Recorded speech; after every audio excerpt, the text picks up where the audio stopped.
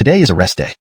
Kyle rarely had such a leisurely half-day, so he secretly slipped out. According to the Shadow Guard's intelligence, a peculiar young man in Wanyan County had invented many strange things. If it weren't for the Shadow Guards secretly eliminating those who were prying into him, this young man's fame might have already spread across Tang Dynasty, either to be recruited or assassinated by the aristocratic families. Thanks to the protection of the Shadow Guards, the young man lived comfortably, almost unknown to anyone. Kyle decided to investigate. The 5 major and 7 noble families were powerful entities that dared to challenge the court and controlled half of the imperial government. How to break through them was a thorn in Kyle's side. To become an emperor remembered for millennia, he must destroy the 5 major and 7 noble families. But he couldn't be rash. The previous dynasty's mistakes were still vividly remembered. Josh didn't die by the hands of commoners, but was killed by the aristocracy. The merits of the 5 major and 7 noble families were too significant. To strike the snake, you must hit its vital point. Otherwise, you would be bitten by the venomous snake. Just then, he encountered Andrew, who was unbending and incorruptible. Kyle's heart quivered.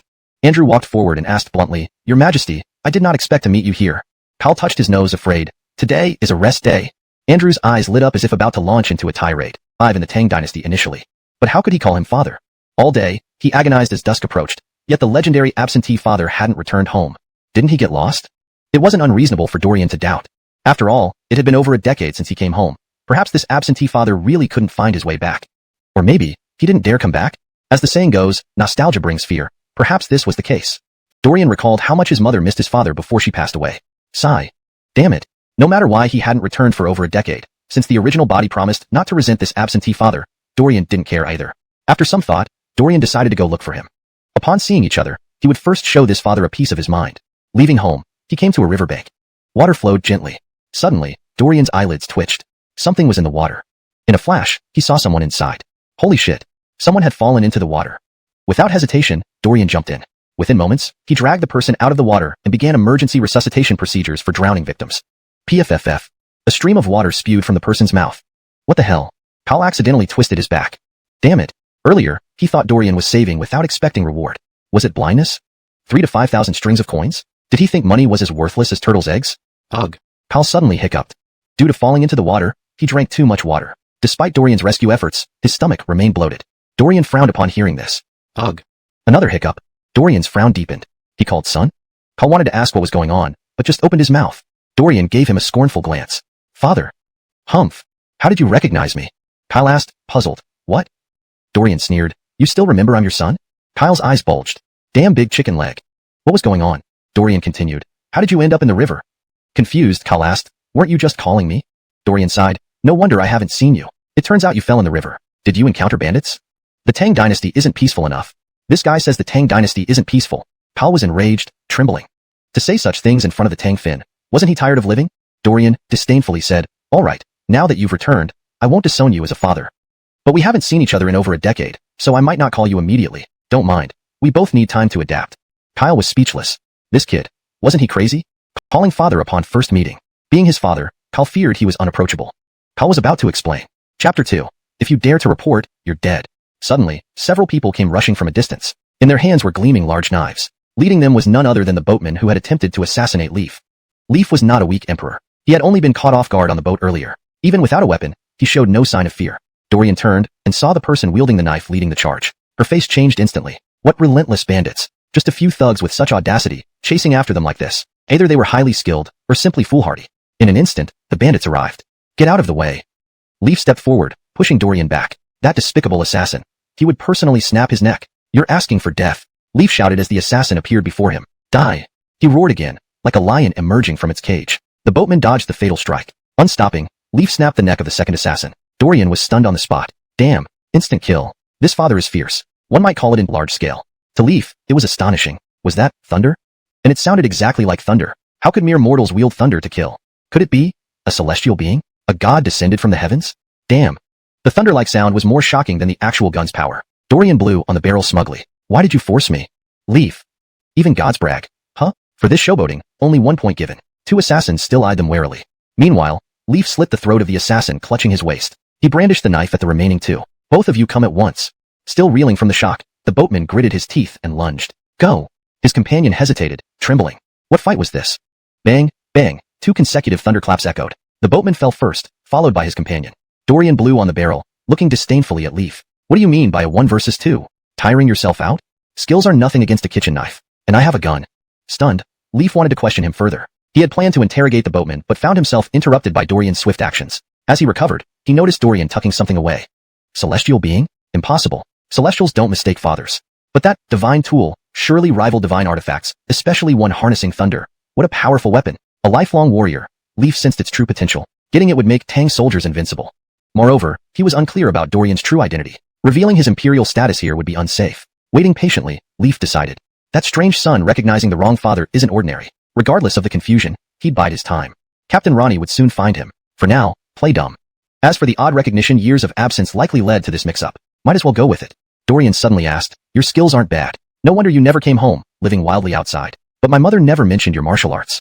Perfect. With her mother gone, there's no risk of exposure. Calmly, Leaf replied, out here, one needs a skill to survive.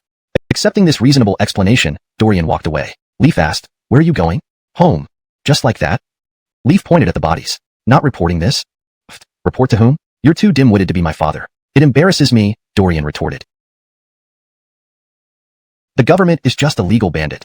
After all, it was still a feudal society, and in Dorian's view, it was a dark age. Boom. Leaf flared up with anger, almost ready to eat someone alive. Since I ascended the throne, the administration has been clear. How dare you slander the government like this? Aren't you implying that the Fin of the Tang Dynasty is a bandit chief? As the emperor of the Tang Dynasty, he could not accept such remarks from one of his subjects. Wasn't this the same as pointing at my nose and calling me an incompetent emperor? My uncle can tolerate, but my aunt cannot. I must reveal my identity. Let's see if you dare speak like this afterward. Just then. Hey!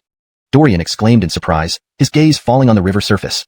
It seemed something was moving uncertainly. In one swift motion, Dorian dashed over and jumped into the water without a word. Within moments, he resurfaced carrying someone on his back. When Dorian laid the person on the ground, he discovered a deep wound on the man's back, exposing bone. The flesh around the wound had turned pale from soaking in the water. Checking his breath, the man was still barely alive. However, with such severe injuries, whether he would survive remained uncertain. Andrew! Leaf cried out in panic, forgetting all about revealing his identity.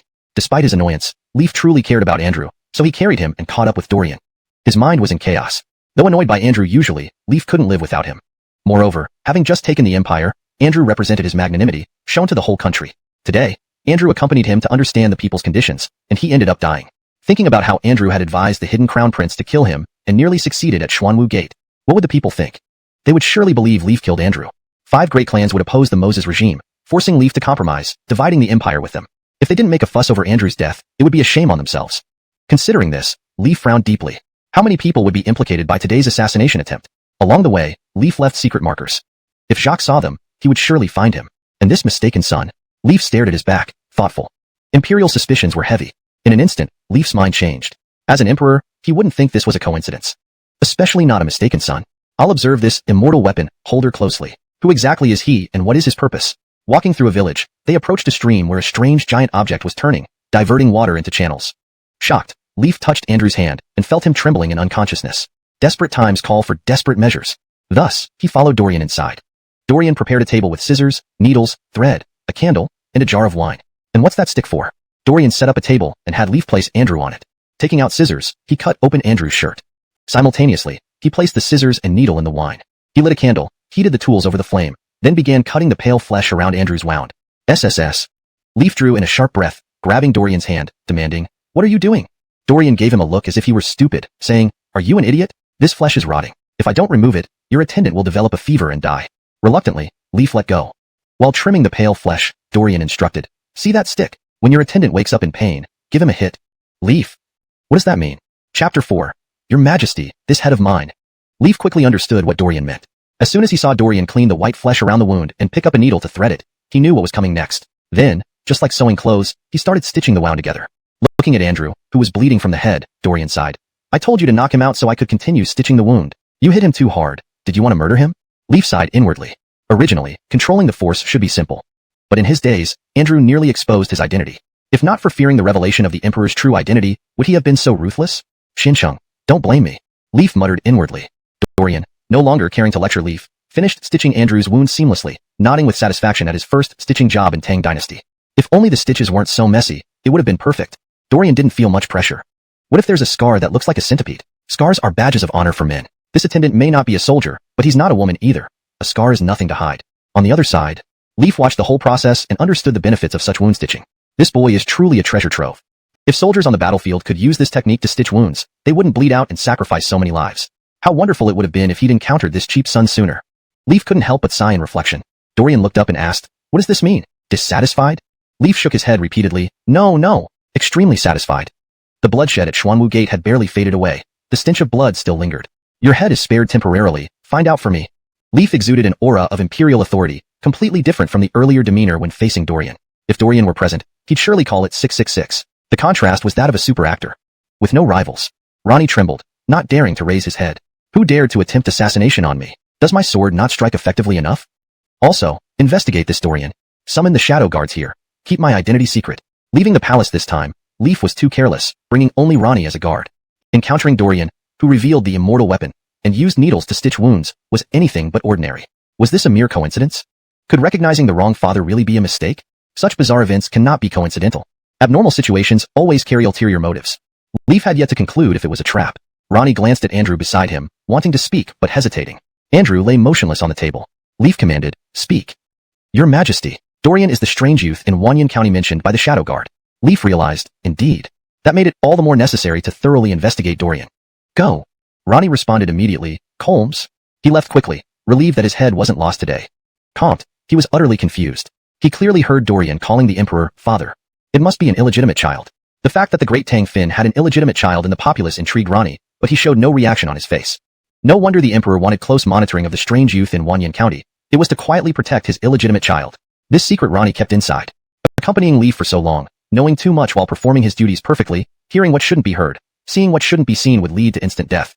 Why the Emperor wanted to investigate his illegitimate child, Ronnie didn't question it, just carried out the order. "Your Majesty." Andrew, lying on the table, woke up, his wound causing him to wince in pain. Leaf grabbed his hand, grateful. "Xin Cheng, you're awake?" "Today, thanks to you, otherwise." Andrew solemnly replied, "Your Majesty, it's my duty." "Xin Cheng." "Your Majesty." This pair of ministers, destined to quarrel their whole lives, found harmony at this moment. Regardless of sincerity, Leaf was indeed saved by Andrew and expressed gratitude. Damn. His chicken leg. He was terrified. When did Ethan D have a secret child among the common folk? Although he was known as the first critic of Tang Dynasty, he thought it wise to retreat this time. How often does one get the chance to be cowardly in life? This time, let's embrace it. Otherwise, Micah might silence him permanently. How miserable would that death be? Dorian waved his hand, leaving no room for argument. "You shouldn't go out anymore. Stay home and take care of yourself." Micah, huh? Dorian pointed to the jar of wine he used to disinfect the scissors and needles. "This is erguotu I brewed myself. It's the strongest drink in all of Tang Dynasty, a great thing for our family's prosperity." Micah sniffed. The smell was quite potent. "But young man, your claim is too audacious. Who doesn't know that the strongest wine in Tang Dynasty is Sanlepjiang?" Sensing the doubt in his adoptive father's eyes, Dorian scoffed. "If you don't believe me, taste it." As he spoke, he turned to fetch the bottle of wine. However, unexpectedly, Micah grabbed the jar on the table and started drinking straight from it. Poison in the wine? Absolutely impossible. If Dorian staged a farce to recognize his mistake, how could he let the Emperor die so easily? In the entire Tang Dynasty, only Ethan D would have such bravery and decisiveness. He didn't expect his so-called father to exude such commanding presence. Was this the effect of alcohol boosting one's courage? Sensing Dorian's strange gaze, Micah subtly bent his waist and slumped his shoulders, weakly asking, "What is it?" "Nothing. I've got some work for you. I plan to open a winery in Chang'an and am short on staff. As the saying goes, in battles, brothers fight together, and now you will join me in this venture." Dorian's strategy was clear. Not only should his so-called father not interfere with him, but also work for him. Moreover, he could trust no one else with the secret recipe of erguotu. Micah's eyes went wide. "You want me, the Emperor, to work as your employee?" Shaking his head, Micah replied, "I have my own business to handle. I don't have time for your nonsense." Dorian sneered. "Tell me you're not going to continue in business? You? Doing business? Having not returned home for so many years, how much money did you make?" Talking about this, Micah pretended clumsily to hide his identity, stammering, "Much? Fine. That meant nothing." Dorian rolled his eyes and made a mocking sound, "Pa?" It wasn't particularly hurtful, but it was deeply insulting. Micah turned green with anger and retorted, "What do you mean?" Dorian lectured earnestly, "Doing business is hard, and even harder when traveling abroad. Merchants have low status these days, bowing to others' wishes. It's better to stay home and behave properly." Damn, playing the sentiment card. Did Micah care about emotions? However, he did care about collecting thunder-attracting, immortal artifacts. This performance should continue. Thus, Micah could only pretend to resist. "Well, actually, I brought back many things this time." Dorian, "Oh, sure." Micah's face darkened, turning stern. "Really?" Examining his adoptive father from head to toe, Dorian asked, "Where?" Damn. Micah's face turned green. Empty-handed as could be, he looked like a poor beggar. There was not a shred of success or dignity about him. Only fools would believe this so-called successful man. My lord. Andrew conveniently woke up. Without his intervention, Ethan D wouldn't have coped. From their conversation, Andrew deduced. This illegitimate child of the Emperor didn't know who his father was. Furthermore, the Emperor seemed to have vanished after luring the child's mother, never returning. Otherwise, how could the boy harbor so much resentment? As a trusted minister, it was time for Andrew, the famous critic, to step in. Chapter 6. Please welcome the Alvin back to the palace. Leaf quickly jumped in front of Andrew, his face full of joy. Harris, you're finally awake.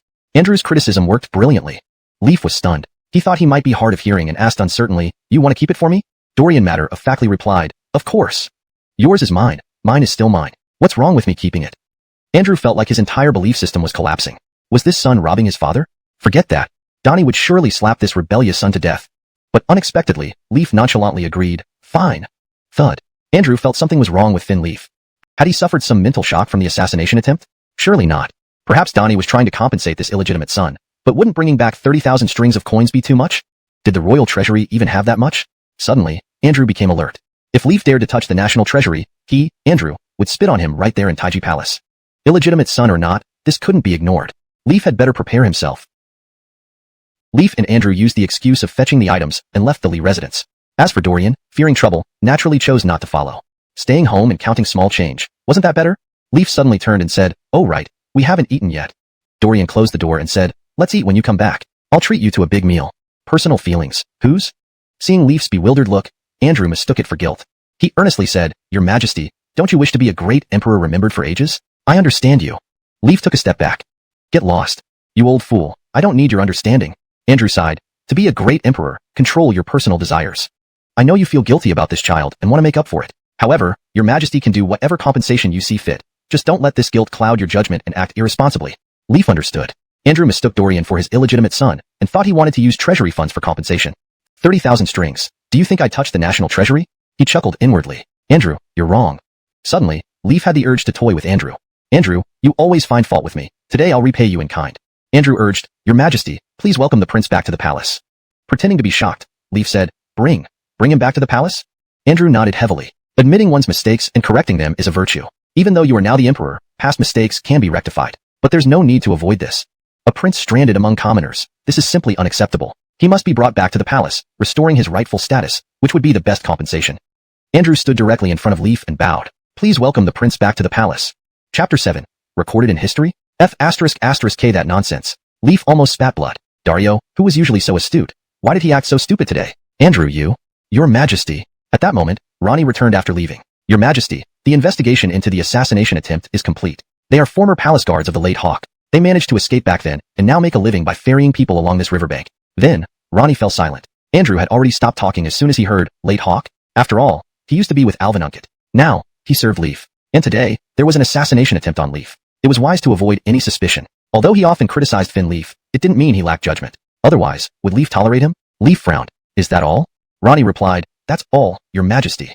Leaf said helplessly, So my encounter today was just a coincidence? Ronnie lowered his head, not saying a word. Leaf waved his hand. I trust your findings. Let's return to the palace and escort Minister Emmanuel back home. Andrew was about to persuade Leaf to bring back the princes left among commoners when Ronnie suddenly interrupted. Your Majesty, I've also investigated Dorian thoroughly, but haven't reported yet.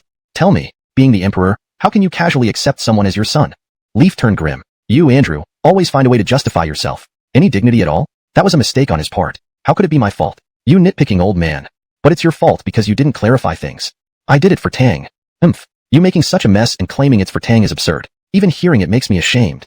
Leaf was speechless. This Andrew has such a venomous tongue. How shameless. Suddenly, Leaf drew the sword from Ronnie's belt and pressed it against Andrew's neck. Emmanuel Dominic, do you think I am an incompetent ruler because you can criticize me so freely? Andrew remained fearless, saying, I speak for your Majesty and Tang. If you want to kill me, so be it. But manipulating an ordinary citizen's feelings over his father is utterly wrong. Leaf, initially furious, felt deflated. Did I actually err? Stubbornly, he defended. I didn't want him to be heartbroken. If he knew his father was killed, Andrew advised earnestly, Don't compound your mistakes, Your Majesty. Sighing deeply, Leaf threw the sword back to Ronnie. Dominic, have you ever seen lightning? Huh.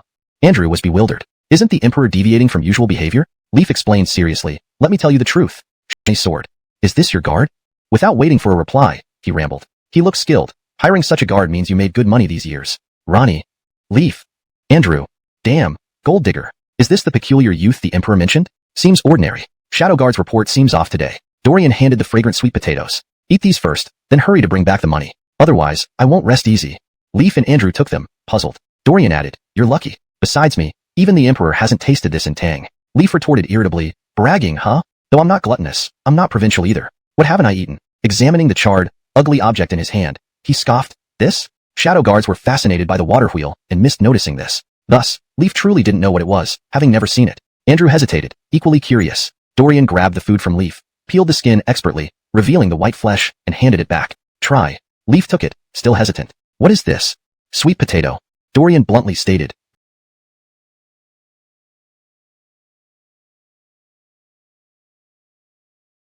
Just after chewing a couple of times, his eyes widened in surprise. Choking, Ronnie drew his sword, blocking in front of Leaf with the sword tip pointing directly at Dorian, yelling, "Scoundrel! You dare to put poison!"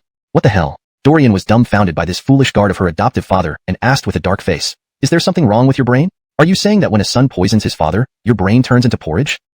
Leaf burst out laughing. Ahem. He coughed and said hurriedly, I was just thinking of something funny. Do you believe me?" Ronnie grumbled resentfully. "Your lord." Dorian continued to snort coldly, "Quickly put the sword away, or I might get scared and let heaven's thunder strike you dead."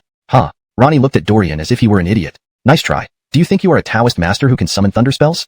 Leaf's expression changed and he ordered, "Step back, before this lord." Ronnie didn't dare disobey, and sheathed his sword. Leaf trembled inwardly, fearing that Dorian's so-called immortal weapon would strike Ronnie dead. With a desire to ask about the immortal weapon, he hesitated. Hadn't they agreed that Dorian would give him an immortal weapon? Why hadn't it been mentioned yet? Damn. Ronnie was dumbstruck.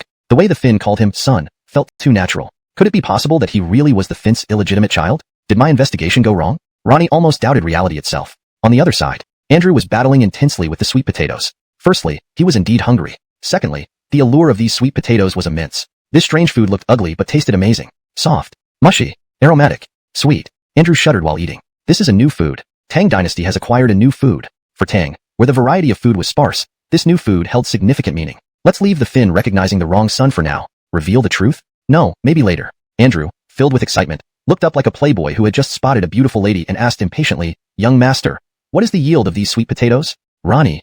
Oh damn. Investigation went wrong. Look, even Lord Emmanuel called him young master sincerely. This must be the Finn's illegitimate child. Leaf curiously asked, "Harris, why do you ask?" Sniffing his nose, he pressed on, "How does it taste?" Andrew subtly took the sweet potato from Leaf, bit into it, and then shook his head, saying, "Too terrible." Leaf's eyes nearly popped out. "Damn you. Terrible? Why does Emmanuel Zing look so satisfied?" Andrew maliciously offered, "Don't believe me? Try it yourself."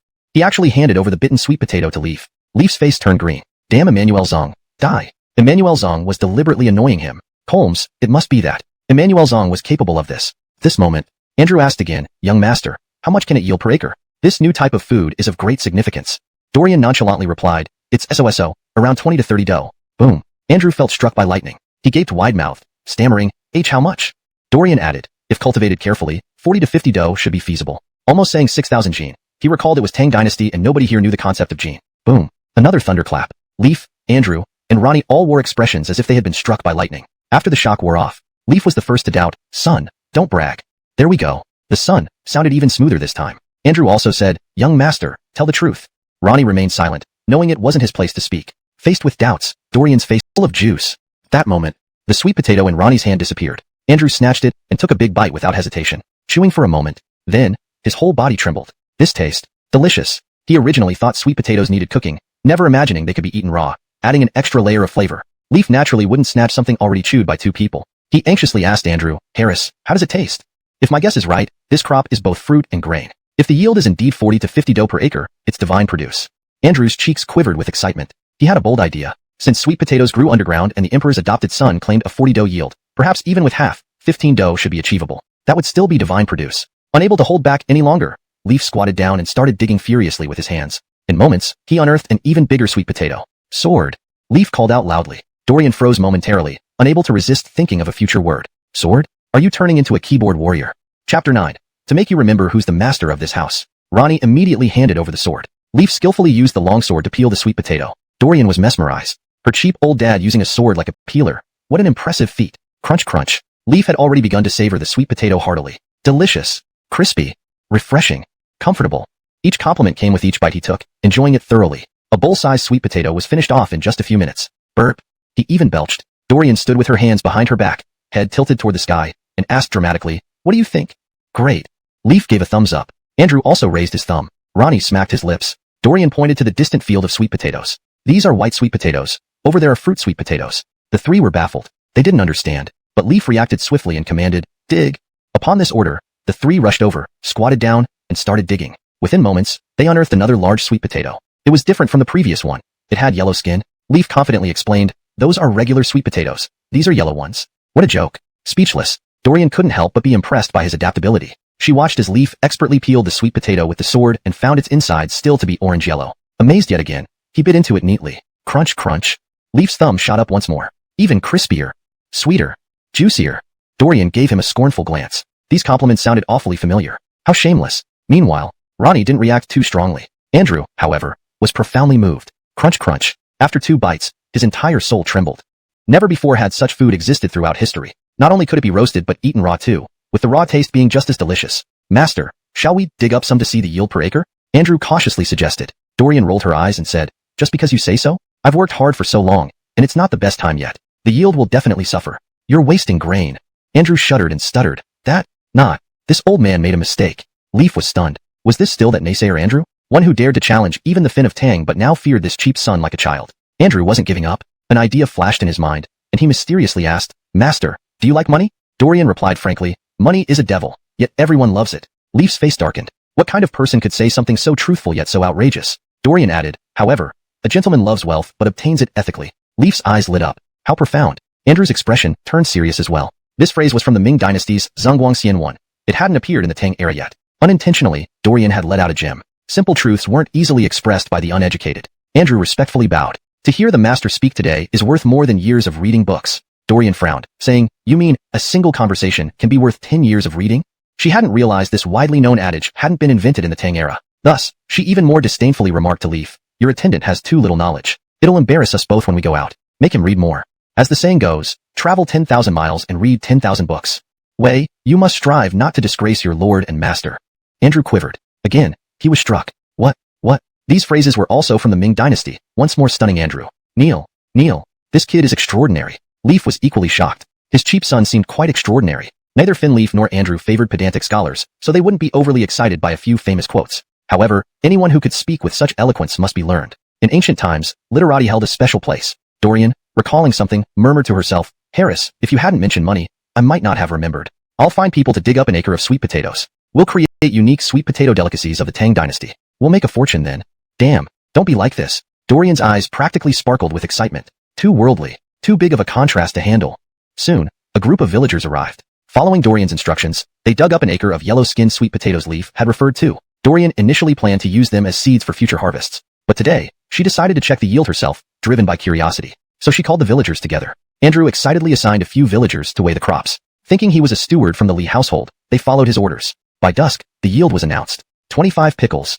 Andrew's lips trembled, unable to hold back his amazement. "Your Majesty." Leaf had been calculating along with the villagers. Hearing this, he felt like a startled cat. Andrew stole a glance at Dorian, who didn't seem to notice. Andrew whispered carefully, "Your Majesty, 25 pickles per acre." Boom. Damn. I'm excited. So excited. In Finn Leaf's view, this wasn't just grain. This was the foundation for Tang's strength. Sweet potatoes were a sign of prosperity for the Tang Dynasty. With ample food, how could he not unify the world? The alliance with the Turks on the Emmanuel Shui River had always been a source of shame for Leaf. The bloodshed it shows, of course, plus fried sweet potato fries, sweet potato balls, a full sweet potato feast. Leaf was bewildered, asking, "Can we finish all this?" Andrew nodded, acknowledging. The frugal emperor first thought of economy, a testimony to Andrew's efforts. Successful outcome. Little did Leaf know, he was trying to convince Andrew. He had been salivating. Andrew, lured by the smell, couldn't resist reaching out. "Let me try." Slap. A hand slapped him. Andrew winced in pain. "You damn brat. Dared hit me." Dorian was the one who slapped. Andrew didn't get mad. Instead, Dorian put on a stern face and lectured. "No dinner tonight, to remind you who the master of this house is." Chapter 10. I became someone else's father. Andrew. Damn it. Feel utterly humiliated. I shouldn't have followed the Finn today. Now I'm facing this humiliation. Andrew silently squatted to one side. Leaf almost couldn't hold back his laughter seeing Andrew in such a predicament. It was hard not to burst out. Dorian picked up some fried potato strips and said, "Try these." Leaf first picked up a fried potato strip. Crunch. Crispy. Sweet. Delicious. Next, without needing further encouragement from his cheap son, he reached for the steamed sweet potatoes. They looked much better than roasted ones, though they tasted slightly less good. And there were meatballs too. Slurp. The more he ate, the more saliva flowed. Dorian said indifferently, "These are all made from sweet potatoes. Vermicelli is too troublesome. I don't have the time now. Maybe another day. I'll let you try it." Leaf's hand trembled, dropping the meatball on the ground. He suddenly stood up, eyes wide, shouting loudly, "What did you say? Everything is made from sweet potatoes?" "This," Dorian disapprovingly said, "a grown man like you making such a fuss. Can't you be more composed?" Leaf nearly choked. "Composed my ass. Any emperor encountering such a high-yielding crop with so many versatile ways of cooking would lose their cool. This is truly a miraculous food. Son, wait for me. Leif, with a serious face, said to Andrew who was squatting on the side, Harris, get up. Follow me. After that, he walked off at a dragon's pace. Andrew, baffled, hurried after him. Dorian asked from behind, where are you going? Without turning back, Leif replied, I must get the money back. Dorian smiled broadly. Father, should I help you? Leif slipped, nearly falling. No need. I'll step. Don't be hasty. Otherwise, it may bring disaster to your son. Andrew said earnestly. He firmly believed Dorian was Leif's illegitimate son. Leif felt Andrew's gaze was wrong and quickly explained, Xin Sheng, he isn't my son. However, humph. Andrew turned around defiantly and walked away. Being the Finn of Tang, Leif dared not admit having an illegitimate son even at his age. What a show you put on, pretending in front of me. Isn't this what you and Ronnie staged for me? TSK, TSK, TSK. Sweet potatoes. Revealing sweet potatoes recklessly might not be a good thing for Dorian. Whoever controls the grain, controls the world. At that time, the 5 surnames and 7 aristocratic families wouldn't sit still. So, he reminded Leif not to do anything rash. Andrew wasn't very confident in Finn Leif's judgment. Being an emperor for too long makes one prone to being stubborn and self-willed. I'm ignoring you. Angry, Leif stomped his foot and stormed back to the palace. Andrew's advice was what he originally wanted to tell Andrew. Unexpectedly, Andrew got ahead of him. Indeed, a renowned minister with exceptional insight. Leif immediately arrived at Lisa Hall. Seeing Celeste, he nervously fidgeted, putting on a puppy dog look. Lexiabai, have you eaten? Celeste rolled her eyes. Your Majesty has something to say, just say it. As expected of a couple who know each other well. Embarrassed, Leif coughed and asked, Lexiabai, how much money do you have? Celeste glanced at Leif, then left without saying a word. Leif was stunned. Lexiabai. He panicked. Is she angry? Also, as the Mira of the Tang Dynasty, she should live in luxurious opulence and enjoy the finest things. Unfortunately, Leif was poor now. As the April of the Empire, she had to set an example. She had to be frugal in clothing and food. Even during planting season, she had to work in the fields. Just a symbolic gesture, but the mental burden was heavy. Leif regretted his rashness. Coming here just to ask for money. He wasn't a responsible husband. Regarding telling the truth. With many people around, Leif was worried about exposing Dorian, his cheap son. He might either be lured by the 5 surnames and 7 aristocratic families, or die mysteriously someday. Moments later, Celeste returned with a small wooden box. Leif was astonished when he saw the box. Lexiabai. Celeste handed over the box, smiling. If Donnie needs it, take it. This is all I have. It should be worth something. Moved almost to tears, Leif felt deeply humiliated. Lexiabai, I just wanted to ask if you need money, nothing else. Leif stubbornly insisted. Celeste, unimpressed, placed the box in his hands and left. Leif mumbled, that seems not enough. Thud. Celeste nearly tripped on her dress. She never heard Leif speak so impertinently. For the sake of the heavenly artifact, Leif decided to go all out. What if? Lexiabai, bear with me a little. Ask other consorts if they have spare money? My goodness. Celeste felt dizzy. Is the Finn possessed? Why would the Grand Tang Finn suddenly talk like a beggar? Looking at her reaction, Leif thought he messed up. He blurted out, today, in Wanyan County, I got a cheap son. Celeste. Leif almost slapped himself. His words were unclear, quickly adding, I became someone else's father. Celeste. Leif's face darkened. Chapter 11.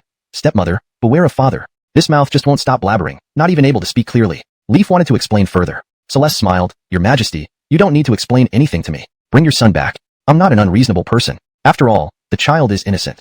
Leif. This is hopeless. The child is innocent, and I am even more so. Lexiabai thinks this illegitimate son is mine. I refuse to carry this black pot. No way, I've decided to come clean. Let's go.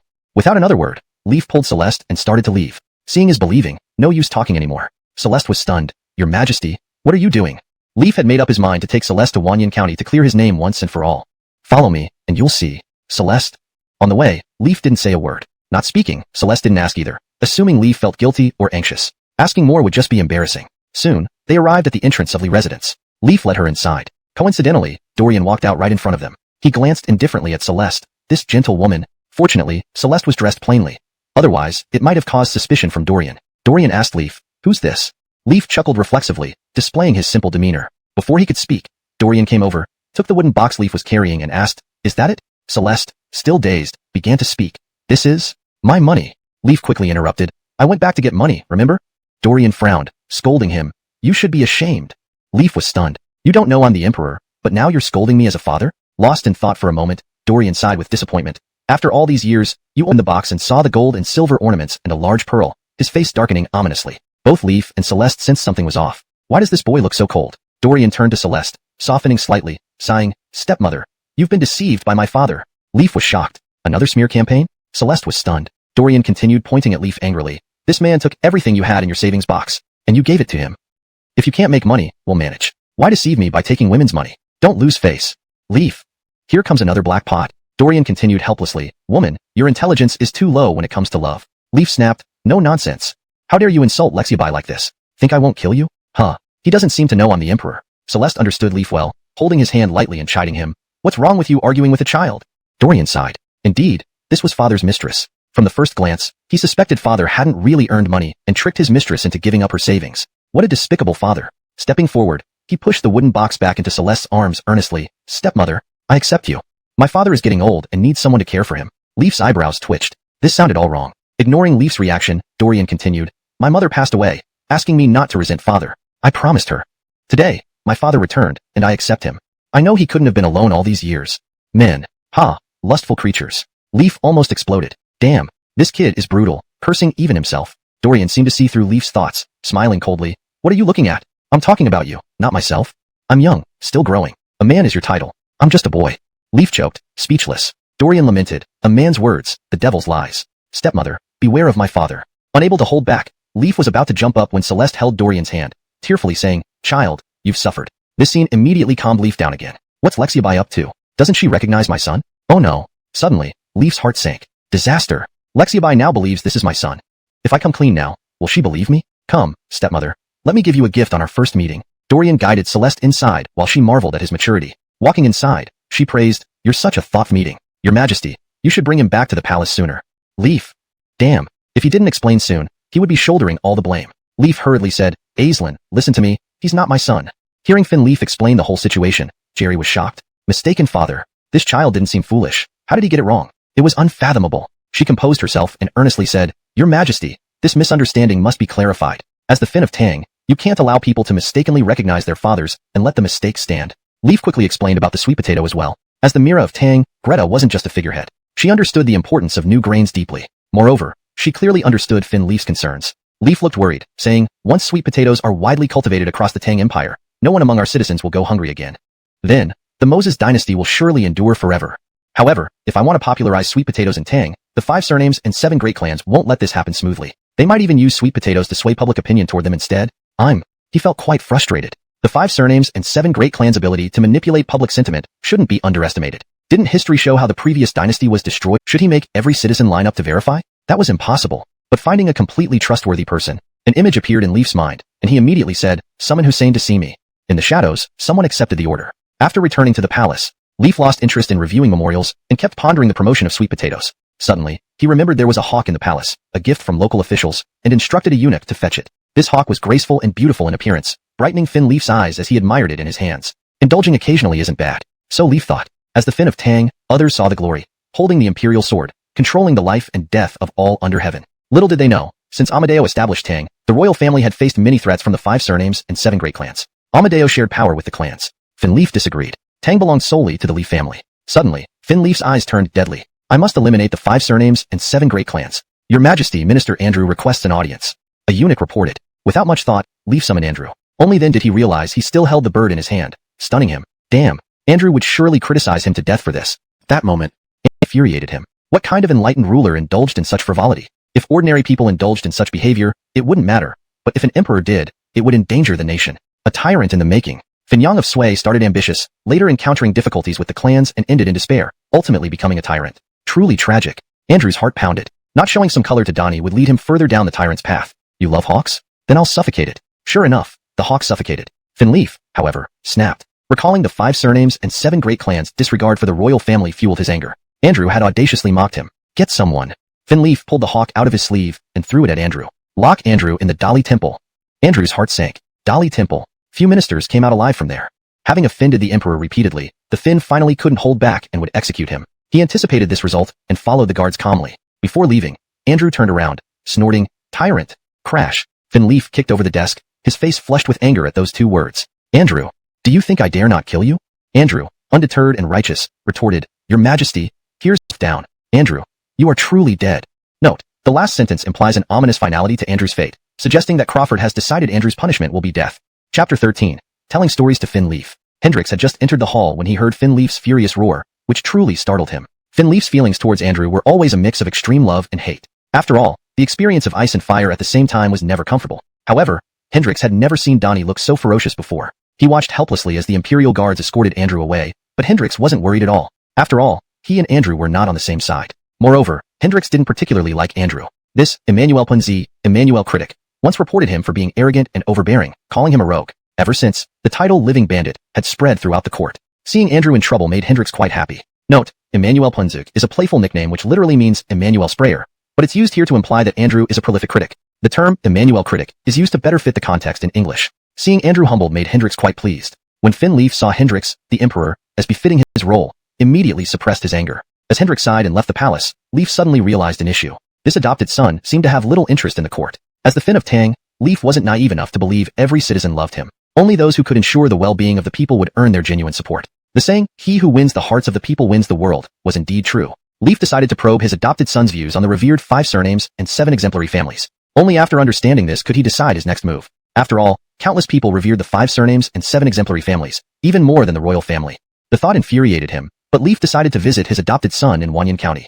At Dorian's residence, in the back courtyard, a strange smell permeated the air. Several people were setting up a large pot, following Dorian's instructions to boil something, stirring constantly with a thick stick. Allegedly, rendering lard could make soap. Whether it was true or not, they wanted to experiment. They weren't concerned about others learning the technique since no one knew what it was. Dorian, acting as the supervisor, stayed in the front yard. Seeing his father return in a huff, he didn't ask what had happened. His father, having forgotten him during his absence, had finally remembered he had a son. However, lapped his thigh. That's right. No wonder my adopted son described Andrew accurately. Dorian continued seriously. Today, I want to tell the story of a courageous minister and a great emperor.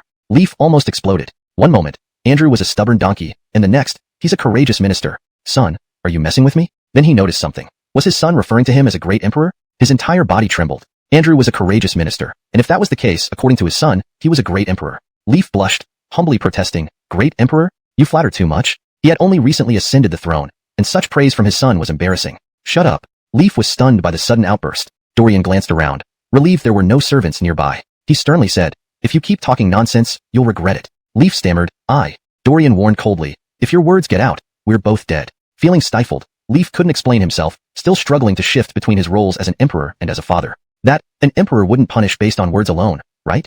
You fool. Dorian spat angrily. Finns remain emperors. Even if you don't mind, you have plenty of yes-men around, eager to please. An emperor's every word is easily misunderstood by these sycophants. If any self-proclaimed smart aleck thinks he intended to let the emperor kill the bird, Dorian gave a thumbs up, surprised by his father's sudden intelligence. He eventually finished reporting and asked, "Is the bird dead, Your Majesty?" Leaf smoothly continued, "Is the bird dead?" Dorian was amazed. His father had learned to respond. "Exactly," he nodded. Now, what did the emperor do with Andrew for such audacity? Chapter 13. Telling a story to Crawford. As Hendrix entered the hall, he heard Crawford's roar of anger and was genuinely startled. Crawford had always held extreme feelings toward Andrew, either love or hate. After all, feeling like you're on a roller coaster between fire and ice is not an easy experience. However, he had never seen the emperor in such a ferocious mood, as if he wanted to devour someone alive. Watching the Imperial Guards escort Andrew away, Hendrix wasn't worried at all. He and Andrew were not on the same side anyway. Moreover, Hendrix didn't quite like Andrew. This Emmanuel Punzuk even accused him of being arrogant and overbearing, calling him, Hussein, nothing but a thug. Thus, the title Living Thug spread throughout the court. Seeing Andrew in trouble made Hendrix secretly happy. Upon seeing Hendrix, Crawford, true to his kingly demeanor, immediately suppressed his anger. After Hendrix left the palace with sighs and complaints, Lincoln suddenly realized something. This adopted son seemed indifferent to the court. As the Emperor of Tang, Cal knew very well that not every subject would revere him. Even narcissists wouldn't dare think so. Throughout history, only those who could ensure the people's well-being earned their genuine support. Indeed, winning the people's hearts means winning the world. Lincoln decided to probe this adopted son's thoughts about the prestigious families. Only by knowing this could he proceed with his plans. After all, admiration for these families was rampant throughout Tang. Since the founding of Tang, even his own daughters weren't as esteemed as the illegitimate daughters from these families. How outrageous. The more he thought about it, the angrier he became, and he immediately headed to his adopted son's residence in Wanyan County. At Dorian's mansion, in the backyard, a strange smell lingered. A few people were setting up a large pot, following Dorian's instructions to boil something and continuously stir it with a thick stick. It was said that boiling pork fat could make soap. Whether true or not, they were going to try.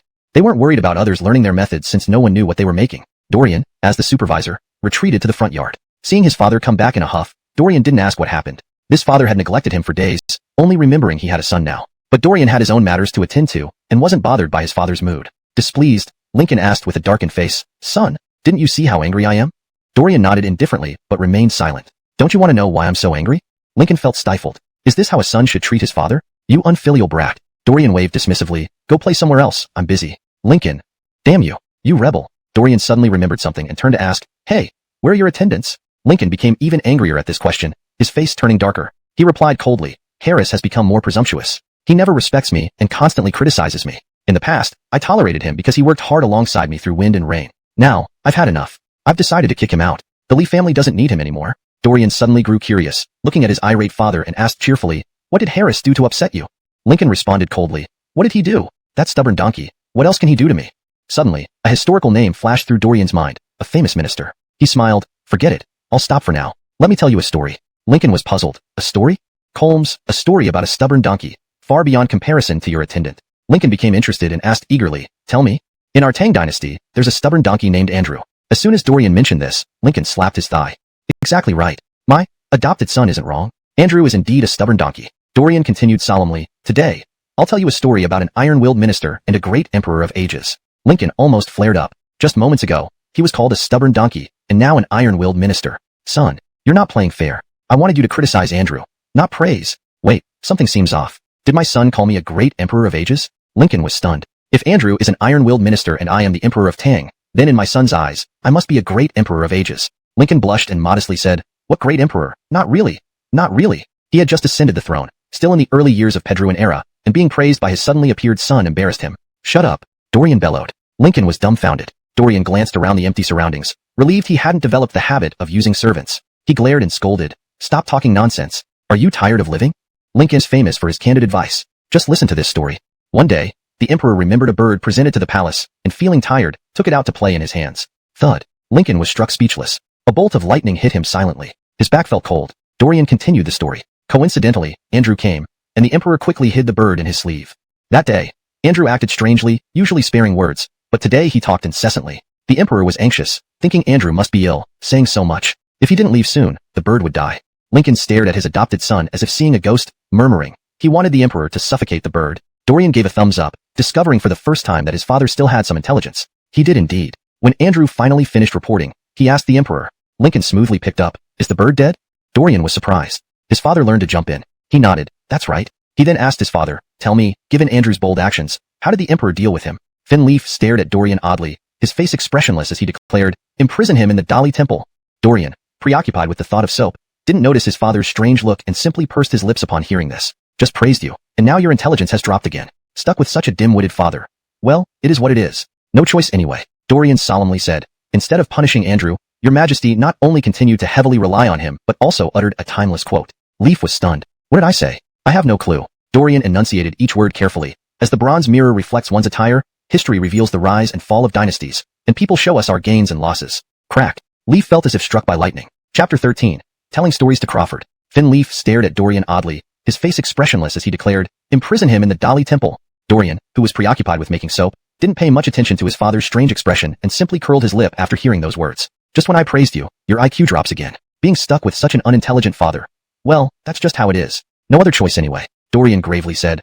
Not only did Donnie not punish Andrew, but he even entrusted him with greater responsibilities. Furthermore, he uttered a famous saying. Leaf was dumbfounded. "What did I say?" "I don't know." Dorian pronounced each word distinctly. "A bronze mirror can reflect one's attire. History can reveal the rise and fall of dynasties. People can show us our gains and losses." Snap. Leaf felt as if he had been struck by lightning. Chapter 14. He is Donnie's illegitimate son. "Did you understand?" Dorian asked his father. In reality, he didn't expect much from this old man's head, thinking he wouldn't grasp any profound wisdom from the story. Leaf was still pondering over the timeless saying his son had mentioned. He was so struck by it that he couldn't recover for a long time. As a seasoned emperor, Leaf could still observe Dorian's subtle facial expressions while distracted. Fine then. This adopted son must be plotting something against him in his mind. Leaf feigned ignorance and asked, "Understand what?" Dorian rubbed his forehead. "There's no hope for Dad." Leaf chuckled inwardly, thinking to himself that as an emperor, he destroyed his own reputation just to take care of his son. Dorian sighed. "Harris is your subordinate. You can deal with him however you want. But let me advise you, considering his age, if you really kick him out of the Lee family, he might not find another job. You decide how to handle this." After speaking, Dorian estimated that things in the backyard were probably settled and turned to leave. Leaf watched his son walk away in a daze. In a moment, his confused expression turned into one of seriousness. This kid is indeed extraordinary. Thinking about the story Dorian told earlier, his spine started to chill again. This kid is truly bizarre. Whether because of the divine artifact or the sweet potato, Leaf, as a competent emperor, would never allow Dorian to go beyond his control. So, shadow guards were everywhere, monitoring Dorian's every move around the clock. This boy had no ability to infiltrate the palace, nor did he meet anyone suspicious. How did he know about the events of the morning in the Tang Dynasty? Coincidence. It had to be a coincidence. Such coincidences, like the time Andrew tried to shoot Leaf at Xuanwu Gate, but the arrow was caught by a pendant on Leaf's chest, were bound to happen. Otherwise, the Emperor of Tang would have been someone else. Leaf wasn't bothered by such coincidences. What he cared about was the three mirrors maxim. A person who could say the three mirrors maxim surely had remarkable depth. Divine artifact, sweet potato, 3 mirrors maxim. The more Finn Leaf observed this adopted son who called him father, the more favorably he looked upon him. Suddenly, he slapped his forehead and hurriedly ran out of Dorian's residence. Suddenly, a hand grabbed him from behind. Leaf turned around and saw his adopted son. What is it? He was anxious, knowing Andrew would suffer more in Dali Temple if they delayed. Dorian looked straight at him, saying, was to be nailed to the pillar of disgrace. This time, he went too far, compounded by past grievances. Leaf would certainly execute him. Andrew only hoped Donnie would pardon the rest of the Emmanuel family, sparing them from suffering. Suddenly, the prison lock clicked open. Ronnie, respectfully holding an imperial edict, approached. Andrew straightened his clothes and sat upright, waiting for the verdict. Unexpectedly, Ronnie finished reading the edict in just a few sentences. Andrew was bewildered. He couldn't recall the exact content but heard several words. Loyalty to the Emperor, enfeoffment as Duke of Pedroway. His son Gerald to marry Alvin's Hongshan. Andrew was dumbfounded. What happened to the execution? Duke of Pedroway? Seeing Andrew's lack of reaction, Ronnie reminded him gently. Andrew thanked the Emperor's grace and received the edict. Ronnie added, Donnie has a message for Duke of Pedroway. Use bronze as a mirror to correct your attire. Use history as a mirror to see the rise and fall of dynasties. Use people as a mirror to know gain and loss. Snap. The edict fell to the ground. Ronnie said nothing, picking up the edict silently. He admired the Emperor's way of governing all the more. Andrew was visibly moved, tears streaming down his face. Your Majesty, Your Majesty. This subject, Andrew, dedicate mirror to see the rise and fall of dynasties, using people as a mirror to know gain and loss. The fact that Your Majesty understands this truly shows the wisdom of a wise ruler. This subject is fortunate, the Tang Dynasty is fortunate, and the world is fortunate. Cough, cough, cough. Leaf suddenly started coughing violently. Damn, Andrew doesn't flatter often? Why does it sound like flattering? No, it should be called dragon flattering. Recalling the origin of the 3 mirrors maxim, Leaf felt uncomfortable, his face turning red like a monkey's bottom. Leaf dry coughed, Xin Chung. If I tell you these words were not my realization but heard from a teenager, would you believe it? Andrew firmly said, Your Majesty, please don't joke.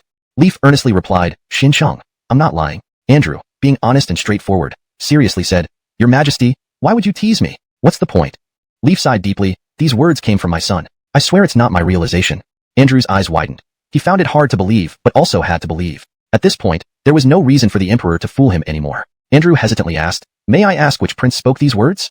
Alvin Jamar? It was highly possible. After all, he had the best teachers in Tang. Or perhaps it was the 4th prince, Finley, who was exceptionally intelligent, rivaling the crown prince, or bloody. Duncan paled and stammered, Father, before you hit me, can you tell me why? Hendrix's black face twisted into a sinister grin as he cracked the horsewhip. Swish, swish, swish. The sharp sound sliced through the air. Duncan turned ghostly white. Inside the Kevin residence, screams echoed throughout, and the neighbors had long gotten used to it. The old demon must be beating the little demon again. Especially those colleagues who had suffered under Hendrix's capriciousness, couldn't resist pouring themselves a glass of wine to celebrate. They couldn't defeat him politically, but they could revel in this moment of his family troubles. In the Kevin residence, after venting his frustrations, Hendrix tossed aside the whip. Get someone to bring me a new whip. Hearing these words, Duncan, barely conscious, lifted his head and tearfully pleaded, Father, I'm your flesh and blood. Please don't get another whip. With that, he resigned himself to his fate. If you're going to hit me, finish it in one go. Don't stop and start. Hendrix hadn't intended it this way. He only wanted to pay a visit to the young man in Wanyan County. Hearing his son's words, did he really think he was getting old? Instantly rolling up his sleeves. Slap, slap, slap. Ah. The whip whistled through the air, accompanied by wails. Finally, the amused colleagues couldn't stand it any longer. What started as schadenfreude ended in sheer discomfort. One after another, the colleagues approached Hendrix and admitted defeat. Spare us, Kevin. Hendrix glared. I'm disciplining my son. What are you begging for? Are you my son? Dorian dismissed the farmers after the experiment. Given their illiteracy and limited knowledge of the process, there was no risk of the recipe leaking. Keeping them around would only attract unwanted attention. Once soap became popular in the Tang Dynasty, these villagers might be bribed by competitors. Dorian held the rough, oddly scented soap in his hand and decided to form his own team. Buying slaves. Slaves had nowhere else to turn, dependent on their masters for survival, making them relatively trustworthy. Although Dorian lacked experience in buying slaves, he planned to ask his father for help upon his return. Bang, bang, bang. The front door shook violently. Someone was hammering on it. Dorian paused, heading toward the noise. Usually, few visited him, and he rarely interacted with others. An unexpected, forceful knock suggested something serious. Perplexed, only his father knew about the sweet potatoes. The farmers who helped dig didn't know what they were harvesting. No one besides his father's mistress knew about the perfume, and the soap had just been created. Dorian pondered as he opened the door. To his surprise, he saw a horse at the doorstep. Damn! Who let a horse knock on his door? Startled, he looked up to see a towering figure with a black, unkempt beard like steel needles. Looks like a butcher. Holy cow. He almost pulled out his divine weapon to blast the man. Instead, he asked, You look like Hendrix. Who are you? Originally thinking of Horst, he changed it to Hendrix from Romance of Sway and Tang, as that was more familiar in this era. Hendrix froze. Hendrix drank continuously. The spicy alcohol didn't make him choke or cry but invigorated him further. After finishing a jar, he patted his bloated belly and noticed Dorian watching. Immediately, Hendrix turned around and gave Dorian a thumbs up. This is the best wine of the Tang Dynasty. How much does it cost? Old Chung will take it all. Thud. Hendrix's face suddenly turned crimson, and he toppled over like a radish planted upside down, falling flat on the ground. The structure and flow of the translated text have been maintained to align with the original content while ensuring fluency and coherence in English. Chapter 16. Sending gifts to Hendrix. The next day, in the imperial court, all the officials noticed that Hendrix was absent. Andrew was the first to advise Crawford that he must punish Hussein, who had been acting recklessly. Crawford looked awkward. He had sent Hendrix on a secret mission yesterday and later informed Andrew about it. Sweet potatoes, this new crop, had been seen by Andrew with his own eyes. Being a trustworthy minister, there was no need to keep it a secret from him. However, Lincoln gave Andrew a glance. Harris, let Hendrix off just this once. Andrew responded with a look of his own. Your Majesty, we have to make this performance believable. Otherwise, how can we explain Hussein's absence at court? Lincoln, he was drunk. Andrew, the reason is not important. What matters is that we do not expose the sweet potatoes. Lincoln's expression changed, and he coldly said, Hussein has become too arrogant, even skipping court. Someone, inform Hussein that I will impose a year's punishment and require him to stay at home for a month to reflect on his actions. Go and announce this. Andrew secretly gave Lincoln a thumbs up. Your Majesty is wise. A month without attending court would not be a punishment for Hendrix, but rather a delight for the living bandit. Hendrix would probably enjoy being punished. Moreover, this would give Hussein ample time to plant sweet potatoes. After court dispersed, Andrew was privately summoned by the emperor again. Behind them were envious and resentful glances. Andrew's favor with the emperor grew stronger, leading to even fiercer criticisms from others. However, the emperor became closer to Andrew. Some officials started considering aligning themselves with Andrew. They had no idea what discussions took place between Lincoln and Andrew. Lincoln frowned and said, Dominic, I was thinking of meeting that son who got his father wrong. Andrew inwardly laughed. Got his father wrong? Are you fooling yourself, Your Majesty? Andrew rolled his eyes. He had promised not to pursue the matter of the emperor's illegitimate son. Keeping one's word was a virtue of his. But he also thought carefully, Your Majesty, the son in possession of sweet potatoes cannot be ignored by the Tang Dynasty. This young man, Andrew hesitated. What if the 5 clans and 7 families bribe Your Majesty's heir, the son who got his father wrong? Lincoln's eyebrows twitched. Oh my. Comsterday's visit to Dorian was to test his attitude toward the 5 clans and 7 families, but the 3 mirror admonishments distracted him, pushing this concern to the back of his mind. Lincoln couldn't sit still anymore and immediately stood up. Dominic, let's go to Wanyan County. This son is crucial and mustn't be overtaken by the 5 clans and 7 families. Andrew misunderstood, thinking the emperor feared the 5 clans and 7 families might kidnap his son and cause fratricide. That would be a terrible disaster. When Hendrix opened his eyes, he found himself lying on the ground, covered with a quilt. Headache. His head throbbed painfully. Hendrix grimaced as he sat up and saw dozens of wine jars in front of him, causing his mouth to water again. Last night's drinking spree led to a deep sleep, which he didn't take seriously. Wine is most important. The emperor's instructions were forgotten long ago. Dorian approached and asked indifferently, Awake? Hendrix saw him and frowned. Who are you? Dorian was amused. You broke into my house, drank my wine, and now ask who I am?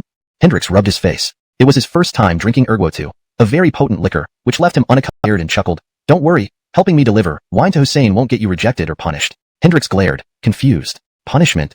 Me punishing myself? Dorian confidently explained, Colmes, I know you're kin to Hussein. Helping me deliver gifts should be easy. As the saying goes, heroes love beauties, and brave warriors love fine wine. Hussein, as Tang's foremost warrior, must adore fine wine, especially strong ones. If you help me deliver the wine to Hussein, he'd be pleased, raising your status within the Qing family. Why not do it? Hendrix listened to Dorian praising him as Tang's top warrior without getting lost in flattery. Instead, he calmly stared at Dorian and asked, How did you know I'm from Hussein's household? Since he barged in and passed out drunk, he never mentioned coming from Hussein's residence. How did this guy figure it out? Dorian pointed at Hendrix's jade pendant. Hendrix glanced down, then cast a peculiar look at Dorian. The jade pendant had Hussein carved on it. Did you really not recognize me? Am I silly or stupid? Actually, Dorian suspected from the start that this drunkard might be Hussein Hendrix himself. Upon second thought, no way. Hendrix's various eccentricities would certainly help promote erguotu throughout Chang'an. This move guaranteed profit with no loss. Hendrix also felt he had made a great bargain. Thus, he was happy throughout the journey. Suddenly, 2 figures appeared. Hendrix took a closer look. It was Donnie and Andrew. Without hesitation, he urged his carriage forward, laughing aloud, Your Majesty, old fellow Emmanuel. Andrew's face darkened instantly, muttering about bad luck. Is it because I called you a living bandit? How can such matters still be remembered after so long? What a narrow-minded Duke of Braden. He was unreserved, smiling faintly. Ah, it's the living bandit. Seeing the dozens of jars of wine in the cart, he coldly snorted. Living bandit, are you robbing someone again? Hendrix dismounted, gloating. Old fellow Emmanuel, you're just envious of me. Andrew chuckled sarcastically. What do I have to envy about you? Hendrix patted one of the jars, proudly boasting. Today, someone gave me a gift. I couldn't refuse them no matter what. So, I had to accept it. Got that kid so excited, tears streaming down his face. Upon hearing kid, Finkyle's temple started throbbing inexplicably. He asked sternly, Living bandit, I told you to plant some sweet potatoes quietly. Was that kid the emperor's son? No, that doesn't add up. Who doesn't know how many sons the emperor has? Oh, the emperor's secret child outside the palace. As the most loyal and valiant general of the Tang Dynasty, and the duke who followed the emperor from the very beginning, Hendrix felt utterly clueless while Andrew already knew. He sighed sorrowfully, Your Majesty, you're unfair. Finkyle almost choked. You robbed my son, and now complain I'm unfair? You're the most unfair person in the entire dynasty. Hendrix continued lamenting. Why does old fellow Emmanuel know about your secret child while I, your loyal follower, am kept in the dark? Fin Kyle ignored him, sternly ordering, return them where they came from, and act like nothing happened. Unbeknownst to him, this response only confirmed Dorian as his illegitimate child. How could Hendrix agree? He argued his case, explaining the source of the wine clearly. Fin Kyle and Andrew exchanged glances. It seemed truthful, they'd verify it soon. However, having an emperor acknowledge his illegitimate son, while the son ingratiates Hendrix, made Kyle uneasy. With a wave of his hand, he casually demanded, give half to the palace. Hendrix readily agreed. His status came from the emperor, who also craved wine, so half was fine. Andrew chimed in, the remaining half should be split between us. Hendrix rolled his eyes. Old fellow Emmanuel, what do you think? Andrew replied calmly, the emperor sent you to plant sweet potatoes, but you brought back a cart full of wine. Fine. Hendrix gritted his teeth, agreeing reluctantly, murmuring, you're the real living bandits. It wasn't out of fear of Andrew or the emperor's blame, but because they were allies in promoting sweet potatoes. Hendrix knew Fin Kyle well, speaking frankly even to Andrew, your majesty, I didn't forget the sweet potatoes, but farming isn't my forte. What if I mess up planting those sweet potatoes? Your majesty, aren't you afraid I'll fail? Moreover, if I start farming, everyone in court will scrutinize me, waiting for me to make a fool of myself like hens watching over their eggs. Then, could we keep the sweet potatoes hidden? Andrew raised his head abruptly. This unreasonable man made sense. Hendrix's loyalty to the emperor was unquestionable, but the living bandit attracting attention was too much. But something felt off. Would the living bandit pass up glory from promoting sweet potatoes? Fin Kyle retorted irritably, say what you need to say. Hendrix grinned, my son, Drew, has been idle. Andrew understood the hidden message. Anyone else would have missed it. This went beyond discretion. Quite strategic. Andrew responded modestly, your majesty, I thank you for marrying Chui Hollis to my daughter. She has also been idle. I will certainly guide her. Fin Kyle, you two truly love your children deeply. Kyle walked away without a word. Andrew was baffled. What did that mean? Hendrix smirked cunningly, old fellow Emmanuel, don't argue. The emperor not rejecting implies he's testing your heart. But, as I see it, your son Gerald looks too delicate for farming. Let my son Drew handle it. Andrew stepped back disdainfully, following Fin Kyle. Want to monopolize the credit? I spit on your face, you unreasonable man. Back at the Braden residence, Hendrix immediately called his son. Hollisel trembled. Had he returned only to beat him again after being gone all night? Father, I was obedient all night. Hendrix frowned. I planned a great future for you. Yet you call me running away? Hollisel shivered inwardly. Did he say something wrong? Then came, aha. Father, don't hit me. What farming? Father, just beat me to death. Chapter 18. Theory of enriching the nation through commerce. Dorian greeted Andrew with a motherly smile and said, Harris is still around? Andrew's entire body broke out in goosebumps, his face darkening ominously. It isn't doing well. It's perfect for you. Crawford was moved, just about to say something. Andrew cupped his hands. I don't need 300,000 guan. 100,000 will suffice. The emperor's face darkened. Understood waiting for this all along? I thought it was a freebie. Turns out I'm the sucker here. Unaware of her father's predicament, Dorian fetched 2 improved soaps from the backyard, issuing a chilling invitation. Come, let's steam sauna. At this moment, Crawford and Andrew, driven by curiosity, followed Dorian into the prepared sauna room. Inside, misty clouds billowed. A large hot tub steamed vigorously in the center. Crawford nervously asked, we're going to bathe? Andrew's expression changed. Master invites me to bathe? Dorian had already started undressing and jumped into the water, closing her eyes contentedly. No, you're only seeing the surface. This is for testing the soap. As she lathered herself up with soap bubbles, Crawford and Andrew felt an intense shock. 3 grown men bathing together. However, the sight of the soap producing bubbles piqued their unbearable curiosity. In the end, sir, this soap is excellent. Colmes, truly remarkable. Bathing can indeed be a pleasure. Your child is truly intelligent. Andrew reluctantly added, Master creating soap is genuinely impressive. The emperor couldn't help but think how pleased he was with his bastard son. Dorian began outlining her commercial blueprint. This tavern alone isn't enough. The liquor is too strong. Not everyone enjoys it. Our family is poor. You, as a father, are too poor. I can only fend for myself. Soap is great. It cleans dirt off the skin and is affordable. Soon everyone can use it, which means substantial wealth for our family. Crawford remained speechless. Such a money-minded person. There's also laundry soap. I'll make some later. By the way, does April enjoy the perfume? She can help promote it later. In this world, women's money is the easiest to earn. Both men agreed wholeheartedly. This boy understands women so accurately, astonishing for someone so young. Andrew suddenly asked, what's perfume? Apart from Dorian, Crawford, and Celeste, no one else knew what perfume was. Dorian rebuked, Harris, mind your business. Don't ask unnecessary questions. Andrew's face flushed red. Calma, forget it. I'm a prince, higher than you anyway. Crawford's expression turned serious. Son, why are you so keen on business? Why not become an official? Dorian shot a disapproving look. Thank goodness I didn't follow your path, or we'd starve together. What's wrong with commerce? Do you look down on it? I tell you, commerce enriches both oneself and the nation. Crawford laughed. Son, don't make a fuss. Throughout history, no honest businessman ever existed. No one believes commerce can enrich the nation. People will laugh at you. True, ancient China prioritized agriculture over commerce, limited by small-scale farming, and commerce wasn't advanced enough to showcase its significant impact. As a modern soul, Dorian aimed to rehabilitate commerce. She stood up dramatically from the water, key areas wobbling. Crawford and Andrew recoiled in horror. Wrong. So very wrong. You are shallow. The mighty Tang Emperor and Duke Pedro were dismissed contemptuously. Thriving commerce changes people's basic living needs, just the basics. Most importantly, it increases tax revenue. Do you hope agriculture taxes will fill the imperial treasury? Next life. Spouting a flurry of modern common knowledge. To them, it opened a new world. Especially for the Emperor and Andrew, who helped build the prosperous era of Zhengguan. Reorganizing Dorian's scattered thoughts and analyzing thoroughly, they were struck speechless. Crawford was wet with sweat. Andrew was drenched too. Underscore monster. Underscore. His words seemed disjointed yet profound. Dorian summarized, why do ministers always advise Donnie to prioritize agriculture over commerce? Naturally, food is essential. But how many truly care about the nation? How many nobles engage in commerce? The 5 surnames and 7 lineages, do they just farm? Farming keeps you alive if the heavens provide. But prosperity? Not easy. Perhaps they want the emperor to ignore commerce to secure their interests? Even more ridiculous, how many ministers use their power to facilitate their own businesses? Tell me, which renowned taverns in Chang'an are run purely by merchants? Bare-faced official merchants, using officials' power to pave the way for commerce and profiting to climb the ladder. Familiar territory for Dorian. Ancient people weren't dumb, limited by their era, but wise people grasped it instantly. Crawford felt a sudden unease. Andrew, calmed, carefully observed the emperor's illegitimate son. Underscore not right, he's holding back. Andrew decided to probe casually, so, focusing on commerce alone can enrich the nation? Dorian gave a disdainful look. Harris, you're fit only to be my father's subordinate. I was considering you as a manager, but I've changed my mind. Andrew was baffled. Underscore what does that mean? Underscore. Chapter 19. Leaf was heartbroken, that's meat. The development of agriculture also restricts commerce. I ask you, who are the most numerous in the Tang Dynasty? Farmers. Farmers toil in the fields and have to bear the burden of land taxes. If it depends on heaven for food, they barely manage to get by. With so many farmers unable to afford goods, as a businessman, who would you sell your products to? Sell to the rich. Officials and nobles can spend lavishly, but can this truly promote commerce? No, it's merely about extravagance among the elite, while the poor starve on the streets. Dorian, being the son of a farmer from a future generation, felt deeply sorrowful at this point. In ancient times, abolishing agricultural taxes was practically impossible. However, Dorian had an idea that couldn't be realized at present, but discussing it with his father could help vent his frustration. To truly flourish commerce and increase tax revenue for the court, we must start from agriculture. Achieve parity between agriculture and commerce, promoting commerce through agriculture and vice versa. How do we develop agriculture? Through intensive farming.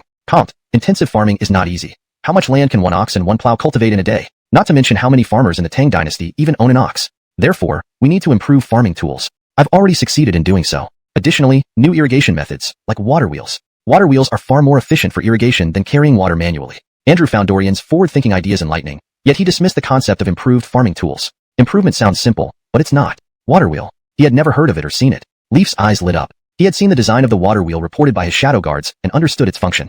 The improved farming tools. His shadow guards had also seen the new type of plow, which was currently exclusive to a small village near Dorian's residence. In this village, where every household lived comfortably, the villagers were grateful to Dorian and strictly followed his instructions to keep the new plow a secret. If it weren't for Finn Leaf's personal guard and shadow guard leader Ronnie stumbling upon the villagers using the new plows without oxen and irrigating efficiently, recognizing the significance and reporting back, Leaf might never have paid attention to a boy from a remote county. As for the colorful fireworks Dorian made, secretly playing with them at night, observed and reported by shadow guards. This was Leaf's first visit to Wanyan County, originally intending to meet Dorian, but unexpectedly leading to an assassination attempt, rescue, and being mistaken for his father. Had the boy finally decided to reveal his extraordinary inventions after hiding them from his father for so long? Son, that big wheel and the new plow, can you show me? Leaf was eager. Upon speaking, he regretted it, wanting to slap himself. Dorian asked suspiciously, how did you know? Hurriedly moved his hand to his stomach. Dorian, is my father hiding some disease? What if it's hereditary? Scary.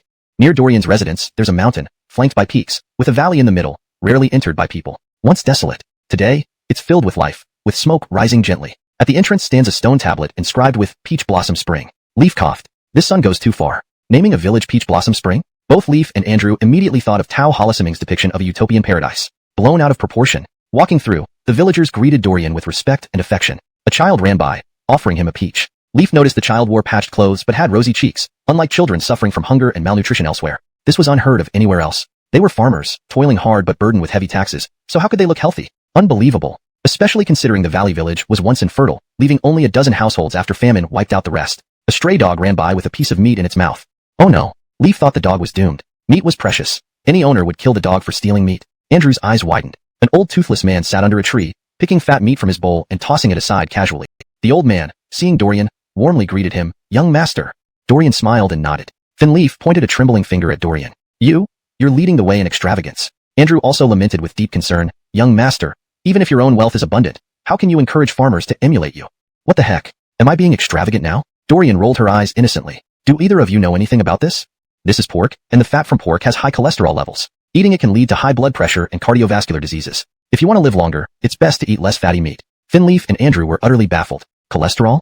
High blood pressure? Cardiovascular diseases? What on earth were these things? That's not right. It's pork. Both men suddenly turned pale. To the Tang people, pork was considered inferior meat. Since castration techniques for pigs hadn't been developed yet, pork had a strong gamey smell, which only poor families could afford to improve their lives. The wealthy preferred beef and mutton. Of course, Tang laws stipulated that unless cattle died of illness or accidents, they were not allowed to be slaughtered. Comte. Nobles often conveniently found a few dead cows here and there. Even though pork was considered low-grade, ensuring that every household in the Tang Dynasty could afford it was nearly impossible. If Finleaf could achieve this, he would undoubtedly earn the eternal gratitude of the people. Still, Finleaf sorrowfully said, "Elderly gentlemen, even though this is pork, such extravagance cannot be tolerated." The old man, who didn't recognize Dorian's father, regarded the young master's words as sacred commands. Hearing this, he immediately glared angrily. "You just said it can cause some high whatever disease. Are you trying to harm me?" Finleaf. Andrew, driven by curiosity, asked, "What are high blood pressure and cardiovascular diseases?" As one of the future chancellors of the Tang Dynasty, Andrew had an excellent memory. The old man proudly lifted his chin. "I don't know what they are, but young master said so, and we must follow. It will surely be right." Dorian couldn't help but laugh and cry simultaneously. Blind worship isn't good. The old man grabbed Dorian's hand eagerly. "Young master, do you have time to visit us today? Come over for dinner."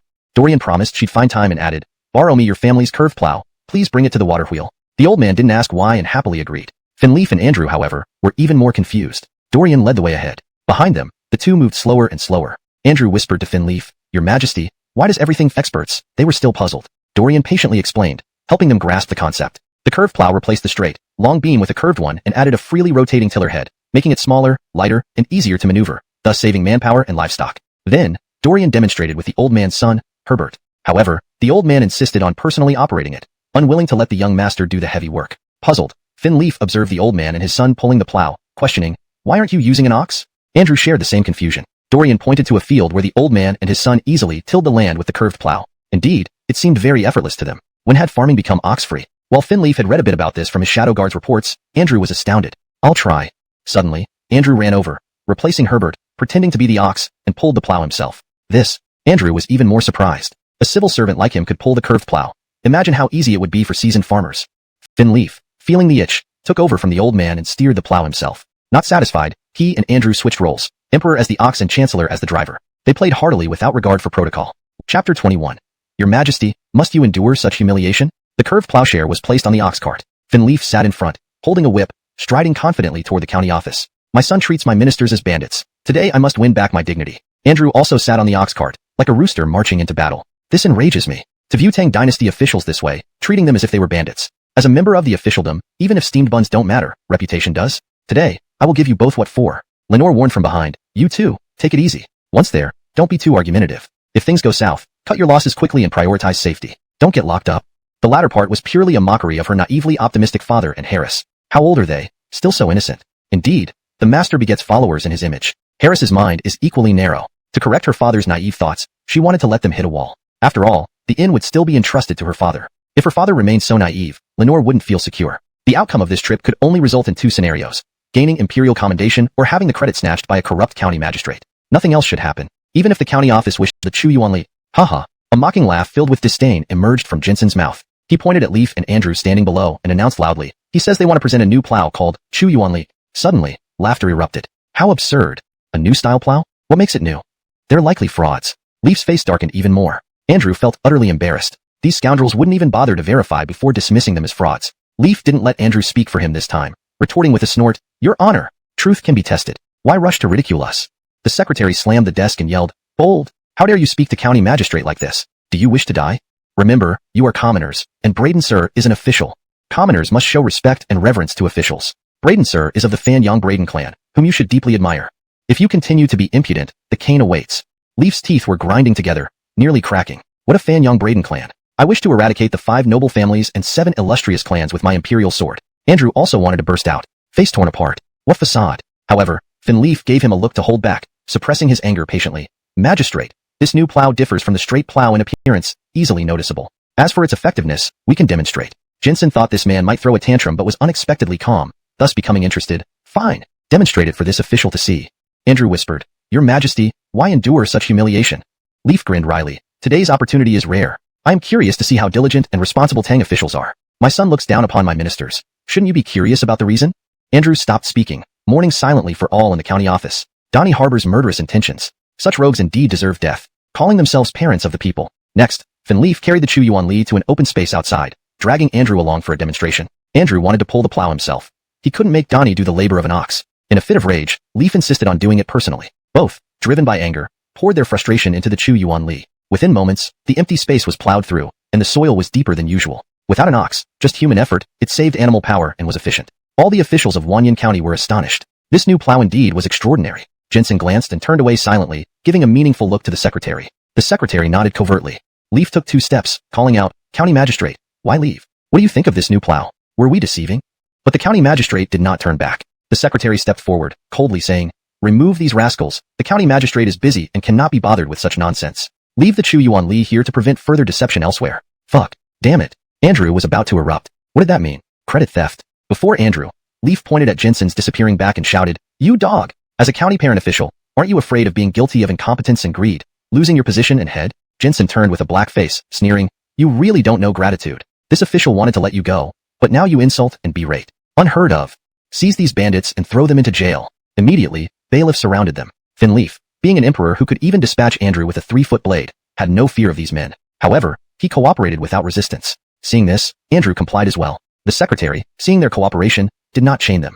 Near evening, Lenore estimated her father should return but saw no sign of him. Unavoidably, she thought of the worst. Screwed. Would father say something inappropriate and get imprisoned? Would they eliminate evidence? Instantly, Lenore grew restless. Bang bang bang. The door was knocked on again, so forcefully it sounded like bandits breaking in. Apart from Hendricks, who else? Just his cousin, helping inquire about father and Harris. Lenore opened the door and froze. Who is this? Chapter 22. A case of murder for merit. Duncan, holding his swollen red bottom, made his way to Wanyan County. Reluctantly, but also under duress. Not coming? Hendricks, that old bandit father of his, would beat him senseless for 3 days straight. The old bandit father said he needed to get sweet potato seeds from someone named Dorian and find a plot of land to plant them. Once planted, the emperor would bestow rewards. But what in the world was a sweet potato? He had never even heard of it before. Duncan suspected if this was a trick by his father, pretending to follow an imperial command while actually making him take the fall. His old bandit father was certainly capable of such things. After finally arriving at Wanyan County, Duncan knocked on the door of the young boy named Dorian. Upon taking a closer look, well, they were about the same age. Just that this boy looked somewhat frail, almost feminine. Duncan patted his chest.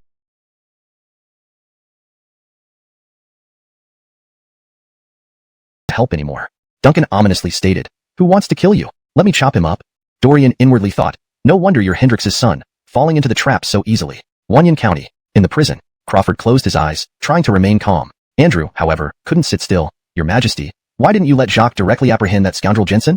Lincoln coldly replied, "I want to see if Jensen has the guts to silence people by murder." "Damn, these are my ministers. These are the officials responsible for the people of Tang." Just then, the clerk entered, followed by several jailers. He sneered, "You two fools, mere commoners, you've been given respect, yet you squander it. Since you refuse to cherish it, today will be your last day." Lincoln's gaze narrowed. These corrupt officials were not only eager for merit, but also ready to commit murder to cover their tracks. Andrew sternly rebuked, "What nonsense! As officials of Donnie and parents of the people, you have someone innovating farming tools which benefits agriculture. Instead of reporting and rewarding, you plan to kill for merit. What audacity!"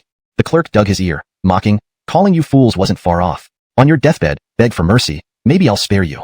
Still pretending to be righteous? Let me send you to hell." Lincoln scoffed, "A petty clerk like you, dare call yourself an official?" Caught off guard, the clerk turned beet red with rage and jumped up shouting, "Ridiculous! Scum! Die!" Swish. The clerk, mad as a dog, drew a sword from a nearby jailer and bellowed, "Open the cell doors. Today, I'll personally see these riffraff off." Bang. The cell door flew open. The clerk brandished the sword toward Lincoln. Smack. With a sickening cry, the clerk flew backward. One punch from Lincoln sent 3 teeth flying. "Rebellion! Rebellion! Quickly report to the magistrate." Bam bam bam. Cries of agony filled the cells. A few jailers were no match for Lincoln, crying in pain one after another. Beating them up, Lincoln sat back inside the cell. "Huh. Rebellion? Me? Rebelling against myself? Interesting." Andrew joined Crawford on the floor of the cell. He too was curious how the magistrate would deal with these rebels. High in court, they couldn't see the true situation below. Even with constant advice to the emperor, much remained unseen. From Sui to Tang, peace had only just begun. These vermin couldn't ruin the hard-earned empire. If this continued, what future golden age? Golden age be damned. Lincoln muttered to himself, "The people can carry the boat or capsize it. Today, I shall be the people of Tang." Beating up guards in the county office without a hint of remorse. As a duke's son, especially Hendricks' son, causing trouble came without restraint. Furthermore, the sweet potato seed quest was an imperial command. Entering the county office was to fulfill it. Moreover, his new friend's father was detained by the county office. He was here to save him. Dorian approached the seemingly invincible Duncan, giving a thumbs up. Impressive. Duncan scratched his head, grinning foolishly. Dorian reminded, ask them if they've detained my father. Duncan paused, counter-asking, need to ask? Dorian, exasperated. How else would we know if he's locked up? Duncan stood baffled. Didn't you say they'd harm your father? Why not sure he's locked up? Dorian innocently nodded. I feared my father offering the curved plow to the court might arouse greed. If not returned, surely detained or worse. Damn. Duncan's black face flushed red, wanting to twist Dorian's head off. It's all messed up. Turns out, it was all just speculation. I stupidly barged in here. Oh my goodness. I don't care what you think. I care what I think. After all that fuss, it was all just speculation. I foolishly barged in here. My goodness. I don't care what you think. I care what I think. Note. The phrase "one dutzerla" is a colloquial expression conveying frustration or exasperation. In this translation, it's rendered to maintain the original tone while ensuring it remains understandable for English readers. Damn it. Turns out, it was all just speculation. I foolishly barged right in. Oh my goodness. I don't care what you think. I'll go with what I think. Chapter 23. I discovered Donnie's secret. Rebellion. You actually dare to rebel? County Magistrate Jensen's legs were trembling, and he almost wet himself. He had never seen such a scene before. He had never imagined that commoners would dare to storm the government office, assaulting people as if they were mere toys. Duncan, upon hearing this unjust accusation, rushed forward and lifted Jensen by the collar, revealing a mouthful of white teeth like a man-eating demon. Jensen let out a pitiful cry, help! His whole body trembled. A stench of urine filled the air. Duncan, in disdain, threw Jensen aside. Jensen fell like a dead fish and fainted from sheer terror. In the shadows, Jacques closely observed the scene. Donnie had given him a hint not to appear. Therefore, he could only protect Donnie from the shadows. Who knew that Donnie's illegitimate son would burst in? Or rather, it was Duncan, son of Hussein, who stormed in, while Dorian walked behind him as if he were on a leisurely stroll. He had no idea when Donnie's illegitimate son had teamed up with Duncan. Accustomed to the ways of the royal family, Jacques instinctively felt that this must have something to do with Donnie. Perhaps Donnie was planning something. At that moment, bang! A loud thunderclap rang out. Jacques' heart raced, and he was so shocked by the scene before him that his limbs went weak. It turned out that the clerk, seeing the county magistrate faint, tried to escape smartly. Dorian had been watching him all along and, with a flick of his hand, fired a gun hidden in his sleeve. The bullet grazed past the clerk's ear and made a small hole in the wall. The clerk's eyes rolled back, and he slumped to the ground. Heaven! Heavenly thunder! What kind of divine projectile is this? Even Duncan's heart pounded fiercely as he ran over to the wall, using his fingers to probe the small hole. Inside the hole was a tiny metal nodule, roughly the size of a fingernail cap, embedded there and impossible to pry loose. He clicked his tongue in admiration. Amazing! Who would have thought you look like a dandy, but your projectile skills are so impressive? Dorian nearly shot him. You're the dandy. Your whole family is full of dandies. In this big black fellow's eyes, everyone except himself seemed like a dandy. Slap slap. 2 slaps landed on the clerk's face. Seeing Dorian take action, Chung Kimo stepped forward and volunteered, step aside. Let me handle this. Interrogation is what I'm best at. With that, he undid his belt and sprayed the clerk in the face. Dorian quickly backed off, narrowly avoiding getting splattered. Damn, Hussein's son really doesn't care about decorum. Is this an interrogation or an attempt to discuss someone? Just then, the clerk woke up groggily. Is it raining? Why does the rain smell so rank? As he saw Duncan's large bird, he promptly vomited. Gah! Farther away, Jacques watched with a twitching face. True to form, Kevin's son lived up to his father's legacy. The clerk wiped his face, kicked his legs against the ground, and scooted backward, screaming in anger. Rascal! How dare you humiliate me? Chung Como shook himself, fastened his pants and corrected. Old fool, you're wrong. I'm not a bastard. I'm the legitimate son of Hussein of the Tang Dynasty, Chung Kimo. The clerk's world spun around him. Oh no, today's humiliation was for nothing. Hussein's unruly reputation was well known throughout the Tang Dynasty. If Chung Kimo beat him up or even killed him, Donnie wouldn't care much. After all, Hussein was one of the founding heroes, and his son killing a couple of people wasn't a big deal. Chung Kimo pointed at Dorian and coldly asked, tell me, what did you do to his father?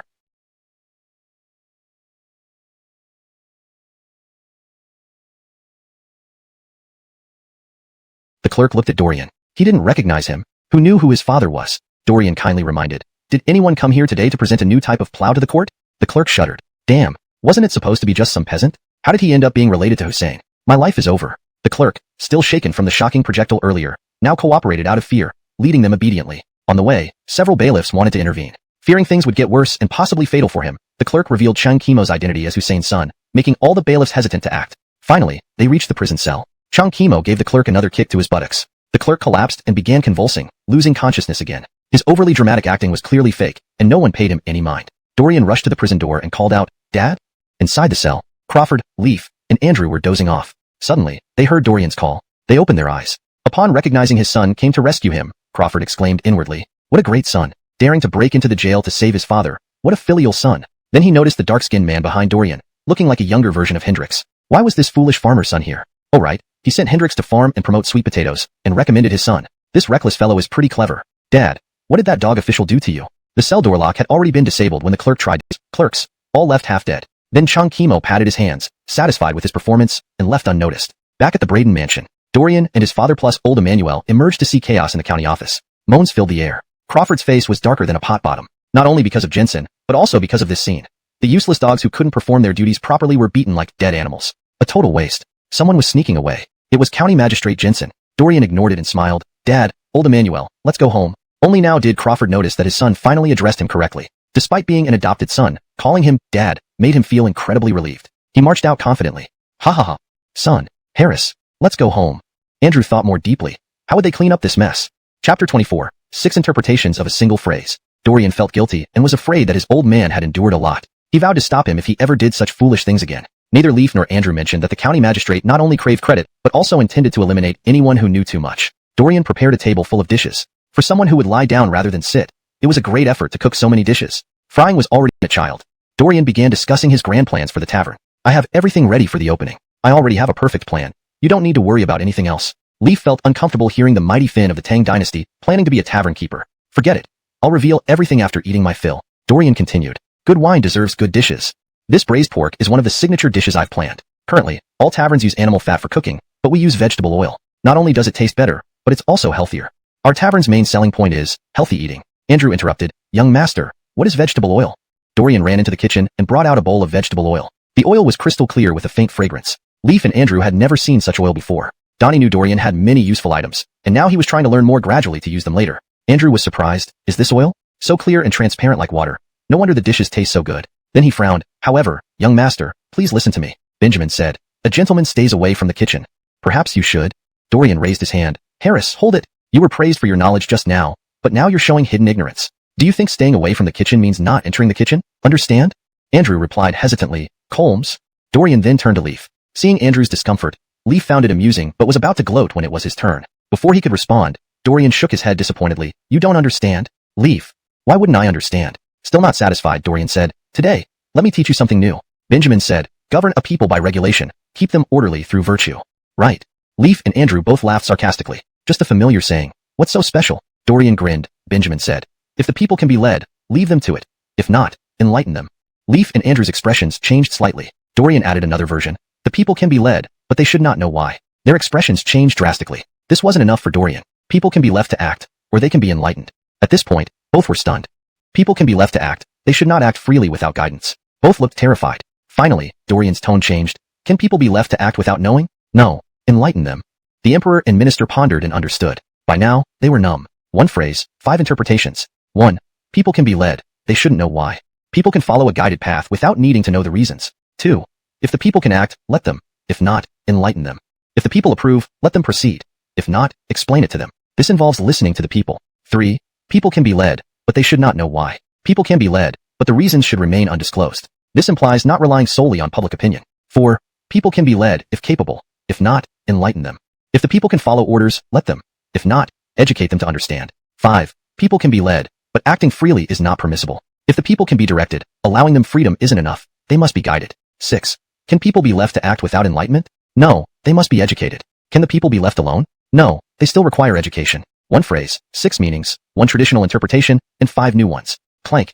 Andrew's chopsticks fell, along with his jaw. How terrifying is the emperor's illegitimate child? Without deep knowledge, how could he give 5 new interpretations? Leaf was profoundly moved. He thought differently from Andrew, considering the imperial art of ruling subjects. This child, Leaf actually thought, if this were my real son, how wonderful that would be.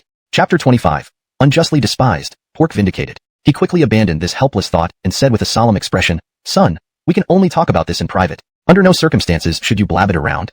Dorian saw the astonished expressions on his father and Harris's faces, but never expected such a response, leaving her speechless. She casually threw out a divine weapon. For your protection, I'll teach you how to use it later. Oh, right. Don't worry about today's commotion at the county magistrate's office. That big black face is the son of Hussein Hendricks. Comsterday, I asked Jerson, Hendricks' cousin, to deliver gifts to Hussein, actually to promote our family's wine. By then, before our tavern even opens, our wine will be famous throughout Chang'an. Ethan Scher's expression turned peculiar. Andrew lowered his head. Promoting wine through Hendricks? Probably using wine to hook Hendricks so that this unscrupulous fellow would protect their tavern in the future. Between these two people, one being the Finn of Tang Dynasty, the other being the Imperial Censor General, both were no less powerful than Hendricks, who was a notorious ruffian. However, the Finn and Andrew couldn't speak openly. Janice wanted to reveal everything, but seeing the divine weapon, he decided to hold off for now. Hussein's residence. Duncan Dadrick slapped his son. You know nothing. How can father not be there if Andrew is? If Andrew knows the emperor has an illegitimate child, why can't father know? Duncan retorted, Father, why must you snatch everything? This time, Duke Pedro already knew first. Hendrix shuddered in anger as servants brought over the horses. He whipped them twice. Duncan cried out in pain. Father, what did I do wrong? Hendrix, exasperated, said, You truly know nothing. How could it be our Cheng's doing? Suddenly, a cold snort came from outside. Hendrix trembled as his wife, Tilly Chui, walked in with a cold face. Hendrix laughed awkwardly, just rambling. Chung Como smirked inwardly. Truly one counteracts another. Tilly Chui pinched Hendrix's ears and twisted them. Hendrix winced. My lady, I'm heading to Wanyan County. Can we discuss this when I return? Tilly Chui let go. Go. She looked at her son similarly with disdain. Your father is right. You really know nothing. Duncan. Meanwhile, Wanyan County, Dorian's residence. Ethan Schur and Andrew shivered. Damn, braised pork belly is made from swine meat. That's despised meat. Nobles wouldn't have eaten it, nor would they know how. Despised meat, only peasants eat it. Swine meat smells of urine. How can anyone tolerate it? Thus, nobles and officials only eat beef and mutton. Dorian glared. What? Disgusted? Can't eat swine meat? What's so despised about it? Can commoners afford beef or mutton? She scolded harshly. Ethan Schur and Andrew felt ashamed. Embarrassing. Today, they lost face once by insisting on submitting the curved plow, and again just now. More embarrassing this time. How many Tang citizens could afford beef or mutton? Besides, beef is explicitly banned by law. For peasants to eat despised meat is already quite difficult. And how many peasants can't even eat despised meat, barely having enough to eat? As the Fin of Tang Dynasty and a key minister, they were failing the people. Dorian spoke passionately. From now on, I'll make every Tang noble eat despised meat until they can't sleep without it. Two pitiful looks were cast at her. What happened to such a good child? Every noble eating despised meat until they can't sleep. Not even an imperial decree would work. If nobles started eating despised meat, wouldn't that be self-degradation? Dorian asked, Is braised pork belly delicious? Ethan Schur froze. Andrew was stunned. Swine meat. Could be this tasty? Dorian smiled. Not all swine meat cooked into braised pork tastes this good. Ethan Schur's eyes lit up. Only a certain part of the swine is tasty. Dorian had no choice but to reveal the secret. Otherwise, how would her old man's intelligence withstand more frustration? This is called castration pig farming. Oh no, pig rearing method. Castrating piglets makes their meat exceptionally delicious when grown. Ethan Schur shuddered. Andrew quaked. Castration. Those two words say it all. Why does it feel chilly between the legs? What a cruel move. Andrew doubted. It's that simple? Dorian smiled faintly. Colmes, that's simple. Ethan Schur became interested. Does this mean all Tang citizens could eat meat, and despised meat wouldn't be despised anymore? Instantly, his view of his son changed. What a treasure. No need to doubt the authenticity. Shadow guards collected data remained, and they had just tasted the braised pork. There was no way his son would trick them. Thinking of how he, this fake father, had been deceiving his son. No, time to reveal everything. Tonight. By the way, after castration, the meat is tastier, but limit fatty portions, especially for the elderly. Too much increases cholesterol and risk of cardiovascular diseases. Ethan Schur. Andrew.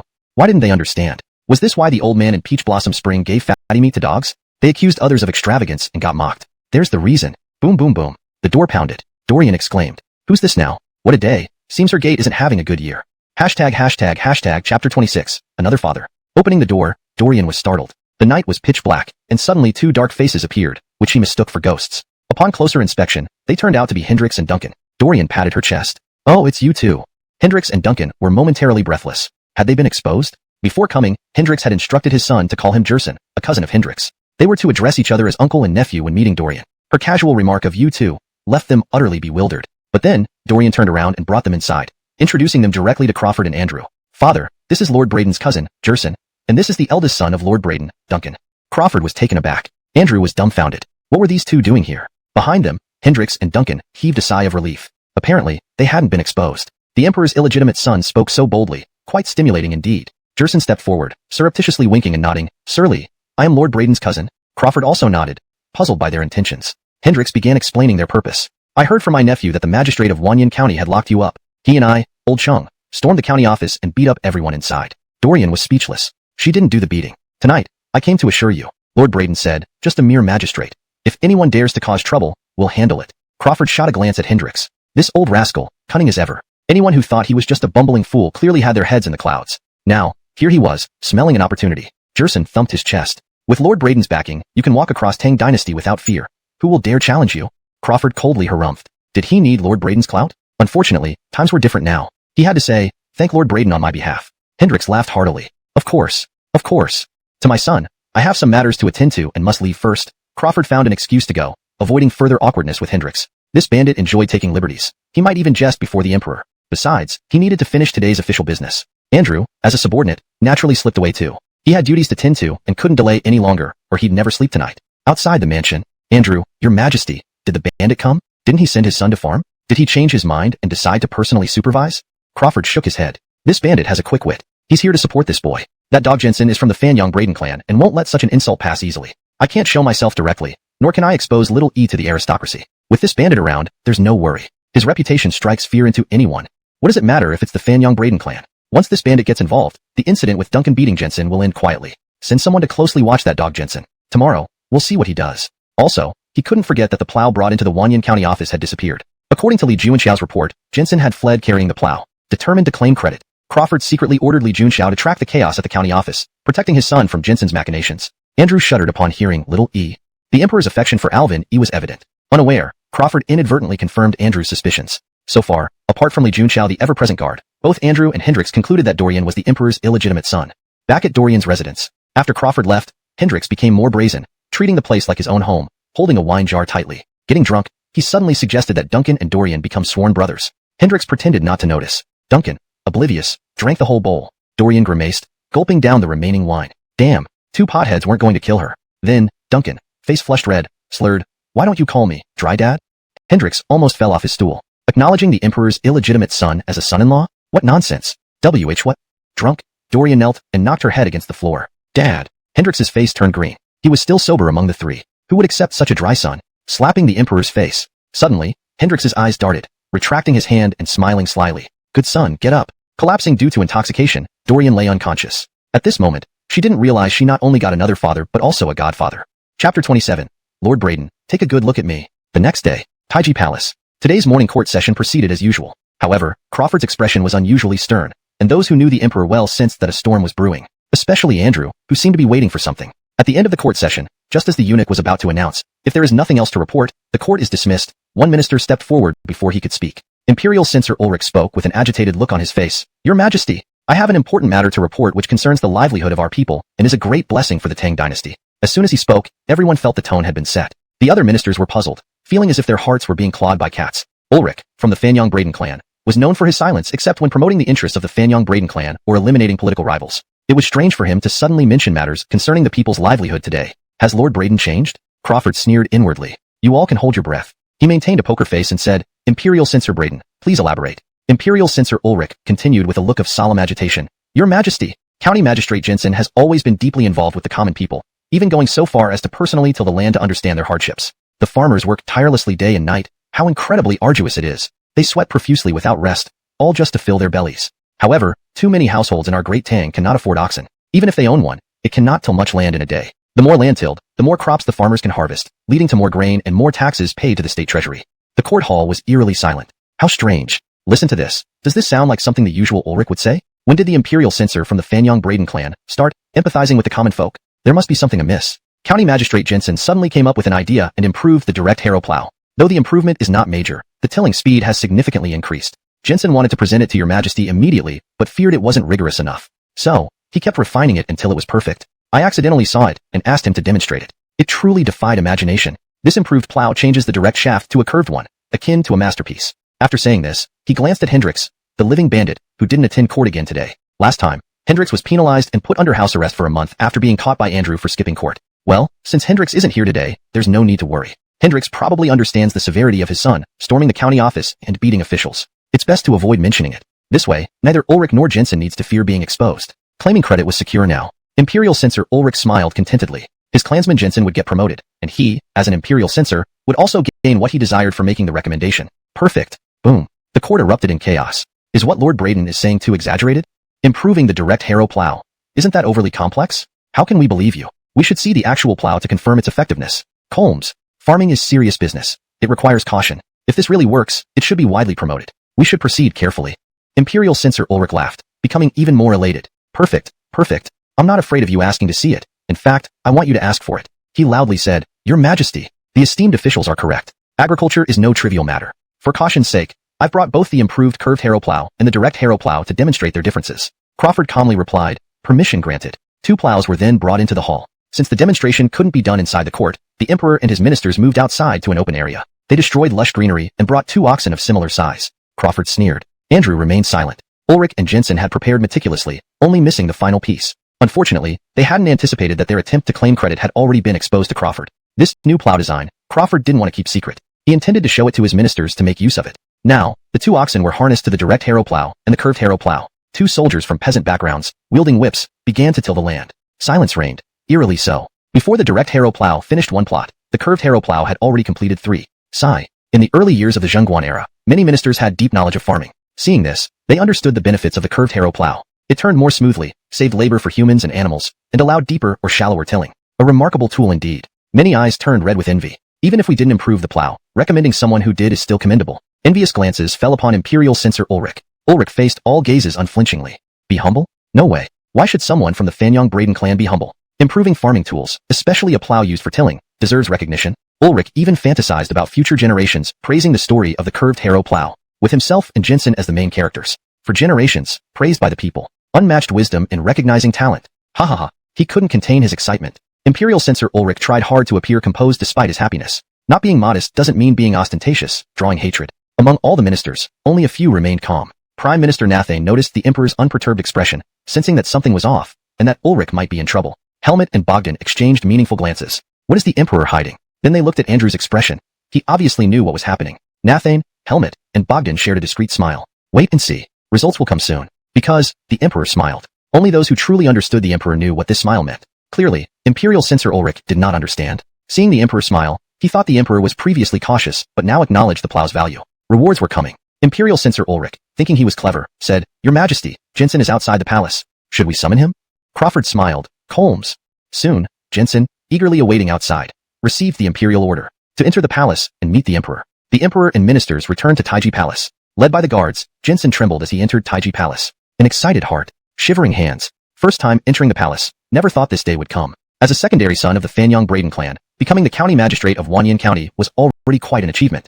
Maybe today's visit would grant him frequent access to the palace in the future. A single curved harrow plow, stepping into the palace and Taiji Palace. Worth the deceit. Your servant, County Magistrate Jensen, pays homage to your majesty. Jensen, entering Taiji Palace, dared not look up at the dragon throne and immediately knelt. Ministers usually only bowed before the emperor, but Jensen, overwhelmed with emotion, couldn't help but kneel. Raise your head and look at me. Crawford's voice was utterly calm. Jensen couldn't disobey the imperial command. His heart pounded with excitement. Lifting his head, Crawford said, Lord Braden, take a good look at me. Jensen felt confused. He had never seen the emperor, yet something seemed familiar. Crawford coldly asked, Did you improve the curved harrow plow? Jensen's pupils widened, pointing trembling fingers at Crawford, stuttering, Why you? Chapter 28. Has Helmet become a eunuch? Upon seeing the scene, Imperial Censor Ulrich's face turned green. You old fool. Don't let me down at such a crucial moment. He hurriedly stepped forward, clasped his hands, and said, Your Majesty, this is Jensen's first audience with your Majesty. I am so moved that I cannot control myself. Please do not be angry, your Majesty. Thud. Jensen knelt down, prostrating fully on the ground. Showed anxiety, he rushed to Jensen, raised his fist. Bang. Ah. Jensen screamed in pain, fell backward, and lost a tooth. Covering his mouth, he couldn't speak. SSS. The ministers were dumbfounded. Is Duke Pedro Emmanuel that ruthless? His actions were swift. Military officers gave a thumbs up, praising Andrew for embodying the demeanor of a warrior. Andrew glared. Demeanor, my foot. Andrew couldn't afford to lose face. Imperial Censor Ulrich finally reacted, waved his sleeve, clasped his hands, and shouted, Your Majesty, what are you? Bang. A punch flew towards him. Imperial Censor Ulrich hadn't expected Andrew, the top censor, to attack him. One successful punch. Thud. The heavy blow knocked Imperial Censor Ulrich unconscious. The court was silent. Nathan, Helmet, and Bogdan were also bewildered. Why did Andrew react like that? Something fishy was happening, and it wasn't small. Take them away. Leaf snorted. Imperial Censor Ulrich and the magistrate of Wanyan County, Jensen, were dragged away like dead dogs. Jensen could still speak, but dared not. Clearly, the Finn didn't want that matter disclosed. If he kept quiet, he might survive. If he spoke out in front of everyone, he would surely die. The entire court was eerily quiet. Leaf suddenly said, Andrew, draft an edict. For Dorian of Wanyan County, this young man has contributed greatly to the state. Bestow upon him the rank of Baron of Wanyan County with 300 households. Dismissed. Leaf immediately left. Andrew loudly responded, This minister accepts the decree. Comsterday, the Finn and Andrew had discussed this. Leaf thought simply, Dorian held many valuable inventions that should benefit the Tang Dynasty's people. If kept hidden, it would be too sudden later, possibly alerting the aristocratic clans. Therefore, gradually revealing them made sense. Promoting sweet potatoes needed seeds. It could proceed slowly under Duncan's supervision. The curved plow could immediately benefit Tang agriculture, gaining popularity for Dorian. With the Finn's reward, Dorian could only stand with the Tang dynasty. They couldn't let suspicion from the aristocrats make the Tang Finn hesitant. Andrew misunderstood. The Finn was paving the way for his illegitimate son. No, henceforth he'd be called Alvin Dorian, deserving of the title. Among the Finn's sons, Hildred resembled him, but his mother was a princess of the former Sui dynasty, making him ineligible for the throne. Alvin Eldon seemed unruly. Alvin Finley. Andrew's sharp eyes saw that this prince appeared humble, but was actually stingy and unkind. Given the precedent of the Xuanwu Gate incident, the Fin couldn't bypass the elder in favor of a younger son. Starting something bad, the Fin must correct it. The folk Prince Dorian often clashed with the Fin, seeming to dislike him deeply but truly having benevolent intentions. Maybe he's thinking too much. Who cares about the imperial succession? As for the officials, none were foolish. They basically knew the curved plow wasn't Jensen's improvement, but belonged to someone named Dorian in Wanyan County. Jensen was asking for trouble, wanting credit but being caught by the Fin. Imperial censor Ulrich deserved it. Many officials disliked him, finding joy in his misfortune. There would be plenty to talk about today after returning home. Andrew finished drafting the edict, got it stamped by the Secretariat, and wondered who should proclaim it. He couldn't do it or risk exposing himself. Just then, Helmut approached smilingly, asking, "What's on your mind, Minister Emmanuel?" While speaking, his eyes lingered on the edict. Andrew understood. Helmut was curious. Perfect, Helmut was just the right person to announce it. Andrew handed the edict to Helmut. "Minister Gino, could you run this errand for Emmanuel?" At Dorian's residence, Godfather Jerson and sworn brother Duncan had already left. Before leaving, Duncan mentioned discussing sweet potato seeds later. Dorian wanted to say something but was cut off when the two ran off. Then, someone from the palace arrived. Dorian was confused. After Helmut read the edict and saw Dorian standing there, there was no need to kneel for an edict reading. There were no such strict rules, but no reaction at all was extreme. Recalling Andrew's unusual warning that Dorian, born in the countryside, might not understand proper etiquette, Helmut nodded. Indeed, something was fishy. Helmut coughed to bring Dorian back to reality. "Baron of Wanyan County, accept the edict?" Dorian blankly replied, "Ah." He hadn't processed the information yet. How did the curved plow get known to the court? And why was Leaf rewarding him with a noble title? He was now officially someone of importance. He grinned foolishly. So foolishly. Drool dripped down his chin. Helmut couldn't help but doubt. This behavior hardly matched someone who improved a farming tool. Too simple-minded. Does he have the intellect? Finally, Dorian snapped back, accepted the edict, and tucked it under his arm. Helmut stared. To treat an edict like this, you're the first. No wonder Emmanuel mentioned you might deserve blame. You have no manners at all. Dorian smiled. "Sir Eunuch, thanks for coming. Let's share some tea with the brothers." Handing over a silver ingot. Not just to flatter, but for another purpose. Helmut. Has Helmut become a eunuch? Chapter 29. 5 Strategies Against the Plague. Helmut's face first turned green, then flushed red. He cleared his throat and explained, "County Magistrate of Wanyan County, you misunderstood. I am not a eunuch." Dorian gave an apologetic smile. This was extremely awkward. He cupped his hands and said, My apology for the rudeness." Helmut laughed. "No harm done. I never mentioned before that I serve in the Secretariat." Dorian exclaimed in surprise, "Ah, so you are indeed related to Helmut, the distinguished minister." Helmut gave an embarrassed smile. "Underscore what relative?" "This is me." Dorian politely asked, "May I inquire about your position, sir?" Seeing this reaction, Helmut sighed inwardly and replied, "I am the Director of Records." Dorian acted as if he suddenly understood, but in reality had no clue whatsoever. He had no idea how Tang Dynasty's official positions worked. Internally, Helmut rolled his eyes. This naive kid. He passed the silver coin Dorian offered back, intending to leave with a slight bow. But Dorian insisted on giving it to him. Helmut refused adamantly. For heaven's sake. As a prestigious national duke and chancellor of the empire, accepting money for conveying imperial decrees would be utterly embarrassing. Dorian saw that Helmut didn't want the payment and remarked with admiration, "Sir Gino, what a clean and upright official." Helmut smiled modestly. As a chancellor, he had always been dedicated to assisting Donnie in creating a prosperous era, uninterested in wealth or power. The title of upright official suited him well. Dorian held deep disdain for the bureaucratic class, which he regarded as cruel and rapacious like floods and beasts. Although he had a rather mediocre system, it contained many valuable assets that could easily help him thrive in Tang China. However, wary of the bureaucracy, he chose to remain in the small county of Wanyan instead of seeking imperial rewards through things like sweet potatoes. The title of county magistrate was purely accidental and expected by him. Inventions like the curved plowshare plow and sweet potatoes would inevitably become widely known eventually. Dorian only wished to follow the flow without pushing for anything. Opening a wine shop was purely to improve his quality of life and make some extra money. Despite his initial wariness, he felt an instant connection with Helmut. Although Dorian didn't fully understand the immense power of the Secretariat, seeing Helmut treat him with respect made him feel better. During the Zhongguan era, when dukes were abundant, the title of county magistrate meant little. Dorian decided to bestow Helmut with a boon as a token of trust, ensuring that Tang citizens wouldn't lose their lives unnecessarily. Leaning closer to Helmut, who was feeling very uncomfortable due to this closeness and tried to pull away but couldn't, Dorian whispered mysteriously, "Sir Gino, remember what I'm about to say. It will ensure your promotion and fortune." Helmut's breath hitched. Why did this newly appointed county magistrate seem like a rumor-mongering fraudster? Dorian continued, "There is a plague outbreak around Chang'an. I'm not sure where specifically, but you should investigate." Helmut almost laughed. Ridiculous. Claiming there was a plague in Chang'an while not knowing the exact location. Anyone who believed this must be foolish. Recalling Andrew's words before his departure about the extraordinary nature of the county magistrate, Helmut reconsidered. Perhaps, the county magistrate was unconventional and unusual, yet not irrational. Indeed, extraordinary people often acted strangely. Just as generals were rarely scholars, this too could apply here. While Helmut pondered, Dorian whispered more strategies into his ear. Onlookers stared bewildered, unsure what secrets these two were discussing. Dorian continued, "Listen, I have 5 strategies against the plague. You can report these to the court. First, dispatch a prince to the affected area to reassure the populace. The most terrifying thing isn't the plague itself, but the opportunists looking to stir chaos. Second, quarantine infected areas, disinfect living quarters with quicklime, and clean food with vinegar daily. Third, strictly control water sources in the infected region. Boil drinking water, banning raw water. Handing the card over to Duncan. Pounding Dorian on the shoulder, Hendrix nearly knocked him over. Understood. Good grief, Dry Father has a powerful grip. After waking up hungover yesterday, Dorian recalled haphazardly recognizing Hendrix as his godfather. After already kneeling, he couldn't go back on it. He wasn't someone who broke promises. Modern people might renege on their word, but Dorian refused to act dishonorably. Besides, this move was beneficial. A biological father was chosen out of necessity. A godfather, however, was self-chosen and must be acknowledged. Hendrix laughed heartily. Great son, I heard you received the title of County Magistrate of Wanyan County. I came to congratulate you. Dorian asked curiously. Dry Father, how did you know? I just received the imperial decree myself.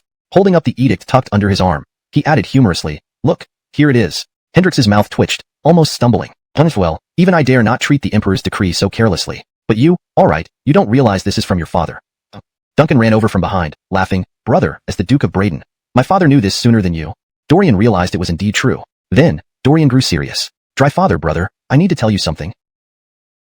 Chapter 30. The plague has arrived. Dorian's words immediately startled Hendrix and his son Duncan. There's a plague outbreak near Chang'an. You must prepare, Dorian warned. Hendrix instantly turned serious. You can't joke about such matters. The fear of plagues has always been deeply rooted. Even in modern times, people still dread them like ferocious tigers. Matters concerning the plague should be handled with utmost caution. Any panic could have dire consequences. Regardless of whether Dorian was an illegitimate son of Dani, or if it were the Hawk Eldon spreading rumors without basis, either would face severe repercussions. Dorian wasn't making idle claims. A few days ago, Yanni from Peach Blossom Spring had gone to Chang'an. On his way back, he encountered a man who was covered in boils, dying slowly. Despite this, Yanni kindly left him some food. Dorian later found out about this incident and visited Peach Blossom Spring to ensure Yanni wasn't infected, confirming that a plague had indeed broken out. In fact, when Dorian first arrived in the Tang Dynasty, he had already experienced a plague. At the time, what was now known as Peach Blossom Spring, formerly Valley Village, faced widespread death due to famine. However, it was not solely due to the poor soil. The true culprit was the plague. Thanks to Dorian's arrival and knowledge of treating plagues from his previous life, the villagers survived, though only 1/10 remained. It was too late for most of the villagers, as many were already beyond medical help. The matter had not been reported to the county government, so the imperial court remained unaware. In ancient times, dealing with plagues involved a brutal approach, deploying troops to isolate the affected area, allowing no one to leave until the situation resolved itself. To avoid this fate, the villagers did not report the plague. Dorian explained everything to Hendrix and his son, including what happened to the villagers at Peach Blossom Spring, without hiding anything. After all, they were godfather and sworn brother, and the plague had already passed. There was no need to conceal it from the court. Hendrix drew in a sharp breath. If this was true, it wasn't just about the plague. The bloodshed at Xuanwu Gate was still fresh in everyone's memory. Some civilians believed Fin Kyle had killed his brothers and imprisoned his father. Actions that would invite divine retribution. The 5 surnames and 7 prestigious families were spreading these rumors. They aimed to share power with the Moses dynasty but underestimated Fin Kyle, who sought to be an emperor revered for ages. Unlike Fin Jameson Amadeo, he refused to be manipulated by the 5 surnames and 7 prestigious families, avoiding becoming a puppet ruler. Therefore, while the court appeared harmonious, it harbored hidden dangers. Fin Kyle had repeatedly clashed with the 5 surnames and 7 prestigious families, winning more than losing, yet never compromising. With their increasing sabotage behind the scenes, a plague provided an excellent pretext to undermine the Fin. Amidst a plague, the 5 surnames and 7 prestigious families would likely pressure the Fin into issuing a self-censored decree, weakening royal authority. Dorian nodded solemnly. Initially, he tried to avoid attracting attention, fearing someone might target him. Then, he was merely a commoner. Now, however, he was Duncan's sworn brother, under the protection of Hussein of Gua. Hussein was known for being protective. With a grave expression, Hendrix said, merely stay here, you two, and don't go near Chang'an. I must return and inform Hussein, who will then report to the court. Better safe than sorry. Saying this, Hendrix galloped away swiftly. Dorian hurried after him, explaining the 5-point plan to combat the plague and sighing, I told Gino Jushu, the official who read the imperial edict, about the plague and the 5-point plan, but it seems he didn't pay much attention. Hendrix muttered, Gino Jushu? That didn't sound right. Who was this Gino Jushu? The Tang Dynasty had only Chancellor Helmet, not anyone named Gino Jushu. Could Helmet have come personally? No time to ponder. Hendrix spurred his horse on, racing along the road. On the highway, Hendrix rode furiously, causing pedestrians to scatter and curse. Normally, Hendrix wouldn't act this recklessly, but today, ordinary people mattered less. He was focused on the task at hand. Move aside. Clear the path for me. Ahead, a carriage leisurely moved along the road, blocking Hendrix's path. Unwilling to wait, Hendrix shouted, I am Hussein of Gua. Move your carriage immediately. But the carriage stopped instead. Hendrix fumed and charged forward, whip ready to lash the obstructionist vehicle. Just as he was about to strike, the curtain of the carriage opened, revealing a familiar face. Brandon? Hendrix pulled back his whip and halted his horse abruptly. Helmet hadn't expected to meet an old acquaintance here. Living bandit. The word slipped out before Helmet could correct himself. As an old associate from Jericho Fu, he didn't bother changing the nickname. They were so familiar with each other that formality wasn't necessary. The old penniless scholar, I haven't time for idle chatter. Come with me to report to the Fin immediately. Helmet asked curiously, Old Chung, What's so urgent? Hendrix thought of the Geno Jushu again and inquired, what are you doing here? Did you come to read an edict for my adopted son? Helmet was bewildered. He had merely wanted to see the young inventor of the improved plow and felt something odd about the Finn and Andrew's recent activities. Hence, he volunteered to deliver the edict. He was unaware of the Finn having an illegitimacy around Chang'an but couldn't specify the location. Doesn't make sense. If he knew about the plague, why wouldn't he know where it occurred? Hendrix recounted Yanni's encounter and Peach Blossom Spring's past plague, informing Helmet of everything. Suddenly, Helmet felt chills run down his spine. Indeed, the plague had truly arrived. Chapter 31. Competing with Donnie for a son. Hendrix and Helmet entered the palace. Leaf wasn't bothered by how Huatuf came along too, and asked Helmet, has the imperial decree been announced? He knew that Andrew had handed the decree over to Helmet to announce. After all, as Dorian's father's attendant, if Andrew carried the edict himself, it would give away their secret. Thinking about his son's expression when he learns that I've bestowed upon him the title of Fabian County must be priceless. Helmet, with a worried look, said, Your Majesty, the plague is here.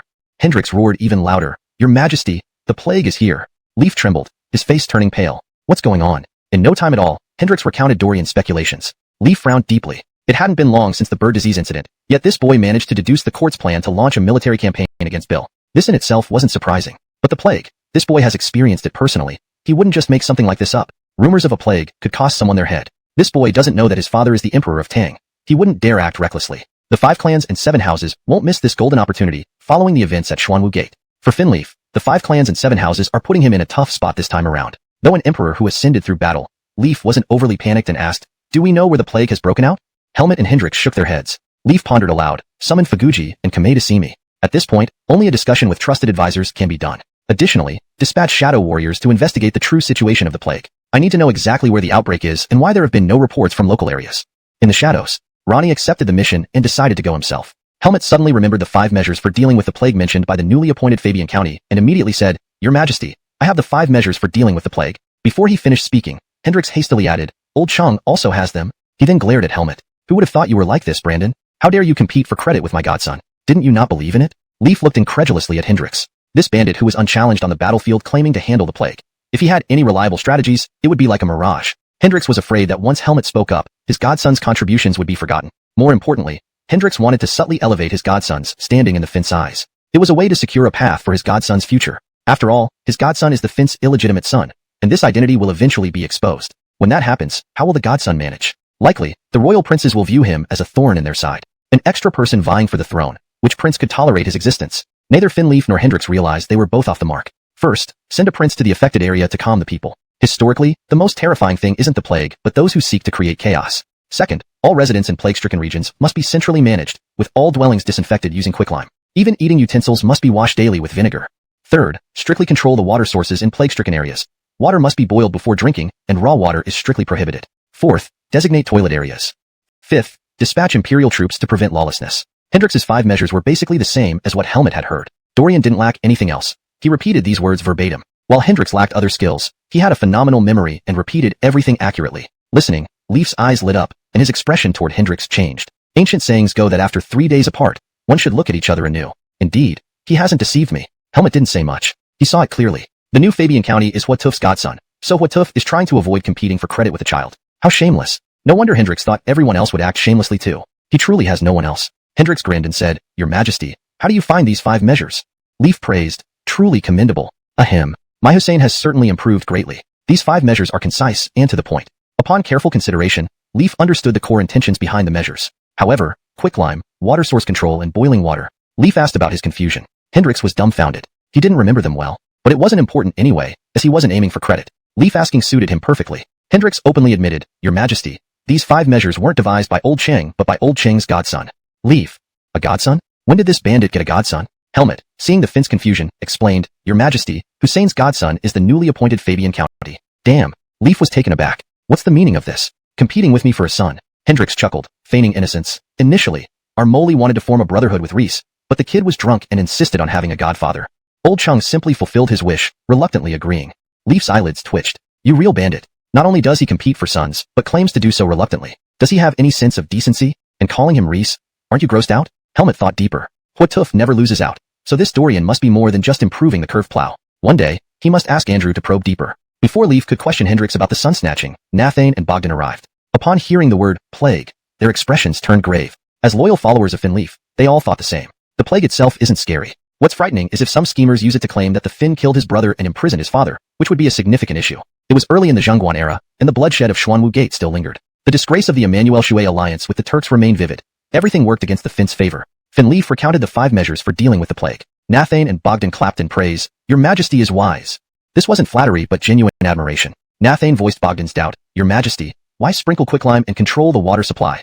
Making people boil their water? Leaf touched his nose. I'm embarrassed. I haven't had the chance to ask Hendrix yet, and you two arrived. How can I answer? Say I don't know? Can't afford to lose face. Helmet relieved the Fin's embarrassment. Taking over, quicklime can kill exposed plague germs. Some infected people die in rivers without burial. Drinking from such water sources leads to unimaginable consequences. Boiling water follows the same logic, to disinfect. Nathane and Bogdan nodded understandingly. However, Fin Leaf didn't want to take credit and directly said, these 5 measures weren't my idea but that of a young man. A young man? Nathane and Bogdan, unaware, exchanged looks. They couldn't think of a young man who could offer such advice to the Fin. Suddenly, Nathane thought of someone. Smiling, Alvin Eldon is not only patriotic but exceptionally intelligent. This is indeed a blessing for our great Tang. Leaf, joined by Hendrix and Helmet, looked oddly. Fin Leaf was particularly embarrassed. One is his biological son, the other wrongly identified him as dad, and the biological son seems a bit lacking. Am I not good enough? Fin Leaf couldn't help doubting himself. Nathane, with his sharp eye, instantly sensed that the 5 measures weren't suggested by Hawk Eldon. Even great strategists sometimes make mistakes. Seriously? Could it be Finley, that little brat? Emmanuel Wong, that little scoundrel, is always thinking about the throne. Can Nathane not see it? Translation complete. The paragraph structure, tone, and original style have been preserved, ensuring natural flow and coherence. ##### Chapter 32. The Bandit's Boast. Hendrix, utterly oblivious to others' feelings, boasted with a smirk. Hee. Jonas is wrong here. These 5 measures against the plague were proposed by my godson. Apart from Fin Leaf and Helmet who had just learned that Hendrix had adopted a godson, Nathan and Bogdan were both stunned. The bandit's godson? That can't be right. There were only so many colleagues in the Imperial Court, especially since they were all part of Fin Leaf's inner circle. If something significant had happened to any of them, it wouldn't make sense for the others not to know. Hendrix continued smugly. The young man whom Donnie recently infected as Lord of Wanyan County, Dorian, who improved the straight plow into the curved one, is my godson. Fin Leaf's face darkened. What an insolent bandit. Not only did he compete for a son with me, but now he boasts about it, challenging me? Enough. What matters now is how to handle the plague. Do you think there are any omissions in these 5 measures, Jonas and Armando? Fin Leaf couldn't help but interrupt Hendrix to steer the conversation back on track. Silence filled the hall. After a long while, Nathan was the first to shake his head, signaling no objections. Bogdan asked, Your Majesty, where has the plague actually broken out? Fin Leaf shook his head. I don't know yet. Nathan. Helmet. Is Donnie playing games with us? Almost scared us to death, and this is it? Their questioning gazes fell on Helmet, instinctively ignoring the bandit. Who knows? Maybe the bandit and the Emperor were playing a joke on them. Helmet thought for a moment before saying, These predictions were made by Lord of Wanyan County. Predictions? How could he predict? Was he Fuyan Gang, a renowned astrologer? Hendrix noticed Nathan's disdainful expression and coldly snorted. My godson experienced the plague firsthand and saved some villagers in Gutsuan. If it weren't for my godson, Gutsuan would have been wiped out. He knows the plague very well. These past few days, Yanni from Gutsuan came to Chang'e. On his way back, he encountered a nearly dead person and reported it to my godson. My godson suspected it might be the plague, and thus proposed these 5 measures through me to the court. This child is concerned about the court. Indeed, he deserves to be my godson. Fin Leaf's face, a single glance from Helmet was enough for Bogdan to understand. This newly appointed Lord of Wanyan County must be extraordinary. Moreover, it wasn't as simple as it seemed. The ministers ceased discussing the plague, and Fin Leaf hosted a feast, dining with his officials. Other courtiers felt these few enjoyed immense favor, which they couldn't envy. Those who served the Emperor faithfully reaped greater rewards. No one could enjoy the feast's delicacies, except for Hendrix, who called out boldly, Your Majesty, I have good wine at home. I'll send some to your Majesty soon. It was well known that the bandit loved alcohol. However, nothing met his standards. Sanlijiang, the unique, strong liquor of Tang Dynasty, praised by all, was dismissed by the bandit as ordinary. Thus, the good wine mentioned earlier must be exceptional. Hendrix piqued everyone's curiosity, except Fin Leaf. Wanting to boast more, Hendrix was silenced by Fin Leaf's sarcastic remark, Stop bragging. It's probably looted from Dorian. You bandits excel at robbing. Hendrix took pride in it. Your Majesty, I'm a bandit by origin, stealing from the rich to help the poor. Fin Leaf had nothing to say. Even he couldn't deal with such a bandit. If calling him a bandit made others admire rather than disdain him, what could be done? Throughout history, only someone even thicker-skinned could defeat a thick-skinned person. Clearly, Fin Leaf's patience had its limits. Now, Nathan felt oddly concerned about topics related to Dorian, picking up numerous hints from the Emperor's words. Dorian, the newly appointed Lord of Wanyan County, brewed a fine wine comparable to Sanlijiang. During the morning assembly, the foolish Braden Ben tried to claim credit and ended up in prison. Why did the Emperor seem to know so much about this young man? Perhaps the Emperor knew about Dorian beforehand and had already seen the curved plow. Therefore, Braden Ben's attempt to take credit backfired. From this moment on, Nathan placed Dorian in a significant position in his mind. Hendrix laughed. My godson's tavern is opening soon. Everyone should come and show support. Suddenly, it made sense to everyone, except Fin Leaf, whose face darkened further. Hendrix added, My godson and I have a pure relationship. He doesn't know I'm the revered Hussein of Gua. Everyone, remember to keep it under wraps when you go. Remember? Everyone. Nonsense. Except for Finleaf, everyone else found it hard to believe. Revered by all? Bah. Given the bandit's nature, who would be blind enough to choose him as their godfather, unaware of his identity as Hussein of Gua? Due to his unique experiences, Finleaf admired Dorian's insight. Anyone capable of misidentifying their father could also mistake Hendrix as their godfather without knowing his true identity. Report. Jacques returned. In the hall, the 5 men's hearts sank. Oh no. Jacques, covered in blood, clearly faced something unexpected. Also, his quick return indicated the plague was very close to Chang'an. Chapter 33. Matters have escalated. Ronnie and his companions encountered an elderly man infected with the plague by chance in Chang'an. This man came from Xianfeng County outside of Chang'an, a seemingly insignificant small village. The old man was on his last breath. The shadow guards, though terrified by the mention of the plague, had to take the risk under imperial command and question the elderly man about the epidemic. The old man thought he had contracted an incurable illness and had come to Chang'an seeking famous doctors for help. Seeing Ronnie, he immediately recognized these men as officials. Originally, the old man himself had once been a garrison soldier, so he could tell that Ronnie and his companions were different from ordinary people. The old man spoke of something that seemed inconsequential. His village was poor, and the villagers often went hungry. One day, someone found a sheep. In the following days, villagers kept finding dead animals like wild boars and pheasants. With empty stomachs, no one paid much attention to the strange occurrences, instead believing it was heaven's mercy that they would not starve to death. However, soon after consuming these animals, villagers started falling ill, and several died. The deceased were covered in pus-filled blisters or drenched in sweat, looking as if they had just emerged from water. No one associated it with the plague at first. Some said the villagers had offended the gods, who had sent this divine punishment. Ancient beliefs in deities were widespread, and almost everyone believed it. Only the old man, who had been a soldier, suspected it was some kind of disease and brought all his savings to seek medical help in Chang'an. When questioned about the plague by Ronnie, the old man suddenly realized that the dead animals might be the cause. After speaking, the old man passed away almost immediately. Ronnie had him sent to the Imperial Medical Bureau but could not save him. At this moment, Ronnie and his group were heading to the small village of Gua family village in Xianfeng. Upon arrival, they witnessed a desolate scene. The village reeked of decay, with barely any villagers left alive. Having found the origin of the plague spread, Ronnie left his subordinates to continue investigating while he returned to report. On the way back, they were suddenly ambushed. The attackers were skilled fighters, leaving Ronnie fighting for his life before finally making it back to Chang'an. He brought back a curved crescent saber used by the attackers, a weapon characteristic of the Turks, especially lethal in horseback battles. In the Taiji Palace, the emperor and his ministers sensed an unusual atmosphere. This plague was not normal, and it had already reached Chang'an quietly. Now, they needed to figure out how to handle it. Suddenly, someone reported from outside the palace. It was unheard of for anyone to disturb the palace gates unless there was an emergency. Keaton, the prefect of Jingzhou, requested an audience. Entering the Taiji Palace, Keaton saw the most powerful officials in court, feeling a chill run down his spine. He must have arrived late. Your Majesty. Without time to think, Keaton immediately knelt down. Crawford asked seriously, Prefect Josie, why do you request an audience at such a late hour? Keaton looked extremely pale, visibly agitated. He swallowed hard, knowing he couldn't hide anything. Your Majesty, there is a plague outbreak in Chang'an. He dared not even breathe after saying it. Recently, more and more beggars were dying of illness in Chang'an. When reported, investigations revealed that it wasn't just beggars. Many others from nearby areas had come seeking medical help and ended up dead. They all died from illnesses, with terrifying symptoms. After consulting famous doctors, the plague was confirmed. Hearing the word plague, Keaton nearly fainted. The plague breaking out under the imperial capital meant he, as the prefect, would bear heavy responsibility, either losing his position or risking execution for concealing it. He chose wisely. Unexpectedly, Crawford and the other officials showed no surprise. Keaton marveled at their composure, truly befitting of the emperor and his ministers, unperturbed by crisis, surely having a plan. Crawford, half-sincere statement. Crawford blushed slightly, realizing he had adapted advice from others. After Keaton left, Crawford ordered solemnly, Ronnie, continue investigating the true cause behind the plague. Tomorrow in court, we will collectively address the situation. All ministers agreed unanimously, we shall do our utmost.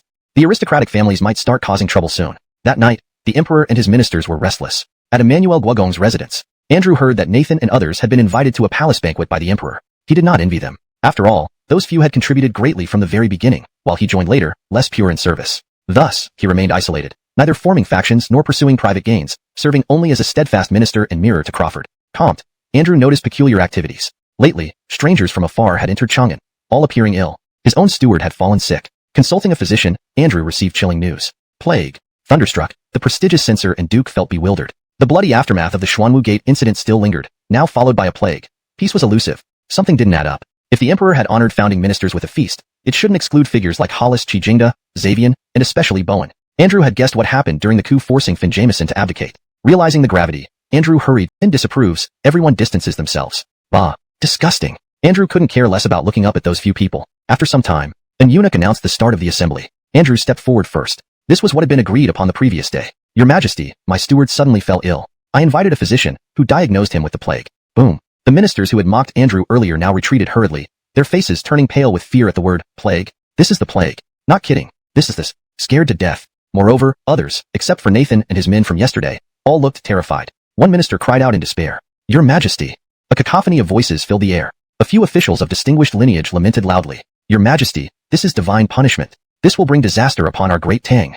Crawford sneered. Nathan and other early supporters also had cold expressions as they watched these nobles act up. Are they so eager? They deserve to die. Your Majesty, once the plague breaks out, the people will suffer greatly. Corpses will fill the land. Your Majesty, what fault do the people have? Why must they endure the plague? Heaven is unjust. Your Majesty, if there's no heavenly justice, it's a man-made disaster. Immediately, the noble clans echoed in unison, their voices thunderous. Bullshit. Hendrik stood up for the first time. Plague is just a plague. What has it got to do with Your Majesty issuing a self-reproach edict? Unrestrained by decorum, the noble clans pressed on undaunted. Rare opportunity. Charge. As the ruler of all, Your Majesty must have committed grave errors for divine punishment to descend. Colmes. Your Majesty must issue a self-reproach edict, seeking forgiveness from the heavens to ensure the prosperity of our people. Crawford's face darkened. How dare they insult me? Major errors? They're openly challenging his authority regarding the events of Xuanwu Gate, implying he killed his brother and forced his father. Ha ha ha. Suddenly, a thunderous laugh erupted in the hall. It was none other than the second most unrestrained person in Tang, Zhaomer. Zhaomer approached the leading figures of the noble clans with clenched fists, his voice dripping with sarcasm. I think perhaps it's the numerous traitors within the court causing this divine punishment. Eliminate these traitors, and the punishment will vanish. Hendricks joined in, grabbing weapons from two palace guards outside Taiji Palace. The guards dared not resist. Serving as guards, they weren't fools. Seeing the Finn ignore Kevin's actions, they kept silent to avoid trouble. Even if the guards tried, Kevin could easily handle them. Hendricks handed a sword to Zhaomer and drew his own weapon. He said fiercely, "Old buddy, let's get rid of these rebels first, and the divine punishment will end." Zhaomer laughed coldly. "Sounds good. You damn traitors. No sense of martial ethics. Using brute force, shameless." The noble clans regretted pushing too hard. Their aim was to pressure the Finn, but they didn't want bloodshed in the court. Too risky. Considering Lincoln's ruthless nature, if not for the former emperor's leverage, they might be next. Overconfidence led them astray, trying to capitalize on the plague before giving Lincoln a chance to breathe. But they miscalculated. Provoking Lincoln risked severe consequences. Enough. Lincoln stopped Hendricks and Zhaomer as the frightened officials trembled. "Gentlemen, calm down. I have a plan. There are 5 strategies against the plague, and each ministry will take responsibility. Any negligence will be punished without mercy." Silence. An eerie silence. Many ministers were bewildered. 5 strategies against the plague? Then Lincoln explained in detail, supplementing the 5-point plan with grain allocation to stabilize public sentiment in affected areas. He also disclosed the source of the plague, a village in Xianfeng County. The officials were stunned by Lincoln's quick thinking and the comprehensive strategy. Impressive indeed. As the Finn of Tang, his wisdom was formidable. Many officials realized that Lincoln seemed to know about the plague beforehand. Something's amiss. Good thing they didn't interfere blindly, or they'd be facing dire consequences now. After the session, Lincoln summoned Andrew and went to Wanyan County. Perhaps his son had additional strategies to combat the plague. Wanyan County, Dorian's residence. Dorian was holding a jar, studying something. Lincoln asked bluntly, "Son, what should we do about the plague?" Without looking up, Dorian replied, "It's just the plague. What panic?" Andrew couldn't help but interject, "Young master, it's the plague. How can you not panic? When the plague strikes, death spreads like wildfire. In some places, entire populations have perished." Dorian coldly snorted. "An army is met with resistance, and water is dammed with earth. Fear won't be of any use. I've been prepared for this long ago. It's better that you two have returned. Stop wandering around aimlessly and follow me to combat the plague." Crawford and Andrew were taken aback. Combat the plague? Chapter 35. Conspiracy to rebel? Just then, people arrived from outside, and they were villagers from Peach Blossom Village. They had a cart pulled by an ox, carrying something unknown on it. Leaf asked in surprise, "What are you going to do?" Dorian sighed. "If the skin does not exist, where will the hair attach? Moreover, when the country rises or falls, every commoner bears responsibility. We may be ordinary citizens of the Tang Dynasty, but in the face of the plague, we should also contribute our share." Leaf felt a surge of excitement. "It's worth granting you the title of Wanyan County Male. Your status is different from the past. Originally viewing the court as bandits, now you think about the court. Your ideological awareness has risen more than one level." Dorian continued, "I can't take care of other places, but I can make some efforts around here. If the plague becomes completely uncontrollable, everyone will be doomed eventually. Rather than waiting for the court to save us, self-rescue is more reliable. When that happens, the court won't be able to handle it either. Moreover, the court doesn't have a good way to deal with the plague." Leaf, you're still that son who sees the court as bandits. Isn't it enough that I granted you the title of Wanyan County Male? Can't you show a little more gratitude? Andrew suddenly said, "Doesn't the court have 5 strategies against the plague? I heard they were contributed by the young master." Dorian asked in surprise, "Harris, how do you know that?" Andrew was taken aback and laughed. "Just rumors. Everyone is talking about how the court issued the 5 strategies to all prefectures to deal with the plague spread." Dorian, full of self-admiration, he'd give some money. Speaking of money, Finn Leaf thought about the perfume his son gave Celeste, the exquisite small glass bottle. Clearly, the rotten kid is not short of money. Just then, the villagers from Peach Blossom Village unloaded everything from the ox cart. Dorian stood before the villagers with his hands behind his back, looking like a seasoned teacher, commanding, "Villagers, we finally have meat to eat and wine to drink. Now the plague has come. What should we do?" The villagers looked frightened. but fortunately, they didn't turn and run. Dorian nodded in satisfaction and sighed. From my observation, the plague has already spread to Wanyan County and reached our doorstep. Boom. This set off a commotion. The villagers couldn't hold back and started discussing. It's over. That damned plague almost wiped out our village Gutsuin years ago. Let's run, young master. Run? Where will you run, Incel? Have you forgotten the last plague? If we stay here unprepared, we might live a little longer. If we go out, we'll die instantly. If we die, Gutsuin will have no descendants. Leroy shouted. Shut up. Young master saved us during the last plague and taught us to eat meat. Our land in Gutsuin is barren, and we barely survive by farming. Even working extremely hard, we might still starve to death. Young master taught us if he were an ordinary citizen, he would have died. As the emperor of the Tang Dynasty and a loyal minister, the two felt ashamed thinking about it. Perhaps, Dorian suffered losses earlier when presenting his ideas, which is why he opposed the court and saw officials as bandits. On the other side, Dorian was satisfied with the reaction of the Peach Blossom Village villagers, especially Leroy. He didn't speak. Other villagers of Peach Blossom Village couldn't hold back. What should we do, young master? We'll follow young master. What young master tells us to do, we'll do. Seeing this scene, Lee felt very envious. These villagers spoke genuinely, which is the hardest truth he, as the emperor of the Tang Dynasty, could rarely hear. Except for Andrew, stubborn as a mule, others, even those like Hendrix, the rogue, wouldn't dare oppose the emperor. Besides, the rogue is the emperor's vanguard. Oppose? Impossible. Dorian waved his hand, and the villagers of Peach Blossom Village quieted down. Countrymen, to tell you the truth, I'm afraid of dying the most and don't want to die. So, I definitely won't lead you to death. If anyone wants to die, don't drag me along. Ha ha ha. The villagers smiled crookedly. Young master is always unpredictable. Suddenly, Dorian's expression hardened, and he loudly said, I want to give you a future. You picked up your lives from the plague. Do you really plan to live a humble life facing the earth and sky? The scene was eerily quiet. Since ancient times, the court has prioritized agriculture and suppressed commerce, giving farmers a high status, but what difference does it make? Taxes, military service, and other various labor services, none are lacking. Not starving, dying in battle, or dying from exhaustion in other labor services. Farmers suffer. Leaf and Andrew's faces darkened. This trend seems wrong. Could they be plotting rebellion using the plague as cover? Both the emperor and minister's faces turned green. It's not impossible for this to happen during natural disasters like plagues. Even a monarch fears such events greatly because someone might take advantage to incite rebellion. Whether successful or not, the chaos created would be significant. Hashtag chapter 36, Tilly infected by the plague. Ellison stepped forward and asked, Young master, what do you want us to do? I may not know many characters, but I've heard that, are kings and generals born of a different kind? The other villagers chimed in. Right. Are kings and generals born of a different kind? The faces of the two imperial men present turned both green and black. They are really rebelling. The two exchanged meaningful glances. Andrew, experience handling the plague, and I have made proper arrangements. If everyone is willing to take the risk, we will organize to assist neighboring villages. It's also a merit, and when the time comes, I'll find someone to help us. Being ennobled might be impossible, but we can at least be exempt from taxes and conscription. By my calculations, military service could be avoided. Crawford was enraged hearing this. To say such things in front of me? And finding someone? Isn't that your godfather Hendrix? I will not agree. Let's see how you operate. The villagers of Peach Blossom Spring were stirred. Ellison led the way, shouting, Young master, I agree. Villagers, listen to young master. He's right. Now that a new emperor has ascended, there will be 3 initial fires set by the new official. The new emperor will surely set 3 major actions. Bill is nearby. The court must eliminate him. Plus, those damn Turks nearly breached Chang'an, and the emperor will surely settle accounts with them. Crawford's eyes gleamed. This old man has some foresight. Ellison continued. When the time comes, recruiting soldiers to fight Bill and dispatch troops to the outer borders against the Turks, who can ensure they escape conscription. One victory costs countless lives. If we all go, none might return.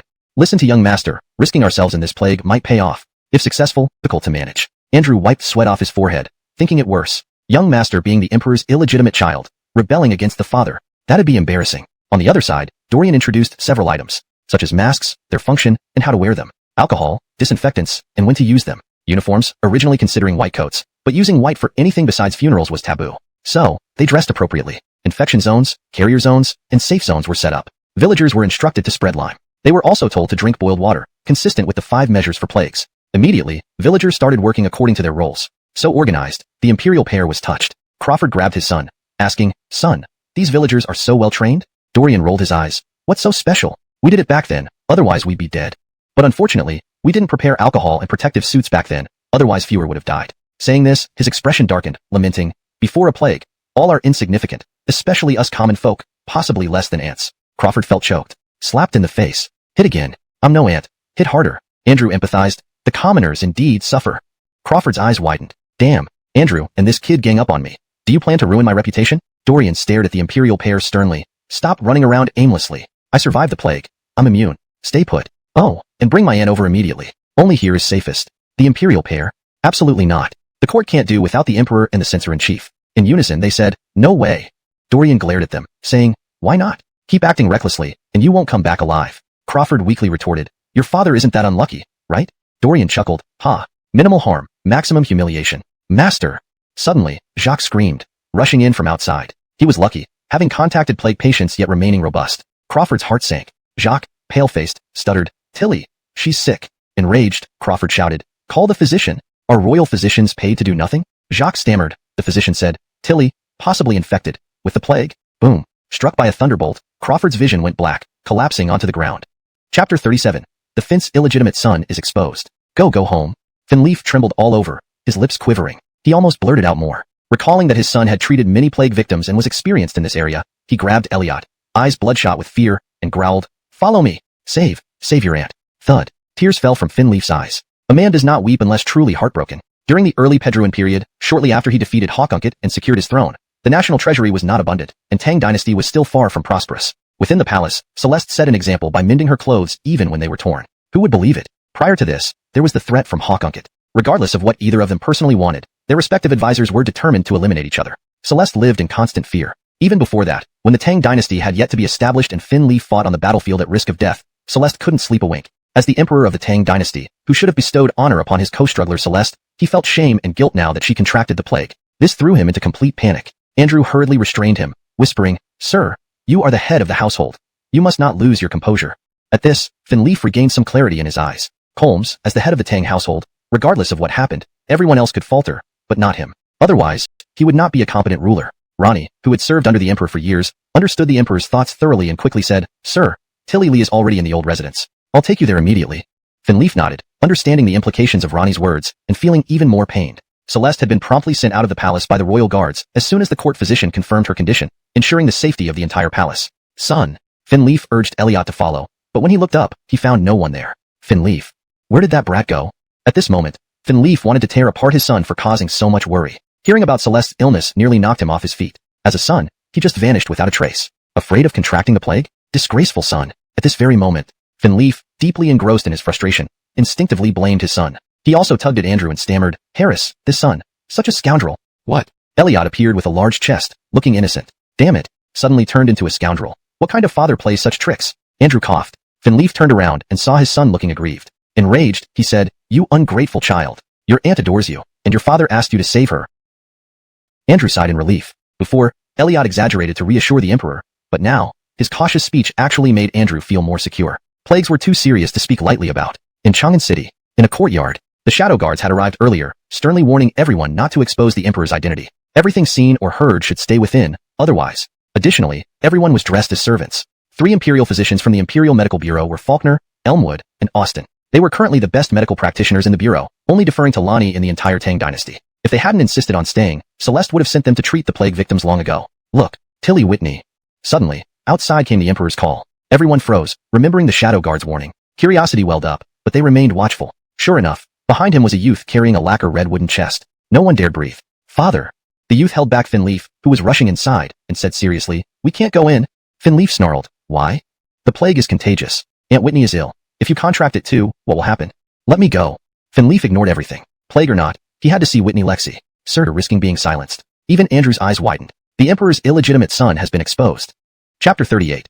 Are you really just messing around, Alvin? Ear has come. Don't come closer. Inside the room, Celeste had heard the noise outside just moments ago. She hadn't expected that Dorian would personally come to treat her, this aunt by marriage. She did not want Dorian to get near. Dorian smiled faintly and said, Aunt, you don't need to worry. It won't infect me. I know what kind of plague you have. I had it when I was little and nearly died.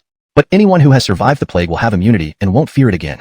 So, Aunt, rest assured, everything is under control. Celeste didn't believe him and complained, Your father really should not let you come. If I die, then so be it, but you can't put yourself at risk too. Her words were filled with deep sincerity. Outside, Leaf heard this and felt a flush of shame. It seems like he's failing his son miserably. Ha ha ha. Unexpectedly, a proud laughter echoed from inside the room. Dorian said, Aunt, do you think I'm foolish?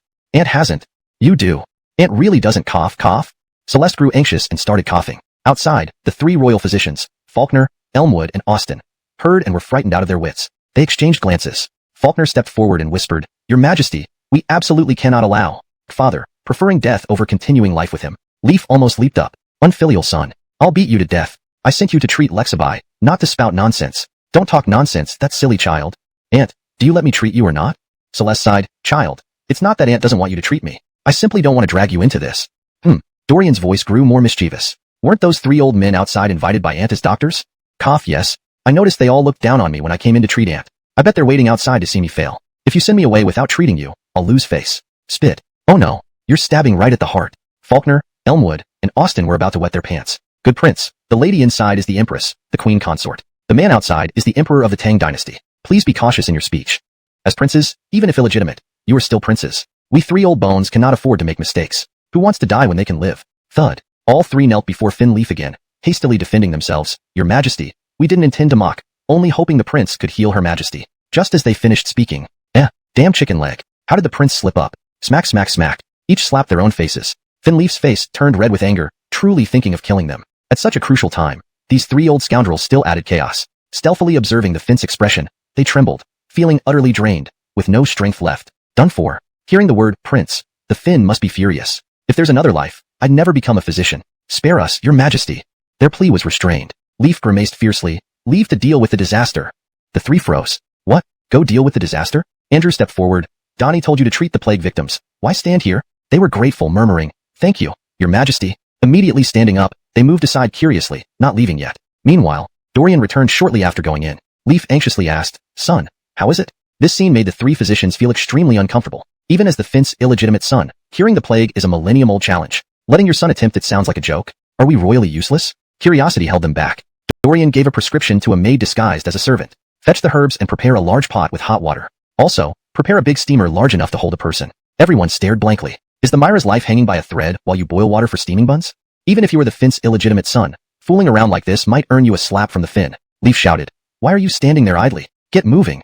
Boom. Everyone scrambled into action despite being bewildered. Faulkner, Elmwood, and Austin remained in a corner out of curiosity, not leaving immediately. Dorian explained to Finleaf, Aunt's condition is serious. I plan to use fumigation with medicinal herbs to expel toxins from her body. Then, I'll prescribe daily decoctions, which should gradually cure her.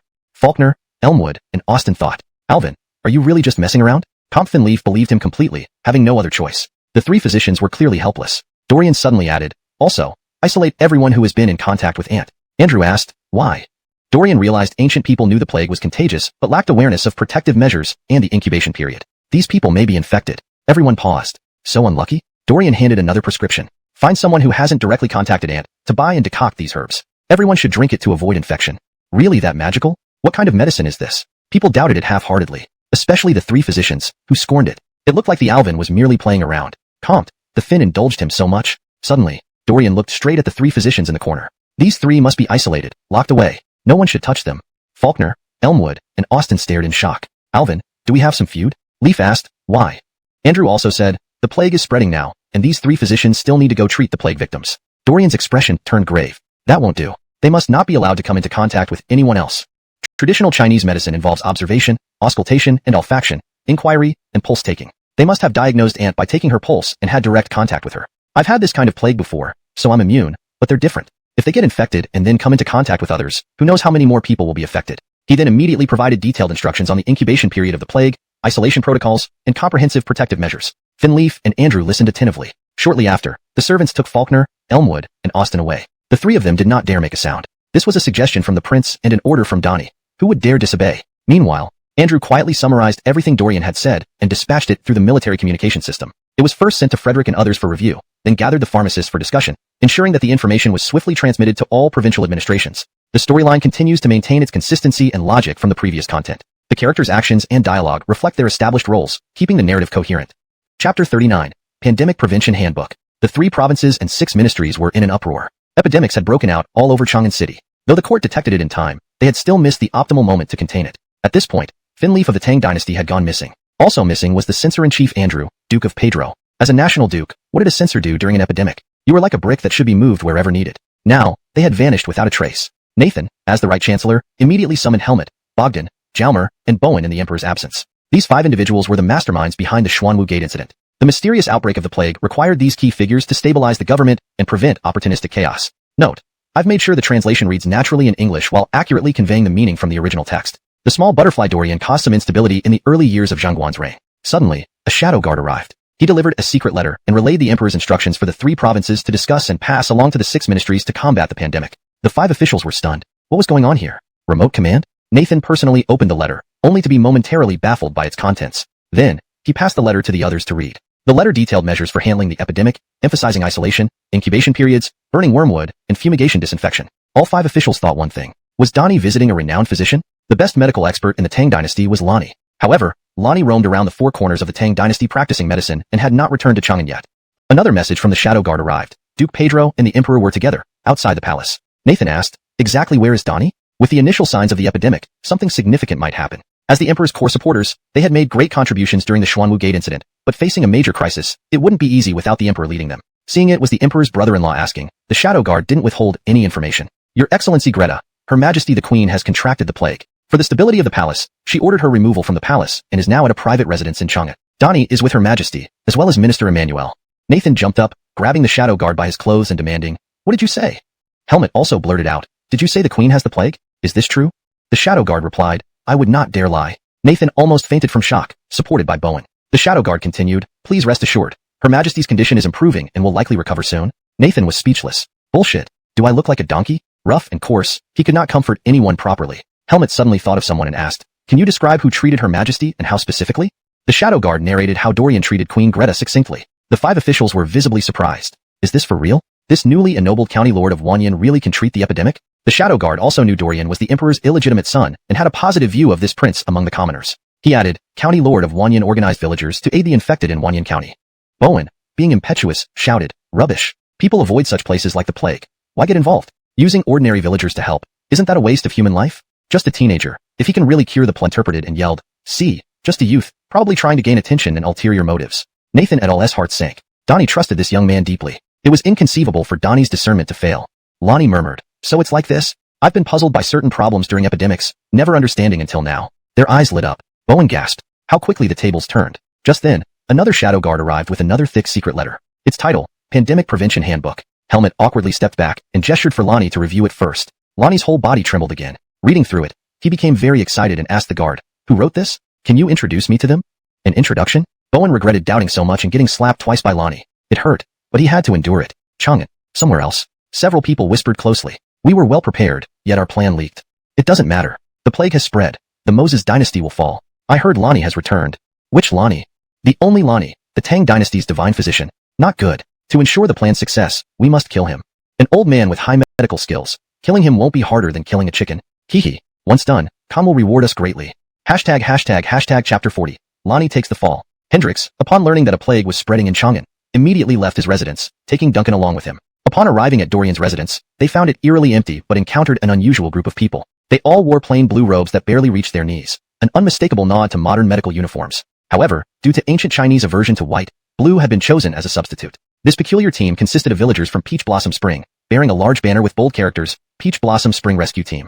The unique name drew much attention. What the rescue team did next earned them immense admiration and respect. As the plague spread, Chang'an was placed under strict quarantine. Many infected individuals had nowhere to go, left to wander the streets or die helplessly. However, the Peach Blossom Spring Rescue Team drove ox carts to collect these individuals, relocating them to centralized locations for care. When Hendrix questioned one of the villagers, he learned that this initiative was actually orchestrated by his adopted son. Instantly, a light went off in his mind. At that moment, the villager suddenly asked, "Are you Jerson, Hendrix's cousin?" Hendrix froze. Duncan whispered into his father's ear, "Dad, how did everyone else find out about your fake name when you used it to trick me?" Hendrix was utterly baffled. "Ask me? I have my own questions." The villager chuckled. "Our young master said that if a man with a dark face comes looking for him, it must either be his sworn brother or his adoptive father Jerson." Hendrix was speechless. Should I be happy or angry? Dark-faced? How dare you insult your adoptive father? Duncan gave a thumbs up. Only someone like our family could be so distinguished and handsome, and only my brother could notice such details. The villager. Is the sworn brother of our young master crazy? Hendrix slapped Duncan on the head and asked the villager, "How do you know me? Did my son give you any instructions?" The villager replied, "Our young master told me to wait here and, if I saw you, inform you to return to Kevin's residence and tell him to send some men to help us maintain order. If we succeed, the court will surely recognize Kevin's efforts, elevating his status even further." Hendrix's eyes widened. His adopted son indeed thought ahead. But what more could he gain in Kevin's household? "All right, Chumo, mobilize all our retainers to maintain order. This task is yours now." Duncan shivered. "Father, this is a plague." The villager slapped his forehead. "Right? Our young master has prepared protective clothing, alcohol, and plague prevention manuals. We will teach you how to use them, as long as you follow his instructions." Ho Junshi, intrigued by Dorian, joined them. Lonnie sneezed unexpectedly. Unbeknownst to him, certain individuals were now targeting him after their plans were disrupted. In a private residence, Queen Longsun had significantly improved but still secluded herself with dedicated attendants. Crawford wanted to see her but was discouraged by Andrew. Restless, Lincoln paced anxiously until Dorian intervened. Stop pacing. I assure you Auntie is fine. I have a secret weapon. Lincoln asked eagerly. What secret weapon? Dorian walked into the room, whispering, Auntie, this is between us. Don't tell anyone. Not even Father? No. Dad can be careless and might blurt it out. All right. Longson nearly laughed but ended up coughing. What's wrong, my Tilly? Lincoln was worried again. Don't worry. I'm fine, she reassured him before seeing Dorian pull out a small transparent vial. What is this? It's delicate, Dorian cautioned. She then retrieved a syringe, one of 3 antibiotics provided by the system. Administering it would fully recover Longson. In ancient times, bodies didn't develop antibiotic resistance like today, where misuse has reduced their effectiveness. Outside, Helmut and Lonnie arrived at the residence. The shadow guards reported their presence. Fortunately, Dorian wasn't there, making things easier. Lincoln wasn't surprised by Lonnie's arrival and felt relieved. He had instructed the shadow guards to bring anyone Frederick deemed necessary, provided they informed him first. Lincoln personally greeted them and reminded them to keep their identities hidden for now. Recognizing Dorian as his true daughter would shock Helmut, Ho-Junchi, and Lonnie. Why did he know so much about the plague? Your Majesty, oh holy lord, may I introduce the Fabian to our elder Taoist? As the story unfolds, the stakes grow higher, and new alliances and threats emerge. Lonnie unknowingly becomes a critical target, while Dorian prepares her ultimate strategy to combat the plague and protect those she loves. Crawford felt as sweet as honey seeing how much the old immortal favored his son. Even a son who had previously acknowledged the wrong father was still his son. The old father's smile never ceased. Bowen and Helmut exchanged a glance. No way. There was no case of acknowledging the wrong father. This was simply the Emperor's illegitimate son. Crawford was too shy to admit it, so as loyal subjects, they would play dumb for now. In the shadows, the assassination squad targeting Lonnie suddenly paused, startled by 2 developments. First, they noticed an ambush nearby. Second, they overheard that a young man had recognized the plague and written a plague prevention manual, immediately realizing that this young master was the one who disrupted their plans. Their assassination target changed instantly. Hashtag chapter 41. The target shifts. Crawford, witnessing the high regard Lonnie held for his son, felt an immense sense of satisfaction. A son who had once acknowledged the wrong father was still his son. After all, the elderly father's smile never waned. Bowen and Helmut exchanged a knowing look. Something wasn't right. This wasn't about acknowledging the wrong father. It was clear evidence of the Finst's illegitimate child. Lincoln, ever the shy ruler, left them no choice but to feign ignorance. Meanwhile, in the shadows, the assassination team poised to strike at Lonnie suddenly hesitated. 2 discoveries made them halt. First, they detected an ambush nearby. Second, they overheard conversations revealing that a young master had identified the plague and authored a manual on plague prevention. Realizing this young master was the cause of their failed schemes, they swiftly changed their target. The stakes were rising higher, and new threats emerged from the darkness, setting the stage for further intrigue and danger. Chapter 41. Seeking advice from the Medicine King, Assassins Attack. Dorian confirmed multiple times that his aunt was fine and, preoccupied with the rescue team in Peach Blossom Land, he bid farewell to Jerry. Jerry learned of the rescue down on Dorian for being a youth. He approached and greeted, Wanyan County Master, this old Taoist Lonnie, greets you. Who? Dorian had been about to say something to his father when he heard the elder introduce himself as Lonnie and immediately became excited, grabbing the man's hand. The Medicine King. You're the Medicine King. Heard of you, but meeting you is better than hearing of you. Long admired your name.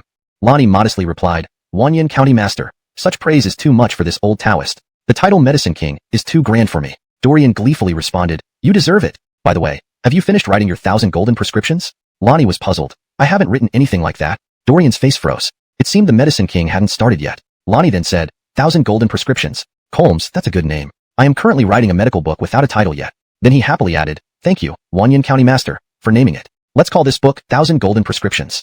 Dorian. I just asked casually, and ended up giving the Medicine King inspiration. Lonnie, filled with curiosity, asked, this book, Manual for Epidemic Prevention and Control, has enlightened me greatly. Today, I wish to seek guidance from Wanyan County Master. Please share your knowledge. Everyone. What? Lonnie was famous for shunning fame and fortune, dedicating his life. Contact can lead to infection. Lonnie pondered and then asked, why do we need to spray wine for disinfection? Dorian sighed, I wanted to say alcohol, but I only made a small batch and gave it all to the rescue team. Commoners in Chang'an don't know how to make alcohol, so using wine is less effective but still helps. Lonnie questioned further, can alcohol kill the epidemic? Dorian shook his head. Alcohol kills bacteria and provides some prevention against epidemic toxins but cannot cure the epidemic. Lonnie was even more curious. Bacteria? Dorian scratched his head. There are many harmful microscopic entities that we can't see. I call them bacteria. Some bacteria are beneficial, others harmful. Lonnie, intrigued, repeated, beneficial and harmful bacteria? Dorian was stumped. Damn, the more he talked, the more confusing it got. After all, he wasn't medically trained and certainly not an expert. How could he explain such technical matters? At that moment, a group of men attacked. Crossbows were strictly controlled, so these men brought only sabers to sow chaos and spread the epidemic in Chang'an.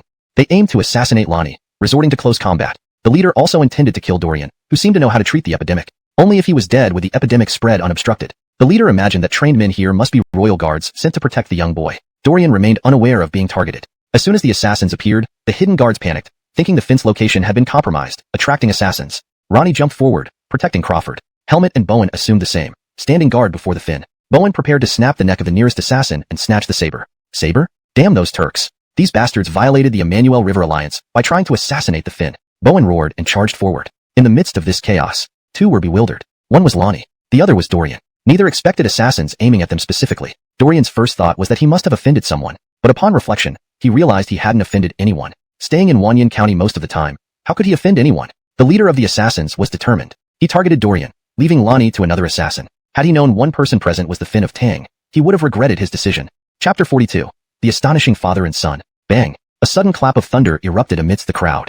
Everyone in the arena was bewildered. The assassins nearly fell over in fright. Ancient people held firm beliefs in ghosts and gods. Benjamin himself said, "Do not talk about weird phenomena, violence, rebellion, or spirits." Another interpretation suggests that even Benjamin advised his disciples to avoid talking about spirits, fearing they might offend them with idle chatter. The plague that Bill spread was something he learned from his father among the Tujue. The Tang Dynasty grew increasingly powerful, with all its people united. Bill, during the Sui Dynasty, trained troops to rebel against the Sui, declared himself emperor, and established the Liang Kingdom. However, due to his traitorous actions, which included collaborating with the Tujue Shibi Khan and being appointed as the Great Jaredbika Khan, he was never seen by his subjects as the ruler of Liang but rather as a treacherous villain. After the founding of the Tang Dynasty, while it was still consolidating its power and facing threats from the Tujue, there had been no time to deal with him. Bill, however, wasn't unintelligent. Seeing the growing strength of the Tang after the Emmanuel Shui alliance with the Tujue, he knew he'd become an easy target for the Tang eventually. Unable to invade alone, he sought inspiration from his Tujue father, wanting to spread a plague in Chang'an. The Han were incredibly strong, and even the valiant Fritz died from the plague. At the time, the Xiongnu, powerless against the Fritz, resorted to this ruthless tactic, hurting their own people just to damage the enemy. Bill intended to use this inhumane method to disrupt the Tang capital and launch a direct attack on the imperial court. Then, his Tujue father would surely assist him. These men, aiming for high positions, risked eternal infamy. They didn't care about reputation, but feared entering hell in the afterlife. With Buddhism gaining prominence and the belief in karma and hell widespread, how could they not tremble at the sight of lightning? Thud. One of the assassins rushing towards Lonnie suddenly went weak-kneed and dropped to his knees. Lonnie was momentarily puzzled. What's going on? Holding a scimitar and looking fierce. If not to kill this old Taoist, then why kneel? The other assassins were almost wetting themselves in fear. The leader, displaying slightly better composure, believed even spirits feared wicked men. Swearing to be the worst of the wicked, he thought he wouldn't fear divine retribution. He roared in anger. Before he could utter any heroic words, he felt a pain in his chest, followed by an explosion of blood. Thud. The leader fell like a dead dog. Bang bang bang. Thunder roared continuously. In this midst of thunder, another chaotic cacophony emerged. My goodness. Helmet shuddered. Bowen twitched. Ronnie stumbled. The rest of the shadow guards, seeing Crawford's composed demeanor and the flaming object in his hand, were utterly baffled. The thunder came from this father and son, controlling thunder with human power. The assassins were nearly paralyzed with playing dumb was his way of dealing with Elliot. He said gruffly, "Son, you're right. Old Gino, help me send the living ones to the authorities." Helmet understood and knew how to handle it. Elliot noticed a few sword-wielding shadow guards nudging Ronnie with gun barrels. Damn. Ronnie flinched, almost kneeling. He thought Master was displeased and wanted to strike him down. As a subject, even a princely order meant certain death without choice. But dying by lightning seemed unjust. Elliot blew into the barrel and stowed it away, laughing. Relax, it won't misfire. Ronnie immediately grasped what misfire meant, but he doubted it wouldn't misfire. Seeing the dark shiny object that emitted thunder, he realized it was the magical device causing the thunder. Recalling when he first saw the prince mentioning thunder and the ship struck by lightning. Sigh. A divine weapon. Not just thunder. This was the divine weapon the Finn mentioned, and the Finn also had one. Realizing it wasn't natural lightning but a divine weapon, Ronnie nearly drooled. Natural lightning was untouchable by mortals. If it was a divine weapon, shouldn't the head of the Finn's guards deserve one too? Ronnie couldn't help but dream. Elliot praised, "Little Lee, your comrades act swiftly. I wonder what price they command. 2 for my protection?" Price? Protection? Ronnie felt slapped in the face. With the master, Chapter 43, Cowpox. Chuckle. Bowen laughed. As a left guard general and Duke of Bredonii, he was professionally trained not to laugh, except when he couldn't help it. The epidemic had not yet ended. Although the pandemic prevention manual was written by the Wanyan County Mail, discussing the eradication of smallpox seemed too arrogant. Young man, you must learn humility. Dorian heard the disdain in this laughter and immediately reprimanded him, turning to ask his father, "Who's this?" Crawford, holding back his laughter at seeing his son's frustration, suppressed it and replied, "My friend, Hoji, Bowen." "What's wrong here?" Dorian's face was filled with various emotions, but he wasn't angry anymore. "Monkey urgent? Why didn't you call it urine urgent?" He whispered to his father, "Dad, truly birds of a feather flock together." Crawford's face darkened as he retorted, "Son, what do you mean? Disrespecting your father again?" Helmet had already sent off the assassin with shadow guards, but Bowen and Lonnie were still there. Pretending any further would damage the image of Tang's Finn. As a son, can you give me some dignity? However, Dorian ignored him, pulling Lonnie aside to talk. "Master, with your medical skills, I have an idea. Through cowpox vaccination, we can generate antibodies in the body, thus preventing smallpox infection. If everyone in the Tang Dynasty gets vaccinated, wouldn't smallpox be eradicated?" Lonnie. New theory, first time hearing it, quite bewildered. Those around clearly heard Dorian's words, looking utterly puzzled. Vaccination with cowpox? They'd heard of planting melons or beans, but how does one plant cowpox? Lonnie, adopting a humble attitude, asked. Old Taoist wishes to hear more. Without hesitation, Dorian began removing his clothes and rolling up his sleeves. Everyone. In public, what's happening? Bowen quietly asked Crawford. Is this kid crazy? Helmet et al. Also agreed. Crawford's face showed displeasure. He's my son after all. What are you implying? Unexpectedly, Dorian revealed a scar on his shoulder to Lonnie, saying, Master, this is the scar left from cowpox vaccination. Everyone was even more surprised. On the shoulder? A bit shocking. Doesn't that mean something grows out? Dorian continued. By planting, I don't mean literally planting. It means using a needle to take pus from a cowpox blister and puncture it into the shoulder. This is called vaccination. Lonnie listened thoughtfully and asked, why so? Dorian explained, Master, have you noticed that the blisters on cows' udders are smallpox? Lincoln's face changed. Cows get smallpox? Does that mean humans can catch it from cows? Can the Tang Empire ban race? Shortly after, Hiroshi left. Lonnie continued asking, why don't cows die from smallpox? Exactly. Irrespective of cross-species transmission, shouldn't cows die from smallpox? Dorian replied, initially, I thought cows should die too, but they don't. Why? So, I speculated that since cows survive smallpox, their bodies produce something resistant to it. Like those who survived past epidemics never contracted the same disease again. Later, I thought about inducing controlled exposure to a specific virus, ensuring survival. After recovery, wouldn't they develop antibodies immune to future infections? Finally, Dorian added, through my research, smallpox can be prevented with cowpox vaccines. My shoulder scar proves it. I haven't figured out other epidemics yet. My skills are limited. Staring at the small scar, Lonnie bowed deeply. To risk oneself for humanity's sake. Old Taoist admires you greatly. Bowen couldn't laugh anymore. Whether Finn's illegitimate child could eradicate smallpox, his courage outweighed many. Despite countless battles, Bowen feared nothing. But faced with the epidemic, he faltered. Soon, Hiroshi brought back an old cow. Dorian pointed to a pustule on its udder, explaining it as smallpox. All hesitated except Lonnie, who inspected it closely. After learning the details, Lonnie remarked, using poison to counteract poison. Dorian silently approved. If possible, he wished Lonnie studied antibiotics. Although misuse harms immunity, in ancient times, antibiotics save lives. Informing Lonnie about benefits and risks might yield net positives. Dorian, noticing nobody familiar, asked, where's Harris? Lincoln didn't know how to explain. Annoyed, Dorian said, Harris is such a coward, probably fled. I'll teach him a lesson. In the Secretariat, Andrew relayed imperial orders and epidemic control measures to Nathan et al. Lincoln, fearing ministers dismissing the manual, ordered Andrew back. Andrew sneezed, unaware of his young master's fury. Suddenly, Chancellor of Revenue Bradonk burst in with thick ledgers, furious. The old man must see the Finn, unwilling to continue as Chancellor.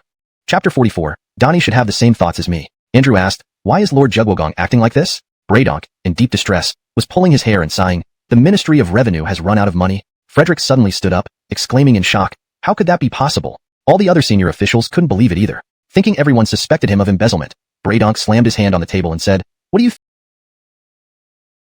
think? Do you think I've been pocketing funds? You mother. If I resign, I'll quit.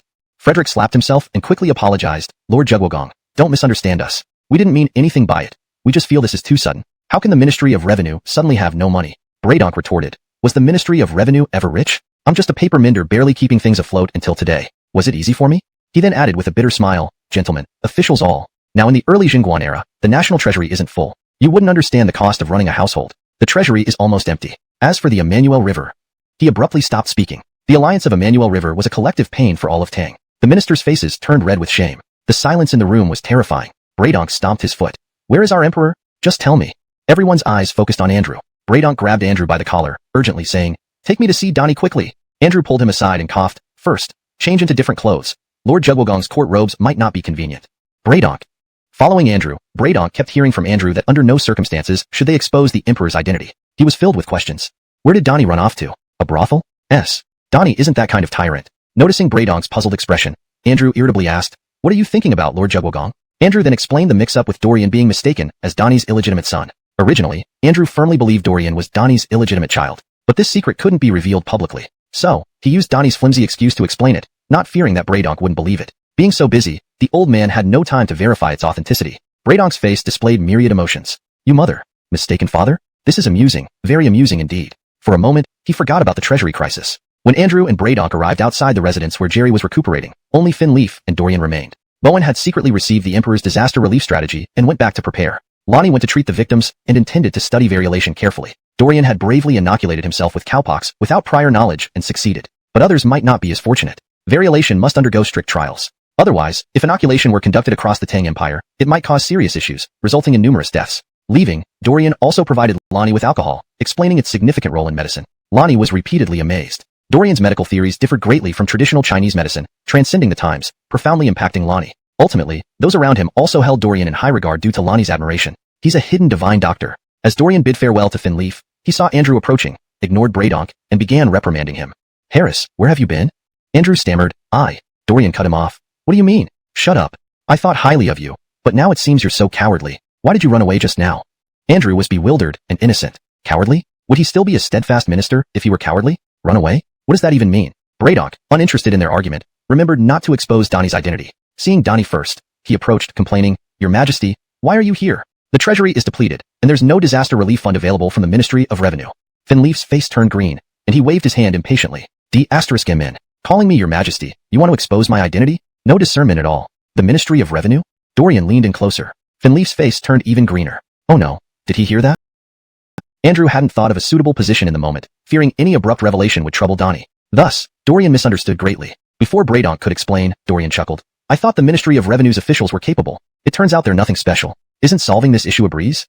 Braydonk's face turned even darker, black and green. A high-ranking minister being belittled by a youth stung deeply. He wanted to teach the ignorant, arrogant youth a lesson right there. But Finleaf's gaze silenced him. Knowing the emperor since before the coronation, Braydonk understood Donnie's fear of exposure indicated deeper reasons. Perhaps, an illegitimate son? Oh, Braydonk was shocked by this possibility. At that moment, Dorian, oblivious to the tension, continued talking. With Donnie just enthroned and having paid heavily during the alliance of Emmanuel River, surely everything was spent. Finleaf. Andrew. Braydonk. This kid is incredibly bold. Finleaf and Andrew were used to it. Braydonk, meeting Dorian for the first time, struggled with this attitude toward the Emperor of Tang. Any petty monarch would execute him 100 times. If the Ministry of Revenue lacks funds for disaster relief, Donnie should have anticipated it. With Donnie's strategic mind, solving this problem should be easy. Braydonk. What's his tactic? Criticism followed by praise. What's his aim? If Donnie could solve it, wouldn't he have done so already? After all, the Ministry of Revenue hasn't been flush with funds for a long time, relying solely on me to barely hold it together. This time, I really can't handle it anymore. Finleaf, seeing that Dorian seemed to have an idea, asked, Son, if it were up to you, could you solve this problem? Dorian chuckled. I think Donnie should have the same thoughts as me. Leaf, what? What do you mean, Donnie should have the same thoughts as you? What thoughts are those? Why wouldn't I know? Dorian only said 3 words. Andrew, agitated, pulled out 2 of his whiskers. Leaf's mouth opened wide enough to fit an egg. Braydonk slapped his thigh and his eyes sparkled. He began to regard Dorian with newfound respect. Chapter 44, Donnie should have the same thoughts as me. Andrew asked, why is Lord Jugwogong acting like this? Braydonk, in deep distress, was pulling his hair and sighing. The Ministry of Revenue has run out of money. Frederick suddenly stood up, exclaiming in shock, how could that be possible? All the other senior officials couldn't believe it either. Thinking everyone suspected him of embezzlement, Braydonk slammed his hand on the table and said, what do you think? Do you think I've been pocketing funds? You mother. If I resign, I'll quit. Frederick slapped himself and quickly apologized. Lord Jugwogong, don't misunderstand us. We didn't mean anything by it. We just feel this is too sudden. How can the Ministry of Revenue suddenly have no money? Braydonk retorted. Was the Ministry of Revenue ever rich? I'm just a paper mender barely keeping things afloat until today. Was it easy for me? He then added with a bitter smile, gentlemen, officials all. Now in the early Jingguan era, the national treasury isn't full. You wouldn't understand the cost of running a household. The treasury is almost empty. As for the Emmanuel River. He abruptly stopped speaking. The alliance of Emmanuel River was a collective pain for all of Tang. The ministers' faces turned red with shame. The silence in the room was terrifying. Braydonk stomped his foot. Where is our emperor? Just tell me. Everyone's eyes focused on Andrew. Braydonk grabbed Andrew by the collar, urgently saying, take me to see Donnie quickly. Andrew pulled him aside and coughed. First, change into different clothes. Lord Jugwogong's court robes might not be convenient. Braydonk. Following Andrew, Braydonk kept hearing from Andrew that under no circumstances should they expose the emperor's identity. He was filled with questions. Where did Donnie run off to regard due to Lonnie's admiration? He's a hidden divine doctor. As Dorian bid farewell to Finleaf, he saw Andrew approaching, ignored Braydonk, and began reprimanding him. Harris, where have you been? Andrew stammered. Dorian cut him off. What do you mean? Shut up. I thought highly of you, but now it seems you're so cowardly. Why did you run away just now? Andrew was bewildered and innocent. Cowardly? Would he still be a steadfast minister if he were cowardly? Run away? What does that even mean? Braydonk, uninterested in their argument, remembered not to expose Donnie's identity. Seeing Donnie first, he approached, complaining, Your Majesty, why are you here? The treasury is depleted, and there's no disaster relief fund available from the Ministry of Revenue. Finleaf's face turned green, and he waved his hand impatiently. D***M. Calling me Your Majesty, you want to expose my identity? No discernment at all. The Ministry of Revenue? Dorian leaned in closer. Finleaf's face turned even greener. Oh no, did he hear that? Dorian looked at his father's green face suspiciously. Did you do something wrong? What do you have to do with the Ministry of Revenue? Finleaf nearly fell over. Brat, you can't wish for something good for once. Andrew jumped forward, cleverly saying, this is Minister Tang from the Ministry of Revenue's officials were capable. It turns out they're nothing special. Isn't solving this issue a breeze? Braydonk's face turned even darker, black and green. A high-ranking minister being belittled by a youth stung deeply. He wanted to teach the ignorant, arrogant youth a lesson right there. But Finleaf's gaze silenced him. Knowing the emperor since before the coronation, Bradonk understood Donnie's fear of exposure indicated deeper reasons.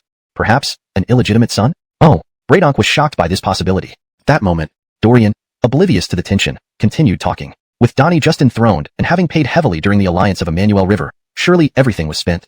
Finleaf. Andrew. Bradonk. This kid is incredibly bold.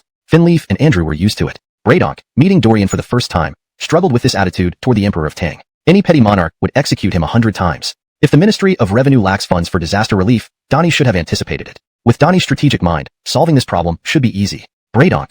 What's his tactic? Criticism followed by praise. What's his aim? If Donnie could solve it, wouldn't he have done so already? After all, the Ministry of Revenue hasn't been flush with funds for a long time. To ensure the people understood how to follow it, the court gathered everyone who could read and write to copy the manual. Despite these efforts, panic still ensued. Indeed, rumors began spreading in Chang'an, suggesting that Finleaf's accession was unjust, involving the killing of his brother and imprisoning his father, thus inviting divine punishment. This led to widespread resentment, although no one dared speak openly. Temples and Taoist monasteries saw an influx of visitors praying for divine intervention to punish those responsible without harming the innocent civilians. Nathan, as the emperor's closest confidant, felt compelled to report this issue both publicly and privately. He inwardly cursed his shameless colleagues, knowing that mentioning this matter in court would be embarrassing for Donnie. Comte. He considered himself clever for writing a sealed memorial early on, quietly submitting it to the emperor. Finleaf read the memorial but showed no change in expression. At this moment, the chief justice of the Dali Temple announced that the truth behind the plague had been uncovered through the interrogation of the assassins.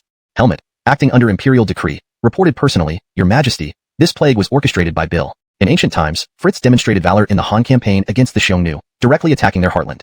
The Xiongnu, with their despicable tactics, slaughtered livestock and left bodies exposed in the fields, leading to the outbreak of plague during hot weather. Fritz and other generals were infected due to this.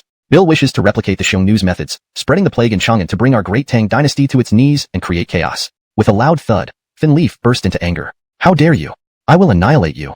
The court ministers expressed their indignation. Your Majesty, please dispatch troops to attack Bill. Your Majesty, we request to send troops to Bill. Bowen, with a fierce look on his face, volunteered, Your Majesty, I am willing to be the vanguard.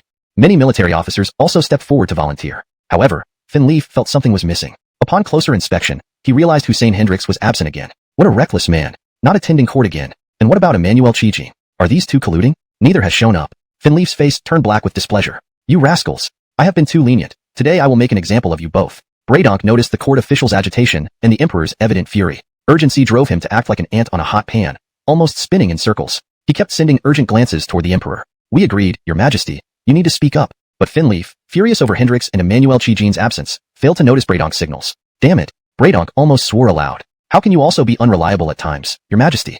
Your Majesty, if anyone accuses me of embezzlement, here are the accounts. Check them yourselves. You all keep demanding money and grain from us. Does it fall from the sky? Bradonk couldn't stop his tirade, pouring out years of grievances. The Tang Dynasty established itself with light taxes, leaving little in the national treasury. This year, with droughts and floods across regions, the court has been aiding relief and reducing taxes. Our yearly tax revenue is pitifully low. Your Majesty previously decided to exterminate Bill. Military training and supplies have been exhausting resources. Supporting the Ministry of Revenue has been like papering over cracks. Dead silence followed. Everyone felt the weight of his words. Privately, they might criticize him, but bringing it up in court invited accusations of slander. Unexpectedly, Minister Andrew stepped forward. Thump. Everyone's hearts sank. Andrew surprisingly did not accuse anyone but expressed grave concern. Your Majesty, Kiran has served diligently. Presently, initiating a military campaign is unsuitable. Instead, we should focus on recovery and securing more funds. Enoch, Minister of Works, added, Your Majesty, per your order, we've been developing curved plowshares. However, progress is slow. We have sent artisans to teach craftsmen across the land. Though efficient, these tools won't increase production. Serving the emperor meant accepting court salaries. Never had it been heard that ministers needed to contribute back. This was utterly absurd. The translation maintains the paragraph structure and line breaks as requested. It adheres to the original tone and style while ensuring natural English fluency and coherence. Chapter 46. The Mail of Wanyan County's Debasement. A terrifying silence fell over the imperial court. The close confidants of Crawford, such as the Grand Minister Nathan and a host of civil officials, and military generals like General Bowen and Amadeus, could not let Donnie be placed in an awkward situation. If Donnie's face was lost, so too were theirs. There might be instability from now on in the court. Without hesitation, Nathan stepped forward and declared, Your Majesty, I will donate 10,000 strings of coins. He had decided to go all in. The Greta family had plenty of estates, all bestowed by Donnie, so he could increase the donation amount on behalf of the emperor. Otherwise, if everyone haggled over it, they would lose all face and damage the emperor's authority, plunging the Tang Dynasty into chaos. Helmet and Bogdan, both known for their clean governance, also gritted their teeth and contributed 2,000 strings each. Alright then, the civil ministers had set a good example. Bowen snorted coldly, glancing at his muttering colleagues, before announcing loudly, Your subject, 5,000 strings. With his hand into their pockets, things would spiral out of control. Some might resign tomorrow. Fortunately, Bradonk's short-sightedness had been ignored by Donnie. However, several extremely astute officials noticed something amiss. Next, Crawford carefully arranged disaster relief and mobilized the Imperial Treasury, his private reserves. Immediately, the ministers of the 5 surnames and 7 clans loudly hailed the Emperor's holy name. Others had no choice but to join in the chorus. It sounded pleasant to the ears, yet there was deep resentment within. Court adjourned. Crawford rushed directly to Wanyan County. Damn, this is so humiliating. I, as the Emperor, am practically poor. After the court session ended, Bradonk awaited the Emperor. He felt responsible for disrupting the well-laid plans, making matters worse. Regardless of whether the Emperor would spare him, the Ministry of Revenue's funds were running low, and he needed the Emperor's help. The moment the Emperor emerged, Bradonk followed. With a remorseful look, he said, "Your Majesty, this is all due to my lack of foresight." Gradually, Crawford calmed down. "This is not your fault. An incapable ruler and impoverished ministry shouldn't blame the officials." Kyle extended an invitation. "Join me in visiting Wanyan County." Thinking about the person who offered advice, Bradonk's eyes lit up. Does the mayor of Wanyan County have a solution? Crawford sighed. Let's hope so.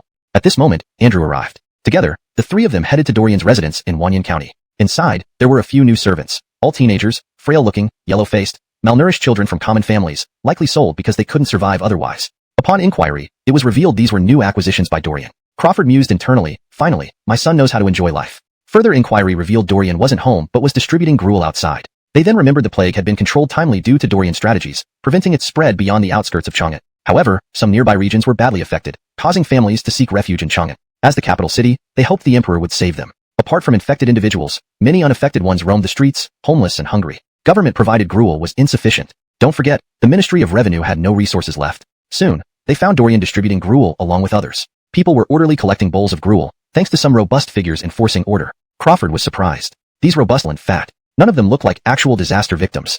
They're clearly local ruffians, freeloading here. Bradonk understood. No wonder Andrew was enraged. Crawford's face hardened. Later, he'd have shadow warriors deal with them. Bradonk sighed. Whenever we distribute food during disasters, freeloaders appear. Chasing them off isn't appropriate as they might claim the government neglects the needy. Proving they aren't genuine victims is hard. Good grain meant for the needy ends up feeding dogs. Indeed, handling such issues was tricky. One mistake could cause panic among the real victims. Just then, Dorian appeared. Crawford and the others were about to approach. They saw Dorian walk to the gruel pot, pick up dirt from the ground, and sprinkle it in. Crawford. Andrew. Bradonk. What the hell? Thinking he was compassionate, it turns out he disrespected the victims. Evil fire surged in Bradonk's heart, and he lunged forward, pointing at Dorian. "You! How dare you!" Dorian looked at this junior official from the Ministry of Revenue. Because of his father, he suggested the merit steal idea, which could lead to promotions. Not only did this official not thank him, but he harbored such animosity. Bradonk continued to roar angrily. "If you don't want to give out porridge, why pretend? Why spoil the food by adding dirt?" Dorian suddenly realized but ignored him. He directly picked up a ladle, stirred in the pot, and then scooped out a bowl of porridge. A famine victim accepted it without batting an eye, running off gratefully to drink the porridge. Dorian called out loudly, "Next!"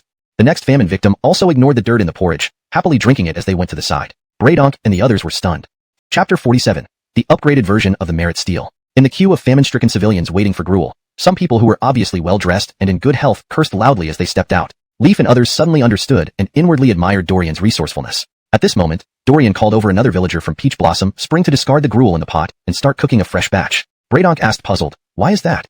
Dorian answered earnestly, "Famine victims also have their dignity. How can I let them drink gruel laced with mud?"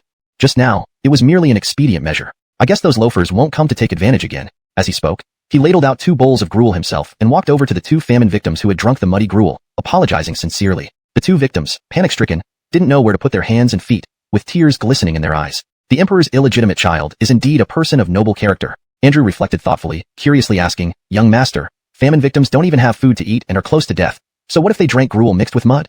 Is dignity really that important?" Leaf remained silent, pricking up his ears to listen. Dorian, however, asked extremely seriously, "Minister Tang, tell me, would someone without dignity feel shame?" Bradonk replied, "No. A shameless person, in order to survive or deceive wealth, will stop at nothing, even going as far as betraying teachers and ancestors, forsaking their ethnicity. If every citizen of the Tang Dynasty had no dignity, could Donnie and the court achieve the extermination of the Turks and redeem the humiliation of the Emmanuel River Alliance? Would such citizens be of any use?" Benjamin said, "The commander of a great force may be taken away, but not the will of an ordinary man." These words made Bradonk look at Dorian with newfound respect. Dorian continued speaking, unable to stop himself. Since ancient times, rulers have always believed that a peaceful country and prosperous people would lead to grateful citizens. They never realized that while material life is crucial, ensuring that the people live with dignity is equally essential. In ancient times, Finwu of Han mobilized the entire nation's strength to attack the Xiongnu. The masses enthusiastically followed him because the Xiongnu had long troubled the common people. If the people of the Han dynasty had no dignity, they wouldn't have strived wholeheartedly to avenge the past humiliations and unite to destroy the once invincible Xiongnu. Finally, he concluded with a seemingly unrelated statement. So you see, while material life is important, spiritual education is indispensable. Both must be pursued together to instill honor and disgrace among the populace. Only then can the Tang Dynasty truly receive homage from all directions. Oh, Leaf trembled. Speechless. What he initially thought would be a simple discussion unexpectedly turned into a discourse on state governance. It was about ruling and managing the populace. Throughout history, emperors and ministers believed that a well-fed and well-clothed populace would be eternally grateful. They assumed that with one command from the court, everything would proceed smoothly. Clearly, they were wrong. Leaf, who yearned to become an emperor remembered by history, deeply etched these words in his memory and decided to implement them. At the same time, an odd thought emerged in Leaf's mind. If he were really my son, Dorian asked, Dad, why are you here? Are you here to help serve the Gruul? Braydonk waved his hand awkwardly. He couldn't bear to speak. Ultimately, it was Finn Leaf who spoke up. Son, the merit steal idea you proposed doesn't seem to be working too well. Dorian pursed his lips. Leaf coughed and said, Dorian chuckled, Minister Tang, as just a minor official in the Ministry of Revenue, can you actually meet Donnie? Braydonk's face darkened. Damn, this young brat is mocking me. Finleaf was still there, being Dorian's fake father. Even if fake, he's still father. Braydonk forced a smile. Emile, rest assured. Though I cannot see Donnie, I can definitely reach my superior in the Ministry of Revenue. I will personally inform Chancellor Tang that this strategy came from you. Dorian questioned skeptically, what if your superior takes credit? After all, when Dorian wanted to contribute a curved plowshare, County Magistrate Jensen of Wanyan County even tried to claim credit and silence him. Now, it involved the secretary of the 3 provinces and 6 ministries. The threat was even greater. For a low-ranking county lord like Wanyan, being killed by the Secretary of Revenue would be a piece of cake. Truly bitten once by a snake, fearing a rope for 10 years. Scared. Braydonk's face flushed with anger. Damn you, that's such an insult. I am honorable and upright. How can I vie for credit with a mere child? Andrew remained silent, sympathizing greatly with Braydonk. Finleaf, neither laughing nor not, felt incredibly uncomfortable. Comte, he secretly felt a strange satisfaction. Ha ha ha, this brat often caused trouble for me in the past. Bliss at night. These clans brought down the Sui dynasty. Who knows if they can't also bring down the Tang? Andrew's eyes lit up. He thought, as expected, this prince will surely win the emperor's favor. Braydonk's face turned pale. Oh no, kid. Are you holding a grudge against me, deliberately trying to trap me? If you have any issues, just say so. Don't play this trick on an old man like me. The 5 clans and 7 prestigious families will kill me if they find out I made this suggestion to the emperor. From that moment on, there was no turning back for Braydonk. He had to swallow his pride and follow through. As someone who serves the emperor, he must remain loyal to his duties. Besides, the emperor was present. At that very moment, Braydonk appeared ready to sacrifice himself for the cause. Dorian spoke confidently. The 5 clans and 7 prestigious families are incredibly wealthy and influential over public opinion. This upgraded version of the merit pillar will definitely please Donnie. If this plan succeeds, it won't merely bleed these families dry. It'll provide a clear path to dismantling their power.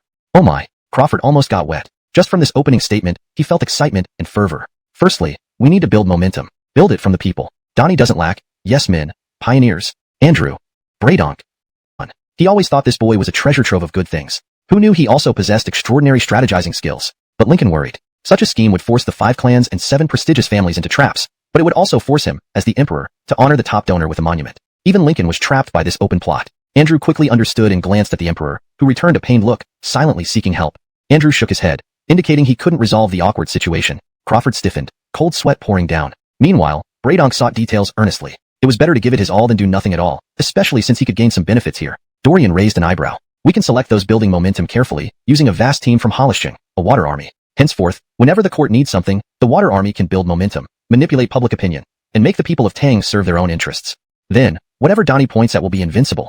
All of this was reminiscent of modern online manipulation, which people eventually grew wise to. But this was the Tang Dynasty. Who could resist such tactics? Boom. The trio shuddered. His words were profoundly striking. Braydonk felt uneasy. What?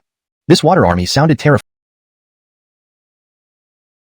when thought through deeply. It controlled public opinion completely. As the emperor, Lincoln digested this quickly. He clenched his teeth and made his decision. Erecting a monument at the Taiji Palace gate for one clan? Big deal. Once the time is right, destroy them. While any family receiving a monument before the Taiji Palace would enjoy immense prestige, even rivaling the Tang imperial family, Lincoln, having orchestrated the Xuanwu Gate incident, could afford this gamble. Andrew was alarmed, thinking deeper. Regardless, this blatant scheme came from the prince. If it goes out of control or causes endless trouble, the prince would be in grave danger. Without showing his thoughts, Andrew warned, Young master, erecting a monument at the Taiji Palace will bestow immense prestige upon the family, potentially beyond the court's control. Dorian waved dismissively. Beyond control?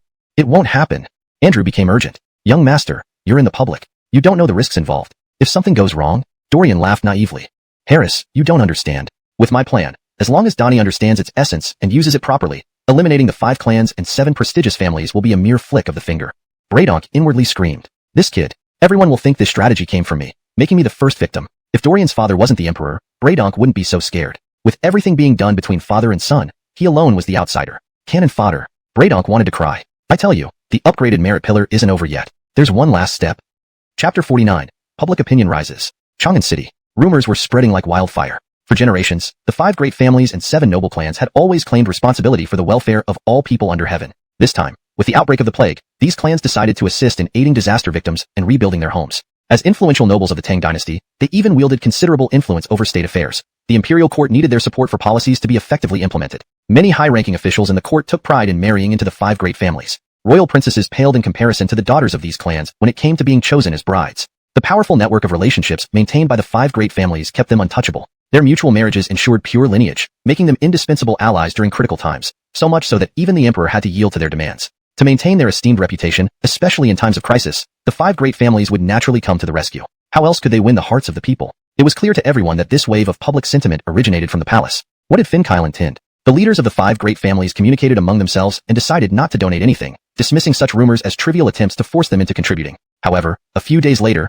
the rumors grew more intense, and even praised any contributions from the 5 great families extravagantly. They found it amusing. How could Kyle fool them with such childish tactics? Then one day, another rumor spread among the populace. The emperor was planning to honor the most generous donors with stone tablets at the Taiji Palace to celebrate their virtues. A monument would stand in front of Taiji Palace, visible daily to ministers on their way to court, commemorating the kindness of those who donated.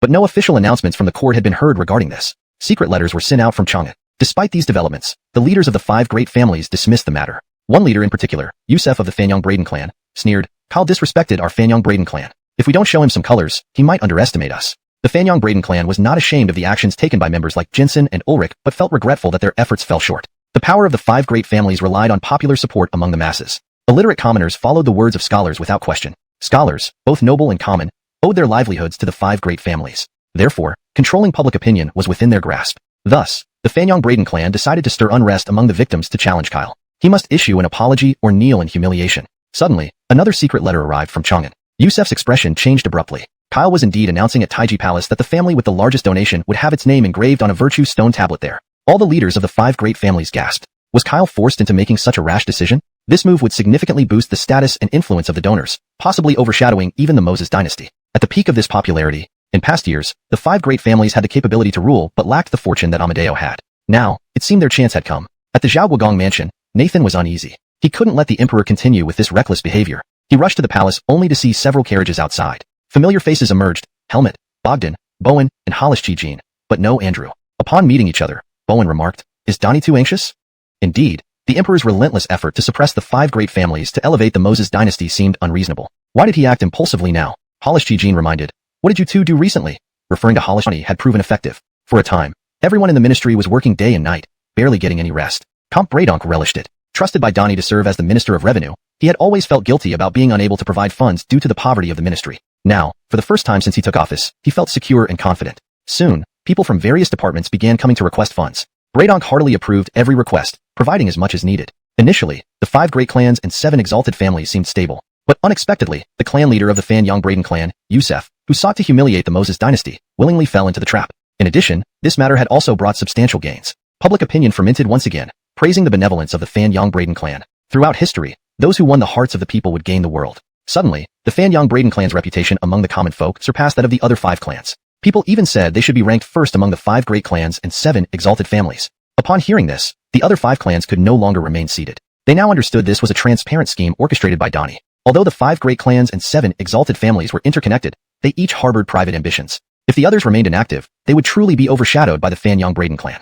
Interconnectedness was only meaningful if it protected their mutual interests. Once tempted by sufficient benefits, all ties would be severed. The Fanyang Braden clan had already fallen into the trap willingly. If the others remained uninvolved, their losses would be immense. To further elevate their reputation, the Fanyang Braden clan mobilized scholars to amplify the momentum. Yusef was not a fool. Knowing that Leaf had set a trap, he determined to maximize the benefit. This action, however, placed the other 5 clans in an even hotter spotlight. Eventually, all the clans could only donate generously. Fanyang Braden clan donated 100,000 guan. Xingyang Pedro clan, 150,000 guan. Bolin Chui clan, 200,000 guan. Qinghe Chui clan, seeing this, refused to let the Bolin Chui clan take precedence. Though sharing the same surname and lineage, they still competed for superiority. Moreover, the Qinghe Chui clan always claimed seniority over the Bolin Chui clan. Their ancestor, Chui Kolm, was the elder brother of King, the ancestor of the Bolin Chui clan. To assert dominance, the Qinghe Chui clan vowed to surpass the Bolin Chui clan at any cost, even inscribing their contributions on stone monuments before the Taiji Palace. Feeling aggrieved by the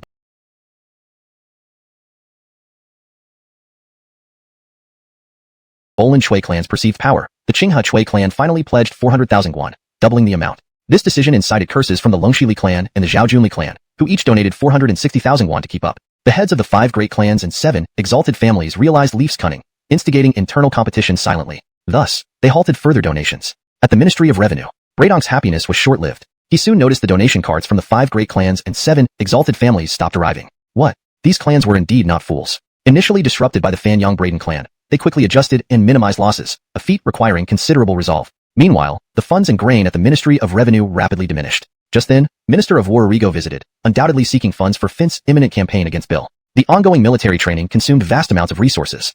Bradonk stiffened his neck. No money. No matter what you say, there's no money. Arrigo, known for his calm demeanor, remained unperturbed. He smiled and explained, Minister Tang, this is not for me but for the troops. Without supplies, how can we train?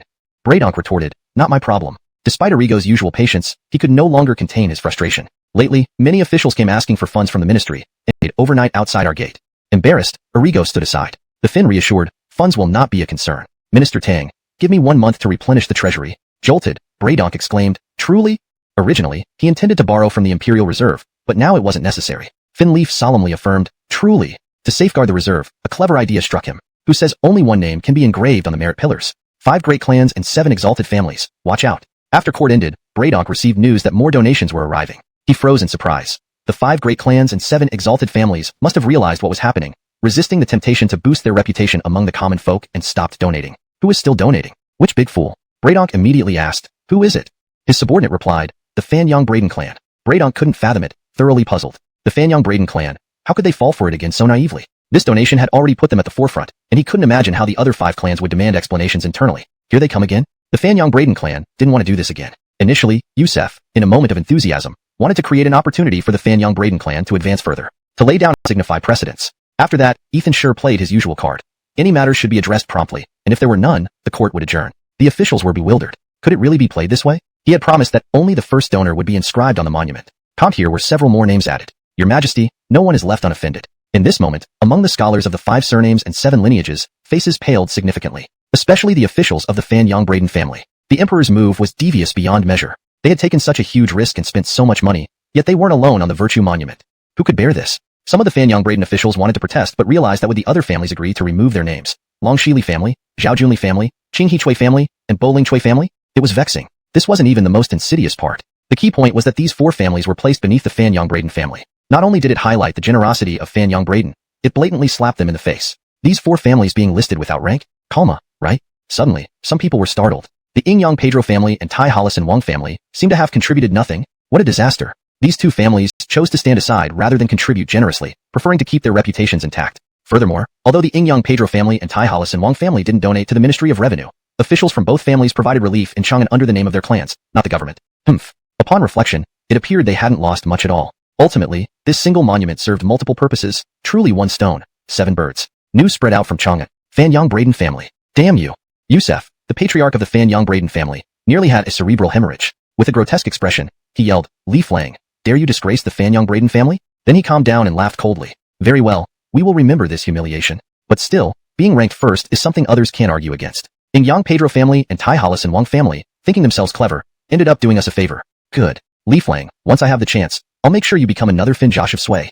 Back then, Fin Josh of Sui sought to suppress the noble clans, resulting in his dynasty's downfall. Li Flang, this is just inviting your own doom. After the court session, Marcus walked with Gino Xianling and others. Marcus sighed, Donnie is truly wise. A mere monument managed to throw the 5 surnames and 7 lineages into disarray. Knowing it's an open strategy, they still fell into the trap willingly. Gino Xianling reminded, the Ingyang Pedro family and Tai Hollis and Wang family aren't involved. Marcus replied coldly, but they won't fare well either. Bogdan, who was adept at strategy, remained calm. We shall wait and see. I feel there is something more behind this monument erected by Donnie. The 3 exchanged glances. They trusted Donnie wouldn't give the 5 surnames and 7 lineages glory for nothing. But with the monument already set, what other tactics could eliminate the reputation he bestowed upon them? They couldn't figure it out and decided to ask the emperor privately. However, Donnie refused to comment on it. Unable to do anything else, they could only watch and wait. The speed of the Ministry of Works was impressive. The monument was completed swiftly. Every official passing Taiji Palace each day saw it. For a while, ministers of the Ingyang Pedro family and Tai Hollis and Wang family regretted immensely. Had they known, they should have strongly advised their clan leaders to donate. Just look, this monument glorified their names at a small cost. For their influential clans, it was barely a drop in the bucket. A profitable investment indeed. Unfortunately, it was admired their actions. Embarrassingly, Ethan Schur had been preoccupied dealing with the 5 surnames and 7 lineages, thus forgetting to reward the rescue team. Indeed, he had simply forgotten. Dorian muttered again, such an ingrate. Bradonk turned green. This ingrate clearly referred to the court. As a senior minister, hearing this was humiliating. Recalling his mission, Bradonk awkwardly offered, I'll help inquire about it. Dorian waved casually, thanks, Minister Tang. Lacking sincerity, he clearly wasn't friendly towards the court. Darn it, that monument might be a trap for the court. Poor Donnie, loving his son too much, trusted Dorian. Sweating profusely, Bradonk admitted failure. The monument at Taiji Palace would remain forever. Chapter 52. The thunderous boom at Taiji Palace. Dorian suddenly asked, by the way, Minister Tang, did you come to see me for something?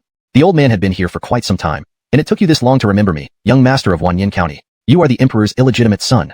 If you were Alvin Eldon, I would have dared to slap you. Bradonk wasn't sure if the young master of Wanyan County was messing with him and decided to take a chance. The officials from the Ministry of House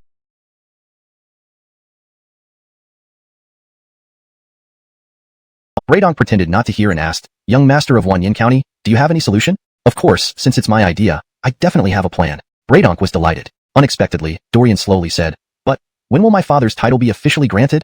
Bargaining? Damn it. Your father is the Fin of the great Tang Dynasty. Do you even need to ask for titles? Anyway, let Donnie worry about this. Bradonk assured, once this final step is completed, I guarantee that your father's enfeoffment will be granted immediately. Only then did Dorian let him off the hook and ran away. Bradonk, are you playing with me? In the blink of an eye, Dorian returned with a fist-sized black lump in his hand and handed it over to Bradonk. Bradonk received the black lump and felt its icy coldness. Surprised, what is this? Just give me this thing and leave? Are you kidding me? Dorian pointed at a string on the black lump and explained, this is the fuse. Place it on the merit monument, light it, and it will explode, shattering the monument into pieces. Bradonk's mouth twitched. You're really messing with me. However, considering this is the Emperor's illegitimate son, Donnie, in order to make up for fatherly love, surely treats him kindly. So, Bradonk did not embarrass himself and just went back to report to the Emperor. After all, it's your son who set you up, Dorian then sternly reminded. And, after lighting it, run as fast as you can. No one is allowed within 50 paces of the area. Bradonk nodded in agreement, but still found it unbelievable. He then returned to the palace without delay. Crawford looked at the black lump and asked, did he not explain what this is? Bradonk lowered his eyes. The young master of Wanyan County also asked when his father's title would be officially granted. Crawford's eyes flickered, embarrassed yet heartened. Worthy of being my son. He knows how to ask for rewards. As your father, I haven't failed you. But, Bradonk seemed doubtful about his son. Crawford felt uneasy. Suddenly he said, the people may be led along, but they cannot be made to know. Bradonk was puzzled. What is Donnie doing? Confused. Who would have thought Crawford added another sentence? If they can, let them follow. If they cannot, enlighten them. Bradonk lit up. Crawford continued in a trance-like state. The people can be guided. If they can't be guided, enlighten them. Bradonk. Damn it. The people can be guided. If not, enlightened. Bradonk.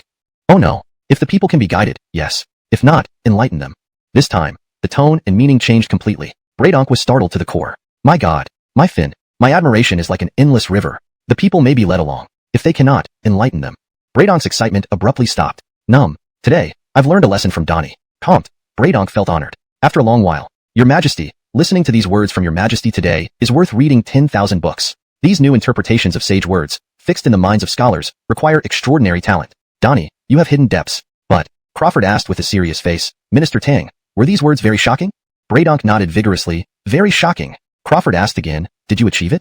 That's arrogant. But even if not an emperor, just a commoner, hearing these new interpretations of sage words, Bradonk would willingly kneel. Bradonk nodded solemnly. Your subject has grasped a bit. But, upon returning, I will certainly study it thoroughly. Crawford nodded contentedly and chuckled. All these phrases came from the mouth of the young master of Wanyan County. Bradonk instantly responded. From the young master. Damn, the young master of Wanyan County. Wasn't it what Donnie just said? How did it come from the young master of Wanyan County? Bradonk was thunderstruck, staring at Donnie in shock. Crawford affirmed. Indeed from the mouth of the young master of Wanyan County. However, the new interpretations of the sage words are too shocking and must not be spread. Bradonk was lost in thought. It turns out from the young master of Wanyan County. I've studied sage words my whole life and didn't match this youngster. Moreover, these seemingly simple new interpretations contain profound statecraft. The young master of Wanyan County is Donnie's illegitimate son. Sigh. Bradonk was alarmed. Seeing the Fin's demeanor, which resembled a proud father, Bradonk quickly composed himself and detailed Dorian's instructions to the Fin. Crawford recalled his son's black iron object and looked at the black lump before him, feeling full of anticipation. That night, dark and windy, the Imperial Guards at Taiji Palace received orders from their superiors to patrol elsewhere. A shadow ran over holding something. It was Bradonk. This black iron lump was treated with caution by the Fin, making Bradonk extremely curious. Also, the upgraded plan for the merit monument was only known to him, Andrew, and the Fin. Now, with Andrew absent, he personally carried it out. Would the Fin do it himself? Crawford was eager. Bradonk dared not either. He placed the iron lump on the merit monument. Braydonk struck a firestone. Snap, snap, snap. Sparks flew. The fuse was lit. Remembering Dorian's warning, Braydonk quickly ran, afraid of being discovered by the Imperial Guards or news reaching the ears of the 5 clans and 7 noble families, which would ruin the plan. Do you expect a solid piece of stone to break by itself? Braydonk was baffled. Smash it? Dorian, with a regretful look, said, Perry, be content being a minor official in the Ministry of Household Affairs. If you weren't my father's friend, I wouldn't have told you so much. Confused, Braydonk asked, what do you mean? Being in a high position is dangerous when your brain doesn't work well. Politics is like a battlefield. You could lose your head. Braydonk pretended not to hear and asked, County Lord of Wanyan, do you have a solution?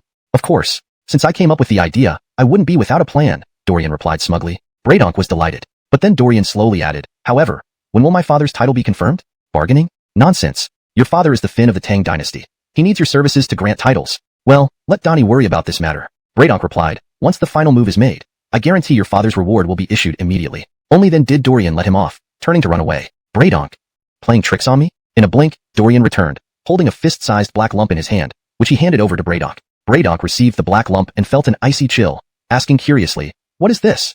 Just giving this? What am I supposed to report back with, or made to understand? Braydonk's eyes brightened. Then Lincoln continued almost entranced. The people can be led, and not led, to understand, or not understand. Braydonk. Nonsense. The people may be led to understand, but not led to understand. Braydonk. What the heck? Can the people be led? Colmes. Should they understand? Colmes. This time, Lincoln's tone changed entirely, altering the entire meaning. Braydonk felt a chill down his spine. My heavens. My Fin. My admiration is like a great flood. People may be led to understand. If not, they should be taught. Braydonk's excitement stopped abruptly. He felt numb. Today's lesson from Donnie was indeed unforgettable. Nonetheless, Braydonk felt deeply honored. Finally, Your Majesty, listening to Your Majesty today is like reading 10,000 scrolls. The interpretation of the sage's words required exceptional wisdom. Your Majesty, you've hidden your true depth too well. But, Crawford asked sternly, Sir Tang, were these few phrases impressive? Braydonk nodded rapidly. Extremely impressive.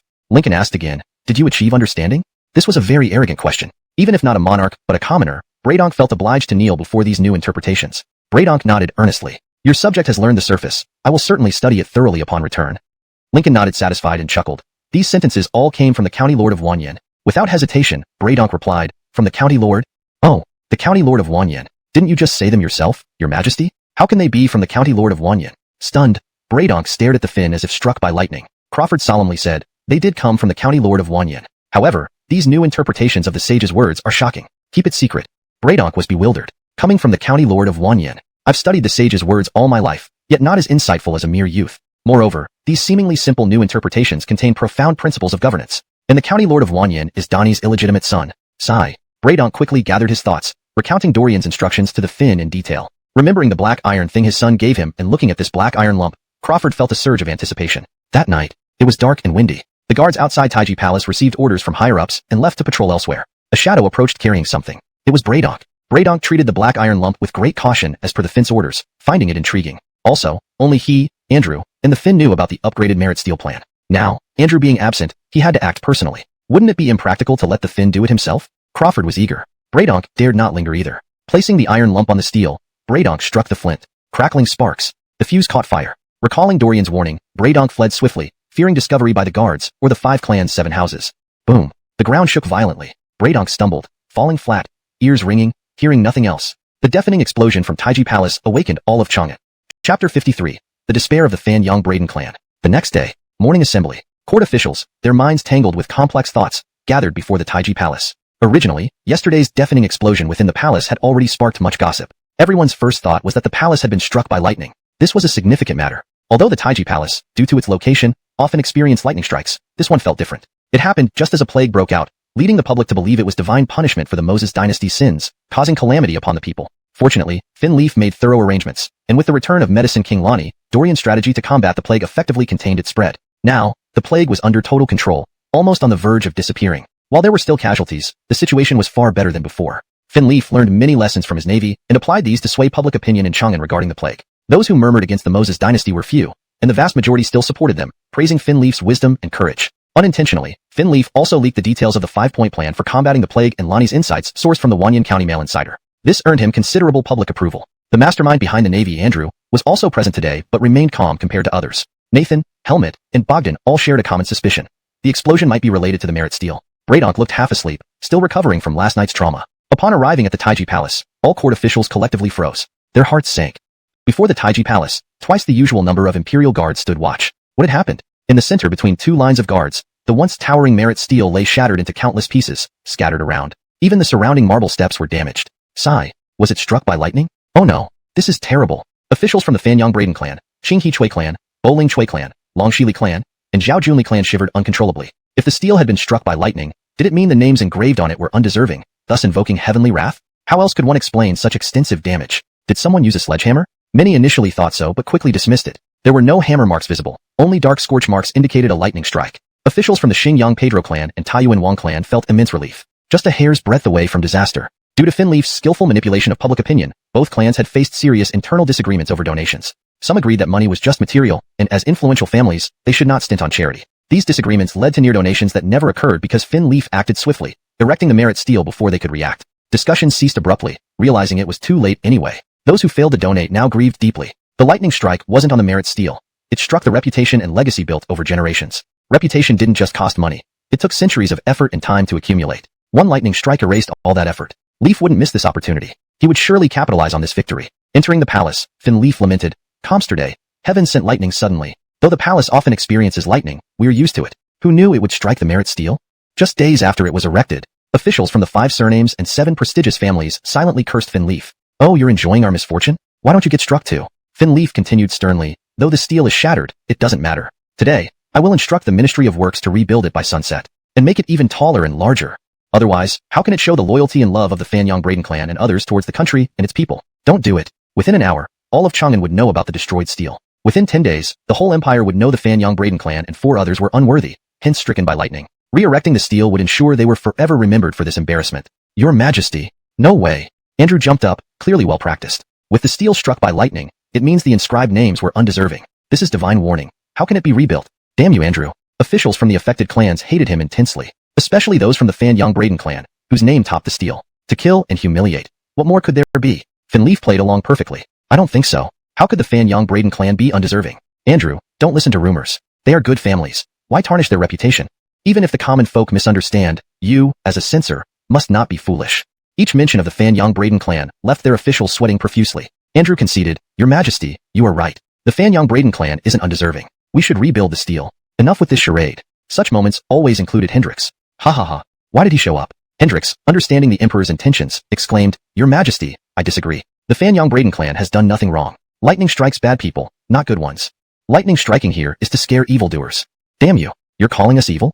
Finleaf pretended anger. "Kevin, stop your nonsense. This stele must be rebuilt. My word is law." "Got it. So, the Fanyang Braden clan is unworthy. Building the stele feels forced." Nathan calmly stated, "I agree with your Majesty." Helmet and Bogdan echoed agreement. Braddock, having participated, now played observer, staying silent to avoid further trouble. Even the Emperor sometimes bowed to the 5 surnames and 7 prestigious families. Doing so wasn't shameful. Finleaf asked suddenly, "Minister Tang, what do you think?" "Enough. Your Majesty, you're playing dirty." Braddock wanted to die. Chapter 54 Fulfilling his son's wishes. The officials of the Fanyang Braden clan exchanged tacit glances and met the eyes of officials from other families. "Your Majesty, absolutely not. I also think it's absolutely not acceptable. How can a monument be erected for someone outside the Taiji Palace? This goes against tradition and protocol." "That's very true. I concur. We all concur."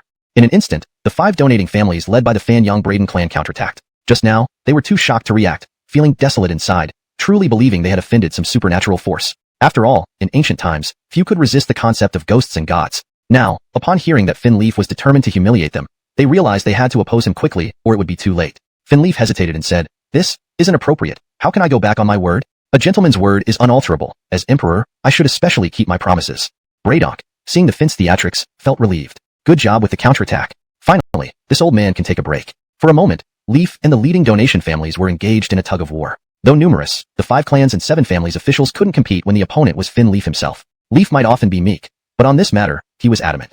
All the officials from the 5 clans and 7 families except those from the Xingyang Pedro family and Tai Hollis and Wang family nearly banged their heads against the dragon pillars of Taiji Palace. Enough humiliation. Those from the Xingyang Pedro family and Tai Hollis and Wang family secretly laughed, barely holding back if not for professional training. These fools led by the Fanyang Braden clan, losing both money and face. Erecting the monument again after it was destroyed only made things worse. If they had known, they shouldn't have acted the way they did. Buying insults. "Your Majesty." Swish, swish. One person led the charge, followed by others, kneeling down in unison. In Tang Dynasty, except for major ceremonies, kneeling wasn't part of court etiquette. During meetings, only clasping hands was required. They had no choice. If they didn't kneel, Leaf wouldn't relent. In the end, it was all about humiliating the nobility. Bowing once in court to give Leaf some face, everyone would get what they wanted. Sure enough, Finn Leaf sighed, since you all oppose so strongly, for your sake, I will go back on my word. Damn, getting what he wanted while acting virtuous. Ultimately, the emperor broke his promise, leaving the ministers to bear the brunt. Finn Leaf continued, regarding the merit monument, we shall follow your wishes and not erect it. However, the Fanyang Braden family, Qing He Chui family, Bo Ling Chui family, Long Shili family, and Zhao Junli family exemplify good households of our great Tang. Someone, prepare the ink and brush. Eunuchs immediately brought them forward. The court ministers' faces changed. Looking at the swift eunuch action, it was clear they had prepared this in advance. Suddenly, some ministers grew anxious. Was Donnie planning something else? Finn Leaf wrote 5 large calligraphy pieces, model good households. Gild these and send them to the heads of each family to honor their reputation. Sigh. Everyone thought the matter ended here, never expecting this final move. Bradonk was speechless. Lenore's strategy was cunning, and the Finn used it flexibly and effectively, increasing its impact. Thus, the monument incident came to a close. That day, 5 plaques were delivered to different places. Fanyang Braden clan. Braden Hollis Rue thanked the emperor for the plaque and dismissed the imperial guards. Then, Braden Hollis Rue roared in anger. Blood spurted out. Answers, but was suddenly hungry on the way, so he entered the tavern. Inside, people discussed the recent events fervently. Finally, the plague was fully under control. Finn Leaf, dressed differently, went to Wanyan County, taking Celeste along. Since recovering from the plague through Lenore's treatment, Celeste occasionally visited to ensure no recurrence. Celeste was deeply moved. Arriving at Wanyan County, at the entrance of Wanyan County Mansion, Celeste looked up at the plaque and said, shouldn't your majesty consider changing Reese's title? Leaf smiled. He even wants a title for his father. His father? Celeste suddenly understood. Reese's father was indeed Donnie. Remarkable. Leaf whispered, after we go in, remember to play along? Celeste curiously asked, what are you planning, your majesty? Leaf grinned mysteriously, to fulfill my son's wish. Son? Wish? Celeste suddenly had a strange thought. Could Reese really be the Finn's son? Or even an illegitimate child? Instantly, she shook her head. Impossible. How could the Tang Finn have an illegitimate child? Nonsense. Celeste scolded, your majesty as emperor, don't pretend to be someone's father. It disgraces the royal family. Leaf awkwardly laughed. Soon, I'll reveal everything to him. At that moment, the gate opened. 2 rows of young men and women in peculiar attire emerged, lining the sides and chorusing, welcome. Leaf and Celeste widened their eyes, thinking they'd walked into the wrong place. Lenore finally appeared, smiling brightly. Father Auntie, what do you think? Leaf asked in surprise, what are you doing? Lenore flashed his white teeth, opening a tavern. These are greeters, unique in all of Tang. Plus, new gimmicks will ensure endless wealth. I've already named it, the first tavern under heaven. Then, remembering something, Lenore asked Leaf, where's the tavern? I need to check the location and decorate it. Leaf was stumped. There was a tavern. Andrew offered his home, but Leaf hadn't been there, so he didn't know where it was. Right, father? Asked Minister Tang. Given our help, shouldn't we invite his superiors to celebrate? Celebrate? Colmes, you tell Minister Tang that it's fine if his superiors don't come. I'll just invite Hussein through my godfather. Finn Leaf. You want to pull Kevin over to celebrate, and let your godfather bring himself over? The implication was clear. It was an unreasonable request. Hashtag chapter 55. The Finn becomes a county lord. Imperial decree has arrived. Butler, father of the Wanyan County Lord, receive the imperial decree. Janus, deputy head of the... Can we have a eunuch come next time? Finn Leaf's face turned green. Brat, you're thinking about next time? This performance has already embarrassed me greatly. Jerry was stunned too.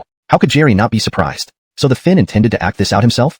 Giving oneself an imperial decree? Janus' mental strength wasn't enough. He couldn't take it anymore. Even if he could endure it, his subordinates behind him couldn't. It was a sunny day, yet everyone was sweating profusely. It hadn't been this hot even during the dog days of summer. With a mournful look, he said, Gustavus, Wanyan County Lord, can we start reading the imperial decree now?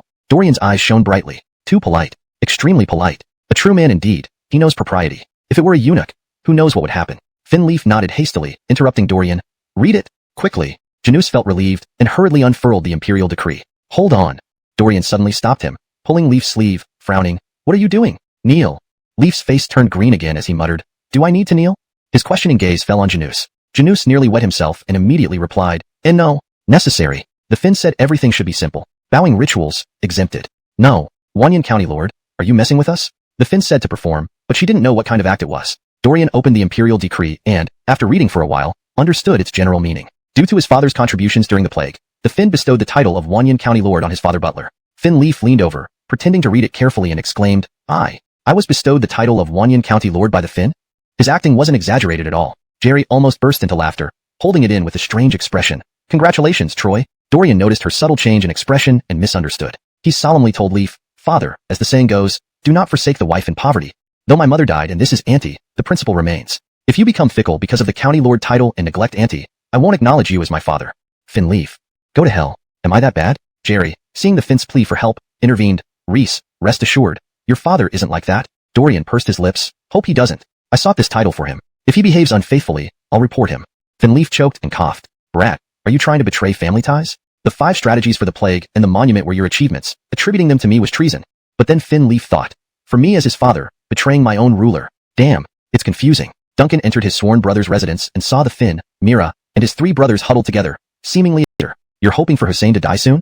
Chapter 56. Gaining another adopted son. Dorian exclaimed in horror. Brother, are you hoping for Hussein to pass his title to you sooner? This implied that he was wishing for his own father to die sooner. Duncan's face turned green and black as he shivered and said, Brother, you must not say such things. I did not mean it like that. That was a slip of the tongue. A slip of the tongue, you understand? The Finn is still here. His father and the Finn are almost inseparable. If this gets back to him, I won't live long. Dorian slyly replied, rest assured. As long as you call me big brother, I won't tell my godfather who is your paternal uncle. My godfather who is your paternal uncle won't tell his cousin, your father Hussein. The sentence was quite a tongue twister. Duncan somehow understood it all. During their sworn brotherhood, following Hendrix's wishes, they didn't differentiate seniority based on age. After all, Hendrix believed Dorian to be the Finn's illegitimate son, younger than his own son by a couple of months. If Dorian called Duncan brother, it might displease the Finn. But Dorian took advantage of the situation to solidify his position as the elder brother. Duncan's face twitched as he reluctantly said, big brother. Dorian smiled brightly, good second brother. Duncan's heart ached at this humiliation. You think you can command the Finn just because you asked? The Finn thought internally. Can I command myself? Dorian anxiously said, Father, remember the dignity of imperial power is not something you can challenge even as a county nobleman. Even though you're now a county noble, it's the Finn's decree. Don't get cocky. Be careful with our heads, and Annie's too. The Finn. So, in your eyes, I'm unreasonable? Dorian hurried to comfort Celeste. Auntie, father has seen little and speaks without thinking, but you'll get used to it. He's kind-hearted, wouldn't dare kill a chicken or step on an ant. As he spoke, the Finn, unable to explain himself, crushed a pile of ants underfoot. Dorian. He scowled. Father, trying to embarrass me, huh? Are you even my real father? The Finn nervously said, of course you're my son, and I'm your real father. Duncan squirmed uncomfortably, sighing inwardly. Big brother, he's really your father, and you're the Finn's illegitimate son. Witnessing royal secrets, it was hard not to feel nervous. Celeste smiled gently. Reese, your father's nature, Auntie knows better. Don't worry, I don't mind. The Finn sighed inwardly. Even Tilly Lexi has been influenced by this boy. Dorian commented. Only Auntie can see through appearances to find the truth in my father's pure heart. Otherwise, who could appreciate him? Celeste brightened. Seeing through appearances? What wisdom? The Finn had no called out. Adoptive mother. Celeste delightedly patted Chunkomo's head. Good boy. Duncan tilted his head, resembling a pet dog. Dorian found it awkward. The Finn finally, Ed, you've called her adoptive mother. What about me as adoptive father? Facing the Finn, Duncan stammered. Adoptive father. The Finn waved casually. Fine. Next time don't stutter. Since you recognize me as your adoptive father, I will treat you like a son. These words held deeper meaning. It was also the Finn's assurance. By chance gaining another adopted son. Accepted wholeheartedly. Truly sincere. No half-heartedness. Everyone except Dorian understood this. Duncan excitedly called again. Adoptive father. The Finn nodded approvingly. Hendrix's son, seemingly simple, was quite astute. Dorian congratulated his father. Father, accepting Hussein's son as an adopted son. You made a great deal. The Finn felt so frustrated. Duncan wished he could pull aside the clueless Dorian. Brother, your father is the Finn, the greatest in Tang. Dukes are nothing. Calling him adoptive father, I gained much. The Finn could only laugh foolishly, pretending like an iron dummy. Colmes, yes? What nonsense. Pretending to be foolish is not easy. Note, the translation aims to preserve the original tone and style while ensuring clarity and naturalness in English. Some cultural nuances and historical references may require contextual knowledge of Chinese history and literature. Chapter 57. I don't want to die young, Comte. Duncan dared not stay any longer, but also could not leave without explaining the reason for his visit. This reason was, after all, a secret edict from Donnie. Brother, I've come to you with something important to discuss. What's up? I want to learn farming from you. Farming? Dorian was taken aback. A prestigious young duke who suddenly wants to farm? Had he lost his mind? Duncan sincerely said, Brother, I genuinely wish to learn farming from you. Dorian replied, somewhat embarrassed, farming truthfully. I'm not that skilled either. No problem. Teach me whatever you know. A strange thought flashed through Dorian's mind as he stared at Duncan with a puzzled expression. Are you here to learn how to grow sweet potatoes? Duncan nodded without hesitation. All right, go back for now and come again tomorrow. I'll first check on the tavern, which will be renovated soon. Then, I'll teach you how to grow sweet potatoes. Seeing Dorian agree, Duncan didn't think much of it and left right away. Before departing, he promised to try to get Hussein to grace the tavern's opening with his presence. As for how his father in ancient times, food has been paramount to the people. Whoever can ensure the common folk are well-fed can rule the empire securely. Sweet potatoes gave Crawford the advantage of 1,000 troops. He finally understood why the emperor disguised himself as a youth's father. There's also the improved plow. Jerry was even more astonished. Not only that, Crawford also mentioned the wondrous water wheel. Jerry was almost numb to these wonders. She had never heard of such a remarkable young man. If it were a senior official, it wouldn't be surprising. But Dorian, being so young, made it unbelievable. Had it not been for the emperor witnessing it firsthand and telling her personally, it would have been impossible to believe. Furthermore, There was the merit pillar trick that forced the 5 great clans to fall into a trap, costing them dearly. Finally, making the Fanyang Braden family lose both their daughter and their wealth. The emperor proudly showcased the divine artifact, recounting how it helped kill spies during the epidemic incident while treating Jerry. She trembled, asking, "Is this child a god or perhaps a disciple of immortals?" Lincoln dismissed the notion of gods, and Dorian also denied it. Speaking of disciples, Lincoln paused, recalling the iron fragment that shattered the merit pillar. A tiny black piece of iron with such terrifying power given by Dorian. Could a mortal create such a thing? Just as Lexington said, this son must be a disciple of immortals. Thus, Lincoln prepared to reveal this fact when appropriate. Suddenly, he felt there was no rush. Revealing the Jerry then asked pointedly, "Reese, how high is the yield of these sweet potatoes?" "With poor soil, 30 stones per moo is no issue. With fertile land, 50 stones isn't a problem." Lincoln shivered. Impossible. Deep down, he considered Dorian a disciple of immortals, never doubting his words. And indeed, Dorian wasn't exaggerating. Jerry smiled. Such high yields unheard of in Tang. If presented to the court and promoted, it could bless countless lives. Dorian smiled wryly. Lincoln couldn't bear it and scolded. Why that look? He could tolerate Dorian mocking others, but not showing disrespect to Lexington. Dorian sighed. "I'm not disrespecting Auntie, just finding it absurd that despite its potential to benefit all, sweet potatoes cannot be promoted. How could such a crop not be promoted? Wouldn't farmers eagerly plant it upon learning its incredible yield?" Lincoln and Jerry were confused. Jerry asked, "What do you mean, Reese?" Not pretending. She truly didn't understand. Dorian sighed. "Because I don't want to die young yet." Lincoln and Jerry were bewildered. How did this lead to premature death? Dorian suddenly posed a shocking question. "Father, Auntie, tell me, whose realm is this?" Their hearts skipped a beat, their expressions shifting slightly but quickly returning to normal. Truly regal composure. Lincoln laughed foolishly. "Silly son. It's the Emperor's realm, of course." Dorian chuckled. Lincoln's face flushed green. "Disrespectful son. Do you doubt your father's authority?" Dorian turned to Jerry. She, unwilling to be disrespected like the Emperor, probed, "Isn't it more than just the Emperor's realm?" Chapter 58. The first to die are the fence-sitters. Dorian nodded and said, "Auntie is right. It's not just the fence world." Jerry probed subtly, "What do you mean by that, Reese?" Dorian responded lightly, "Tang Dynasty is not only ruled by the Li imperial family but also includes the 5 surnames and 7 prestigious families." Crawford's heart sank as he continued playing the role of an unintelligent father, asking, "What about the 5 surnames and 7 prestigious families?" Dorian whispered, "Auntie, Dad, this is a closed-room talk. I was originally worried you might be concerned, but remember, having nothing means no crime, but having valuables invites calamity. Since sweet potatoes are in my hands, this issue must be faced sooner or later." In a shocking statement, how long has the Tang Dynasty been established? And how long have the 5 surnames and 7 prestigious families existed? The royal couple felt a chill. This child dares to speak anything. But it was the truth. Since the establishment of the Tang Dynasty, the policy has been to co-govern with the aristocracy. The downfall of the Sui dynasty wasn't due to the common people, but rather the aristocrats who incited them.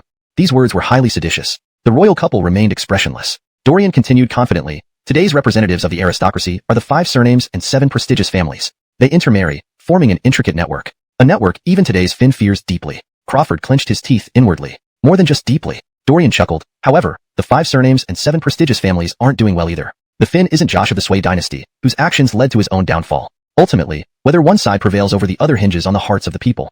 Since ancient times, those who win the hearts of the people win the world. And how do you gain their support? As they say, food is heaven for the people. Whoever feeds the people will lead them." Crawford asked inscrutably, "Son, what you're saying isn't accurate. The 5 surnames and 7 prestigious families have high esteem among the people, respected by many." Dorian sneered, "Dad, you might misunderstand respect. The common people don't truly revere the 5 surnames and 7 prestigious families. To them, these families wield terrifying power over life and death. So, the common people fear them like tigers. And indeed, the 5 surnames and 7 prestigious families are ferocious like tigers eating people." Crawford became enlightened. Jerry couldn't help but show a slight change in her demeanor. To the point. Comte, neither Crawford nor previous emperors had ever realized this. Dorian mocked, "Those who genuinely admire the 5 surnames and 7 prestigious families are the scholars. But their admiration is motivated by personal gain.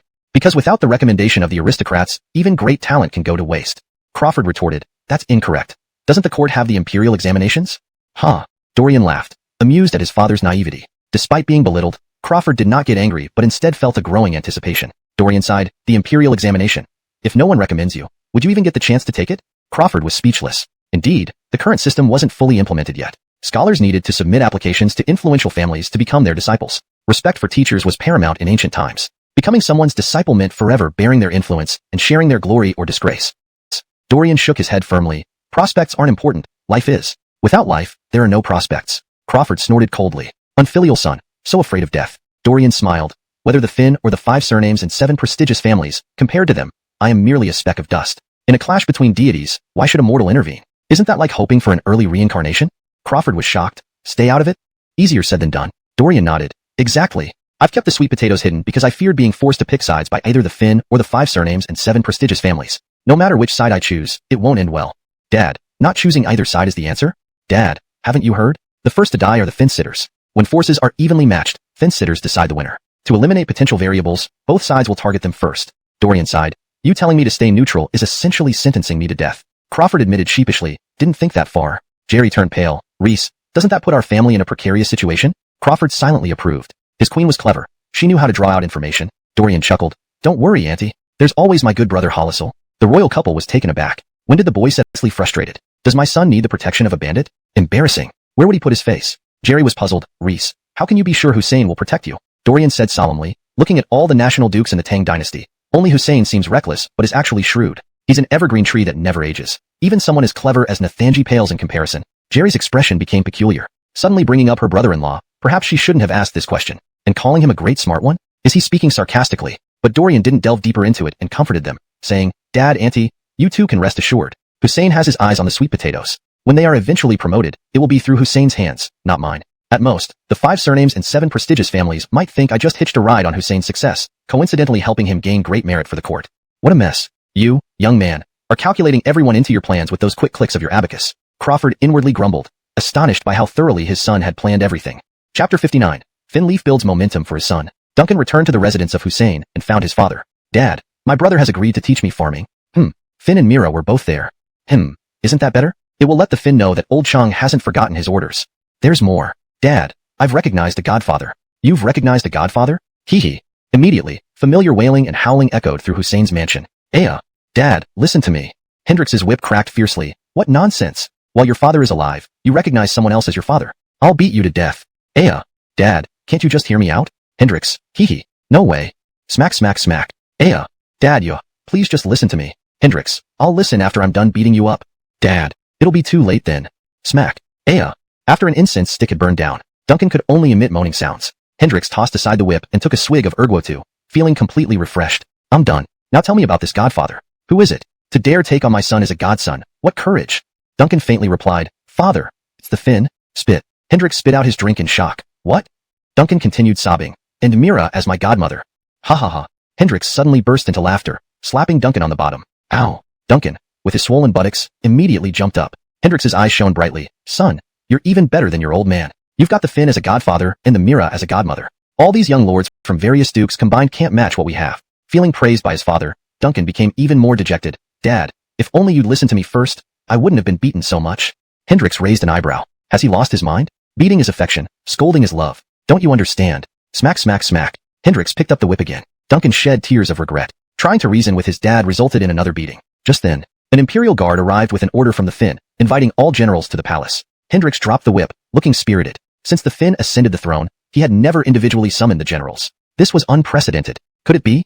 The Finn is preparing for war? Old Chang would finally get to use his skills. Grinning, Hendrix rode his warhorse straight to the palace. On the way, he met other colleagues. Sebastian, Bowen, Amadeus, Arrigo, even Xavian, who was sick at home, came. Xavian was in poor health and came in a carriage. Due to his special status, Arrigo kept his distance from the others and remained silent throughout. After all, he had not decisively chosen sides back then. It felt like a sword hung over his head. Rarely did the generals gather, especially with Xavian present. They chatted while walking together. Hall. A banquet was prepared. Entering, the generals were momentarily dumbstruck. This setting clearly wasn't for war preparations. Finleaf and Celeste slowly walked in. The general sat down. Leaf approached Xavian first. Xavian looked moved, wanting to speak. Leaf held him back, saying gravely, Xavian, I haven't seen you in a long time. It's my fault for neglecting you. Don't blame me. Few emperors treated a general like this. Xavian shook his head. Your Majesty, you honor me too much. Leaf's face hardened. Today, there are no ministers, only brothers. Brothers. All the generals were deeply touched. The Finn hadn't forgotten his old comrades. What's that smell? Hendrix sniffed and recognized the familiar aroma of liquor. Leaf almost kicked him. While remembering the past, you interrupt, you live bandit. Hendrix grabbed a wine jug, smelled it, and exclaimed, Erguotu, how fragrant. Such a fragrant aroma attracted all the generals. Bowen asked curiously, Erguotu? What kind of name is that? Gentlemen, try some. Leaf seemed rather pleased. The generals were confused. Isn't the Finn's behavior somewhat frivolous today? But today, the Finn was reminiscing about the good old days and wanted to bond with the old comrades. A bit of informality was acceptable. Without hesitation, the generals poured themselves drinks. PFFF. Cough cough. This. Why so potent? Almost all the generals ended up embarrassing themselves. Xavian, being special, was not allowed to drink by the Finn, only watching enviously. By accident, he avoided embarrassment. Arrigo, however, was not among the old crowd. During this awkward banquet, he calmly drank slowly, not choking. But the wine. Delicious indeed. Arrigo had the demeanor of a general, but still enjoyed strong drinks. Suddenly, he thought of something. This doesn't make sense. If the Finn wants to reminisce about the past with old comrades, he shouldn't invite Arrigo. Also, none of the civil officials like Nathan attended. This wasn't right. Meanwhile, Celeste whispered to Finleaf, "Is this really?" Finleaf nodded. "Worry not, Mira. I have my plans. He has calculated everyone but misses one crucial point. Excellence invites envy. His brilliance blinds him. This isn't a good thing. So, I must help him." Then, Leaf loudly announced, "Listen up, gentlemen." Despite coughing and tearing up, the generals perked up. Soon, the world's first tower will open, offering this very ergo to. Just those few words, no more. Jaw-dropping silence filled the hall. Arrigo was bewildered. Is this it? Was this the Finn's goal today? It couldn't be that the world's first tower is opened by Donnie, could it? Everyone couldn't help but think this. Chapter 60, The Legend of Sway and Tang. Peach Blossom Source Village. Ellison, father of Farrell, had wandered out to make a living in his youth and honed a skillful tongue for storytelling. Later, when life became stable, he stopped being a storyteller. Dorian wanted to find a storyteller to promote the opening of his tavern, but unexpectedly Ellison volunteered himself. The old man was too confident. Dorian, on the contrary, felt uncertain. Then, he handed over a book. The title, Legend of Sway and Tang. The first chapter's content was on it. As soon as Ellison saw the content of the first chapter, his eyes gleamed, pupils contracted, and eyebrows twitched. Words could deceive, faces could deceive, but eyes never lie. Dorian handed him the first few chapters of Legend of Sway and Tang. "This task is yours. You'll be our storyteller for the days leading up to the opening." Ellison stared straight at Dorian, inwardly uneasy. "Young master, if the old man tells this story, I'm not afraid. But what if the court?" Dorian smiled calmly. "Rest assured, this book promotes the Tang while belittling the Sway. There won't be any problems." Ellison hesitated. "But," Dorian added, "don't worry. My godfather, Kevin Hendricks, would protect me from anyone daring to touch me." Ellison's heart skipped a beat, his face reflecting disbelief. "Young master, such words should not be spoken carelessly." Dorian rolled his eyes. Honesty was hard to believe sometimes. He sincerely said, "Really, my godfather Hendricks isn't Jerson. He is the Kevin of the Tang Dynasty." Ellison muttered, "Oh no, young master must have lost it. We need to find a doctor." He turned and walked away. "Dorian." Suddenly, Dorian asked, "Have these past years been tiring for you?" Ellison turned back, foolishly replying, "Young master, as a field slave, there has never been a day without tiredness." Dorian said nothing, simply looking at him with composure. Ellison's eyelids couldn't help but twitch. Dorian smiled slightly. Ellison sighed softly. The young master had won. He had lost. He underestimated the young master, thinking he was just an exceptionally gifted boy, ignoring his mature mindset. Ellison stammered. "You don't need to say anything."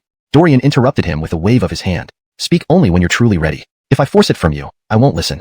Ellison was taken aback. He didn't expect such a response from the young master. "Well, so be it." He shook his head. "Young master, let me speak plainly. Your legend of Sway and Tang involves princes, generals, and even royals. Aren't you afraid of offending someone?"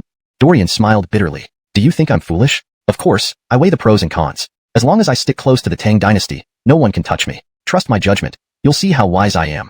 Ellison nodded, stopping further questioning. Dorian gave him more chapters and explained how to segment them. Ellison was continuously astonished. "Young master, you're truly sly." 1 hour later, a tavern in Chang'an City. An additional storyteller appeared, calling himself Taoist of Laoshan, telling the story, Legend of Sway and Tang. People in the tavern were instantly captivated and refreshed by this new tale. Although there were many storytellers, this old man was the first to dare speak about the Sway and Tang dynasties. Curiosity piqued everyone's interest. In the Tang dynasty, commoners had limited entertainment options. Storytellers often told stale stories, and those tales lacked intrigue. Moreover, they liked leaving cliffhangers mid-story. It frustrated people. However, this Laoshan Taoist differed, narrating several chapters in one go.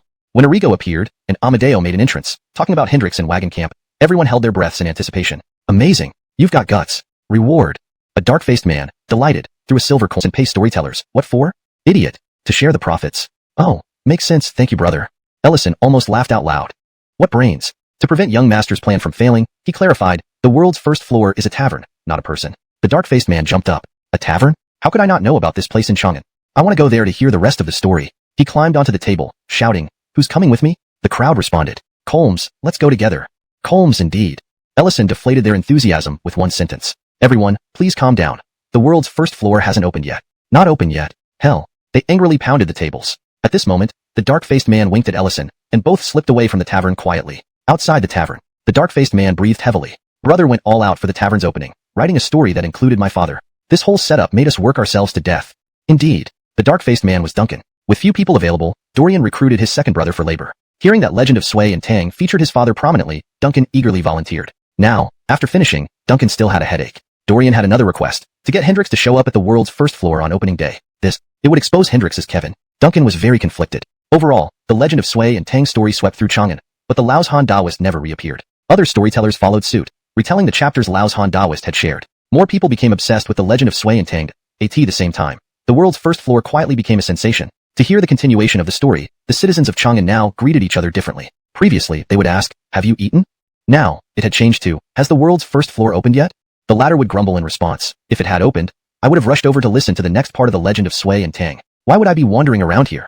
In the meantime, the Tansha first floor quietly became a hit. To hear the continuation of the story, the citizens of Chang'an would usually greet each other with, "Have you eaten?"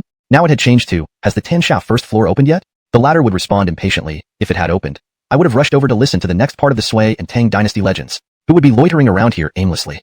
In Taiji Palace, in Ganlu Hall, Crawford was holding the records transcribed by Ronnie, engrossed in reading. Suddenly, an attendant announced that Andrew was here to pay homage. Crawford trembled, like a cat caught stealing fish, hurriedly trying to stuff the book into his sleeve. However, smack, due to nervousness, he dropped it on the ground. Andrew had already entered and immediately spotted the book on the floor with 4 large characters on its cover. Sui and Tang Dynasty Legends. "Your Majesty." Crawford gave an awkward smile. "Well, Dominic, could you please let me explain first?" Note, the terms Tansha Diilo, Taiji Gong, and Ganlu Dan are translated as the Tansha First Floor, Taiji Palace, and Ganlu Hall. However, it's suggested to translate Tansha Diilo as the number 1 building under heaven, for better understanding. Ganlu Hall. Fin Kyle held in his hands the manuscript recorded by Jacques, engrossed in it. Suddenly, an attendant reported that Andrew was requesting an audience. Fin Kyle trembled, like a cat caught stealing fish. He hurriedly tried to hide the book inside his sleeve. But, snap, too nervous, he dropped the book on the ground. Andrew had already entered and immediately noticed the book on the floor with 4 large characters, Legend of Sui and Tang. "Your Majesty." Fin Kyle gave an awkward smile. "Well, Xincheng, could you please let me explain first?" Chapter 61. The new county magistrate's first move. "I saw the first tower in the world. Chang'an Street." A loud shout echoed. Everyone saw a dark-faced man bellowing. Brush. Countless gazes focused on his face. The dark-faced man had never received such attention and was so nervous that his legs were trembling. A crowd quickly surrounded him. "Where is it?" "Brother, I've been looking for days and couldn't find a trace, but you beat me to it. I admire you." "Cut the chatter. Quickly take us there to see this first tower in the world." The dark-faced man stuttered, "I." At the original spot, another older dark-faced man, much older, sat in a tavern drinking. Inside the tavern, a storyteller was narrating about Hendrix of Wagon Fort with his 3-board axe. The older dark-faced man with prominent front teeth grinned widely. Facing him was yet another dark-faced man, Sebastian. Seeing Hendrix acting smugly, even the drink Sanlijiang in Sebastian's mouth lost its appeal. Hearing a familiar voice from downstairs, he turned around and saw the dark-faced man on Chang'an Street. "Rascal!" Hendrix flared up instantly. "I told you to learn farming with the Emperor's son. Why are you here? Not concentrating on your duty?" Sebastian sitting opposite saw Hendrix's son shouting wildly and taunted. "Old Chung, how old is your son? Why isn't he serious? How do you discipline him? King brat, I'll kill you." With his fiery temper, Hendrix threw the wine pot down. Given Hendrix's skill of cutting enemy heads off amidst 1,000 troops, hitting Hollisol was a piece of cake. Hollisol, who was immersed in performing according to Dorian's instructions, was suddenly met by his own father. In an instant, he peed his pants. The wine pot flew over. Hollisol ducked deftly. Another large man who rushed over upon hearing, "First tower in the world," was hit right on the head. "Hendrix." Sebastian gloated, "Lord Braden of Gua, committing violence on Chang'an Street. I'll report you to Donnie." Hendrix gritted his teeth. "You little brat, who told you to dodge?" Speaking, he jumped down directly. Bang! Landing on both feet caused a thunderous sound. Sebastian stared speechlessly as Hendrix charged toward Hollisol, yelling, "Living bandit, don't be afraid of falling to your death." And then he also plummeted from above. Splat. Not choosing a good landing spot, he destroyed a stall. "I'll pay you." Embarrassed, Sebastian hastily threw some money and ran. Damn, how embarrassing. Equally fierce, but my luck isn't as good as the living bandit. Seeing his father jump down, Hollisol knew he couldn't escape punishment. However, having learned a lot from Dorian recently, he thought, as a son, I can't fight back. Calma, the tower. Gongs and drums resounded. Dorian had underestimated the allure of lion dancing. Today, the commoners finally got to see lion dances live. The dancers were all villagers from Peach Blossom Village, seen by Dorian and his family. The dancing techniques he taught were different from contemporary styles, incorporating more variations. The audience marveled endlessly. Wonderful.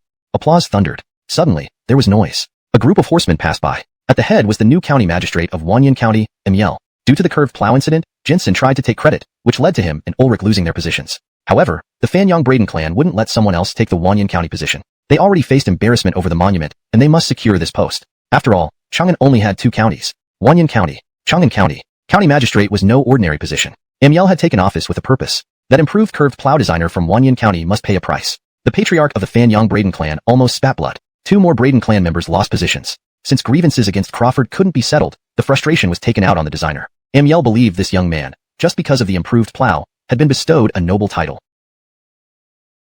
Surely the court wouldn't remember him for long. One plow, no matter how significant, primarily benefited from the court's support. Crawford would claim credit for consolidating power under the Tang Dynasty. Unbeknownst to Emil, he was mistaken. Dorian had misidentified the emperor as father, making her a special case even as an adopted daughter. For the first tower in the world, Emil had heard much about it. Seizing the moment, he thought, new officials should act decisively. Let's start with the first tower in the world. Coldly, he instructed his aides, just a tavern causing this disturbance, affecting Chang'an's peaceful ambience. How can I ignore it? Send someone to the Jingzhou prefecture and report to the assistant prefect to deal with it. A Fanyang Braden disciple promptly rode to Jingzhou prefecture. Though Yel was a county magistrate, he represented the entire Fanyang Braden clan. Jingzhou prefecture's deputy prefect Ronnie came from a humble background and previously served alongside Yel. However, due to luck, he became the assistant prefect. Nonetheless, he was too timid to offend the powerful Fanyang Braden clan. Chapter 62.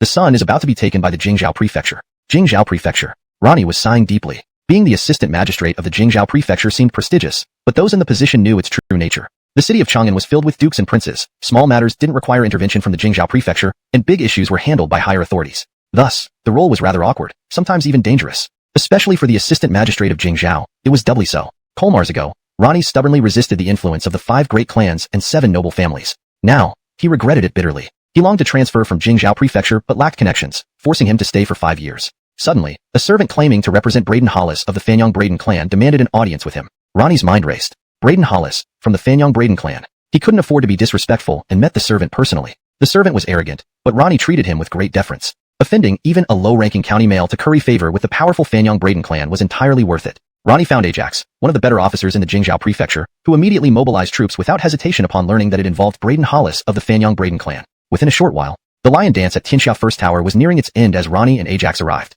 The scene suddenly became eerily quiet. The crowd watching the lion dance retreated hastily, clear a Tang to mock the Fin Emeritus and other dukes and generals. Today, I'm here to ask about your intentions. Ajax admired Ronnie's eloquence, but also felt a chill down his spine. Scholar-turned officials could be dangerously subtle. They aimed to destroy their enemy without leaving any traces. This would doom the county mail of Wanyan. Dorian inwardly seethed. Though unsure how he had offended them, accusing him of literary crimes was absurd. Humph. If he cowered now, they'd call him a disloyal son. Dorian asked calmly, "May I inquire about your ranks, gentlemen?" Ajax sneered, "Assistant Military Commissioner of Jingzhou Prefecture." Ronnie added, "Assistant Magistrate of Jingzhou Prefecture." The crowd buzzed. An assistant magistrate. This was serious business. The county mail of Wanyan was in deep trouble. Dorian replied with a laugh, "You're quite impressive, gentlemen. So, I've really gotten myself into something." Ajax laughed sarcastically. "You tell us." Dorian retorted, "But are you sure you want to take me?" Ronnie remained silent, leaving it to Ajax to speak up, having picked up some tactics from Ronnie. "It's not that we want to arrest you. It's because you shouldn't have mocked the Fin Emeritus and the founding heroes."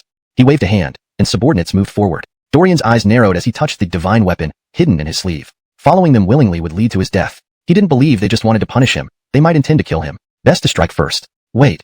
A loud voice cut through like thunder. A man pushed through the crowd, and Dorian pulled him over, frowning. "You came at the worst possible time. Who told you to show up now?" The man replied sternly, "Had I not come, my son would be arrested by the Jingzhou prefecture." The onlookers realized it was the father of the county mail of Wanyan, who had recently slipped away to check on his son's new tavern, intending to surprise him. But seeing his son about to be arrested, he couldn't remain silent. "These fools dare to worry about things the Fin himself doesn't mind?" Dorian whispered, "They want to arrest me, thinking I'm made of clay." "Father, go ahead. I'll settle this and join you later." Crawford saw the determination in his eyes. Not bad for a stepson, showing decisiveness and courage, very much in his image. "All right," the Fin laughed heartily, which only blackened Dorian's face. "What are you doing, father? You're supposed to leave." The Fin shook his head, turning to Ronnie and Ajax. "Have you thought carefully? Really arresting my son?" Ronnie laughed loudly. "You're wrong. The county mail of Wanyan disrespected imperial authority. His entire household must be taken." Suddenly, the earth rumbled. From around the corner, a huge figure appeared, followed by another larger one, and finally, ordinary citizens all heading towards Tianxia First Tower. Behind them was General Hollis Chi-Chi. Ronnie and Ajax were stunned. The Jingzhou prefecture forces trembled. Was this an uprising? Supporters of the county mail of Wanyan. The Jingzhou prefecture personnel felt uneasy. Chapter 63. Hendrix protects his kin. Ronnie saw one of the large black faces, which seemed somewhat familiar. Upon closer thought, it was none other than Kevin Hendrix. Phew. Instantly, he let out a long sigh of relief. If that was the case, then it wasn't a rebellion. His life was safe. As for such a big mess, he had already become accustomed to it. The name, Living Bandit, was not given in vain. Causing any kind of trouble was nothing out of the ordinary. Seeing the troops from Jingzhou Fu, Minnie and Duncan's group were also dumbfounded. Duncan applied the brakes first. Behind him, everyone slammed on their brakes too abruptly and ended up sprawling on the ground. Duncan immediately noticed that the Jingzhou Fu troops had stopped in front of the number 1 building under heaven. Dorian was there as well. Both sides were facing off. Glancing at the people surrounding his sworn brother, Duncan felt weak at the knees and fell flat on the ground. Oh dear, the Emperor was there too. For nobles like Duncan, second-generation descendants of dukes in Chang'an, they dared defy anyone, including their own fathers, and even outshine the royal children. But when it came to Fin Leaf, they all became meek as cats. Hendrix, however, didn't care about Jingzhou Fu's troops. To him, these bunch of good-for-nothings wouldn't last a blow from his axe. He kicked Duncan on the buttocks and roared, "You little brat, why did you run so fast when you saw your old man? What mischief are you up to?" Covering his buttocks, Duncan replied, "Father, if you hadn't chased me, would I have run? With so many people watching in public, don't embarrass our household. Hendrix instantly flared up. You dare lecture me? Duncan complained. Father, I'm just kindly reminding you. I don't need your reminders. Hendrix was ready to beat his son on the street. Cough, cough, cough. A familiar sound. Hendrix's body stiffened as he met Dorian's gaze. He completely ignored the emperor beside her. Oh no. The little brat called me father. The adopted son heard it. How should I explain? Would the adopted son get angry? In that moment, Hendrix froze. Ronnie was still unaware of the relationship between Kevin and Dorian. As a minor official of Jingzhou Fu, he knew his authority over the distinguished duke was minimal. However, he must maintain face in front of his subordinates and the onlookers. Ronnie walked over and coldly said, Your subordinate greets Kevin. Hendrix was trying to figure out how to explain himself to Dorian. Just then, an official wearing robes with a sour expression approached. Annoyed, bringing up what should be left unsaid, Hendrix grumpily asked, Who are you? Ronnie maintained his authoritative tone. I am Ronnie, Deputy Commissioner of Jingzhou Fu. Hendrix bellowed loudly. Ah, so you're Deputy Commissioner. There are 2 deputies, but only you showed up? Slapped in the face figuratively, Ronnie nearly fainted from rage. Coldly, he responded, Kevin, why are you leading this mob on the streets of Chang'an? As a distinguished duke, instead of supporting the emperor, you disrupt the streets of Chang'an. Although I am just a minor official of Jingzhou Fu, for the peace of Chang'an, I cannot let this pass. Ajax pulled him back from behind. Lord Jiang, why offend Kevin? Didn't we come to find Dorian today? Hearing this, Hendrix's eyes widened as he coldly laughed. Are you here to cause trouble? Looking for a young man named Dorian? Ronnie ignored Ajax and continued to coldly respond to Hendrix. Kevin is mistaken. It's not me causing trouble for Dorian. It's because he wrote Sui Tang Yini, mocking the imperial dignity and disparaging the founding heroes. As Jingzhou Fu, under the emperor's nose, how can we allow such insolence? Hendrix spat. Looks like you're seeking revenge. What's wrong with Sui Tang Yini? I've heard it, and it includes me. I figured. What nonsense? Son? Adopted son? It turned out he recognized an adopted son. Meanwhile, Ronnie's legs trembled. Oh dear. As long as he clung to the Fan Young Braden family, using the court as a cover, confronting Kevin directly, he would naturally be fearless. But today's main character Dorian turned out to be Kevin's adopted son. Damn, this changed everything. The key to Sui Tang Yini was the emperor's attitude. Kevin was the emperor's confidant. If he spoke positively to the emperor, the issue of undermining imperial dignity would be non-existent. As for the Jingzhou Fu soldiers, they had already decided to watch the show as Ronnie wanted to challenge Hendrix. Really pissing off Kevin meant they wouldn't stand a chance against him. At this moment, Ajax, as military advisor, had turned green with fear. Ronnie was a bastard, putting him in such a bind. For Kevin, handling civil officials like Ronnie was easy. Any word from him could easily transfer Ronnie from Jingzhou Fu to the military. Sigh. Damn, he couldn't survive. Worse than death. Unnoticed, Ajax signaled to his men. Realizing the situation, Jingzhou Fu troops chose to distance themselves from Ronnie, maintaining a clear separation. However, Ronnie, focused on Hendrix and Dorian, didn't notice the subtle moves of his subordinates. There was no turning back for him now. Behind him, a chorus of subordinates chimed in. That's right. We know nothing. Not a clue.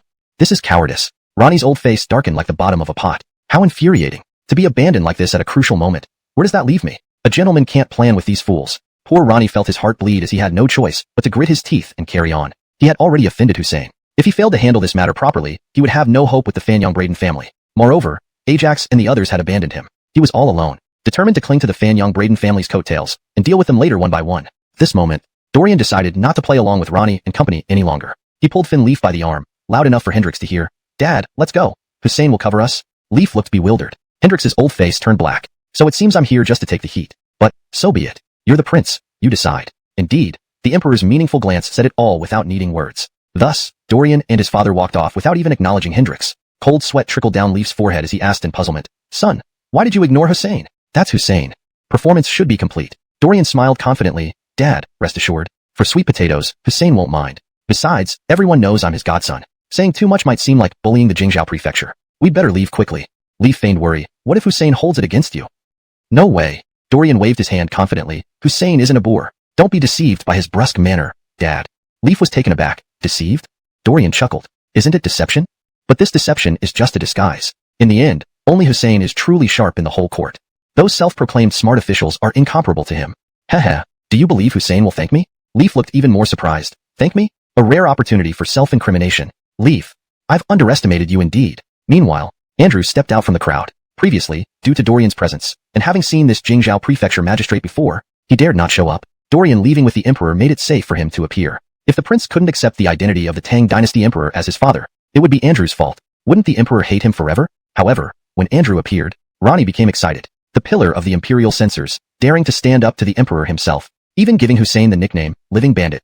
Yet being powerless against Andrew despite Braden's tantrums. Ronnie dashed forward, clasping his hands. I am Deputy Magistrate Ronnie of Jingzhou Prefecture. Greetings to Minister Emmanuel. Andrew arrived a little late. He wanted to ask Hendrix about Dorian's offense to Jingzhou Prefecture. Unexpectedly, as soon as he emerged from the crowd, he was intercepted. One doesn't refuse kindness shown with a smile. Andrew clasped his hands back. Minister Jiang, too kind? Ronnie couldn't wait. Minister Emmanuel, my men aren't competent. Faced with a current duke, one man can't hold the fort. Please help, Minister Emmanuel. Ajax's troops cursed inwardly. Nonsense. Andrew actually came. First encountering Hussein protecting his godson, then bumping into righteous Andrew after safeguarding himself. He was in an unenviable position. He should have checked the almanac today. He deeply regretted it. Ronnie noticed their reactions, a smile uncontrollably spreading across his face. Abandoning him and playing it safe? Cool off now. With Andrew present, you'll cool off fast. Andrew approached Hendricks. Hussein, what happened? Hendricks responded casually. Jingzhou Prefecture wants to arrest my godson. Naturally, I wouldn't allow it. That was blatant favoritism. Ronnie inwardly gloated. TSK. Hussein, you sure know how to make things worse. Please, continue. Andrew frowned. Why? Hendricks, fuming. Have you heard of Sui Tang Yin? Andrew nodded. Hendricks continued. This deputy magistrate claims my son disrespected royal authority and slandered founding heroes, thus demanding his arrest. Ronnie huffed, standing tall. Perfect, saves time. Hussein has already admitted. With Andrew's nature, both Hussein and his godson are in trouble. Andrew mused, so that's it? Then he frowned. Did the emperor order you to arrest him? Ronnie. Something seems off. Andrew reprimanded. Without the emperor's word, why are you rushing? Ronnie.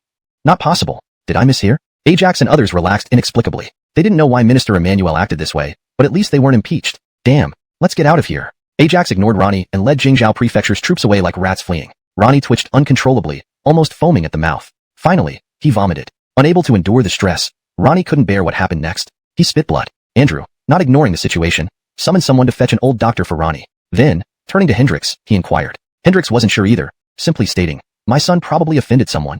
But it must not be this deputy magistrate. Likely someone else.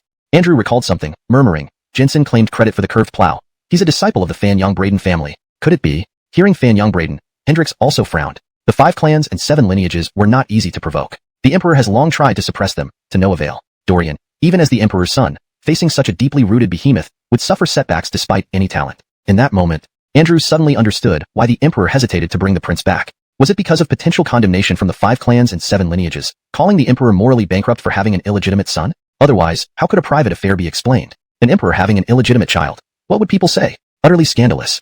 Chapter 65. Braden Pedroxy's Ruthless Measures. In the court of Wanyan County. After listening to his subordinate's report, Emil felt embarrassed. He never expected that behind a lowly titled Wanyan County male stood a powerful national duke, Kevin Hendricks, the most notorious living bandit of the Tang Dynasty. Ronnie was soon taken away by the Supreme Court, and a pile of evidence of corruption was uncovered. His life was saved, but his career was over. However, Emil did not plan to give up just yet. As the former county magistrate of Wanyan County, Jensen was dismissed from office and barred from serving again. Why would the Fan Young Braden clan still want this small position and send him to take over? The purpose was to establish their dominance. To let the world know the power of the Fan Young Braden clan. After the Merit Monument was struck by lightning, the entire Fan Young Braden clan had become a laughingstock in the Tang Dynasty. If it continued like this, the loss for the Fan Young Braden clan would be immense. Therefore, Emil carried the heavy responsibility of restoring the name of the Fan Young Braden clan. Offending Hussein was nothing more than a trifle. Emil had no psychological burden at all. He mustered troops and constables, preparing thoroughly. Under the accompaniment of servants from the Fan Young Braden clan on both sides, he headed towards the residence of the Wanyan County Mail. At the residence of the Wanyan County Mail, Fin Leaf remembered what the Jingzhou Fu, local government office, had done. As the emperor of the Tang Dynasty, he could only maintain the little face left. He couldn't allow his son to lose faith in the imperial court. Son, don't worry about those few scoundrels from Jingzhou Fu. The Tang Dynasty's governance may be clean, but there are inevitably a few corrupt officials among them. Don't worry about it. Dorian chuckled. A few? Leaf blushed. Dorian looked oddly at him and said, Father, isn't it only necessary to speak so highly of the court because you've just been granted the title of County Viscount? Leaf, forget it. I have no face left to say anything. At this moment, Leaf saw a heap of things in front of him and his expression turned peculiar. In the courtyard was a collection of new-style furniture. Fin Leaf was dumbfounded, touching the fine craftsmanship with his hands. The streamlined design looked aesthetically pleasing. Sitting on one gave an excellent experience. Comfortable. Too comfortable. All made of hardwood. Why did these things always turn into miracles when they were in his son's hands? What about the clear administration? Let's just ignore it for now. Dorian asked, How about it, father? Leaf, captivated by the items, said, These things are excellent. They feel incredibly comfortable. These Hu benches look quite different. Sitting on them is very pleasant. But, do we really need so many Hu benches at home? Dorian grinned, as frustrated as ever with his father's intelligence. Father, who told you they're for home use? Leaf suddenly realized, Are you going to sell Hu benches? Dorian, fearing his father's lack of understanding might kill him, explained hastily, Why sell Hu benches? It wouldn't make much money. This is for opening a tavern. Leaf was surprised. Open a tavern? For the guests at the tavern? What else do you think? If kept at home, even the next generation wouldn't finish using them. Leaf was envious. Why can't I enjoy such good things in the palace, while customers at a tavern can? Unfair. Leaf smiled awkwardly. Son, how about giving me a few? Dorian laughed. Father, I would have kept a few aside anyway, planning to give some to aunties. But I've changed my mind. These are too common. I'm going to upgrade them. Before Leaf could question how to upgrade, the door burst open. A group of men in official attire, carrying long knives and riding horses stormed in. At the forefront was the new county magistrate, Leaf. Then Leaf's eyes narrowed as he stepped back and hid behind Dorian. Dorian. His father. Afraid? Fine. Being your son, I have to step up. Dorian sighed deeply and bowed before Leaf. This official looks like someone from the court. To barge in here so aggressively, almost like a bandit. May I ask what's the reason? Upon hearing the word court, Leaf's face twitched. Originally viewing the court like a gang of bandits, now his son would dislike the court even more due to this. Leaf coldly commanded, search. Hold. Dorian's sharp voice halted the officers. They dared not move upon hearing him. Leaf's face turned cold, scolding, a bunch of incompetents. Didn't you hear me? The officers then started searching. Dorian narrowed his eyes, remaining calm. He knew the Jingzhou Fu people were definitely being orchestrated by someone, just not expecting them to come right after Ronnie's failure. Having been to Wanyan County before, Dorian recalled the magistrate's uniform style. He sneered, so, you're the new magistrate, aren't you? Leaf disdainfully replied, a mere Wanyan County male, daring to plot treacherously. Today, I shall arrest you first and report to the court tomorrow, punishing you for high treason. Dorian watched silently as officers ransacked every room and detained the young performers rehearsing. Leaf couldn't stand it anymore and tried to rebuke Leaf, disregarding the revelation of his identity. But Dorian held him back, shaking his head firmly. Soon, the officers threw several books on the ground. The title read, Romance of Sui and Tang. The chapters contained far more content, all subsequent parts. Originally, there was only one original copy. After buying a group of homeless teenagers to work at the tavern, Dorian had written down the additional chapters for them to copy since most couldn't recognize a single word. The handwriting was messy, barely readable, but the content was identifiable. Leaf casually picked up a book and coldly stated, Wanyan County Mail, having been conferred the title, you should dedicate yourself to the nation. Instead, you spread false rumors, defaming royal authority and disgracing nobility. And you train these boys and girls, planning to open a tavern. Do you truly intend to open a tavern or harbor ulterior motives? Dorian understood. Brilliant. He wanted to applaud. Textual inquisition. The same words, slight differences, and the characterization changes drastically. Leaf, as the emperor, sensed the lethal threat concealed in Leaf's words. Instantly, Leaf's eyes flashed with intense anger. Since his ascension, he has never punished anyone based on speech. Comte, Leaf of the Fanyang Braden clan, aimed to set this precedent. Endless disaster. And this scheme sought to plunge Dorian into an irreversible abyss. What a ruthless heart. Leaf continued coldly. It is heard that the court plans to launch military action against Shua Jino to retaliate for Bill's spread of plague in Chang'an. After days of investigation, remnants of Shua Jino's intruders in Chang'an have not all been apprehended. Wanyan County Mail, I didn't expect you to hide so deep. Leaf's heart skipped a beat. Enough already. Laying the label of Shua Jino rebel on him. Chang'an citizens despise Shua Jino due to the plague spread by Bill, demanding the court to invade Shua Jino. Due to insufficient treasury funds, Leaf hadn't acted yet. Now, Chang'an citizens' sentiments were running high. Once branded as Shua Jino rebel, Dorian's crimes would be solidified easily. Even the great achievement of improving the Chu Hollis and plow would not save his life. Chapter 66. Closing the door to eliminate witnesses? The young boys and girls that Dorian had bought back, though young, understood the implications of Leaf's words. They stared in horror at Dorian's back. If their master committed a crime, they, as bought slaves, would not fare well either. Leaf, addressing the group with a gentle yet manipulative tone, said, I know many of you were misled and did not know the full story. I will give you a chance, he continued. If you expose the treason of Wanyan County Viscount, I can pardon you. You may rest assured. Under the name of the Fanyang Braden clan, I guarantee your safety. Leaf was growing impatient. There was no need to overthink things when dealing with someone of such a low-ranking title as County Viscount. Sometimes, brute force was most effective. The Fanyang Braden clan wanted Leaf Lang to know that while Wanyan County Viscount was framed for treason, his invention of the improved curved plow had gone unrecognized by the Fanyang Braden clan. For this reason alone, the Wanyan County Viscount deserved to die. Sure enough, several timid youths dropped to their knees with a thud. Leaf walked over, speaking kindly.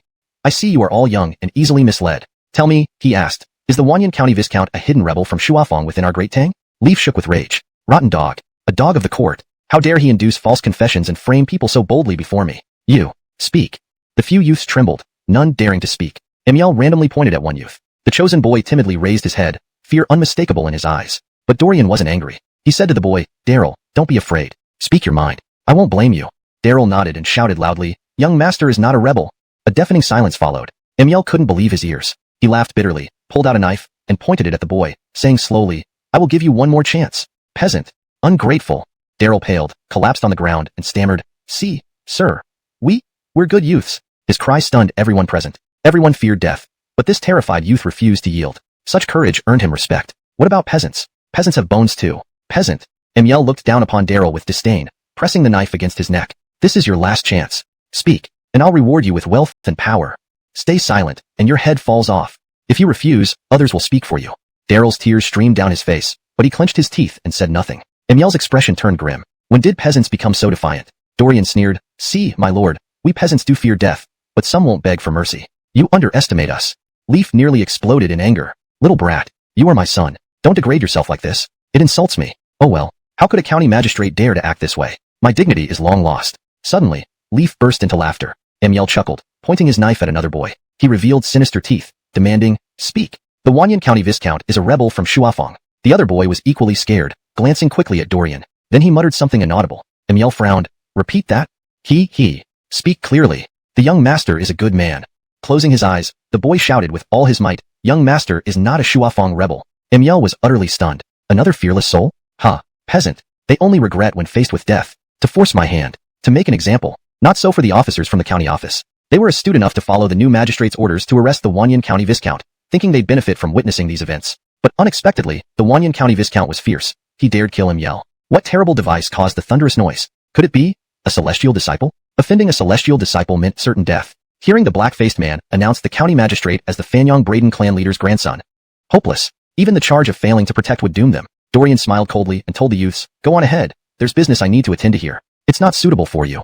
They exchanged glances, then Daryl led them away. None of the officers dared stop them. Emil's subordinates hesitated, but saw Dorian smile malevolently. Recalling the terrifying execution earlier, their legs felt glued to the ground. After the children left, Dorian bowed to Hendrix apologetically. Father-in-law, I have plans. Son won't interfere.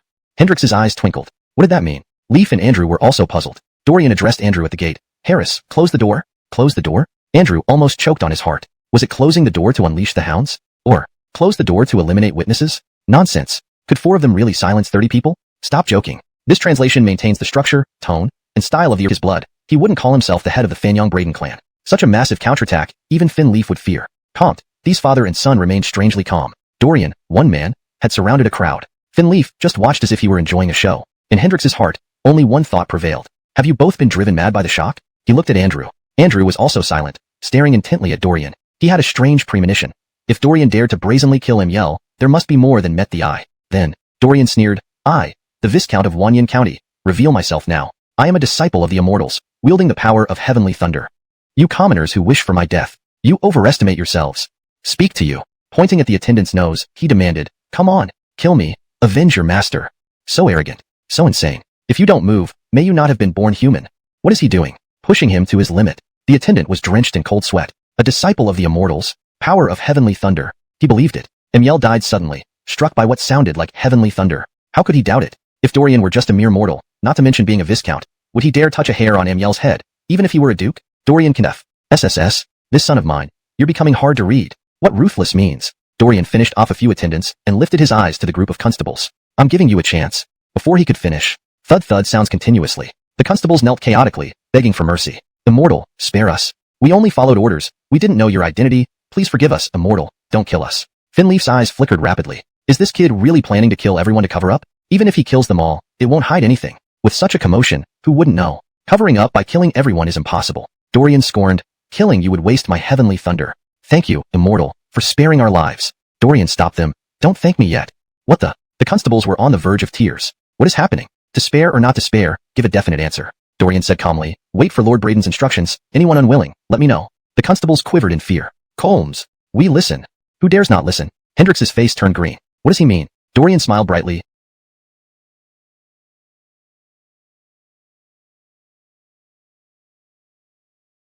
Stepfather, being from the Wagong stronghold, aren't you familiar with what bandits do? Hendrix's eyebrows twitched. What do you mean? Damn, trying to drag me in. Your real father is here. Stop involving me. Dorian seemed to understand Hendrix's unease, glanced at Finleaf, and sighed. My dad isn't enough. It depends on you, stepfather. Finleaf's face darkened. He didn't speak. Hendrix dryly replied, Old Chung, probably can't do it either. Dorian nodded. I know you can't. Hendrix nearly spat out blood. This rascal, Old Chung was possessed when he recognized you as a stepson. Dorian confidently said, you, plus me, wouldn't that be enough? Hendrix sneered. Plus me? Forget it. Being the Emperor's illegitimate son, once exposed, that title won't protect you. Adding me won't help either. Dorian asked curiously, Stepfather, do you know what the Emperor worries most about? Finleaf's eyes twitched. Andrew looked at Dorian with complex emotions. Alvin, what are you planning? Hendrix's eyes twitched even more, stammering. What do you mean? What the? With the Emperor right here, why ask such a question? Dorian said coldly, the 5 clans and 7 families. Boom. Finleaf was inwardly shocked at his son's words, his gaze sharp but silent. He wanted to hear what his son would say next. Hendrix didn't react. Everyone knew the Emperor's biggest concern except ordinary citizens. Dorian spoke calmly. Originally, I intended to stay low profile. But now that I'm forced, Let me help the Emperor remove the Fanyang Braden clan from the 5 clans and 7 families first. Smack. The audacity. Blowing hot air has its limits. What the Emperor dreams day and night of achieving, you think one word from you can settle. Please provide further context or text if needed for translation. Chapter 68. Severing the foundation of the Fanyang Braden clan. Dorian then asked Hendrix publicly, Godfather, you must be a loyal ally of Donnie, right? Hendrix shivered. Ally. Indeed. Dorian smiled and said, Godfather, you have meritorious service by following the dragon. You do as the Emperor orders, don't you? Hendrix nodded vigorously. Exactly. It's true. He wasn't just showing loyalty to Ethan Schur, because it was indeed the reality. Everything he had was given by the Emperor, so naturally, he would obey all the Emperor's commands. Dorian chuckled. Godfather, tomorrow in court, suggest that Donnie send troops to Shuafeng. Hendrix asked curiously, Stepson, what do you mean? Dorian explained matter-of-factly, Donnie wants to destroy Shuafeng. As a subject, shouldn't you lead the charge? Hendrix's face turned dark. Rascal. Forget it, Dad. You can come too, to save you worrying. But whatever you hear next might make you even more worried. Crawford. Andrew walked over eagerly. Young master, we're family. How about? Dorian considered it and nodded. Harris, you can come too. This matter is quite complicated, and I need help. They entered the house. For a moment, there was silence. Dorian kept quiet. Crawford nervously asked, You don't plan to destroy the Fanyang Braden clan with your heavenly thunder, do you? Dorian gave a look that implied he was acting silly. Dad, for your age, can't you be a bit smarter? Crawford turned red with embarrassment. Acting foolish, how humiliating. Hendrix coughed violently. Embarrassing. How dare you mock the Emperor like that? You're truly brave. Andrew remained unperturbed, already used to it. Only then did Dorian become serious. I plan to use the Imperial Army's attack on Shuafeng as an opportunity to assist the Emperor and conveniently destroy the Fanyang Braden clan. The 3 officials were completely baffled. How would this work? Dorian explained straightforwardly, use their tactics against them. The Fanyang Braden clan wanted to frame me. They started it, and I'm finishing it. Andrew couldn't stand it anymore and coughed. Young master, that's the Fanyang Braden clan. It's not that easy to frame them. Dorian grinned oddly. What if the Fanyang Braden clan is in dire straits? Andrew asked. What do you mean, young master? Dorian deflected. I heard that the main business of the Fanyang Braden clan is blue salt. Andrew puzzled. Young master, are you planning to focus on blue salt? Dorian replied. In this world, everyone is driven by profit. Regardless of clan, all connections are tied by interest. Even Donnie operates within this framework. Crawford nodded in agreement. Dorian suddenly asked Hendrix, Godfather, during the Xuanwu Gate incident, if there wasn't profit in it for you, would you have done it? Oh heavens. Hendrix inwardly cursed. Alvin, don't drag me into this. Hendrix almost cried, facing Dorian's expectant eyes and the Emperor's meaningful expression. Even a living bandit knows better than that. Hendrix boldly answered, not just me. Who among us wouldn't? He left a hint by dragging others down too. Additionally, he added, besides, we were all part of Donnie's princely household. If Donnie hadn't become Emperor, none of us would survive either. Then, he gave Crawford a simple smile. Dorian didn't realize his hidden intentions. Crawford paid no attention to Kevin and hurriedly asked, how do you plan to deal with the Fanyang Braden clan? At this question, Andrew jolted awake and signaled to Crawford. Majesty, it's not the right time yet. Crawford returned a glance, suggesting, just listen, Emyel is dead. Haven't you seen? First, confuse the Fanyang Braden clan about Emyel's death. Then give me enough time to destroy their monopoly on blue salt. Next, the 3 officials leaned in to listen. But Dorian playfully asked, guess what? The 3 officials. Guess what nonsense? Please let me know if you need any further adjustments or additional details. Chapter 69. The Art of Salt Making. Dorian called for an ox cart, and the one leading the ox was none other than Assad. The ox cart carried the 3 imperial figures away from the residence of the Wanyan County Lord, heading towards an unknown direction. For Hendrix, it was absolutely his first time coming here. Leaf and Andrew, however, had visited before. This place was previously known as Goo Village, but now referred to as Peach Blossom Land. During the journey, Dorian remained mysteriously silent, not uttering a single word. Hendrix could not help but be filled with curiosity and wanted to ask something. Suddenly, goosebumps rose on his spine. An inexplicable killing intent targeted him. Experienced in warfare, Hendrix immediately became alert. But just as quickly as it appeared, the chilling sensation vanished. Hendrix looked at Assad driving the ox cart with deep meaning. This old man was certainly not ordinary. Upon arriving at Peach Blossom Land, the ox cart did not stop and continued forward until they reached a peak behind it. Dorian signaled the 3 imperial figures to get down. He led them through a narrow path. Leaf asked, son, where are you taking us? Dorian stopped at the entrance of a cave and pointed inside, right here. The 3 were taken aback. They had traveled such a long distance through difficult mountain paths only to visit a dilapidated cave. They found it truly incomprehensible. Even Leaf, who knew more about Dorian through information gathered by his shadow guards, still had no idea what his son was planning. Come inside, Dorian beckoned, then entered the cave. Curious to see what Dorian was up to, the trio followed. Inside, Dorian had already lit oil lamps, illuminating the cave. The interior revealed a spacious area. What caught their eyes was a snow-white mountain-like structure. Snow? Hendrix exclaimed first. Andrew shook his head. Impossible. Not only is there no sign of melting, but there isn't even a hint of coldness. It's definitely not snow. Dorian gave a sly smile. Taste it. The 3 were momentarily stunned. Taste it? Are you kidding? Who knows what this white substance is? What if it's poisonous? Then Leaf approached and closely examined it. He noticed that it was composed of fine grains similar to sand. Trusting his son, he tentatively scooped some with his fingers. So soft. A wild thought crossed his mind. Controlling his excitement, Leaf used his finger to taste the white sand. Hendrix was almost ready to shout out of nervousness, but was promptly silenced by Andrew stomping on his foot. Leaf's expression changed. He turned to Andrew. Harris, try it. He wanted Hendrix to try as well, but remembering his current status and unfamiliarity with the Duke of Braden, he refrained. Andrew, noticing the slight tremor in the Finn's voice, walked over, dipped his finger into the white sand, and tasted it. Astonished, both men shivered. Hendrix was bewildered by their reactions. Ignoring him, the others continued. Hendrix felt isolated. Well, two are father and son, and one is a close advisor, leaving only I, Hendrix, as an outsider. Unable to resist any longer, Hendrix also went over and tasted it. Salt. Very salty. It's salt like snow, and the entire cave was piled high with it. Why are my legs trembling? I'm dizzy too. Calm down. Don't be overly excited. It's just blue salt. Nothing new. But Hendrix trembled harder. His adoptive son was a hidden tycoon. Turning around, Hendrix looked at Dorian with bloodshot eyes. Dad, what's going on? Dorian felt uneasy under his gaze. At this moment, both Finleaf and Andrew were staring at him with the same look.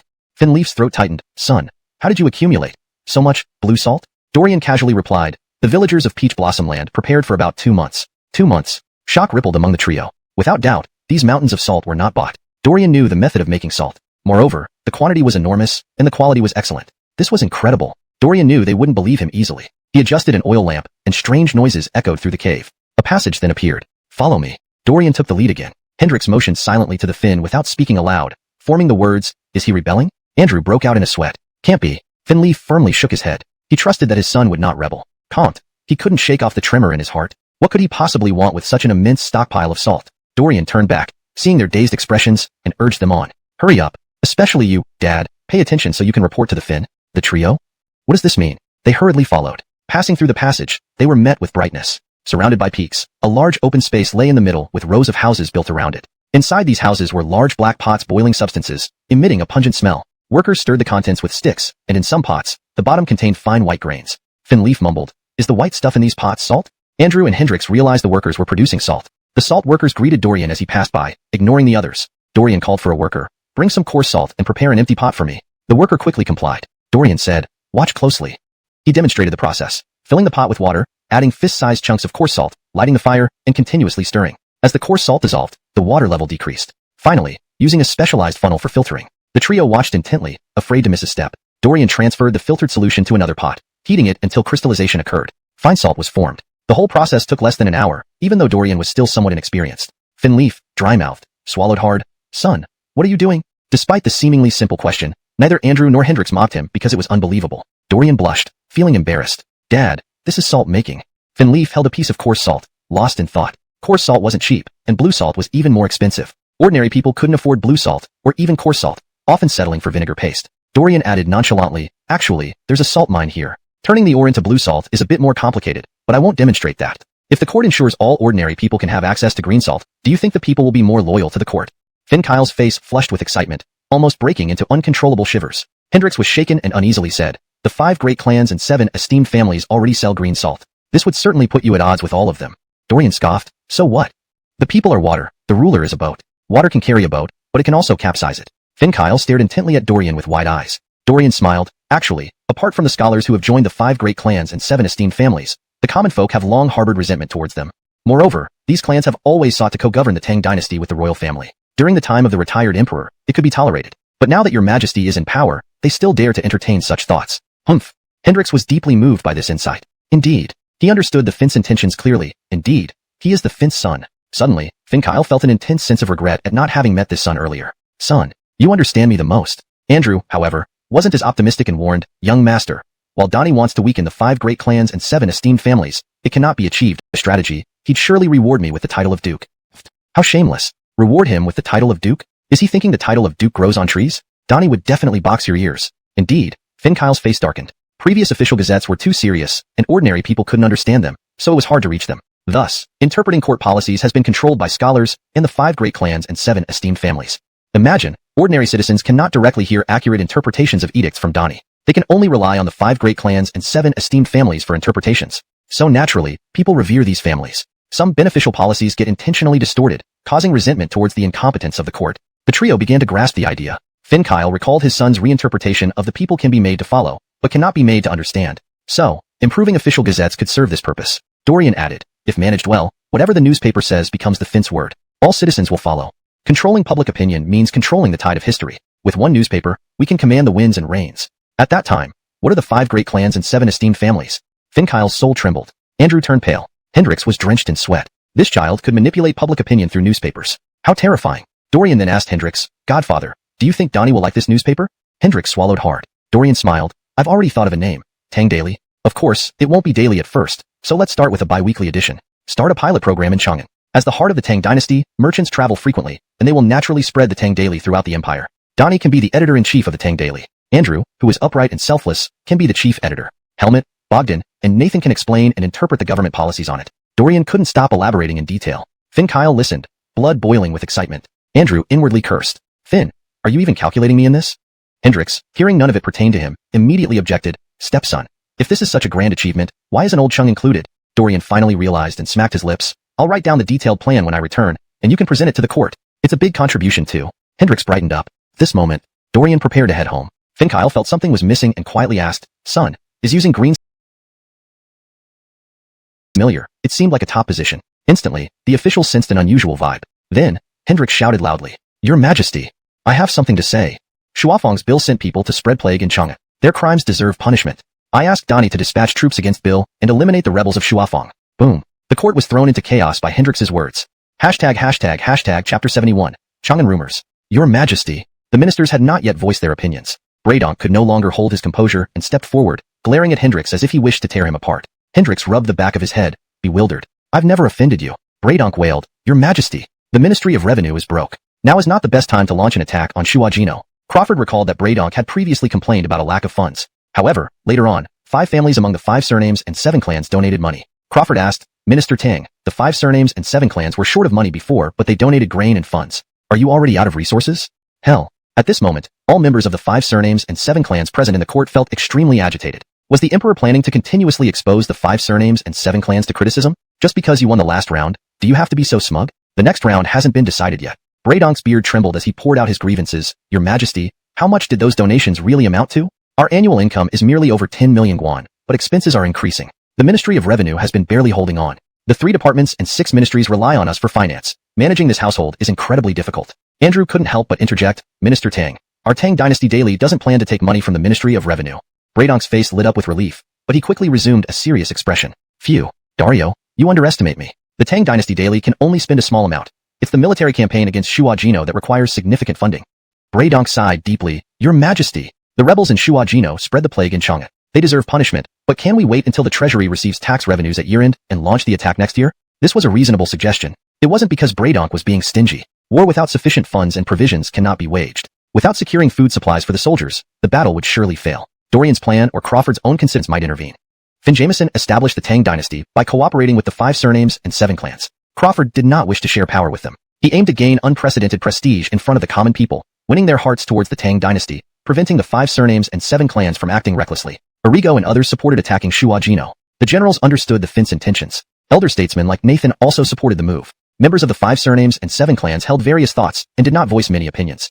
Braydonk suddenly seemed a decade older. He resolved to provide adequate funds for the war at any cost, then resign afterward. But once other regions' resources were tapped, how would the government manage the aftermath? Raise taxes. Immensely high taxes. Braydonk would bear this burden. After the discussion on attacking Shuajino concluded, officials left their respective posts. Braydonk was the last to leave, seemingly dejected. Outside Taiji Palace, a eunuch stopped him. Tang sir, slow down. Donnie wants you to see the Wanyan County Marquis. Braydonk asked, astonished. What does Donnie mean? The eunuch replied, Donnie thinks perhaps the Wanyan County Marquis has a plan to raise enough funds for the Shuajino campaign. Braydonk. Haha, joking. The eunuch reminded, Donnie, regardless of credibility. Leaving the palace, Braydonk thought there was no harm trying. So, he changed into civilian clothes and headed to the Wanyan County Marquis' residence. Dorian sat on a lounge chair in the courtyard, enjoying the sunshine. Braydonk asked directly, Wanyan County Marquis, I come to seek your advice. With insufficient funds in the Ministry of Revenue for the Shuajino campaign, what do you suggest? Dorian, eyes half closed, simply answered, bonds. Bonds? Braydonk was puzzled. This was the first he'd heard of such a concept. Conti knew why Dorian was aware of his mission. Had the Finn informed him beforehand? Suddenly, Braydonk suspected the Finn and Alvin colluded to ensure the prince gained merit, leading to eventual recognition within the royal family. Thus, poor Braydonk had unwittingly helped the Finn arrange this for a royal offspring, becoming a pawn. Thinking of the prince's efforts during the plague outbreak, he accepted this. Regarding bonds, he didn't hold much hope. Pretending to be attentive, he asked, please, may the Wanyan County Marquis enlighten me. Inside, Dorian chuckled. Old man, you don't take me seriously. Or else, why would you almost call me by my real title? Think I'm deaf? Dorian laughed and asked, no money in the Ministry of Revenue? Braydonk's face darkened. Getting slapped in the face? Dorian continued, Hasn't the Minister of Revenue been losing sleep lately? Bradonk almost cursed under his breath. Old man that I am, with my poor sleep quality due to age, isn't it quite normal? Shortage of funds in the Ministry of Revenue signifies incompetence of its officials. Bradonk felt ashamed. There was nothing he could say in response. Chapter 72. National Bonds. As the Minister of Revenue, he had been complaining to Donnie for fear that the Emperor did not understand how difficult it was to manage the state's financial affairs and was concerned about extravagance in the court. There was no need for him to make excuses for himself when Dorian pointed fingers at him. He acknowledged his incompetence. Dorian calmly said, "In truth, as the National Treasury, most expenditures of the entire Tang Dynasty come from the Ministry of Revenue. But focusing only on annual land taxes and a limited number of business taxes, it's no wonder the ministry appears insufficient when the court needs funds and grain. Wasn't this all there was to national taxation? Because of the goodwill generated by the 5 measures against the plague, it was almost entirely worn away." Bradonk asked, "May I inquire what wise suggestions County Magistrate of Wanyan County has?" "I just mentioned, don't you remember, national bonds?" Bradonk awkwardly replied, "This old man doesn't know what national bonds are. National bonds refer to debt issued by the state. In simple terms, the court issues these bonds which the common people purchase." Bradonk was utterly stunned. As the Minister of Revenue, his era's limitations made the concept of national bonds confusing to him. However, after Dorian explained a bit, he understood the core issue. With flaring nostrils, Bradonk angrily retorted, "That can't be done. How can the court borrow money from its citizens? Where does this leave the dignity of the court? Absolutely unacceptable." He wasn't wrong. If this happened, the prestige of the Tang Dynasty would be lost. From here on, chaos would begin, leading to its downfall as a government borrowing money from its citizens couldn't be far from destruction. Dorian sighed. "Can you let me finish speaking? Who told you the court is borrowing money directly from citizens? Wouldn't that destroy our foundation?" Bradonk indignantly argued. "Wasn't what you were talking about just now regarding national bonds exactly that? This old man isn't senile yet. There's no need for you to repeat yourself." Dorian chuckled. "You sure you don't want to hear more? I've heard enough." Bradonk turned to leave the residence of the County Magistrate of Wanyan County. Dorian slowly responded, "I'll head to the Ministry of Revenue soon, seeing if I can meet Minister Bradonk using my position as County Magistrate and discuss the details of national bonds with him. Do you believe you'll retire tomorrow? For 3 generations cannot buy. 2. Morally corrupt individuals cannot buy. 3. Relatives of anyone involved in issuing the bonds cannot buy." Bradonk almost laughed out loud. Who in their right mind would buy them? Anyone who buys them is an idiot. The military campaign to Shuafeng will need considerable funds and grain. Part of this could be acquired through national bonds from citizens. After the war, exchange the bonds within a certain period so buyers can redeem them. Bradonk wanted to swear profusely. A military campaign consumes countless resources. Issuing bonds to fund the campaign by borrowing from citizens? You previously claimed that national bonds weren't about borrowing money but making people wealthy. After the war ends, the treasury will be depleted. Do you even have the funds to redeem these bonds? Dorian saw his confusion and hurriedly interrupted Bradonk, asking, "Minister Tang, do you think wars always cost money?" Bradonk coldly answered, "Naturally." Dorian sighed. No wonder after every major war, the state ends up impoverished. Kolmars ago, the Han Empire crushed the Xiongnu, enhancing our nation's reputation. But all the wealth accumulated over generations was exhausted in this campaign. So the populace suffered greatly. With the Xiongnu defeated, the Han Empire stood proud, but it tightened its belt afterward. All because of the era's limitations. Had they seen the wealth on Xiongnu lands, they might not have become poor. Otherwise, could a successful war result in poverty? As someone from the future, Dorian knew very well that wars could lead to prosperity. Just look at the global powers built through conquests. Every campaign, a profit. Without war, they might be begging in poverty. It sounds exaggerated, but it makes sense. Bradonk didn't accept this reasoning. Wars lead to prosperity? Are you crazy? Dorian asked politely. Whom does Shuafeng border? Is this a trick question? Bradonk snorted. The Turks. Dorian further questioned. What do the Turks have? Bradonk looked at Dorian like he was insane. Poor child. What could the Turks possibly have? If they had abundant resources like our Tang Dynasty, would they raid us so frequently? Dorian spread his arms wide. The Turks own vast grasslands teeming with life, perfect for grazing. Hence, they feast on meat daily, their bodies strong as oxen. Conversely, our oxen serve agriculture, vital for our nation's survival. As for mutton, how many citizens can afford to raise sheep? We prioritize farming. Pork, being foul-tasting, is consumed only by the poor. Even then, some can't afford pork. Bradonk felt increasingly ashamed. Unspoken in this speech was ####. Chapter 73. So this is what kind of Alvin you are. Dorian immediately saw through Bradonk's thoughts and sighed. Perry, no wonder you're just a low-ranking official in the Ministry of Revenue. If your minister were here, he would have understood me. Bradonk wished he could slap him to death. As if I don't understand you at all. But Donnie is truly formidable. He claims to suppress Shuafeng but in reality targets the Tujue. High. Truly high. Indeed worthy of Crawford who established the Pedruan era. Cough, cough, cough. Dorian was so excited that he almost slipped and mentioned Li Flang directly. It wouldn't be a big deal if said privately, but this minor court official could report back to court and sell him out for political favors. Historically, Leaf never punished anyone for words, but with the sycophants around Leaf, they might still get him into trouble. Bradonk broke into a cold sweat, calling Donnie Li Flang. You were something? No. Wait a moment. Bradonk finally realized what had happened. The Emperor's plan to suppress Shuafeng was a feint. His real target was the Tujue. Oh my word. Is Donnie too eager? Moreover, this prince is flattering Donnie by praising the Pedruan era. This is only the early years of Pedruan. How do you already know it will be an era of prosperity? Bluffing. Currying favor. So this is the kind of prince you are. You've completely shattered my worldview. Perry, why are you still standing there? Dorian impatiently urged. Bradonk's face turned dark. He had been called Minister Tang. Even though Dorian mocked him as a small official in the Ministry of Revenue, he had some respect. Now, calling him Perry? Do we know each other that well? Pa. And you, Prince, have no shame. Dorian continued. Now the court is preparing to attack Shuafang. Your ministry needs to prepare the money and grain quickly. Don't waste time here. Then, he handed over a document about bonds. Bradonk took it and left immediately. Like, I want to stand here with you. Just as he reached the door, Dorian called after him. Perry, ask your minister father to inquire with Donnie if promoting my rank for helping solve financial troubles and introducing this innovative bond is appropriate. Bradonk nearly tripped on the threshold. Nonsense. Asking me to seek credit for you? To everyone's surprise, Dorian wasn't done yet. He chased after Bradonk and grabbed him again. If my rank surpasses my father's, where would he put his face? Just let the court promote both our ranks together. Bradonk struggled free and ran off. Forget it, Prince. Your father is Donnie. Does he care about any rank? In Taiji Palace, several senior officials including Nathanji were present. Bradonk's face was extremely dark. Nathanji asked upon seeing him, Minister Tang, what's wrong? What's wrong? Bradonk almost cursed. However, he didn't forget his mission. Your Majesty, this is the idea suggested by the county mail of Wanyin County to the Ministry of Revenue. Crawford, Leaf, had the eunuch take it over and opened it.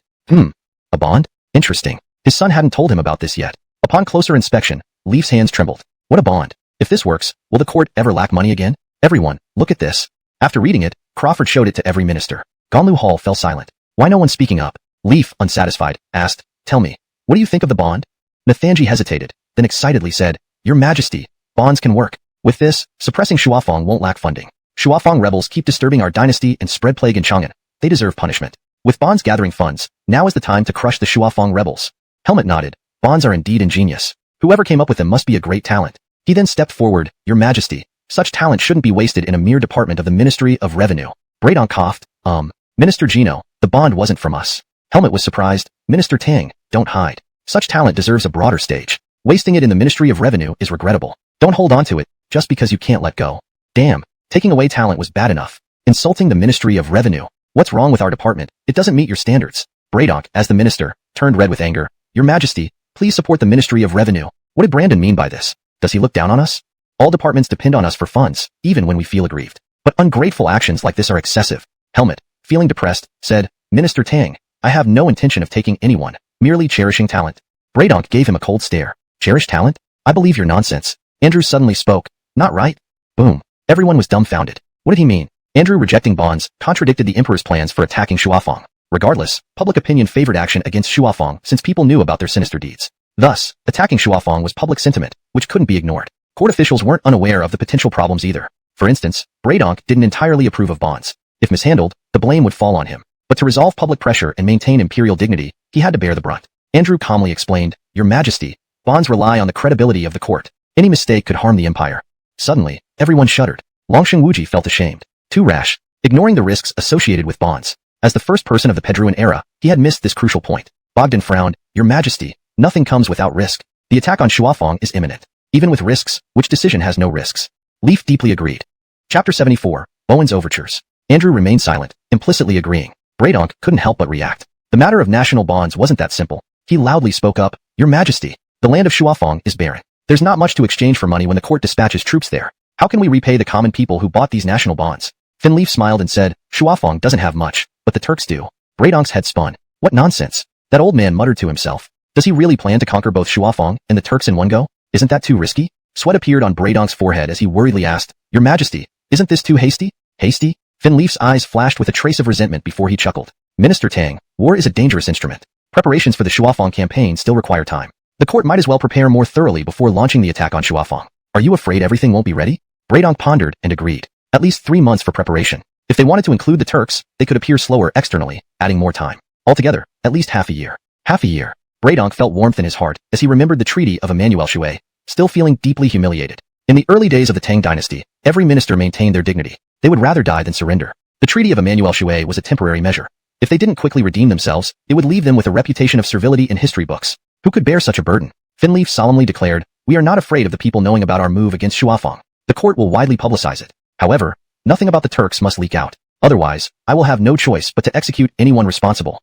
Colmes. The officials were shaken. Combining the attack on Shuafang and the Turks was already a risky strategy. Success lay in surprise. Any leak would make the conquest of Shuafang easy, but virtually impossible for the Turks. That's why only Finleaf's loyalists were present in the Ganlu Hall. Not a single member from the previous emperor's faction or the 5 great clans, whom Leaf especially guarded against.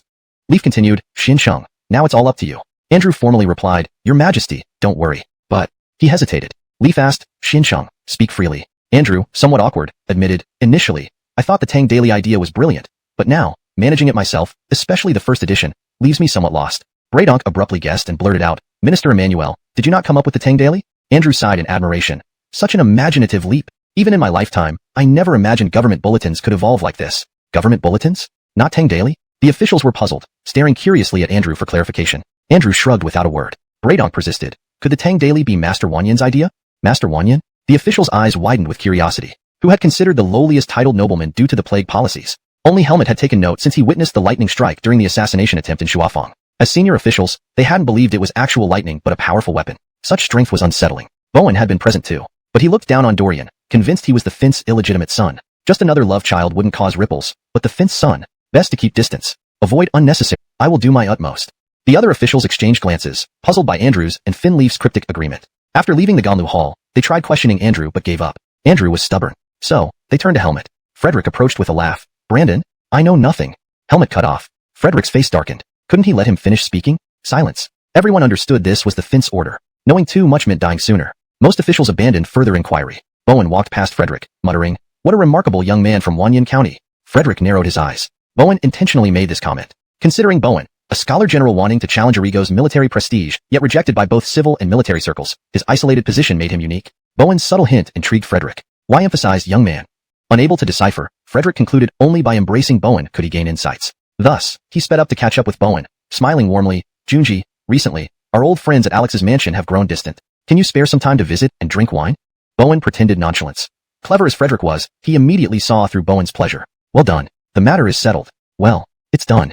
Chapter 75. Helmet embarrasses the court. The manner of the Wanyan County male. Dorian was just about to eat when he muttered under his breath. This good-for-nothing father of mine runs off to enjoy a two-person world with his concubine and never thinks of his son who is still single by birth, eating cold meals alone at home? Just as Helmet stepped in and heard this, he felt quite awkward. Your father is none other than Donnie. And your stepmother is the Mira who sets an example for the entire empire. Donnie has been trying every possible means to gain the Myra's approval for you, so that you can officially return to your roots. It must be said, Helmet had a beautiful misunderstanding. Ethan Schur, Leaf, hadn't yet realized how playing the fool and pretending to be someone else's irresponsible father was not working out as planned. As soon as Dorian saw Helmet, he asked puzzledly, Has Secretary General Gino come to proclaim another imperial edict? At the thought of it, he became happy. Is the court going to grant me more rewards? Helmet. Every day all he cares about is rewards. As the emperor's illegitimate son, shouldn't you also consider contributing selflessly to the state? These words were left unspoken. He could only vent inwardly. Embarrassedly, Helmet said, Wanyan County Mail. I didn't come here to proclaim an imperial edict, but to seek your guidance. You are the chief clerk of the Secretariat, seeking advice from me? Are you teasing me? Pa. How could the emperor's illegitimate son be so unreliable? Helmet could only smile. Isn't the Tang Daily run by the court now? I'm responsible for its compilation and am now the deputy editor-in-chief of the Tang Daily. Great. Dorian raised his thumb in praise. That's a good position.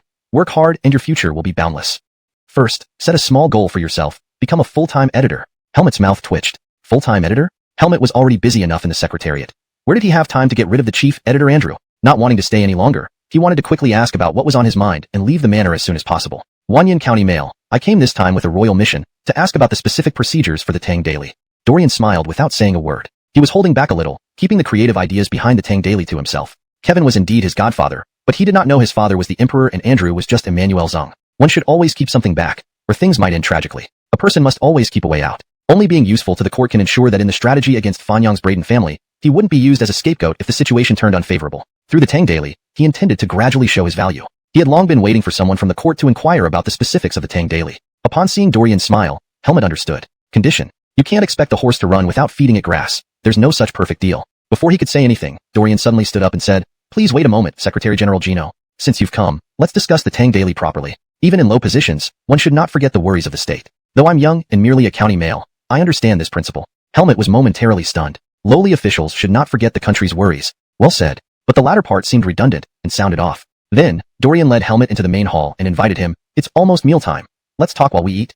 Saying this, he turned around without caring about Helmet's reaction and walked away. Moments later, a strange aroma wafted over. Dorian personally brought a few dishes to the table. Seeing this, Helmet regarded him differently. Gentlemen keep away from kitchens, still holds true today. He naturally remembered the original meaning of this saying. However, to see a mere county male cook in person for a humble chief clerk like Helmet was truly surprising. Please sit down, Secretary General Gino. Dorian opened a jar of wine. The rich aroma filled the air. This wasn't ergo 2. It was an improved version, less pungent but richer, catering more to the tastes of civil officials. Pouring a cup, Dorian gestured for Helmet to start. Drawn by the wine's fragrance, Helmet, despite being a high-ranking official, kept his composure. Staring at the peculiar dishes on the table, he was thoroughly bewildered. Golden fried balls looked very appetizing. Red-skinned sweet potatoes steamed beautifully. Crispy sweet potato fries and raw sweet potato sticks looked impressive. Sweet potato chips, well, they were blackened and not particularly appetizing. Helmet surveyed the spread, his curiosity piqued, awaiting Dorian's explanation. Alright, Dorian decided to satisfy Helmet's curiosity. He'd save the 5-grain liquor for later after dealing with the sweet potatoes. This is sweet potato. The introduction was simple. Helmet was even more baffled, asking, that's all? Dorian nodded. Colmes, just sweet potatoes. Helmet exclaimed, all these are sweet potatoes? Why else? Wow. Boring. A feast made entirely of sweet potatoes. Only the steamed and roasted ones revealed their identity. The rest truly looked nothing alike. Being his first time, Helmet lacked the discernment. Still, he was no ordinary official. Immediately, Helmet speculated further possibilities. New style food. No wonder he was surprised. Because of various reasons, Ethan sure hadn't rushed to promote sweet potatoes, and Andrew never mentioned them. Except for Dorian, Hendrix and his sons, and the villagers of Teoyuan. No one else knew about them. Helmet had never seen or heard of them before. What astonished him more was the variety of ways to prepare sweet potatoes. In the Tang Dynasty, apart from wheat, no crop had so many preparation methods. However, wheat yields were barely 3 dam per mu, about 100 pounds. Using this as the staple crop made it extremely challenging to feed the Tang people. As for soybeans, the yields were pitifully low. Ancient people mainly ate boiled soybeans, and eating too much caused bloating. The primary grains, millet and rice, also had dismally low yields. The importance of new-style food to the Tang Dynasty was evident. In Journey to the West, Xuanzang lost several volumes of scriptures crossing Tongtian River, causing immense pain. The historical Xuanzang lost seeds he brought from India during the same crossing, which pained him deeply. Clearly, ancient people sought new crops to improve living conditions. From the diversity of preparations for sweet potatoes, Helmet had a bold guess. Sweet potatoes' yield must at least match that of millet and rice. No wonder Dorian insisted he stay for dinner. This was ulterior motives at play. With great excitement, Helmet asked, what is the yield of sweet potatoes per mu? Try them first. Dorian deliberately teased. Helmet took a roasted sweet potato with stop himself. He tasted every single dish made from sweet potatoes. Suddenly, Helmet stopped, food still clinging to the corners of his mouth, his excitement evident. Tears of emotion even welled up in his eyes. Dorian did not criticize his extreme reaction. Clearly, this was an official who cared for the people. Everything else could now be discussed smoothly. Helmet then looked up at him, his eyes full of anticipation. But, after fumbling with his lips a few times, he couldn't speak. He felt a bit scared, afraid of an unsatisfactory outcome. Dorian smiled faintly and said, sweet potatoes can be planted in 2 seasons, spring and autumn. A yield of 30 shur per mu is easily achievable. Let's not mention the highest yields yet. He was already this excited. Mentioning 60 shur might be too much for his heart. Is that all? Helmet was still trembling. He swallowed hard and asked, how many seeds do you have? Promotion. Immediate promotion. It can still catch the autumn planting season. Dorian calmly said, Sir Gino, don't be in a hurry. Let's talk about the Tang Daily first. Helmet was taken aback. With such an important new crop like sweet potatoes, why are you talking about the Tang Daily? What nonsense. Helmet lost his composure. I've been trained not to curse lightly, but I can't help it here. Don't rush, Sir Gino. We should eat slowly. You're eager to promote sweet potatoes, but do you think anyone will believe you if you announce it like this? Helmet fell silent after hearing this. Promoting a new crop isn't so simple. Ministers at court might believe easily, but how to convince farmers across the country is crucial. Old crops have been grown for centuries, and people are accustomed to them. A new crop, however, carries risks. If the yield is poor or fails entirely, what do people eat? Rash. Too rash. He respectfully said, concerning the Tang Daily, please share your wisdom, Darren. Dorian responded mildly, that's quite unnecessary. As long as we do well, promoting sweet potatoes through the Tang Daily will be effortless. He chuckled, moreover, I guarantee that all commoners will thank Donnie, not the 5 surnames and 7 families. These words were spoken without reservation. Li Flang and the 5 surnames and 7 families were destined to be adversaries. Dorian, being from the Moses imperial family, certainly wasn't aligned with the 5 surnames and 7 families. Sure enough, Helmet gave him a deep look after hearing this. This young man understands the Fin's intentions very well. His future prospects are boundless. Without further ado, Dorian handed over a booklet hidden in his sleeve to Helmet. Well done. He was ready all along. Helmet received it and read carefully, becoming increasingly astonished. With the Tang Daily, the Fin would gain complete control over public opinion in the entire Tang Dynasty. Previously, the 5 surnames and 7 families controlled most of the public discourse. In the realm of public opinion, they would now be completely at a disadvantage. Wonderful. So wonderful. Helmet couldn't help but exclaim in admiration. At the end of the booklet, a new model for operating the Tang Daily was proposed. Sponsors. Thus, the Tang Daily could influence public opinion for the Fin while being completely financially self-sustaining without relying on the government budget. Even better, there would be leftover funds. Damn. Wow. Cursing was the only way Helmet could express his excitement. The layout and content of the first issue of the Tang Daily had also been meticulously planned by Darren. Helmet felt a mix of excitement and directionlessness. Such feelings were indeed great. Dorian tapped the table. Sir Gino, let's discuss sponsorship fees. Sponsorship fees? Helmet was stunned, then wildly delighted. He had just been thinking about how to find sponsors when Darren presented himself. Unaware that sponsors weren't purely benevolent, Helmet earnestly said, on behalf of the court, I thank Darren for your generous contribution. Dorian smirked. Court officials never missed a chance to boast. You, a mere secretary, thanking me on behalf of the court? How presumptuous. And what good does empty flattery do? Helmet was puzzled why Darren, having been thanked, still seemed unhappy. At this moment, Dorian suddenly produced several papers filled with neat square characters. The first line read, Tang Daily Sponsorship Agreement. Understood, but embarrassing. This contract couldn't be signed. Ancient Chinese upheld contractual principles. Using a ghost-written agreement to undermine the court's dignity? Not even if you were the Fin's illegitimate son. Moreover, you should always protect the court. Dorian, however, said, Sir Gino, it's not that I don't trust the court. But you obviously don't trust the court. The sponsorship fee is substantial, 10,000 strings of coins. Dorian told himself to maintain a poker face, not showing any joy. 10,000 strings of coins seemed like a big loss to anyone, but only he knew it was a huge gain. Future sponsorship fees would far exceed this amount. Upon hearing 10,000 strings of coins, Helmet remained unmoved and solemnly said, Darren, the court has its own rules and will never break its word. There's no need for this contract. Dorian inwardly scoffed. Rules are interpreted by the court, not by him. Before individuals, the court is a colossal entity, unshakable. If one day the court has ulterior motives and someone misleads him under the court's name, who would hear his complaints? Silently, Dorian put away the contract and said, Sir Gino, I won't keep you. Find someone else for the sponsorship. Young man, you're challenging Gino. Helmet smiled coldly. Ultimately, Helmet, holding the Tang Daily Planning Handbook in one hand and the sponsorship contract in the other, headed for Taiji Palace. The contract decision would be left to the Fin. Watch the Fin slap you dead, disrespectful son. Chapter 77. The controversy among the high officials. Finleaf didn't even look at the sponsorship contract before giving his approval with just one word. Approved. Helmet then realized it was a miscalculation. Donnie still acted like an old father in front of Dorian. To make up for it, he would also agree. And so, it was decided. It couldn't be changed now. Dorian then went on to give detailed annotations and suggestions for the specific content of the first issue of the Tang Dynasty Daily. It was indeed a perfect template from the future. The political section was dedicated to opinions from various high officials. The first issue aimed to launch a public opinion offensive against the rebel bill of Shuafeng. Several officials nodded without objection. The economic section outlined the economic policies of the Tang Dynasty, emphasizing agriculture while encouraging commerce and ensuring light taxes and minimal corvée labor. There were no objections here either. In the culture and folklore section, particular emphasis was placed on describing the fashion style of the Moses royal family, focusing on one theme. The Moses royal family is authentically Han Chinese. Finleaf was very satisfied. At this time, within the Tang Dynasty, led by the 5 surnames and 7 aristocratic families, there was always criticism about the bloodline of the Moses royal family. Although Amadeo claimed Laozi as their ancestor, many scholars refused to accept it. If scholars wouldn't buy into it, neither would the common people. After all, scholars were the ones guiding the public discourse. Speaking of bloodlines, it was actually Jerry who had Shinbei blood. Finleaf was merely caught in the crossfire. However, once public opinion took shape, who cared about the truth? As the Fin of the Tang Dynasty, Finleaf knew this all too well. Now, Dorian had even thought about explaining the legitimacy of Finleaf's bloodline in the first issue of the newspaper. Colmes, he is a good son of mine. Several high officials did not dare to object. Their honor was tied to Donnie's, so they naturally had to cheer for him. But privately, they couldn't help but mock Dorian for flattering him well. However, Andrew and Helmet felt differently. They firmly believed that Dorian was the emperor's son, and for a son to restore his father's reputation was only fitting. Shouldn't a son support his father instead of undermining him? The last section, think about it. How many Tang citizens can read and write today?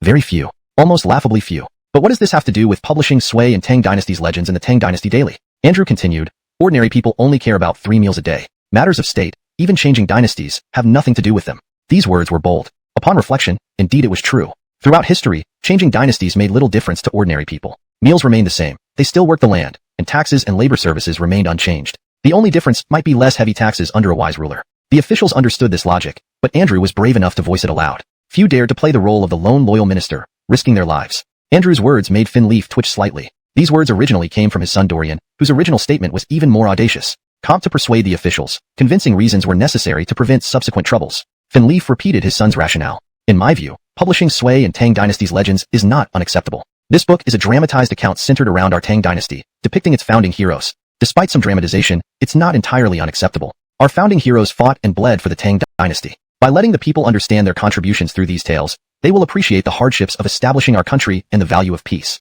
Why not publish Sui and Tang Dynasty's legends? These words made the officials reconsider. Some even speculated if the author of Sui and Tang Dynasty's legends was working for the emperor, making the publication a done deal. As dutiful ministers and seasoned officials, they didn't want to oppose the emperor. Thus, the decision to publish Sui and Tang Dynasty's legends was finalized. Andrew added that he knew the author and would take charge of it. The final detail was the advertorials section, a place for advertisements at the end of the Tang Dynasty Daily. For a fee, anyone could advertise, provided the ads were truthful and not misleading. Otherwise, they would face legal consequences under Tang law. Even Andrew couldn't hold back his shock. All the officials were furious. Even Finleaf hesitated. Wouldn't this tarnish the Tang Dynasty Daily with commercialism, damaging its dignity and his own reputation? Just when everyone was ready to reject it, someone unexpectedly spoke in favor. Braydonk suddenly stepped forward, saying, Your Majesty, I believe the sponsorships are viable. He didn't want the Ministry of Revenue to foot the bill. Knowing others' thoughts, Braydonk preempted any objections. Your Majesty, the court will likely attack Shuafeng within a year, along with the Turkic tribes. Money and grain are crucial. Without them, what can the court do? His words were a slap in the face, exposing the incompetence of other officials. Otherwise, would the court be so poor? Braydonk proposed. If the Tang Dynasty daily proves successful, we can classify advertisements differently, setting varying fees. Of course, as the Minister of Revenue, he was seen as a money lover. A legitimate newspaper turned into a business venture. Braydonk wasn't ashamed and continued. Do you realize why the young lord suggested financial independence for the Tang Dynasty daily despite being under imperial supervision? The officials pondered his words. Chapter 78. Andrew resigns. This is to maintain a balance between the seriousness of the court and the needs of the people for the Tang Daily. If the Tang Daily becomes too serious, who would be interested? Only by sparking curiosity among the people, and using that curiosity can the Tang Daily flourish throughout the Tang Dynasty. If it ends up as something only the court appreciates, it would lose its original purpose. Be it the political, economic, or cultural and folk custom sections, anything related to the court must be summarized officially by the court. Only when the Tang Daily balances its official nature with accessibility can it be considered successful. What's wrong with sponsor fees? As long as the court strictly reviews and prevents false advertising and severely punishes violations, it won't damage the court's dignity and will also generate income. Why not? Silence. An Ear City gate catches fire, the fish in the pond suffer. Running away is the best option. Andrew, perhaps intentionally, gave them enough time to escape. Crawford was in a tough spot. Damn it, I want to run too, but this is my own house. No matter how much I fear Emmanuel the complainer's criticisms, I can't run away from my own home. So, Crawford cleared his throat and spoke gently. Xin Sheng, do you have something to say? Andrew snorted. Damn, who's the emperor here? You are acting like you're better at putting on airs. Andrew straightened his face and said seriously, Your Majesty, I have something important to discuss today. Crawford said, Xin Sheng, go ahead. As the emperor of the Tang Dynasty, I cannot refuse to let you speak. Your Majesty, the prince lives unrecognized among the people. I hope your Majesty can restore him to the Li royal family soon. Crawford was puzzled and asked, Xin Sheng, you mean the prince is unrecognized? Your Majesty, stop pretending. Wanyan County man is the prince. Do you think I would be so foolish to believe he merely misidentified his father? Crawford stumbled, nearly falling off his chair. He sighed helplessly, Xin Sheng, if he truly misidentified his father, why do you still think he's the prince? Andrew snorted, Your Majesty, isn't deceiving me meaningless? Crawford, not interesting, so I'm not lying. If before, Your Majesty feared revealing his identity to the prince for fear he would resent you, I wouldn't say more. But this time, he killed Emyel, the grandson of Fanyang's Braden Hollisru. Can the Fanyang Braden clan really not find any clues? Even if so, if the plan against the 5 surnames and 7 exemplary clans fails, and the prince's identity remains unrecognized, how can he face the retaliation from the clans? Crawford was dumbfounded. Andrew, your imagination runs wild. Crawford said wryly, Xin Sheng, I understand what you're saying. Wanyan County man has done much for the country, and I will not allow the 5 surnames and 7 clans to harm him. But, he is not my son. He really misidentified his father. How can I legitimize him and bring him back into the Li royal family? Andrew fell silent. Crawford thought he believed him. At that moment, a thunderous shout, Li Flang! Boom! The guards on duty in Ganlu Palace almost wet their pants. What? How could Lord Emmanuel call the Fin Li Flang? This is going too far. It could cost him his head. Crawford's anger flared. Everyone, get out! The guards outside rushed away, feeling relieved. Donnie is kind, giving them a warning. Otherwise, hearing what they shouldn't hear would lead to their deaths. The safety of Donnie was understood by all the guards. Guards are the second line of defense for the Fin. The true bodyguards are the legendary shadow guards. Inside Ganlu Palace, heavy breathing filled the air. Crawford panted, his beard trembling, fists clenched. His expression turned ominous, dangerously revealing the might of an emperor. He asked slowly, Andrew, you challenge me again and again. Are you not afraid I'll kill you? Andrew, undaunted by the many times he confronted emperors, replied word by word, Your Majesty, I fear death, especially losing my head to you. Crawford's blazing anger dimmed instantly. Andrew, are you bowing to me? But then, Andrew boldly stated, Your Majesty, even if I die, even if you cut off my head, I cannot allow Your Majesty to act recklessly. You. Crawford's anger flared again, coldly saying, Andrew, you are too arrogant. Do you think you are always right and I am always wrong? Dorian is not my son. How many times do I need to tell you? Why would I lie about this? All his frustration poured out. Finally, Crawford took a deep breath and declared loudly, If Dorian were my son, regardless of his extraordinary talent, or even if he suffered from mental illness, as the Fin of Tang, who would dare stop me from recognizing him? Andrew, seeing Crawford's grand imperial presence, became doubtful. That's not right. Is Dorian really not the Fin's illegitimate child? Did I make a mistake this time? At that moment, someone appeared in the hall. Ronnie approached Crawford, whispering, Your Majesty, Hussein mentioned that the old pillar man accompanying Wanyan County man is a formidable expert. After investigation, Crawford narrowed his eyes. Speak. Ronnie's voice grew lower. Suddenly, Crawford trembled. Then, he returned to normal. Ronnie stepped back. At that moment, Crawford glared at Andrew, angrily. Andrew, you wrongly accuse me this time. I cannot forgive you. Andrew raised his chest and bowed. Your Majesty, if I am wrong, I accept punishment willingly. Even if Your Majesty demands my head, it will be my own fault, and I won't blame Your Majesty. Crawford remained cold. Wanna die? Andrew, I won't let you off that easily. Seek good fortune elsewhere. The next day, in the court, Crawford publicly announced that the censor-in-chief Andrew had resigned. I approve. The entire court was stunned. No way. What did Emmanuel the complainer do to offend Donnie so badly that he was forced to resign? Resign voluntarily? Who believes that? This time, Andrew offended Donnie terribly. Direct dismissal. In addition, Helmut is appointed as chief editor of the Tang Daily, and Bogdan as deputy chief editor. For some officials unaware of what the Tang Daily was, they didn't think much of this peculiar appointment. Chapter 78. Andrew resigns. This is to maintain a balance between the solemnity required by the court and the interests of the common people for the Tang Dynasty Daily. If the Tang Dynasty Daily becomes too serious, who among the common folk would be interested? We must pique their curiosity and leverage this curiosity to allow the Tang Dynasty Daily to flourish within the Tang Dynasty. Should it end up being just a platform for the court's self-admiration, it would lose its original purpose. Regardless of whether it's politics, economics, or culture and folklore, any content from the court will be officially summarized by the court. Only by successfully balancing the official nature with accessibility can the Tang Dynasty Daily truly succeed. What about sponsorship fees? As long as the court strictly reviews them, eliminating false advertisements and severely punishing violations, it won't compromise the court's dignity while generating revenue. Why not? Silence. A deafening silence. Indeed, he is the Minister of Revenue. His thinking is indeed different. Upon closer inspection, his words make sense. Hendricks flipped through the business plan given by Dorian, staring wide-eyed and said, Jin Tang, I thought you came up with this yourself? It turns out there was an outline after all. Bradonk remained silent. You fool. So what? You all didn't read carefully enough. Crawford made the final decision. The Tang Dynasty Daily began preparations. Several senior officials discussed the content of different sections and assigned one person to write each section. Cui Shenwu refused to write due to caution. Thus, the political section was entrusted to Helmut and Bogdan. The economic section was handled by Bradonk, the Minister of Revenue, which was appropriate. The cultural and folklore section went to Do Braden Quan, the Minister of Rights. The rural interest section was taken over by Emile alone. The advertising section announced the opening of the world's first tower. Just as the senior officials were about to leave Ganlu Palace, Andrew stood up confidently. Noise. Here comes Emmanuel the Sprayer again. Suddenly, everyone ran faster than before. Emmanuel the Sprayer's actions always carried great risk. Like water splashing on fish in a pond, it was best to flee immediately. Andrew may have deliberately allowed the officials time to escape. Crawford was left behind. How annoying. I wish I could run. But this is my own home. No matter how afraid I am of your criticism, I can't just run away from my own house. Therefore, Crawford was floored. Andrew, your imagination runs wild. Crawford, unable to laugh or cry, said, Xin Sheng, I understand everything you say. Emile has served the country well, and I won't let the 5 surnames and 7 families harm him. But he is not my son. He really mistook his father. How can I officially recognize him as part of the Li imperial family? Andrew was silent. Crawford thought he believed him. At that moment, a thunderous roar echoed, Li Flang.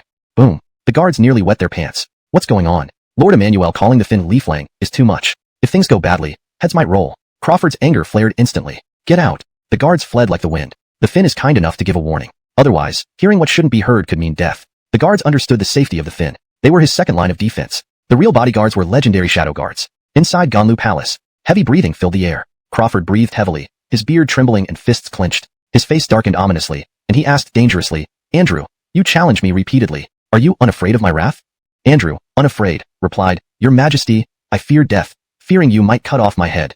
Crawford's raging anger diminished instantly. Ha, Andrew, are you bowing to me? But then, Andrew defiantly said, Your Majesty, even if I die or have my head cut off, I cannot allow you to act recklessly. You. Crawford's anger flared again, coldly saying, Andrew, you are overly confident. Do you think you're always right and I'm always wrong? Dorian isn't my son. How many times must I tell you? Why would I deceive you about this?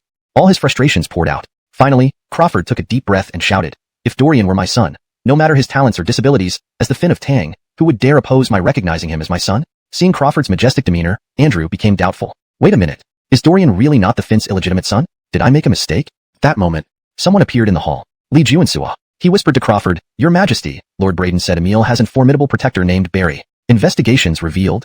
Crawford narrowed his eyes. Speak. Li Juansua's voice lowered further. Crawford trembled, then instantly returned to normal. Li Juansua stepped back. Crawford looked at Andrew angrily. Andrew, how dare you slander me? This time, I cannot forgive you. Andrew lifted his chest and bowed. Your Majesty, if I'm wrong, I accept punishment. Even if you demand my head, I accept responsibility and will not blame you. Crawford was cold. Wish to die. Andrew, I won't let you off so easily. Hope you know what's good for you. The next day, in court, Crawford publicly announced the resignation of Andrew, the censor-in-chief. I agree. The court was in uproar. No way. What did Emmanuel the Sprayer do to offend the Finns so deeply that he was forced to resign? Voluntary resignation? Who believes that? This time, Andrew seriously offended the Finn. Direct dismissal. Additionally, Helmut is now chief editor of the Tang Dynasty Daily, and Bogdan is deputy chief editor. To those unfamiliar with the Tang Dynasty Daily, the odd appointments didn't seem significant. It's nothing more than something similar to a government gazette. How useful could it possibly be? Hashtag Chapter 79. Bradonk's hint to Helmut. At the Great Tang Daily office, there weren't many people inside. Only a handful, and the staff was still being formed. Helmut's hair was about to turn gray. The 4 sections were vast, especially outside of the Sui Tang Legends section, which was extremely lengthy. If this had to be published, how large would the newspaper have to be? This is an improved version of the official gazette, not a book. No choice but to cut it down. Even after all the cuts, it still wasn't enough. Should it be printed as a small booklet? According to Dorian's guidance document, the Great Tang Daily Planning document, it was clearly stated that the Great Tang Daily should be abbreviated as newspaper. Just one sheet of paper would do. How big of a sheet of paper? Even a sheet as large as a robe wouldn't suffice. Furthermore, the content included in here isn't something that could fit into one newspaper. Just for printing, they would need support from the Ministry of Works. Selling newspapers would also require newsboys. The planning document even mentioned franchises. Helmet had never heard of such a new thing before. Strategic planning for the country was one thing, but this was practically commercial, straddling another field. Too ambitious, he couldn't make any moves. In the meantime, Donnie urged daily. Apart from having all the content ready, everything else about the Great Tang Daily was still skeletal. Helmet did one thing. He asked the Ministry of Works for skilled engravers. Not only that, but Bradonk, the Minister of Revenue, was also eagerly awaiting the launch of the Great Tang Daily to promote his government bonds. You're dragging your feet. How can my government bonds proceed? Bradonk said meaningfully, Minister Gino, you are known for your strategic thinking. Did you ever think about why the proposal for the Great Tang Daily came from a low-ranking official like the magistrate of Wanyan County? Now be at the young master's disposal. Dorian agreed. Surrounded by few aides, the boys and girls he bought were preparing for the Grand Imperial building. The villagers from Peach Blossom Village were producing blue salt.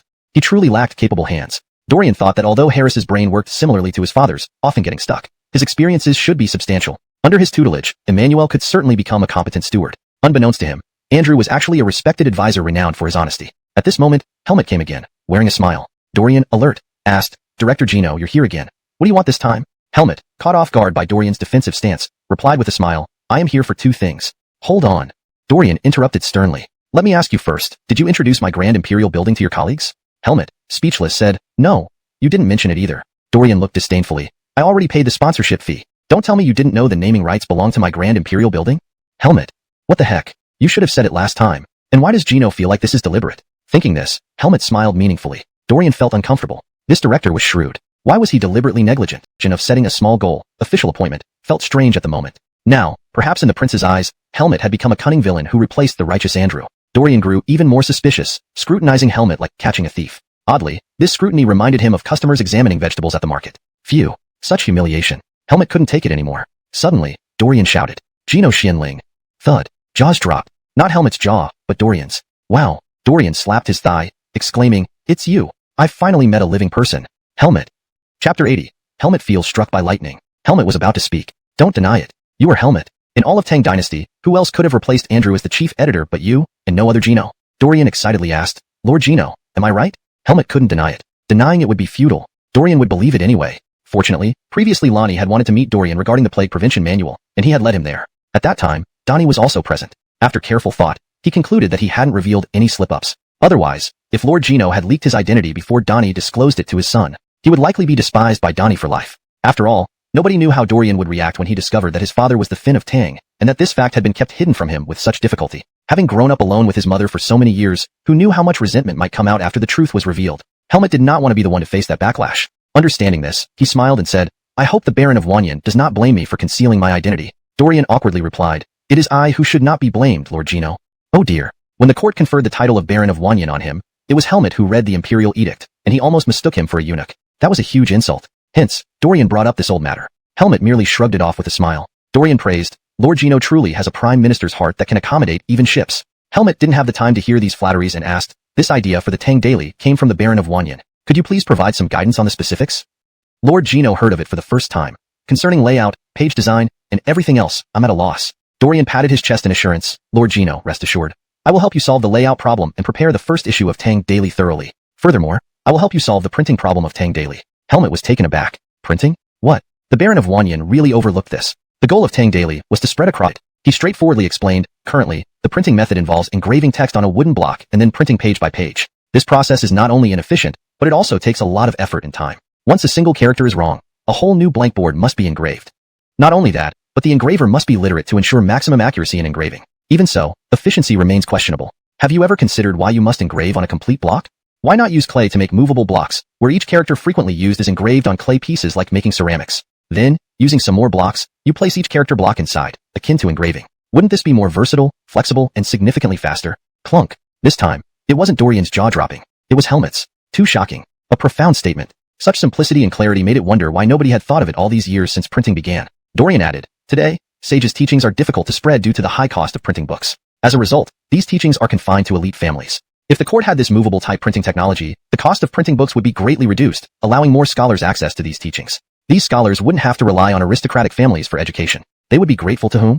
Crack. Helmet felt struck by lightning. No, it wasn't an illusion. He truly was struck. Pitter-patter. Heavy rain poured down. In an instant, both Dorian and Helmet were drenched like soaked chickens. They hurriedly ran into the house. Dorian cursed inwardly. What a mess. I just showed off, and now you send thunder and rain. Are you trying to strike me dead? With this incident, how could he stabilize his position in Helmet's eyes? Moreover, if Helmet believed in supernatural forces, he might think Dorian was a demon sent by the heavens. Fortunately, Helmet wiped the rain from his face, shivering. Well done. The Baron of Wanyan, your invention of movable type printing will greatly benefit the court. From now on, scholars across the land shall be grateful for your benevolence.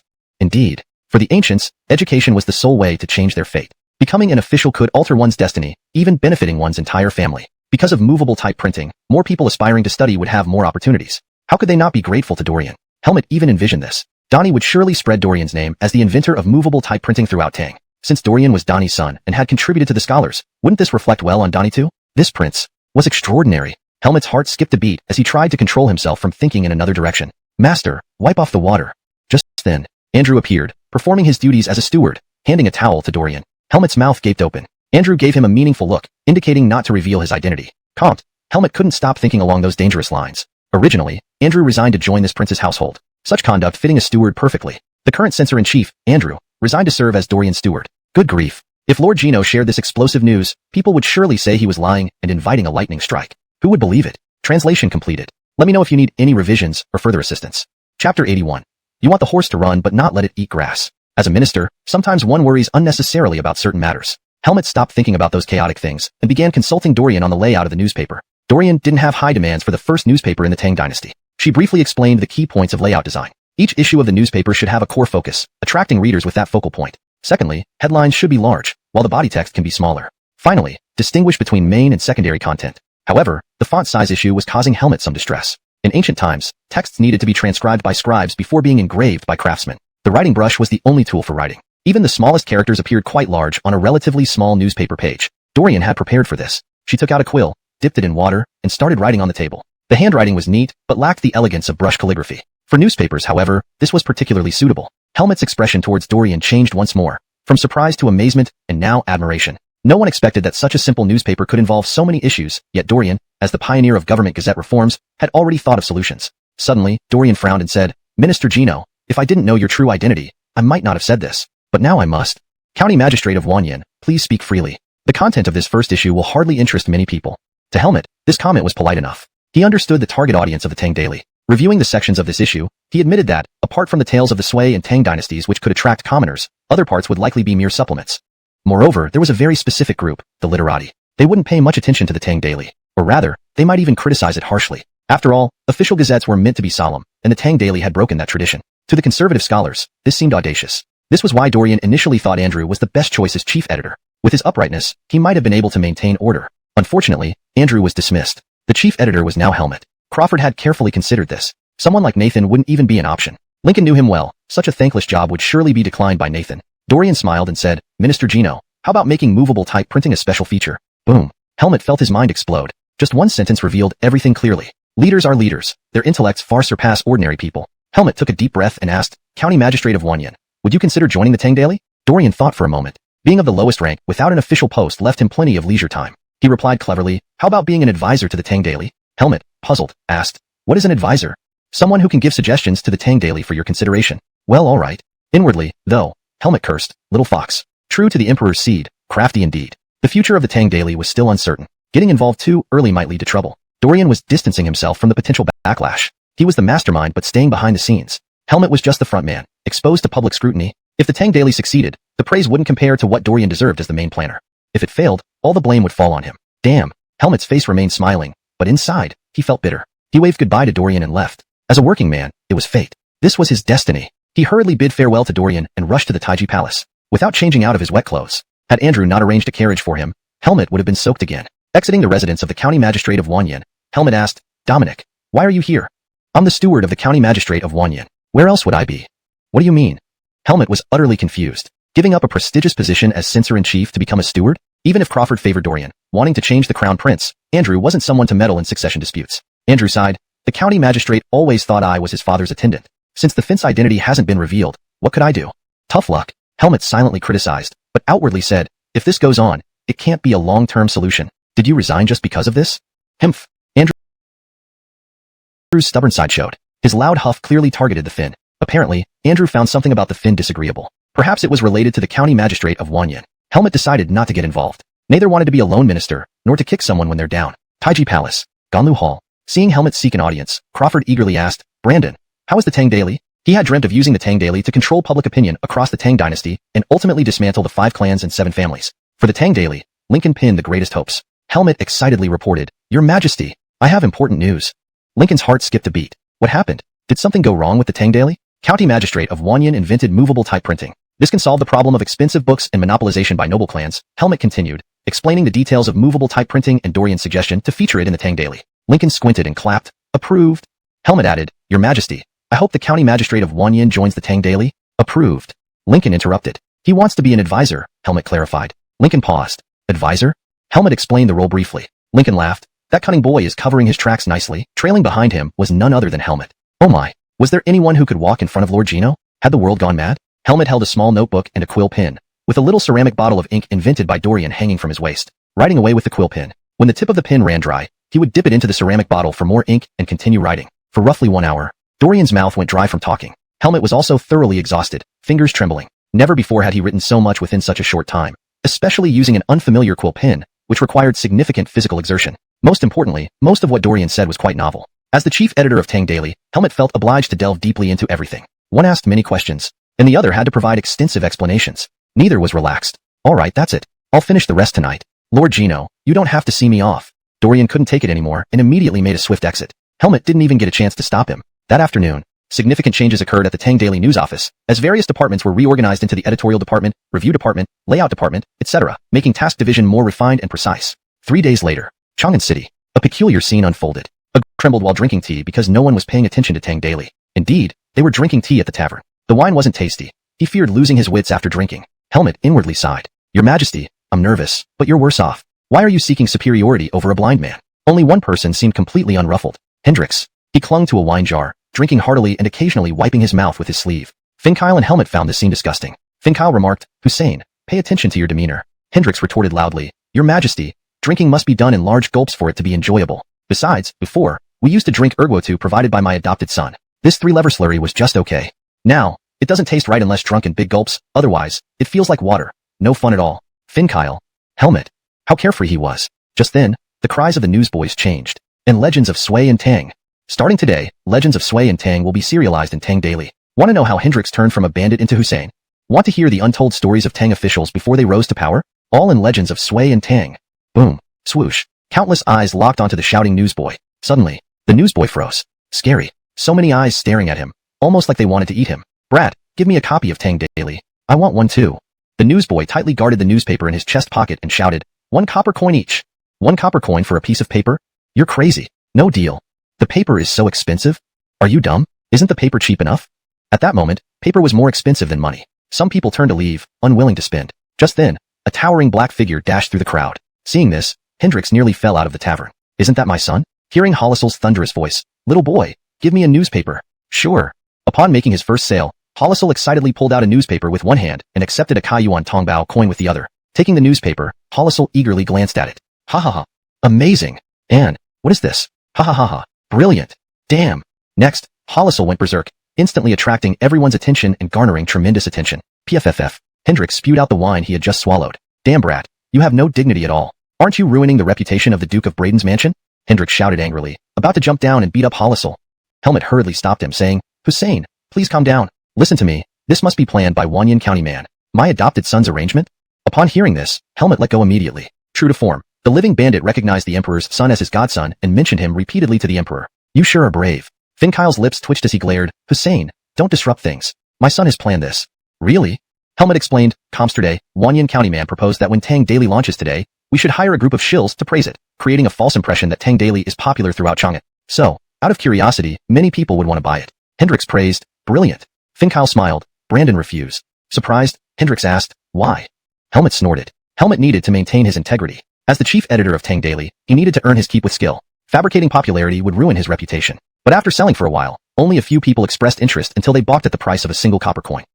Starting something is always tough. Helmet consoled himself that even selling at a loss for 1 copper coin, Tang Daily was still promoting the emperor's plan. Each sale represented a financial sacrifice. With 10,000 strings of cash, a man approached with a leering face, saying, "Hey there, brother. A newspaper costs 1 Kaiyuan Tongbao, which isn't cheap. How about we share? That way, you get 2 newspapers for the price of 1. Quite a deal." Oh no, where did this scammer come from? Dorian was dumbfounded as he looked up to see a frail, scholarly-looking young man. However, his eyes gleamed mischievously, obviously not a genuine scholar. "Sorry, I enjoy losing money, so you'd better not read it. If you want to read, buy your own," Dorian said coldly. The frail young man sighed deeply. "Benji doesn't have much money in my pocket these days. I can barely afford food. How can I have any coins to buy newspapers?"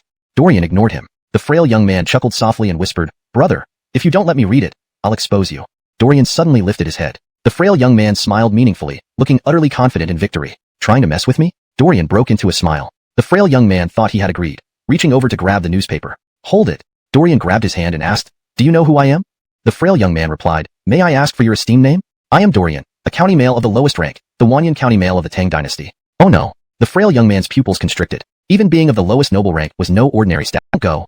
Is the romance of Sui and Tang inside exciting? Since 1 coin has been spent, why not share it and make it worth the cost?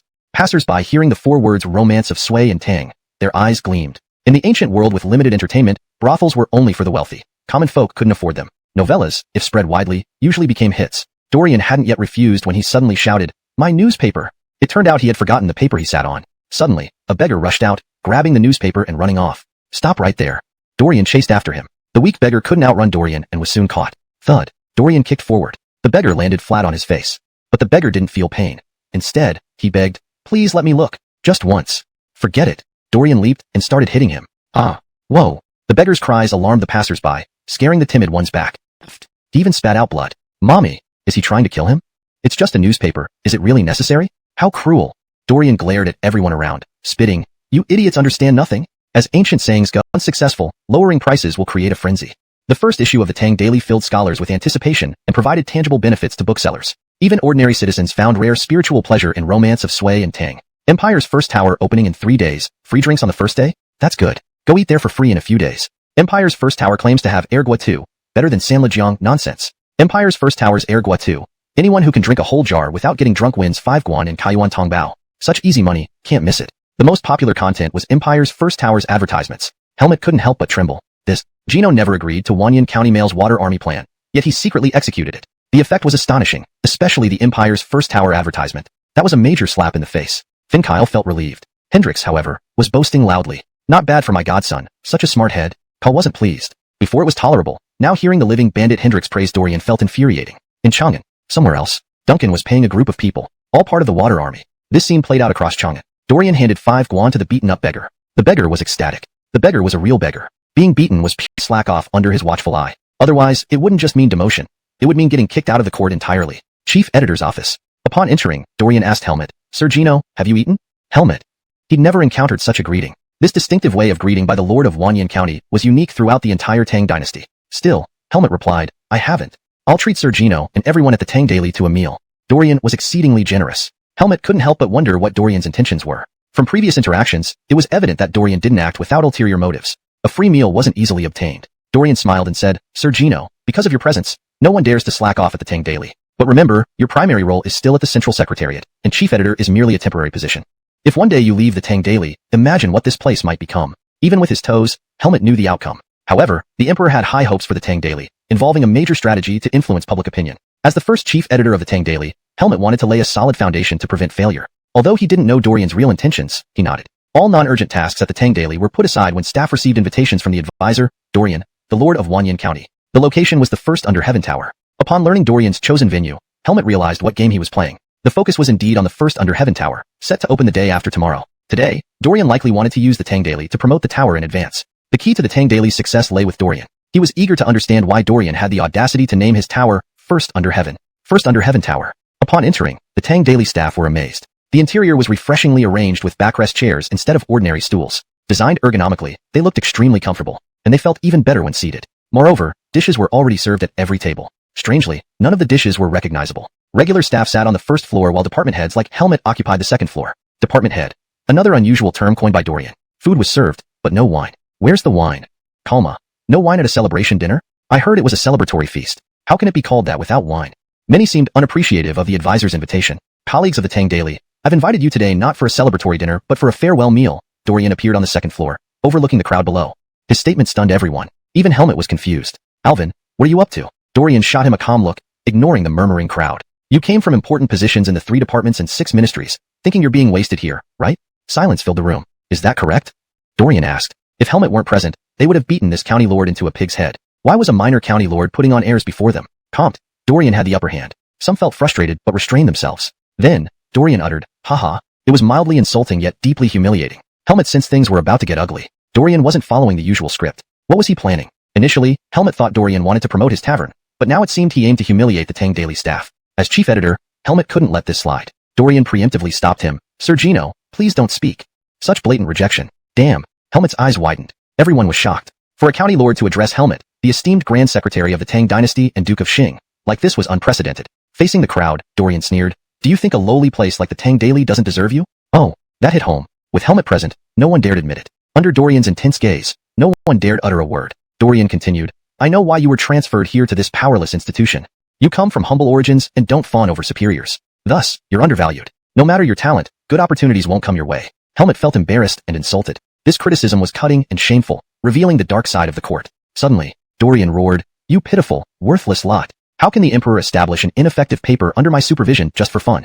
Boom. Too far. Whoever said the court and the Emperor were foolish? It was only this county lord. Advisor, please be careful with your words. A white-bearded official couldn't bear the humiliation and stood up. Dorian laughed. Old man, you won't admit it? Old man? The official shook with anger. Young officials also grew restless. Ignoring them, Dorian taunted.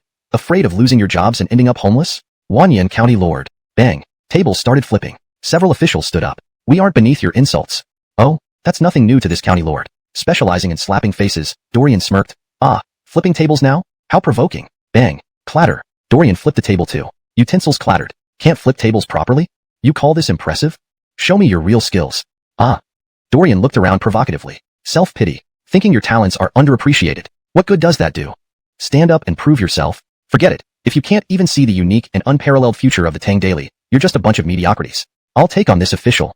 No one had expected that a department head from the review department beside Helmet would stand up and rush towards Dorian. Dorian gave him a fierce glare. The man was just one step away from Dorian, but then backed down, too scared to continue his charge. Fighting for nothing. Dorian pulled out a small booklet from his sleeve and loudly announced, Today, I will make you all convinced. Smack. He threw the booklet directly into the face of the review department head. The aggressive act sent a shockwave through the room, making everyone momentarily silent. The small booklet now lay open on the table, catching the attention of everyone present. Dorian's eyes scanned the room, challenging anyone to speak up. Helmet, seated nearby, couldn't help but feel uneasy. The situation was tense, and he wondered what was written in that booklet that Dorian could use to sway these officials. They were all highly regarded individuals, not easily swayed by mere words or threats. Compt, the way Dorian handled the situation suggested he had something powerful up his sleeve.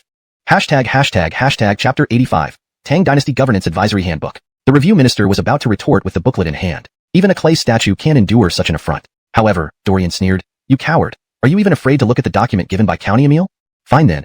He'll look. Baring his teeth in anger, the minister unfolded the booklet. At the beginning, it read, Reader Survey Questionnaire Results. Following were rows of strange yet detailed data. They were divided into 5 sections: audience rates and demographics for politics, economics, cultural customs, rural interests, and advertisements, all accompanied by a note, limited to Chang'an only, for reference. The minister's eyes nearly popped out as he read on. Dorian had summarized these into 5 categories: politics, economy, culture and folkways, rural fun, and advertisements. To many court officials, this seemed utterly absurd. But the serial romance of Sui and Tang under rural interests had an astonishing 65% audience rate. Advertisements followed modestly at 59%, while cultural customs lagged miserably at just 10%. The economic section fared decently at about 35%, while political news was surprisingly low, trailing at merely 3%. Finally, there was a conclusion drawn from the booklet. Political moment was right. Dorian slowly spoke. What do you think? Could anyone have imagined that a single newspaper could reveal so much? I don't care how you view the Tang Daily News, but I'm willing to derive experience from its readership and surveys to compile the Tang Dynasty Governance Advisory Handbook. By understanding the reader's needs through the Tang Daily News and reader surveys, we can provide reliable and constructive advice for the government. Everyone was dumbfounded. As the prestigious chief secretary, Helmet had always balanced the affairs of state, fearing any leaks that could shake the Tang Dynasty. Compt, he never knew how to accurately grasp the needs of the people. Now, Dorian had effortlessly solved it with just a newspaper and a survey. Dorian proudly declared, Whoever still thinks the Tang Daily News is just a piece of paper can leave. Silence filled the room.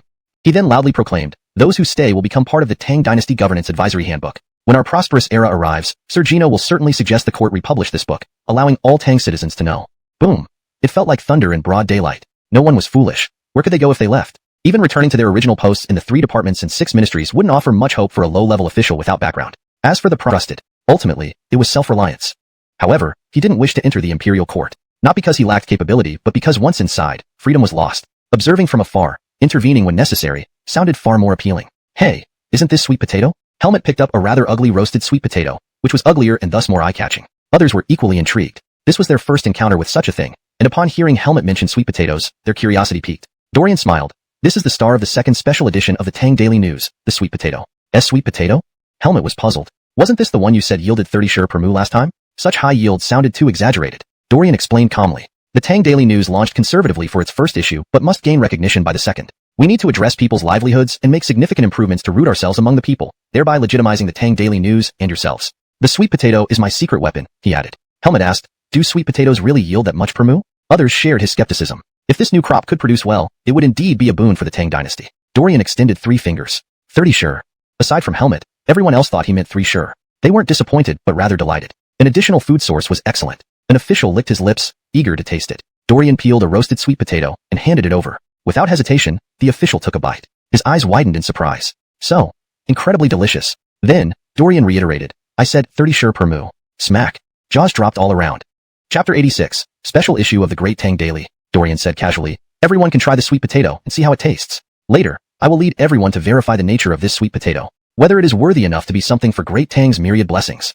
In an instant, everyone's attention shifted to the sweet potato dishes on the table. After the banquet concluded, a vast crowd poured out from the first tower in the world, and outside there were already countless ox carts waiting. The cart drivers were all villagers from the Peach Blossom Spring Village. Helmet glanced at Dorian. Alvin, you had everything prepared beforehand. A group rode in ox carts, forming a long dragon-like line, becoming the most beautiful sight on Chang'an Street. An hour later, everyone arrived at the Wanyan County, Peach Blossom Spring Village. Upon entering the village, the ox cart procession headed towards the back mountain. What came into view were patches of sprawling green sweet potato fields on the ground. Beside the sweet potato fields, numerous farmers seemed to have been waiting for a long time. In front of a patch of sweet potato field, Dorian hopped off the ox cart and pointed, saying, Gentlemen, this is the sweet potato field. People disembarked from the ox carts one by one, like curious babies, bending down to study what exactly these sweet potatoes were. Dorian introduced, sweet potatoes are annual herbaceous plants. The stems and leaves are all edible. They can be steamed with noodles, or stir-fried and served cold after being boiled, making them more palatable. The fruits of sweet potatoes grow underground, coming in round, oval shapes. In loose soil, they will be more rounded. In hard soil, they get compressed and look less appealing. Everyone listened attentively as Dorian described basic knowledge about sweet potatoes simply.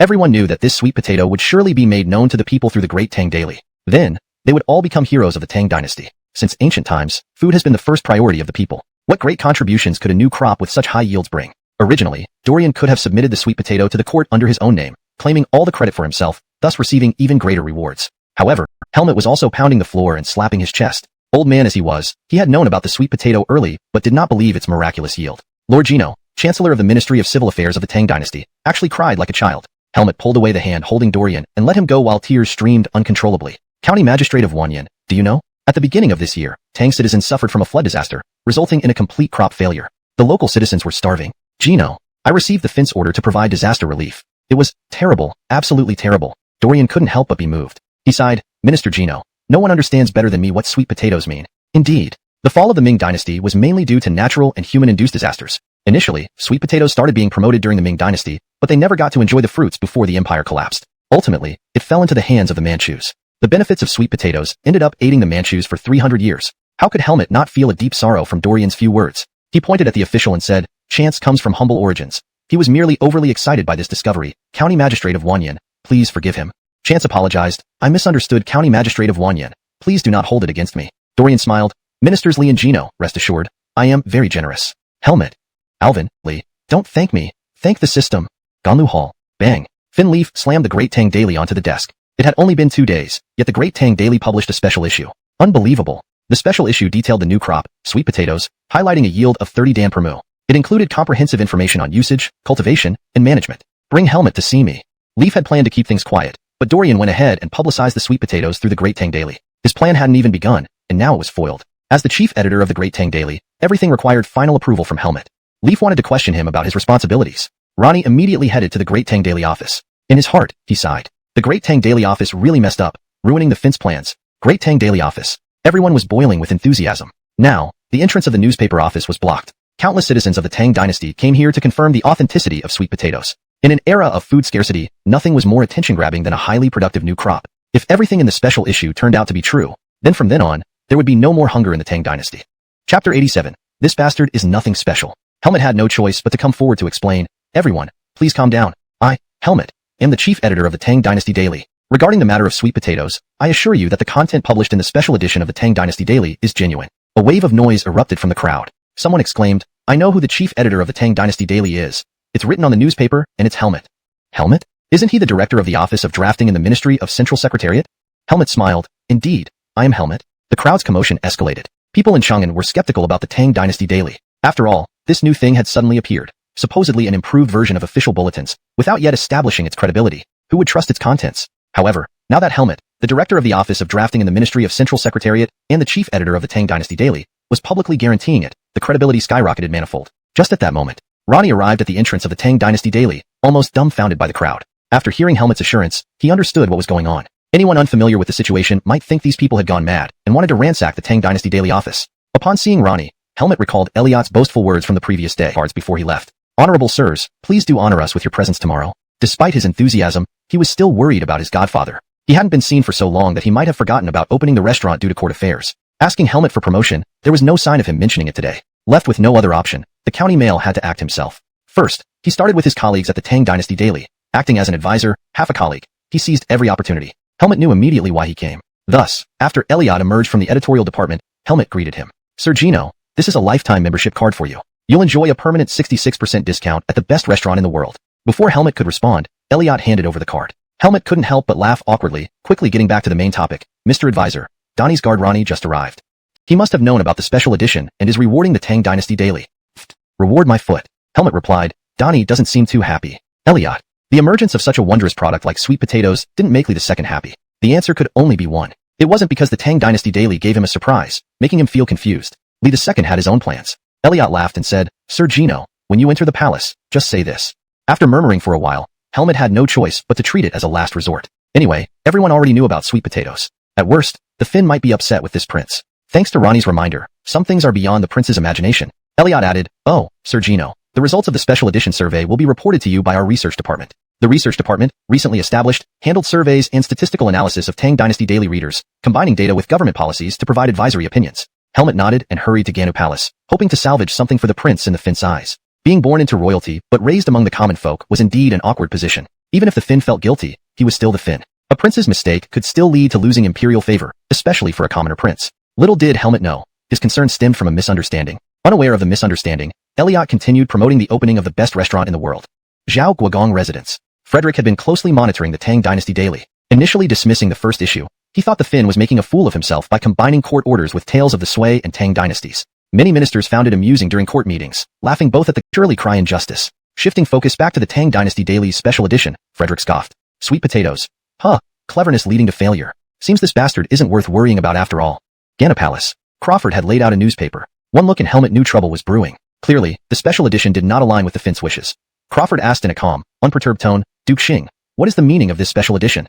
Donnie was clearly displeased. Otherwise, he would only refer to him as Brandon in private. Crawford, maintaining an outwardly calm demeanor, asked, Duke Xing, what is this special edition about? Clearly, the Emperor was displeased. Otherwise, he would only refer to him as Brandon in private.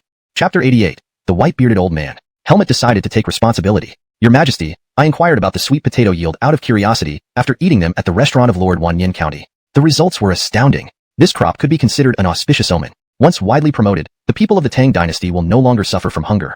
Additionally, Your Majesty's plans concerning the Great Tang Daily have been beneficial due to the disregard shown by other officials. However, there are many complaints from the general populace, especially among scholars, who feel that imperial decrees should not be placed alongside mundane matters. Thus, I have been thinking of ways to change the impression scholars have of the Great Tang Daily. Otherwise, how can it influence public opinion if even scholars do not approve? Finn Leaf was speechless. I'm so frustrated. Brandon is a master strategist. He has already guessed my intentions. He has preemptively found solutions before any accountability. This is unprecedented. Brandon is always forthright and never evades responsibility. Leaf asked, this special edition, wasn't it your idea? Helmet replied seriously, as the chief editor of the Great Tang Daily, it was indeed my decision. Leaf laughed, Brandon, why do you defend him so much? Brandon? Not called Duke Xing anymore. That dampens the fire. But Helmet did not waver, still asserting, it was indeed my decision. Leaf didn't wish to delve deeper, merely sighing, the sweet potatoes are in the hands of Lord Wanyan County. As his father, how could I not know of their existence? I did not promote the sweet potatoes immediately because I wanted Hussein to handle it secretly. Helmet suddenly understood. So Donnie had planned this all along. Leaf continued shaking his head. In the past, court policies have benefited the common people immensely, but only the 5 great surnames and 7 distinguished families received credit, while the court's efforts went unrecognized. Now, Donnie fears that promoting the miraculous sweet potato might actually bolster the reputation of the 5 surnames and 7 distinguished families instead. Food is the essence of life, and such public support can be incredibly powerful. Helmet regretted his actions. Living amongst the common people has sparked countless ingenious ideas for the prince, yet his perspective remains narrow. Your Majesty, I was wrong. Helmet felt utterly ashamed. For someone of his rank as director of the Central Secretariat, he failed to consider another aspect. At this moment, a eunuch reported, Your Majesty, someone from the great Tang Daily outside the palace wishes to see Duke Xing on urgent matters. Helmet. This was the previous arrangement made by the prince, which now holds no meaning. But since they've come, he couldn't expose the prince's plan directly, lest the emperor blame the prince. Between these 2 fathers and sons, anything is negotiable. However, as a minister, it is rather awkward. Leaf curiously asked, What important matter does the great Tang Daily have? The eunuch replied, They say something about a survey, which the servant brought. Present it. Leaf reviewed it first. Upon careful examination, the data analysis was quite novel. Then reading the content, bang, Leaf slapped the table. Helmet's heart skipped a beat. Is something wrong? Well done. Finleaf beamed. An excited heart. Trembling hands. How could he not be excited? Originally, Finleaf believed his grand plan to gain renown through the sweet potato had failed.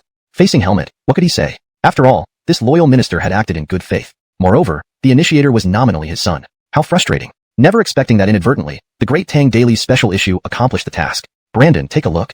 Finleaf handed the survey results to Helmet. Helmet marveled. While unaware of the current state in other regions of the Tang Empire, within the capital Chang'an, ordinary citizens are extremely grateful to the court. Because, the common folk believe that sweet potatoes are a blessing from the Tang Dynasty, granting prosperity to all. This story goes that during an incognito visit, Finleaf wandered into the mountains and met Adrian who gave him sweet potatoes. Doubting the high yield, Finleaf turned to question the old man, only to find him vanished. Returning to the palace, Finleaf followed the old man's planting method and entrusted the seeds to a young boy. After 1 or 2 years, the boy finally obtained reliable results and reported back to the court. Thereafter, the Great Tang Daily was born, ordered by Finleaf to publish a special edition revealing the miracle of sweet potatoes. From then on, the people of Tang, with sweet potatoes, no longer feared hunger. Regardless of whether one believes this story, the common people certainly do. Look, isn't the Great Tang Daily credible? Isn't the special edition consistent? There can be no doubt. Finleaf's reputation soared to new heights among the common folk. Whether noble families believed it mattered little. Finleaf firmly believed that people can bear him or capsize him. Thus, gaining popular support meant possessing everything. The Tang imperial family's position in the empire was strengthened.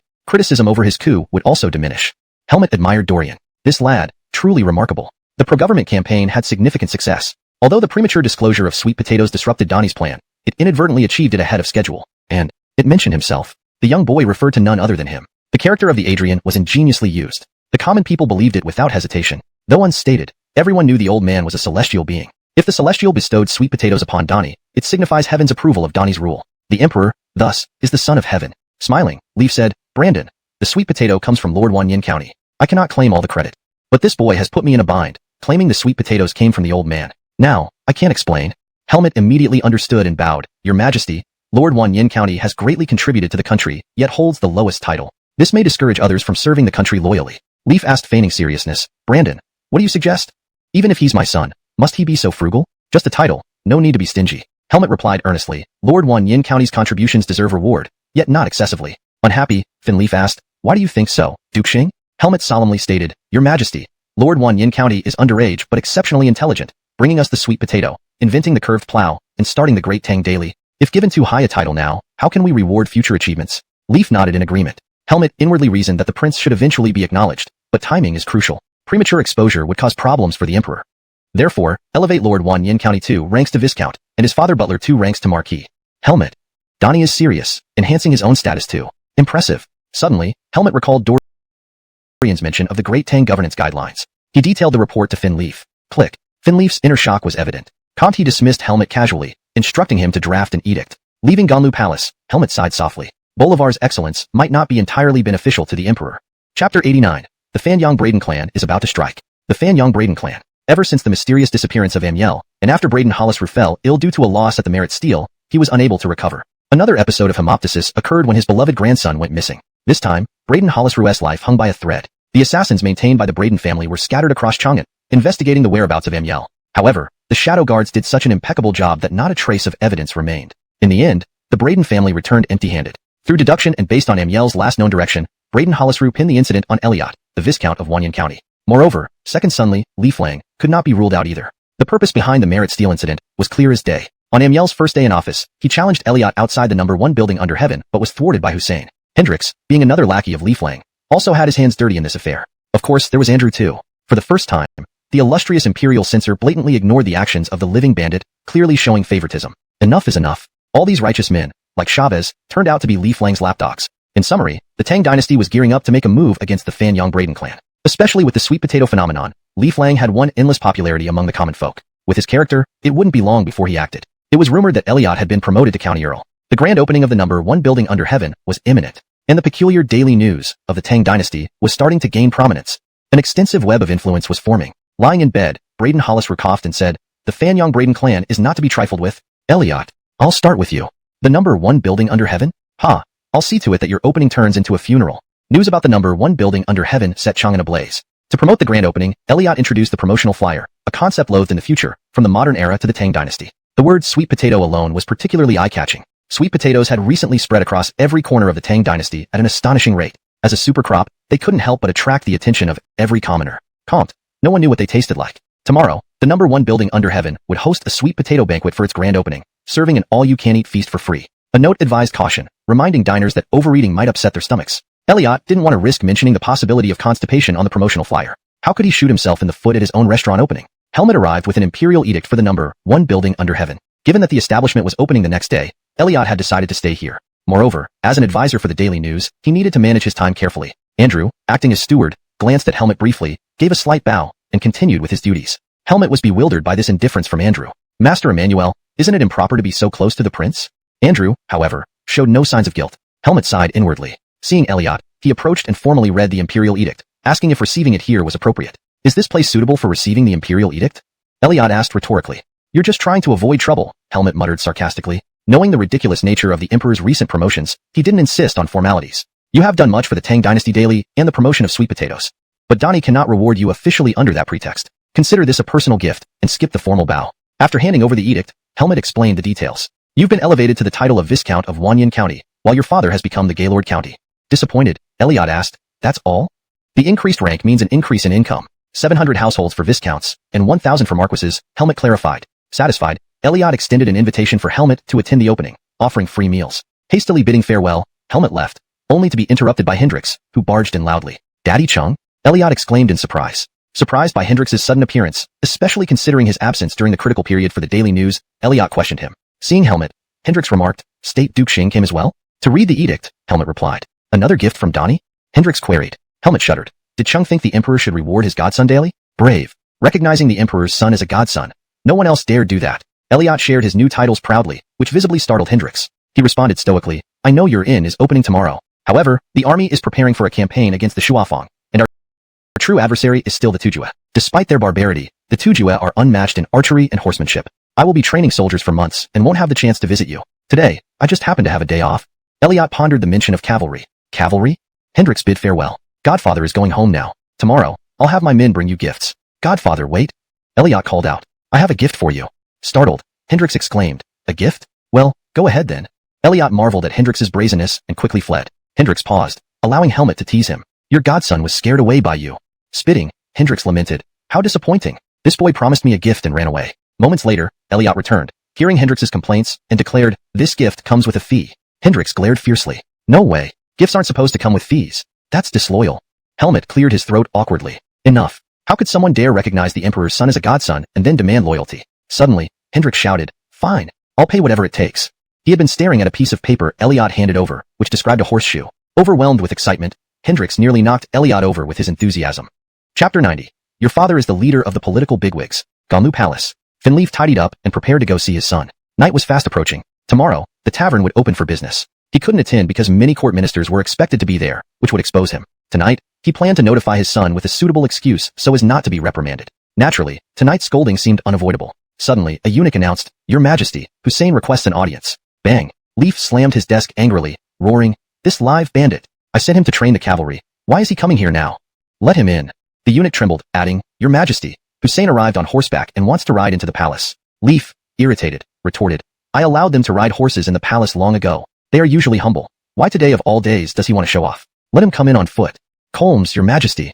The eunuch hurried away. Shortly after, hoofbeats echoed outside Ganlu Palace, distinctively crisp. Your Majesty, I've come to congratulate you, Hendrix shouted before even entering. Leif nearly drew his sword from sheer frustration. There stood Hendrix, having dismounted, but leading his horse inside. What nonsense! Was this horse so precious it mustn't be left outside? Hussein. Then Leif clenched his teeth. Hendrix chuckled. Your Majesty, don't get mad yet. Look at my horse's hooves. Look at the hooves? You brought your horse in here, just for me to inspect its hooves? Leif turned and drew his sword. Hendrix panicked. Your Majesty, what are you doing? Doing? I'll stab you right now. Leif gave a cold laugh. Live bandit. You're afraid now that you've acted recklessly? I've brought horseshoes for your Majesty's approval. Why should I fear anything? Horseshoes? What's that? Please see for yourself, your Majesty. Curiosity piqued, Leif went to examine the hooves. Sure enough, there was a piece of iron attached. Hendrix began explaining, our Tang Dynasty can't match the donghua and warhorses. But when we eventually face them, warhorses will be crucial to our victory. In battle, even the best horse may have to retreat due to worn-out hooves. With these horseshoes, that issue is mitigated. Shoes protect human feet, and the same goes for horses. These horseshoes are like shoes for horses. Listening, Leif felt a newfound respect. Could this live bandit really think of such things? Fact over fiction. Let's see. Pray for luck, live bandit. Leif ordered the Imperial Guards to lay down their weapons. Yah! Hendrix stepped on the stirrup and charged across the scattered weapons on horseback. The horse neighed loudly, moving swiftly. Hendrix then rode back to Leif, asking him to inspect. Leif examined the hooves and saw only slight marks on the black iron horseshoes, while the hooves remained unscathed. Remarkable. Leif started looking at Hendrix differently. Known for unmatched combat skills, he clearly had a sharp mind too. Ha ha ha. Laughter erupted from Leif. Hussein, you haven't mentioned one thing yet. You noticed. Hendrix pointed to the stirrup. While riding, I always had to grip the horse tightly. Without stability, my three-axe technique lost power. I realized something underfoot would greatly help. Proven true. He proudly declared, today, I present horseshoes and stirrups to enhance our cavalry invincibility. Imagining thousands of ironclad Tang cavalries sweeping through the donghua, Leif felt an urge to launch an attack immediately to avenge past defeats. Leif looked sharply at Hendrix. Hussein, what reward do you seek? Hendrix humbly replied, serving your Majesty needs no reward. Leif nodded approvingly. A loyal veteran indeed. But Cheng mumbled, that unruly son of mine needs more discipline. Ignoring the murmurs, Leif said, then I won't reward you. The guards heard, as did Leif. Cheng almost swore. Don't play deaf, your Majesty. Seeing Leif's amusement, Cheng laughed nervously. Do you wish to confess or shall I? Lenore sneered. Cursed. Honesty brings contempt. Deciding silence was best, Leif didn't reply. Instead, Lenore said, stay with your lady tonight. You don't need to come tomorrow. Tomorrow was the opening. Not allowing him entry irked Leif. Was he upset? Leif worried about losing this rare familial bond. If Lenore resented his elusive presence, then Leif felt a pang of anxiety. In this situation, my heart is heavy. Tomorrow's opening may not be peaceful. Dorian suddenly said oddly, you'd better not come. It's safer for you. In case someone tries to take revenge on me by attacking you unexpectedly. You little brat. Mentioning again that the Tang Dynasty isn't peaceful, Leif felt suffocated with anger. He even ignored the concern hidden in Dorian's words. Father, there have been many more people lurking around the tavern lately. I suspect someone intends to harm me, Dorian continued. Finally reacting, Leif asked coldly, that scoundrel dares to lay a hand on my son? Dorian curled his lip and said, Father, I have some good news. Donnie has elevated your rank. You are now the Marquis of Wanyan. But, you sounded so pompous just now. If someone didn't know better, they'd think you were a leading figure in court. We've only reached County Patrician and County Marquis, not founding ministers. Speak modestly. Leif felt stifled inside. Why is it so hard to show dominance just once? Your father is the leader of the political bigwigs. Chapter 91.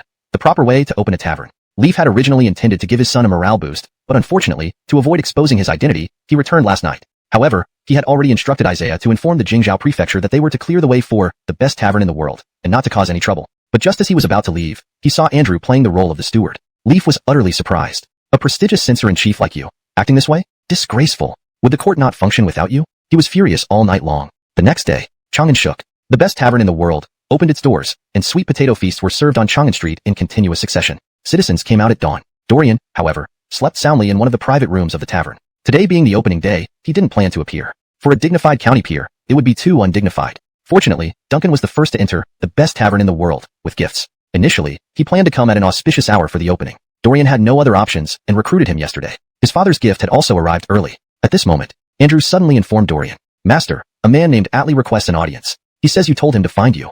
Atli? Dorian didn't recognize him. However, he suddenly thought of someone. When he stepped out, sure enough, it was that scoundrel-looking scholar. Seeing Dorian, the scholar said indignantly, County Peer of Wanyan County, it wasn't easy for me to find you. It turned out, unable to bear hunger any longer, he had gone to Wanyan County and Dorian's residence there. Unexpectedly, Dorian hadn't been home these days as he had been managing both the Tang Dynasty daily and the preparations for the best tavern in the world. Atli waited fruitlessly at the entrance of the county peer's mansion. Due to lack of money, he nearly starved himself. In the end, he learned from a villager of Teowayuan village that their young master had been busy and rarely stayed at home. Atli then found the best tavern in the world. Dorian asked, have you made up your mind? Atli nodded. Dorian meant to recruit him by having him go to the county peer's residence. Although it was only a minor post, now upgraded to county peer, it didn't impress Atli much. The situation dictated more powerful people than he could handle. Who among the national dukes and princes would take him seriously? Dorian, however, took out a contract. Atli glanced at it and saw 3 large characters, indenture bond. It stipulated 3 years of servitude. In exchange, Dorian promised him an opportunity to display his talents. Atli's face turned green with anger. County peer of Wanyan County, I came as a guest, not as a slave. Dorian chuckled. Would you prefer to feed and fatten someone until they soar freely like fish in the sea and birds in the sky? Atli was speechless. Dorian patted Duncan and sinisterly smiled. Younger brother, if he doesn't sign, beat him to death. Duncan was stunned. Was it really that serious? What grudge, what enmity? But orders from the elder brother must be followed. This was arranged by his father yesterday. Dorian added, this is Kevin's son, Duncan. As the saying goes, a prince breaking the law receives the same punishment as a commoner, so you need not fear. Atli's face turned pitch black. Finally, with trembling hands and a bleeding heart, he signed the indenture bond. He inwardly lamented the darkness and worthlessness of life, but he also feared death. Thus, he sold himself to the best tavern in the world. Dorian collected the contract, laughing and comforted. Don't worry. After 3 years, I'll set you free. By then, you won't cry begging to stay. Duncan was astonished. His older brother was even more arrogant and tyrannical, acting like a spoiled heir. Dorian sensed his younger brother's confusion and, facing Atli, said, Atli has great talent. Atli felt a warm glow in his heart. Thankfully, someone recognized his potential. Duncan studied Atli's face, trying to discern his talent, but saw nothing and questioned, you met once. How did you see his great talent? Dorian replied, he exudes scoundrel energy, which is highly useful. Duncan seriously said, swordsmanship? Is he an expert? Dorian rolled his eyes. No, it's scoundrel energy. Got it. Duncan was astounded. Is this the great talent you speak of? Andrew remained silent throughout, but seemed contemplative. A prince wouldn't act aimlessly or waste words. There must be ulterior motives. Atli's face turned green again. How humiliating. Comte. It hit right at his core. In the past 2 to 3 years in Chang'an, he spent all his savings, yet no one accepted him as a guest. One reason was the unintentional scoundrel air. Others rejected him while preserving his dignity, citing inappropriate demeanor. Dorian, however, pointed directly at the scoundrel energy. Accurate and deeply wounding. Dorian, ignoring his feelings, patted him on the shoulder. If you want to show your ambitions, I will give you the chance. This tavern is yours. My business strategy, Harris will share with you. You will be the innkeeper here. Profit and loss are mine. But if you do well, I'll recommend you for a government position. Business management? Atli didn't refuse. He wasn't a self-righteous scholar. Talking about ground trembled. The previously restless crowd fell silent. An army approached. What was happening? Everyone was bewildered. Atli was momentarily dazed. Opening day, encountering troublemakers and soldiers. Did joining a county peer rashly prove wrong? Those daring to provoke knew the tavern's background, indicating the county peer's enemies weren't trivial. Leading them was Amadiakang, the prefect of Jingzhou Prefecture and Leif's brother. Amadiakang was the 7th son of Fin Jameson. After Leif ascended the throne, he was titled Alvin of Han. Recently, he often visited the retired Fin. This position of prefect was granted due to Crawford's request from Leif. To showcase filial piety, Leif had no choice but to agree. After all, it was just a prefecture. Never expecting his brother to target his son today. Elsewhere, Leif observed everything. Note, the translation maintains the original structure and line breaks, preserving the flow and style of the original text. Comsterday, Isaiah reported that the Fan Yang Braden family had sent people to the Han Wang's residence, bringing countless treasures. It seems that no matter how ingeniously it was done, it's impossible not to leave any traces. The Fan Yang Braden clan is still not to be underestimated. Note, the translation maintains the original structure and line breaks, preserving the flow and style of the original text. Chapter 92. I haven't even used my ultimate move, Comte. Get out of the way. A mob is causing a disturbance on Chang'an Street. Arrest them all for me. In an instant, Chang'an Street erupted into chaos. For heaven's sake, countless citizens inwardly cursed. We just came to see how the opening of the first Under Heaven restaurant would go, and we're curious about what the Tang Dynasty Daily said about the sweet potato feast. Is this it? How unlucky. Standing under the vast sky, who couldn't see that a restaurant's opening banquet involving sweet potatoes had stirred up so much trouble that a prince was involved. Clearly, there was some serious power play happening behind the scenes. However, they, the commoners, were the ones suffering. Hold on. At this moment, a voice called out loudly. This voice caught Amadiakang's attention. He stared coldly at the speaker and sneered, You are Wanyan County Viscount. No, I heard you've been promoted to County Earl. Just a mere county earl daring to disrupt the order of Chang'an for the opening of a tavern. What crime deserves this? You don't kneel before this, Alvin? Amadiakang's stern rebuke only confirmed his malevolent intentions. Surprisingly, the man merely clasped his hands respectfully and declared with righteous indignation. Your Highness, it is said that officials in the court merely bow upon seeing Dani unless during grand sacrifice. The knowledge wasn't too difficult. Confronting Amadiakang was like taking candy from a baby. Comte. He wondered if the promise made by the county earl was genuine. Had he believed in such a lie because his mind was addled? Duncan stepped out, shouting, I want to see who dares. Amadiakang frowned, shouting, Duncan, don't meddle in Jingzhou Prefecture's affairs. Want to join him in prison?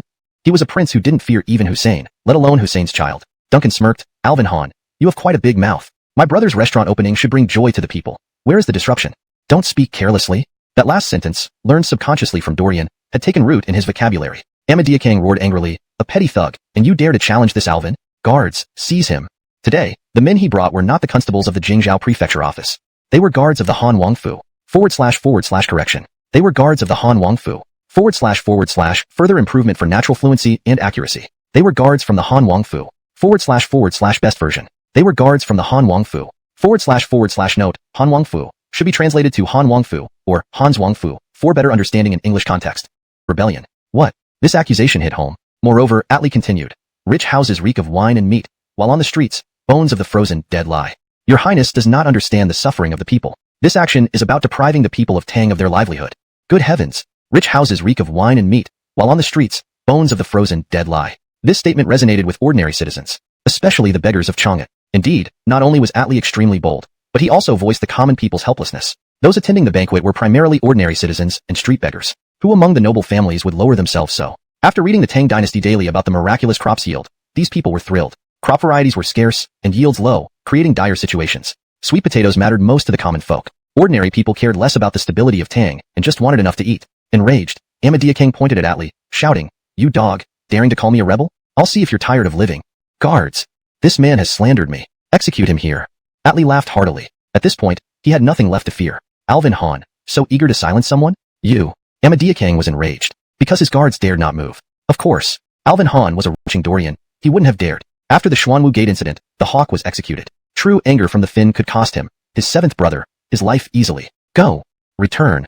King dared not utter another word, turned his horse, and fled. In an instant, everyone was baffled. Han Yang was both Alvin and Jingzhou prefect, not a holy idol royal. Why had he backed down? Was this seriously wrong? The owner of this tavern must be incredibly powerful, even forcing a prince to retreat. Upstairs, Dorian was also taken aback. He just left like that? I haven't even used my ultimate move yet. Isn't this unfair? Hey, why does that masked person look somewhat familiar? Upon reflection, it didn't seem right. That masked person should be someone from Han Wang's retinue. Perhaps one of Han Wang's concubines had been unfaithful, and he rushed back to his mansion with a burning desire to catch the lover red-handed. Dorian couldn't help but think maliciously. Then, Atli, still half-dazed, announced that the sweet potato feast would continue. Alas, due to Alvin Han's interruption, everyone had received a considerable shock, and the festive atmosphere could not be easily restored. Just at that moment, Helmet and the team from the Tang Dynasty daily arrived. All these people came bearing gifts. The sudden departure of King left everyone bewildered. The disruption caused by the prince had dampened the celebratory mood, and the furniture city didn't matter much to him.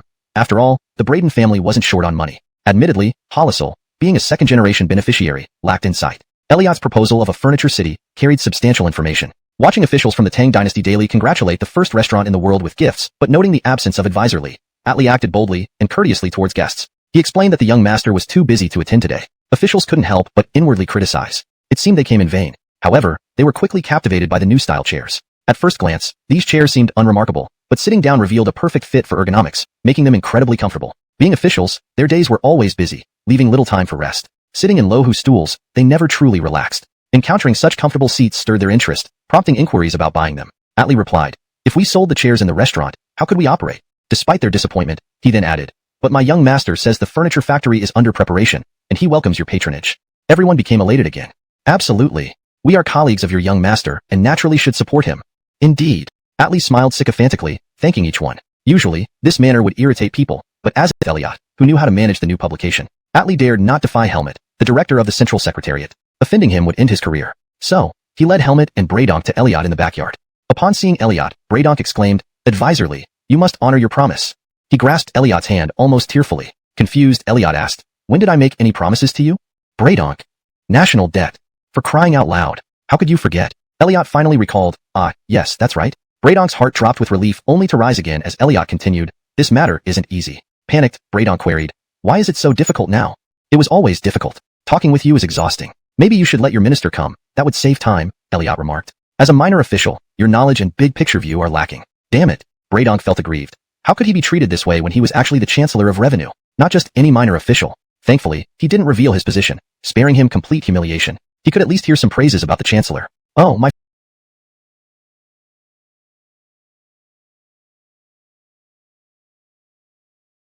Nothing much to explain. The detailed manual on national bonds we provided earlier covers all the advantages and disadvantages thoroughly. To put it bluntly, if whoever buys the national bonds doesn't make money, the court will be deemed a failure. From then on, no matter what the court says, the people will never believe it. In the end, everything depends on whether our military campaign in Shuajino against the Turks goes smoothly. This national bond might as well be called a war voucher. If the war is victorious, everything will go smoothly, and the national bonds will succeed. If the war fails, everything will fail. It's almost like a huge gamble. Realizing this, Helmet's heart turned cold. Dorian patted him on the shoulder and said, Minister Gino, try to take it easy. The corners of Helmet's mouth twitched. What nonsense. This is a war that decides the fate of Tang Dynasty, and you tell me to take it easy? Unless I have no brain. Can something like this be taken lightly? Dorian snorted coldly. The humiliation of the Emmanuel River Alliance. Donnie must wash away. If Tang Dynasty wants to become strong, the battle against the Turks cannot be avoided. This war will be the beginning of Tang's dominance over the four seas. From now on, whoever dares to offend our Tang Dynasty will be punished, no matter how far they are.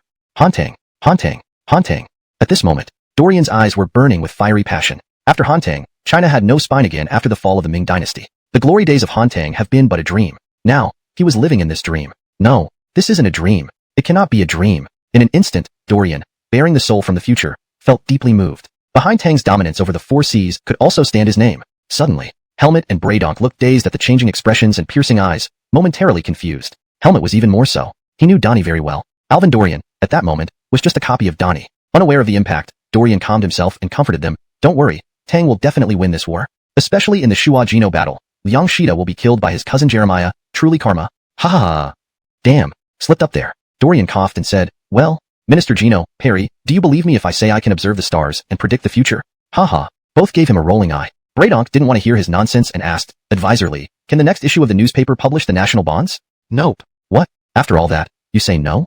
Dorian pointed his finger and said, Perry, let me ask you some questions. Go ahead. Braydonk wanted to punch him. If not for knowing you're the prince, I'd give you black eyes. The first question, national bonds recognize the bond, not the person. So, the printing of national bonds must be secure. What if someone counterfeits it? What do you do then? Old man.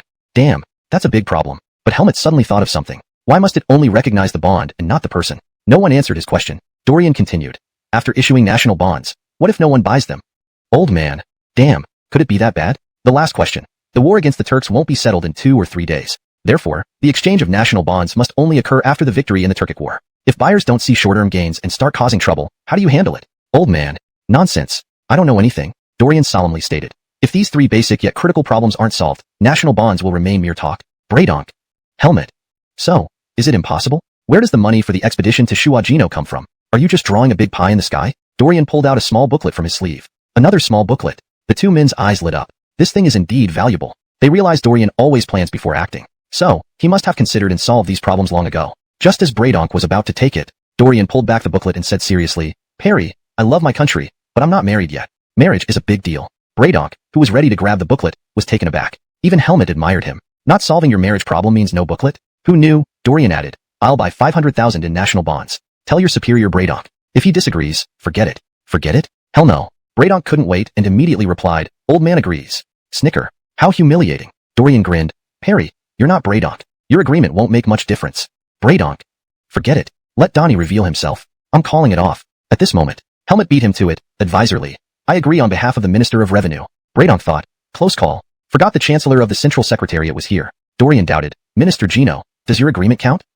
Helmet replied earnestly. I am the Chancellor of the Central Secretariat. Although national bonds involve the Minister of Revenue, the 3 provinces must approve. As long as I agree to your purchase of 500,000 in national bonds, these are the bonds? Rich people making promises to poor fools? In Chang'an, a chorus of skepticism filled the air. Ganlu Hall. Reader surveys from the Tang Daily Sweet Potato Special Edition were summarized. Chancellors like Nathan were present, especially Minister of Revenue Braydonk, whose forehead dripped with cold sweat. Crawford's heart grew heavy. The survey results were clear. Citizens did not trust the national bonds. Many believed it was an empty promise to gain wealth. In Chang'an alone, reactions were already harsh. Other regions would likely be worse. After all, under the emperor's rule, people's awareness should be higher. Comte, it still ended this way. Heartbreaking. Only sorrow remained in Ganlu Hall. The military campaign to Shuo-Jino had to be postponed. That was the discussion's conclusion. After all, if the court were to issue national bonds and then backtrack after facing backlash, there would be little dignity left for the court. However, Crawford, Janissar, was unwilling to accept this. No, the national bonds promoted by his son must not be in vain. Lincoln immediately decided to leave the palace and find his son. After all, issuing more government bonds would only lead to further humiliation, and the imperial court's dignity couldn't afford much more of that. However, Crawford was not ready to give up. No way. His son's government bonds couldn't be issued without reason. Crawford made an immediate decision. He would just accept it that way? Leave. And also, Lord, you have been accepting the mistake for too long. Andrew complained. As an emperor, he immediately changed his tone. Forget it. I am but a commoner now, not the censorate chancellor. I slipped up. Please forgive me, my lord. Forgive you, my sister. Trying to make me admit a mistake? Andrew. No way this time. Leaf held his breath and argued with Andrew. I'm an emperor. Am I supposed to retreat before you? You get out of the way. I need to see my son. Leaf pushed Andrew aside and nearly sent him sprawling. Then, he marched proudly into the county lord's residence. Andrew, your majesty, playing children's tricks at your age, how shameful.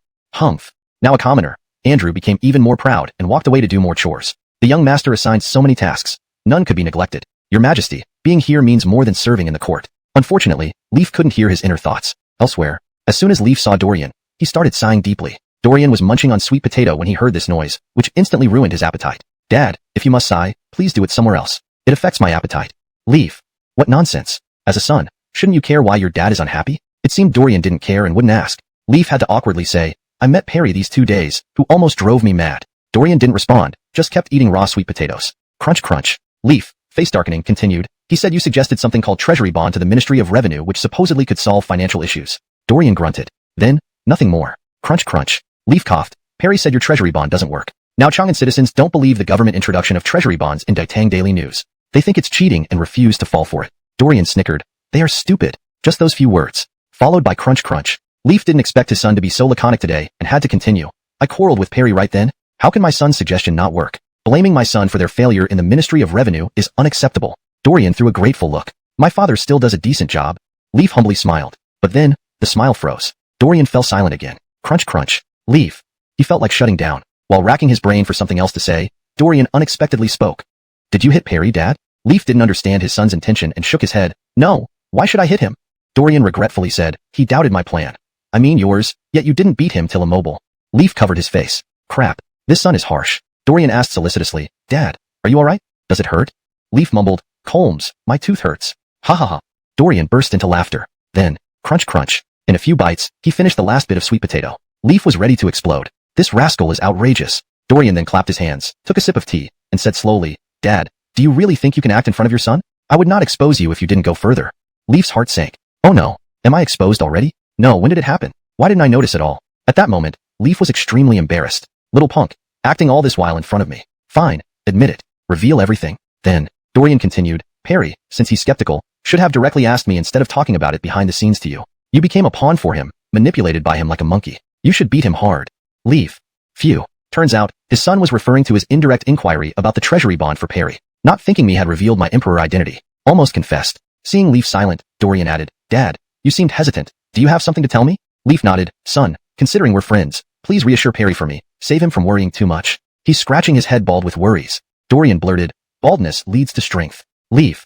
How does baldness lead to strength? Dorian didn't explain. Wouldn't asking, have you seen One Punch Man?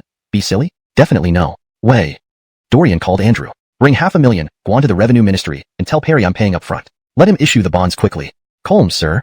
Andrew responded and left. Leaf's eyes suddenly turned red. My goodness. $500,000 guan. Just spent like that. What a lavish son. Worse, casually sending Andrew, a steward, to fetch the money. Thankfully, it was Andrew. Anyone else might run off with the money. Leaf reminded, son, you must hold the financial power yourself. Dorian was surprised. You don't trust Andrew? Leaf shook his head. Of course I trust Andrew. He deserves your trust. But be careful. Bad habits now might cause trouble later. Don't hand over power easily or risk being betrayed. Dorian looked shocked. Dad, I didn't know you were so wary. Don't worry, besides you, Auntie and Andrew, our family needs no one else. You're a county lord. Shouldn't you have servants? I like tranquility. What's more important than peace? Leaf. Moreover, I'm just a leisure county lord without real duties. Earn some money, eat and drink until death, that's all. Dorian began fantasizing about future bliss. Leaf almost spat blood. This son lacks ambition. I feel like slapping you dead. Master, Daryl has come. He said something happened at the tavern. Andrew was just about to go out when he suddenly ran back. Daryl is the young man from the group of young men and women. Back then, Amiel had threatened him with a sword, trying to frame Dorian. Daryl was terrified but didn't act as Amiel demanded. Dorian calmly said, what's the rush? Harris, you still lack composure. You should learn from me to remain calm in emergencies. Andrew replied, Master, someone died at the tavern. Quickly prepare the horse. Wait, I can't ride a horse. Prepare a carriage for me. Let's go. Leaf was utterly bewildered. Where did this composure go? Chapter 96, Wanyan County Lord. Hand over the sweet potatoes. The #1 building in the world. People from the Jingzhou prefecture had already sealed off the restaurant. Ever since it opened, Alvin Han Amadiakang had come to cause trouble for Elliot, but was ordered away by Crawford Kyle. Wanting to resign as prefect of Jingzhou, he ran to find Finn Jameson Amadeo. After Amadeo's directive, Kyle reluctantly allowed his seventh brother one more chance, continuing his position as prefect of Jingzhou. However, Amadiakang no longer wished to handle Elliot on behalf of the Fanyang Braden clan. This time, even the officers were fair and did not dare to act underhandedly against Elliot. The officers immediately sealed off the building, only allowing people in but not out. Inside the restaurant, there were about a dozen officers. The customers who hadn't left yet looked panicked. They were all here to eat, especially to try the mysterious sweet potatoes. One person had died. Who knew what happened? If the food was poisonous, weren't they all in danger? Officer Chief Fagan examined the body and confirmed that the customer had indeed died. A friend of the deceased, dressed like a scholar, watched coldly from the side. When Elliot arrived, he muttered, "Quite interesting indeed." Kyle felt embarrassed. This son of his was unreliable. Even though he was the lord of Wanyan County, a patron of his restaurant had died. Forget other things, would this restaurant even stay open? Atlee was explaining the situation to Officer Chief Fagan. "Sir, this person was just about to pay when he suddenly collapsed. He claims our restaurant's food is problematic, causing his friend's death," Atlee added. The scholar coldly sniffed. "I am Lionel of the Fanyang Braden clan. My deceased friend is Liu Kinning. We traveled through Tang, recently arriving in Chang'an. We heard of the sweet potato, yielding 30 share per mu. It's said that only the #1 building in the world has this crop. So, we came. Before that, we met Manager Shang. Hearing it was the Fanyang Braden clan." Elliot understood the situation. Kyle's face also changed. Both men realized the same thing. The Fanyang Braden clan suspected Elliot was involved in Liu Hollison's death, and these two disciples were here to stir up trouble, just at the cost of a human life. Officer Chief Fagan also looked uncomfortable. Fanyang Braden clan disciples, and someone had died. Clearly, revealing their identity was meant to pressure them. This case would be tricky to handle. Atlee frowned upon hearing this. He replied seriously, "Young Master Liu, I believe we've never met." Elliot chuckled. "Indeed, very interesting. Kyle, his son wasn't acting right. Facing Liu Hollison, he killed him without hesitation. Now, he was speaking strangely. There must be something on his mind." At this moment, Lionel coldly remarked, "Manager Shang, why didn't I so hastily?" Atlee smirked. "Young Master Liu, let's be straightforward. If I've never seen you, then I haven't. Whether you are a disciple or the patriarch of the Fanyang Braden clan, if Shang has never seen you, he hasn't. If you want, what a quick-acting lord." Elliot coolly replied, "Less talk. Act as if I'm not here. Proceed with your show." "Show? How vexing." Lionel aimed to execute plans swiftly. "A few days ago, I and Brother Kinning came to Chang'an and heard of the miraculous sweet potato. Turns out, it's a gift from an old white-bearded man encountered by Donnie in the mountains. It's meant for the welfare of Tang's people. But only the #1 building has this crop. Further inquiries revealed it's owned by the Wanyan County Lord. Why wouldn't such a wonderful crop be distributed to commoners? These sweet potatoes shouldn't be used for profit." Lionel sneered. "The reasons behind this aren't clear." Kyle narrowed his eyes. The Fanyang Braden clan dared not only target Elliot, but also implicate him. Mentioning the sweet potato's origin story was to connect dots unfavorably. Regardless of associations, none would be positive. This was the start of the Fanyang Braden clan undermining the Tang Dynasty. Vendettas regarding the merit steal wouldn't go unanswered. Indeed, whispers spread among patrons. Why does only the #1 building have sweet potatoes, not from the emperor? Sweet potatoes are for Tang's welfare, aren't they? Fearfully true. If there were benefits, we wouldn't get them. Absolutely. Ah. Officer Chief Fagan turned pale, shouting, "Quiet down everyone, you bastards." How down as sacrifices before her own demise. Now what were they going to do? The clamor in the tavern suddenly fell silent. Dorian, seemingly satisfied, said, "Since you gave me face, I will also give you face." Those few men's hearts dropped. Forrester almost choked on his own breath. By speaking up, he had already offended Dorian. Regretting now wouldn't be appreciated by her. Useless bunch. It really showed how worthless scholars can be. Those people realized they shouldn't have backed off, but could not muster enough courage to follow through on Forrester's orders. Commander Fagan harbored gratitude towards Dorian for subduing these loudmouthed fellows who might otherwise involve him. He silently thanked her without much cost. Forrester saw that his plans were not going smoothly and was about to interject again when, bang, a fist flew straight at him, striking his mouth. Erg! Forrester staggered back, dumbfounded at first, then realized that it was Dorian who struck him. He wanted to reprimand, but pain shot through his mouth, causing him to speak indistinctly. There was an uproar among the spectators. What arrogance from the county lord of Wanyan County. Alvin Leaf's face turned green. Reckless boy. Your rash actions have given others ammunition to criticize. Stupid move. Forrester wiped away tears of pain while noticing everyone in the tavern watching him and letting out brief gassy. "I plan to chat thoroughly with your friend." The crowd broke into shivers. "Chat with a dead person? Isn't she mistaken?" Forrester frowned. "County Troy, we respect the deceased. Are you trying to insult my friend?" This statement caused another uproar in the tavern. Overstepped boundaries. Abusing power.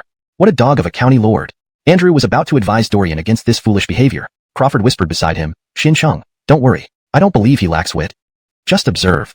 No matter what, I won't stand idly by if he's being framed." Andrew ceased his steps. Then, Dorian declared loudly, "Who says your friend is dead?" Forrester squinted his eyes. Dorian stared deeply at Fenwick's body, saying, "In 2 hours, I'll let you and your friend go." Forrester's face turned pale. Dorian laughed. "Meanwhile, please stay, all of you. Let me show you a magic trick. It'll be a long prelude, so bear with it.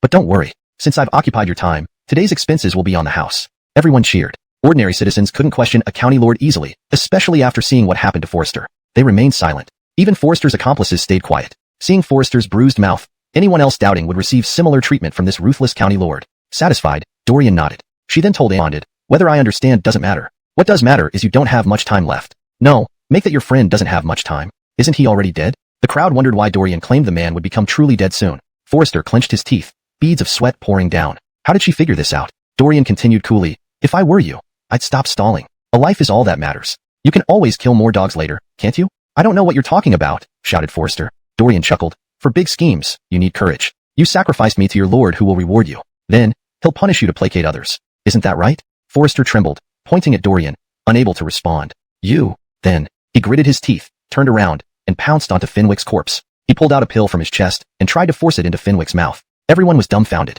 What was he doing? The man was dead, so why feed him a pill? Even if it were an antidote, wasn't it too late? Shouldn't he have done this right when the person collapsed? Cough, cough, cough. The corpse on the ground suddenly started coughing and sat up. A zombie. Chapter 98. You're all a bunch of women. Someone cried out in shock. Chaos erupted in the tavern. Damn, it's going to kill us.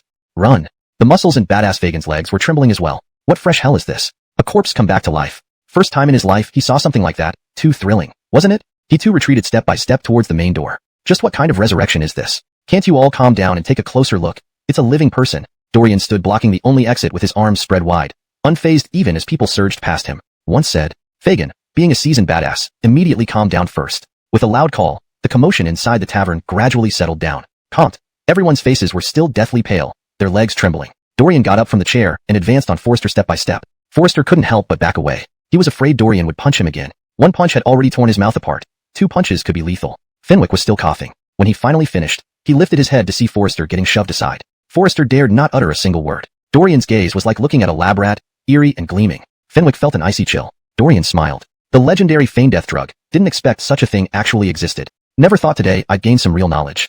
Fenwick was astounded, almost disbelievingly asking, how did you know? Dorian stood and laughed 3 times. Everyone present heard what Fenwick had behavior. Leaf lowered his head in deep thought. It made no sense for his son to dig his own grave, to harm himself, right? After all, anger can be uncontrollable, and once someone leads a charge, the chaos could get him killed. Suddenly, Dorian shouted loudly. At this point, aren't you two going to confess? Confess? Badass Fagin sneered. Behind the opponents was the Fanyang Braden clan. He would confess? Isn't that foolish? Dorian turned to Fagin. You should report to the Dali Temple now. Dali Temple. Fagin inwardly sighed in frustration. Report to the Dali Temple, and it can't be fixed anymore. Dorian left him alone and turned to stare at Forrester and Fenwick, smirking coldly. Then, he suddenly asked the diners, Gentlemen, if the court now showed you sweet potatoes, would you dare to plant them? They immediately replied, Colmes. Dorian asked again, if the yield doesn't reach 30 stones per moo, or even results in complete failure, would you still plant them? Silence fell over the crowd. Joke. With a risk of total crop failure, who would dare plant? Sweet potatoes are a new type of grain, immensely significant for the Tang citizens. But because it's new, no one knows the exact yield. Saying 30 stones per moo, does that mean you won't doubt it? Dorian's eyes swept coldly across the crowd. For some reason, everyone felt embarrassed. Do you dare plant? These words cursed everyone. People were irked. Dorian pointed at Forrester and Fenwick. Just moments ago, the rebels in Shuafeng spread plague in Chang'an. Fortunately, the emperor wisely eradicated it. But those rebels won't quit and are trying to sabotage the sweet potato promotion plan. Truly wicked. Thunderous uproar. Everyone's brains were reeling. Colmes. Shuafeng rebels spreading plague. Known to all. Now, 2 people claiming to be from the Fanyang Braden clan. Maybe they're really the Shuafeng rebels disrupting the Tang sweet potato plan. Forrester and Fenwick wanted to die right there. Being labeled Shuafeng rebels was too big for their heads. Wanyan County Lord, don't. Seeing things were going wrong, Forrester interrupted Dorian to stop him leading the crowd astray. Bang. Another punch flew, knocking Forrester to the ground. At that moment, Dorian raised his voice. Gentlemen, you all stand idly by. Is this what it means to be men of our Tang Dynasty? Pa. The Shuafeng rebels are sabotaging our plans for eliminating famine forever in our great Tang. Now exposed by this county lord, your reactions are nothing but a bunch of women. What fresh hell. Crowd couldn't bear it. Too much disrespect. Sighing Colm shouted, beat up the Shuafeng rebels. The crowd responded, beat up the Shuafeng rebels. This translation captures the intense drama, maintains the tone and style of the original Chinese text, ensures fluency in English, and preserves the paragraph structure and line breaks.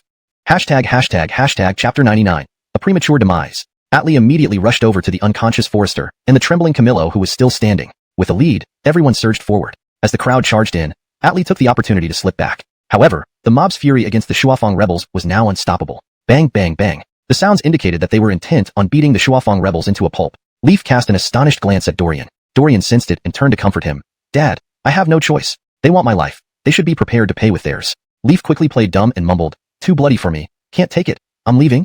At Jingzhou Prefecture Office, Ronnie, the former deputy prefect of Jingzhou, had been taken away by the judicial officers after his failed attempt to provoke Dorian. His fate remained unknown. The new deputy prefect, Isidore from Fanyang's Braden family, had arrived with a secret mission. Firstly, to investigate the whereabouts of Amyel. Dead or alive, he needed confirmation. Secondly, to eliminate Dorian. 2 disciples of Fanyang's Braden family had perished due to Dorian. For a powerful clan like Fanyang's Braden family, no reasons were necessary. You must die if we say so. Thirdly, to sabotage the imperial plan to promote sweet potatoes. This task was particularly troublesome, but fortunately, Isidore cleverly combined eliminating Dorian with disrupting the sweet potato promotion. Timing seemed right. Isidore summoned his troops and was ready to set off. During this period, he met the Jingzhou governor, Han King Amadia King. Amadia King had received favors from Fan Yang's Braden family but couldn't deliver on his promise. While not remorseful, he felt humiliated. Seeing Isidore about to depart, Amadia King stepped forward and said fiercely, "Make sure you kill him for me."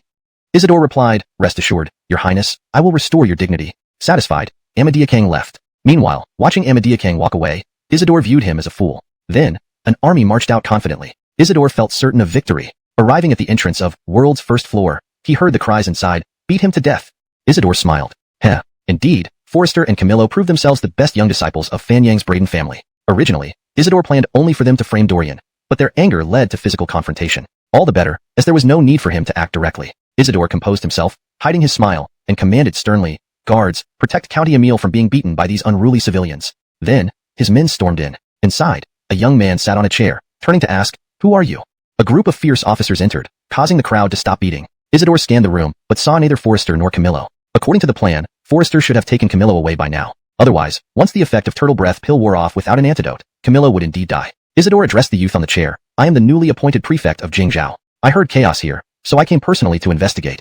Dorian called out loudly, "Everyone, make way for the official. Let him take these two spies back to Jingzhou Prefecture." Isidore nodded approvingly. "Good. These people's attack on County Emile showed the efforts of this young man. Definitely worth rewarding." Thinking of this, Isidore asked, "Young hero, what is your name?" Standing on the chair, Dorian replied, "Dorian." Isidore praised, "A fine name. This official sees great potential in you." "What?" His words abruptly stopped as realization hit him. With a serious face, Isidore repeated, "What did you say your name is?" Dorian calmly repeated, "Dorian, County Emile." Boom. Isidore's expression resembled someone struck by lightning. No, this wasn't how it was supposed to go. This person was his target, County Emile Dorian. So, who was being beaten by the crowd? His mind scrambled. Jumping down from the chair, Dorian approached the two half-dead individuals and pointed at them. "Sir, these two are spies sent by Shuafeng. They've previously spread plagues and now they're trying to disrupt the imperial plan to promote sweet potatoes. Their intentions are malicious.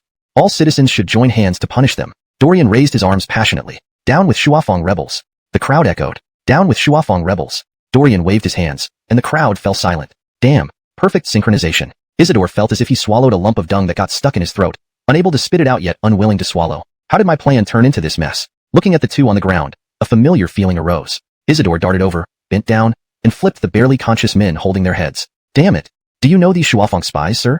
Dorian asked with a grin. Gulp. Isidore suppressed his boiling anger. Even if it feels like swallowing dung, he had to admit it. Around him, the crowd's hatred toward Shuafeng spies was evident. The brutal fate awaiting Forrester and Camillo for spreading plagues and undermining sweet potato promotion. True or false didn't matter. What mattered was having scapegoats. Isidore gritted his teeth and pinched his nose. "Spies from Shuafeng."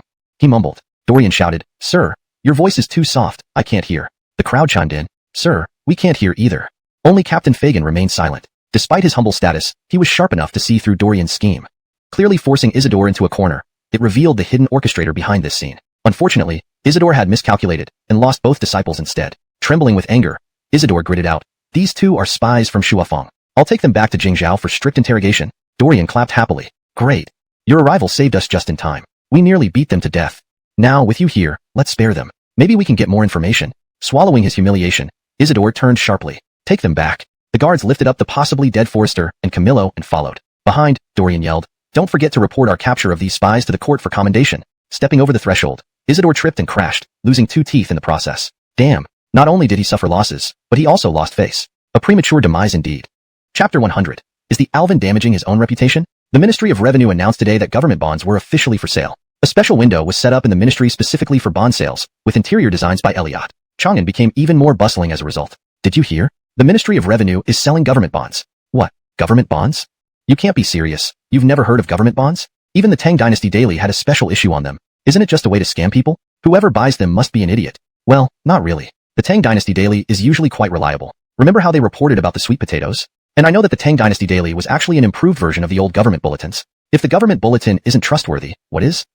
The conversation ended there. Braydonk was roaming the streets of Chang'an and overheard mostly similar opinions about the bonds. His heart sank. Did he trust the Fabian wrongly? Back at the Ministry of Revenue, Braydonk was in despair. The issuance of bonds was decided after thorough deliberation by several key officials based on Elliot's detailed proposal. Success would be attributed to all, but failure would fall solely on the ministry. To preserve its dignity, Braydonk decided he would take full responsibility for any failures. He couldn't let the ministry become a laughing stock among the 6 ministries. While writing his resignation letter, Braydonk grumbled inwardly. Donnie is too hasty. The officials are too anxious. To save face from the humiliation of the Emmanuel Shui alliance, the ministry took this reckless gamble, and now we've lost.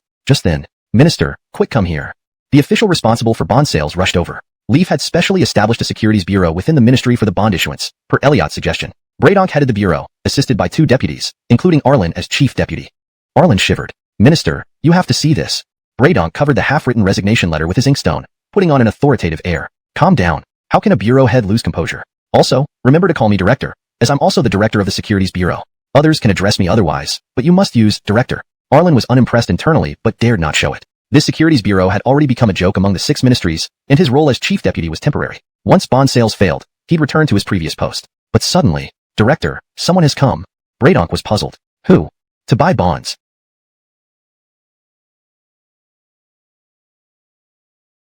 Ignoring them, Bradonk ordered the coins unloaded into the street. This spectacle stirred the crowd. Some might have rushed forward, had it not been for General Hendrix's timely arrival. Chung positioned soldiers at both sides of the bureau, their presence intimidating. Bradonk wiped cold sweat. Thanks to his swift arrival. Earlier, Bradonk noted the growing greed in the crowd. Chung dispatched soldiers, effectively deterring them. While money excited people, they considered if they could claim it without consequence. Elsewhere, rumors spread about the Fabian spending 50 million coins on worthless paper. The ministry staff began counting the coins. The bonds, following the design and suggestions by Elliot, looked impressive but seemed worthless to the citizens. Crowds gathered, eager to witness the counting. Andrew, seeing the potential chaos, suggested moving part inside. Bradonk agreed, calming the crowd's heavy breathing. Conversations buzzed around one topic.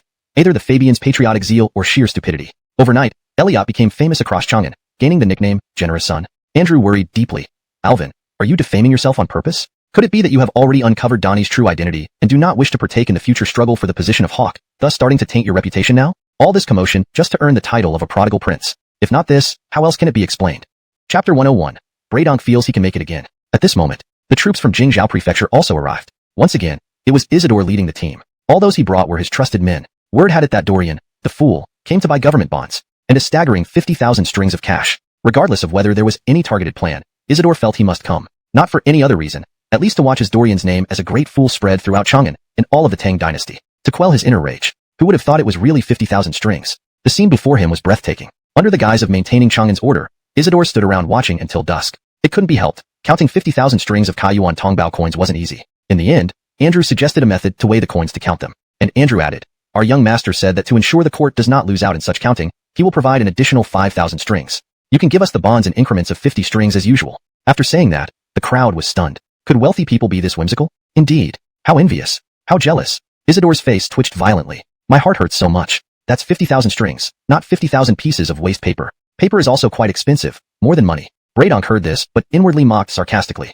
Thank goodness I know your true identity, or else I would really admire your patriotic heart. As a prince, it is natural to share the nation's worries. Even if you are Donnie's illegitimate son, seeing the prince hemorrhage funds this time, it feels amazing. Even though Bradonk has lived half his life and, as the Minister of Revenue, does not lack money or grain, it doesn't stop him from having a strong anti-rich sentiment. Counting the bond shares was straightforward. The onlookers outside were numb, especially when facing a pile of government bonds. Loading card after card of government bonds, which isn't money, just a heap of worthless paper. But in this era, even paper is valuable. Onlookers whispered among themselves, thinking of ways to help County Emile reduce losses. What a pity for these 50,000 strings. It's okay. The paper from these cards is worth something too. Worth nothing. This isn't blank paper. The colorful print can't be taken home to stick on walls for decoration. That's my rash and unsuitable consideration. We don't understand the world of the rich. I get it now. Because he is County Emile, this is for the country's benefit. The crowd started discussing off-topic. If County Emile can alleviate the nation's concerns, then why don't these high-ranking officials, who earn substantial annual salaries, buy some bonds? You're silly. This is clearly a pile of worthless paper. If they buy it, it's like throwing meatballs to dogs. Gone without a trace. So they're using this colorful paper to deceive us into handing over our Kaiyuan Tongbao coins? Isn't it so? These officials think we ordinary folks are easily deceived. How disrespectful to us. I won't spend even a single penny. Hearing these words, Bradonk's face turned green. These words were pouring oil on the fire, rubbing salt in the wound. Originally, no commoner would buy even one bond. With these people talking like this, no one would even consider buying them. Moreover, in a few days, such remarks would spread throughout Chang'an, ensuring the failure of government bonds from the start. Destruction. So tired. Bradonk despaired. Indeed. Every high-ranking official in the court confirmed the benefits of government bonds. All the risks fall on the Ministry of Revenue. To save face for the Ministry of Revenue, only he could bear it as the Minister of Revenue. The frustration inside me. As the instigator, County Emile, the Emperor's illegitimate son, remains entirely aloof. I have to navigate this muddy water from beginning to end alone. At this moment, Bradonk felt a dark future ahead. Suddenly, a group of people arrived. They dressed ordinarily, but they made a grand entrance. This group held up a banner, Teo Weiyuan, Peach Blossom Spring. The leader was Hill. The crowd had a vague impression. During the plague, there was a Peach Blossom Spring rescue team moving through Chang'an. Such disregard for life and death earned admiration from the citizens of Chang'an. Some enthusiastic youths even joined the rescue team. As for Hendrix and Xiaomer's rescue teams, the people of Chang'an automatically ignored them. Two national dukes shouldering the country's burden was expected. Peach Blossom Springs villagers, being ordinary citizens, displayed behavior that deserved admiration. Unconsciously, the crowd opened a path for the villagers of Peach Blossom Spring. This path led straight to the bond office. For some reason, they all had a bold suspicion. Sure enough, under Hill's lead, the villagers went directly to the window exchanging government bonds at the bond office. Hill tossed a bag, patted it, and called out, "An old man doesn't have much. Just give me 10 strings worth of bonds." Behind him, everyone pulled out their coin bags. Kaiyuan Tongbao coins rattled inside. "I want 5 strings. I need 3 strings. 2 strings. 1 string." These people were indeed here to buy government bonds. Watching from the side, Isidore sneered. Just a bunch of ants with a bit of money. What can they do? Not just him. The onlookers also murmured. These people combined can't match County Emil's 50,000 strings. Do 50,000 strings even have a remainder? Are you dumb? Didn't County Emil's steward say to facilitate counting by weighing, an extra 5,000 strings were added to cover the loss? You bastard. The remainder is 5,000 strings. However, to Bradonk, this wasn't just about money. He walked directly to Hill, looking at the elderly man and asked, "Brother, accumulating 10 strings at your age is hard. Why do you insist on buying government bonds?" Hill smiled. "Our young master bought them, so we follow suit." Absolutely correct. The villagers behind echoed in unison. What the young master does, we do. Following the young master means wealth. Following the young master means meat to eat. Believe in the young master and gain eternal life. The atmosphere became strange. Upon hearing this, Hill's face changed. Which little brat spoke this nonsense? Even saying this out loud. Isn't he afraid of bringing down wrath upon the court and causing disaster for the young master? He sternly shouted, "Everyone shut up. Old man can't stand your yelling." The villagers of Peach Blossom Spring immediately quieted down. Bradonk, puzzled, asked, "Absolute loyalty. These gold leaves were specially prepared for this occasion. Enough to cover 5 million coins. Exchange it. Do it quickly." Bradonk suddenly felt rejuvenated, personally exchanging national bonds for the villagers of Peach Blossomland and Hendrix. Andrew had already instructed people to load the counted bond certificates onto the wagons. Then, bowing to Bradonk and Hendrix, he led the convoy back. What an impressive convoy. The crowd watched in amazement. The title of the greatest fool under heaven, Myriad Colmar County Marquis Dorian, would spread across Chang'an overnight. No, across all of Tang. Isidore, having seen enough of the show, sneered and left. Unexpectedly, another group arrived just then. These were no ordinary people. Each one was dressed in court robes. At the head was Nathan. Next came Helmut and Bogdan, 2 steadfast partners. Behind them were Wu Qijingda and other generals. All were former members of the Qin mansion. They had calculated that when the emperor launched the national bonds, there might, rather, definitely would be a sad outcome. Desolate. After all, few had the audacity to spend Kaiyuan currency on a stack of colorful paper. Old members of Qin mansion came to support, each carrying bags of money. Rustling, outpoured gold leaves. Hendrix yelled in frustration. "You guys buy like hell. Do you really think your appearance could fix everything?" Everyone in Ganlu Hall knew what result that expression meant. However, Bradonk was still in charge of bond sales. Rushing here in such a hurry, surely something went wrong with the bonds. Thump. All the big shots in Ganlu Hall felt uneasy. Ethan panicked as well. Bradonk, red-faced and trembling with anger, shouted, "Your Majesty, this old man is furious." Ethan asked hurriedly, "Sir Tang, what happened?" Bradonk was nearly smoking from anger. Early today, Myriad Colmar County Marquis came to the Ministry of Revenue for a salt permit. Ethan relaxed. That explains it. Why panic? But he scared me. Salt permits were promised to his son. Dorian needed them to bring down the Fan Yang Braden family, and he had stored mountains of blue salt. Recently, Lee had been focused on national bonds, forgetting about the blue salt. There was no news of a blue salt shop opening in Chang'an either. Thus, he forgot about the salt. Unbelievably, Dorian only got the salt permit today. Thinking about it, Lee grew angry and scolded. Myriad Colmar County Marquis is unreasonable. The permit was ready long ago. Why only today? Bradonk turned dark. "Oh, stop it. This isn't about the salt permit." Furious, Bradonk said, "Your Majesty, Myriad Colmar County Marquis deliberately defied me." "What? Defied Minister of Revenue Bradonk?" Ministers pondered. What happened between these two? Bradonk was busy with bonds. No time for such things. Lee was confused too. How did you guys get into conflict? Tang roared, "Comsterday I started selling national bonds, and today Myriad Colmar County Marquis sells blue salt." Infuriating. Ministers. Others sell salt. Why care? If capable, go sell yourself. Selling blue salt was profitable. All the ministers knew. Who wasn't envious? Comte, producing blue salt required expertise, not envy alone. One needed to know how to make salt. But the method was a secret. Even Wu Qijingda, a bandit, stood up. "Sir Tang, aren't you jealous of the profits? Why don't you sell salt too?" Bradonk's bloodshot eyes almost devoured Wu Qijingda. "Sell salt? Sell your sister." Tang Jin almost cried, saying pitifully, "Your Majesty, Myriad Colmar County Marquis sold salt, and Chang'an residents flooded to buy from his shop, even fought over it. If the prefecture hadn't maintained order, it could have been worse." Ministers were stunned. Just selling salt? Could it cause such a frenzy? Remarkable. Crying pathetically, Tang continued, "Your Majesty, the blue salt was of top best. They were still 200 coins. When Elliot's salt shop opened, it slashed the price to just 1/10 of that." The other merchants who sold blue salt watched from the sidelines, amused. Blue salt wasn't sold like this. Businesses weren't run this way. The reckless county lord of Wanyan would likely make his ancestors so furious they'd rise from their graves to thrash him. But the people of Chang'an didn't care. They said the county lord was simply giving them money. As many as they could buy, they did. Spending 20 coins meant earning at least 180 more. By noon, however, all Lee's shops across Chang'an, the chain of blue salt stores owned by the county lord of Wanyan, announced a temporary halt in sales. And rumors circulated that the price of blue salt would soon increase. Customers understood that while good deals might fall from the sky, they wouldn't keep raining down forever. Even at 20 coins per batch, customers had already been given an incredible deal that morning. Those who managed to buy salt felt satisfied. Those who missed out started cursing. Suddenly, all Lee's salt shops reopened simultaneously, raising the price to 30 coins. A mere 10-coin increase still meant earning at least 170 coins. The people of Chang'an went even more wild with enthusiasm. Everyone suspected that Lee's salt shops might continue to raise the price of blue salt until it returned to normal levels.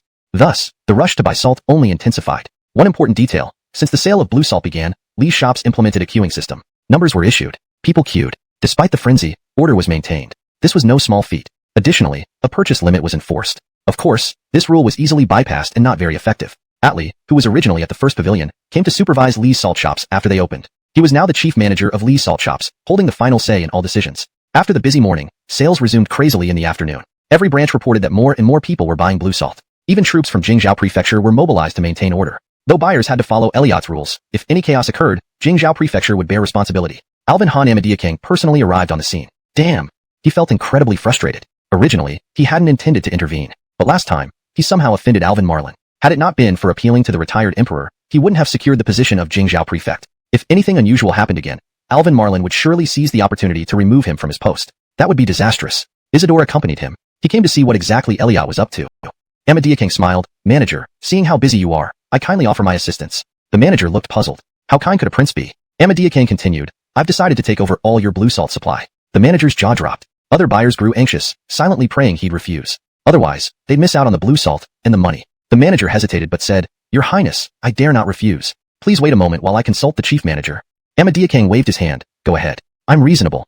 Starting now, sales of blue salt are suspended. The manager reluctantly complied, then sought out Atlee. Buyers waited anxiously, but dared not object. This was a prince, after all. Soon, the manager returned and bowed. Our chief manager thanks your highness for your assistance. Amadiakang clapped. Good choice. Indeed, the manager knew better. Disappointed buyers sighed and walked away, muttering curses once out of earshot. Damn! May Alvin Han's sons lack anuses. And his daughters too. Let this money-grabbing prince go extinct. Meanwhile, as Amadiakang bought salt, Isidore politely excused himself and left, heading to the Fanyang clan's business headquarters in Chang'an. It was their main base here. Upon arrival, the guards respectfully led him inside. Now he was the head representative. Spoiled brats. What do you think you're doing? With so much green salt, how much money will you lose? If it's that bad, just give it to me. I have plenty of money and can help you spend it. My palace needs renovation, the army is too small, and the expenses of the harem are hard to sustain. Help your old man out, won't you? Just then, a convoy of carriages appeared, each loaded with Kaiyuan Tongbao coins. The carriages had markings on them, and upon closer inspection, they belonged to Alvin Han. The surrounding civilians sighed in envy. Oh, what can we do with the little bit of green salt we bought? He's a prince, there's no comparison. Those carriages full of coins going to buy green salt make us envious. How unfair. Some people shed tears. It was too much stimulation, watching others make money right before their eyes. You, a prince, lack money to spend? Don't compete with us commoners for green salt. Suddenly, the eyes of the officials brightened. Exactly. When can the Fabian County sell all this green salt? Maybe we should lend a hand? Humph. Ethan snorted coldly. The nearby officials trembled at once. Ethan sternly ordered, if anyone dares to buy green salt, I'll send them home to enjoy their retirement. How dare they take advantage of my son while I'm still alive? The officials felt an overwhelming chill. Heartbreak was unbearable. Who doesn't love money? But since the Finn has spoken, who dares to no one would know. Green salt costs only 31 now. Not buying it would be foolish. A few ministers quickly disappeared. Others followed suit. Felix was furious, nearly spitting blood. Finn, let me show you what your son has done. Then, I thought you'd stop this nonsense. Instead, you ran off. I won't bother anymore. Felix trudged despairingly toward the Ministry of Revenue. Last time's resignation letter was still there. He might as well finish it. Helmut and Bogdan, old partners, exchanged glances but did not leave. They decided to stay and observe the situation further. Hollis Chijin also remained. As for the green salt, he wouldn't buy it. Since Dorian was Cortez's godson, they were both connected to the Qin Wangfu. Taking advantage like this would be disgraceful. Note, Qin Wangfu should probably be translated as Qin Wangfu. Qin Wangfu is a placeholder as the exact English term for this specific Wangfu is not provided. If there's a specific name or translation for this Wangfu, please provide it for accuracy. Bowen slipped away quickly. Longsun Wuji didn't want to stay either, bidding farewell to Helmut and the others before leaving. Whatever the Finn's illegitimate son is doing, it shames us all. Supporting government bonds? Impossible. To ensure the illegitimate son falls into abyss, making Jamar the only rightful heir. Any threat to the crown prince must be eliminated. One Hildred is already a mistake. We don't need another. Hashtag I'll beat you to death today. Wish. The whip struck again. Dorian fled, shouting, Father, calm down. Calming down? I'll see about that. Ethan chased after him. I know why you're angry, father. Let me explain. No explanations needed. Explain after I've whipped you to death. Dorian shouted in exasperation. Dead men can't explain. Then show me your skills. The whip never stopped. Andrew watched in silence. The Finn was too agitated. Rarely has Andrew seen the Finn this irritable. The scene unfolded like a typical father reprimanding an undutiful son. Perhaps witnessing familial affection in an imperial setting was uncommon. Should he leave to avoid being in the way? Whoosh. Dorian darted past Andrew, hiding behind him. Harris, help me explain. Andrew. He watched the chaos unfold, unable to intervene. The Finn was too enraged. Andrew wondered if this moment of raw emotion was a rare glimpse of ordinary familial bonds. Please provide the next part of the text you'd like translated. Chapter 105. Wanna buy blue salt? I only accept national bonds. What's there to explain? Leaf, upon seeing Andrew, felt as if his lungs were about to explode with anger. Andrew, a respected imperial censor, was dismissed from his duties by the Finn himself for some reflection at home. But look at him now, showing up as a steward? Andrew replied calmly, Master, you've misunderstood young master. Even as a commoner, teaching him how to be a proper steward. Haha. Andrew, prepare yourself. Are you ready? At that moment, Andrew gave Leaf a meaningful look. As a minister, how could he not understand his emperor? With one glance, he saw through Leaf's intentions. This gaze was deeply meaningful, seeming to say, Leaf cursed inwardly. Threatening me? Dare you expose my identity? Elliot, oblivious to the inner turmoil between his father and the steward, sighed. At this moment, only Donnie can understand me. Leaf. Understand what nonsense. Not. Understand what nonsense. More and more carriages headed towards Lee's salt shop. Now, in Wanyan County, Teowayuan village. An endless stream of carts transported blue salt to various Lee's salt shop outlets. Blue salt became a grand festival throughout Chang'an. It felt surreal. Almost everyone tried to find ways to buy blue salt. However, due to the involvement of aristocratic clans, each outlet stopped selling small quantities of blue salt to the people of Chang'an. Suddenly, ordinary citizens of Chang'an were full of complaints. Atli, listening to feedback from each outlet, recalled a phrase Elliot mentioned before. Unevenness is not as problematic as inequality. The ancients did not lie. So, he waved his hand. From the main branch of Lee's salt shop, countless servants went out to each chain store to convey the head merchant's order. From now on, regardless of aristocrats or ordinary citizens, wanting blue salt, Colmes. But, Lee's salt shop only accepts national bonds. No Kaiyuan Tongbao, even gold leaves are unacceptable. Everyone was stunned. Hadn't Baron of Wanyan County just bought 500,000 guan worth of national bonds? Was he planning to buy more? If you want to buy more, go directly to the Ministry of Revenue's National Bond Bureau. Ministry of Revenue. National Bond Bureau. Ronnie arrived with the Finn's command and left quickly. Soon after, the National Bond Bureau issued a regulation. Anyone purchasing national bonds has a maximum limit of 500,000 guan. This news spread rapidly across Chang'an. Suddenly, the complaining citizens understood. It wasn't that Baron of Wanyan County refused money.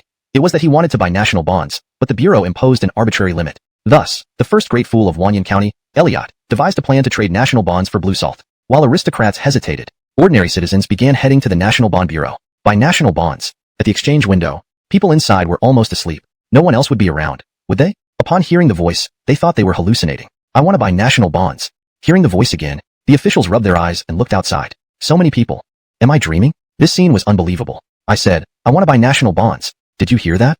The outsiders, first-time visitors to the National Bond Bureau, lacked reverence due to unfamiliarity and anxiety. They even dared to get angry at the officials. The official at the window was delighted. Meeting fools. Of course, I sell national bonds. Who wouldn't sell? Braddock, Minister of Revenue and Director of the National Bond Bureau, promised promotions based on sales. Otherwise, no one would bother. These few without backgrounds wanted to try their luck. Originally disheartened. Except for the great fool, Baron of Wanyan County, there was no sign of buyers. Today, it was a turnaround. Do you not sell national bonds?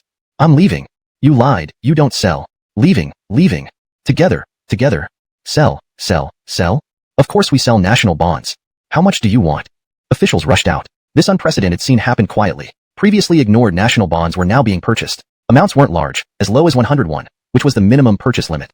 The most bought was 3 guan. Then, these people took their purchased national bonds to Lee's salt shop to exchange for blue salt. In contrast, those aristocrats who brought carts of Kaiyuan Tongbao but didn't buy national bonds found Lee's salt shop unwilling to sell them blue salt, even if they offered higher prices. Want blue salt? Sure. One requirement. National bonds. Lee's salt shop only accepted national bonds, not cash. Aristocrats grumbled and walked away. What a joke. Forget it, I won't buy. Who cares about blue salt anyway? Next. These stewards returned to their lords and promptly hauled carts of Kaiyuan Tongbao to the Ministry of Revenue to exchange for national bonds. Since someone recognized national bonds, it didn't matter. After all, these bonds were designed to trick the Baron of Wanyan County. Aristocrats, being cautious, initially exchanged only a few hundred guan, then tested Lee's salt shop. Confirming no issues, they started exchanging larger amounts. Then, used national bonds to swap for blue salt. Though tedious, it was lucrative. Meanwhile, blue salt prices rose again. 50 Kaiyuan Tongbao per unit. No problem. Still profitable by over 100. Purchases continued unabated. Finally, Atli issued another rule. National bonds exchanges under 1,000 guan for blue salt would be rejected. This blocked ordinary citizens of Chang'an. Isidore smirked.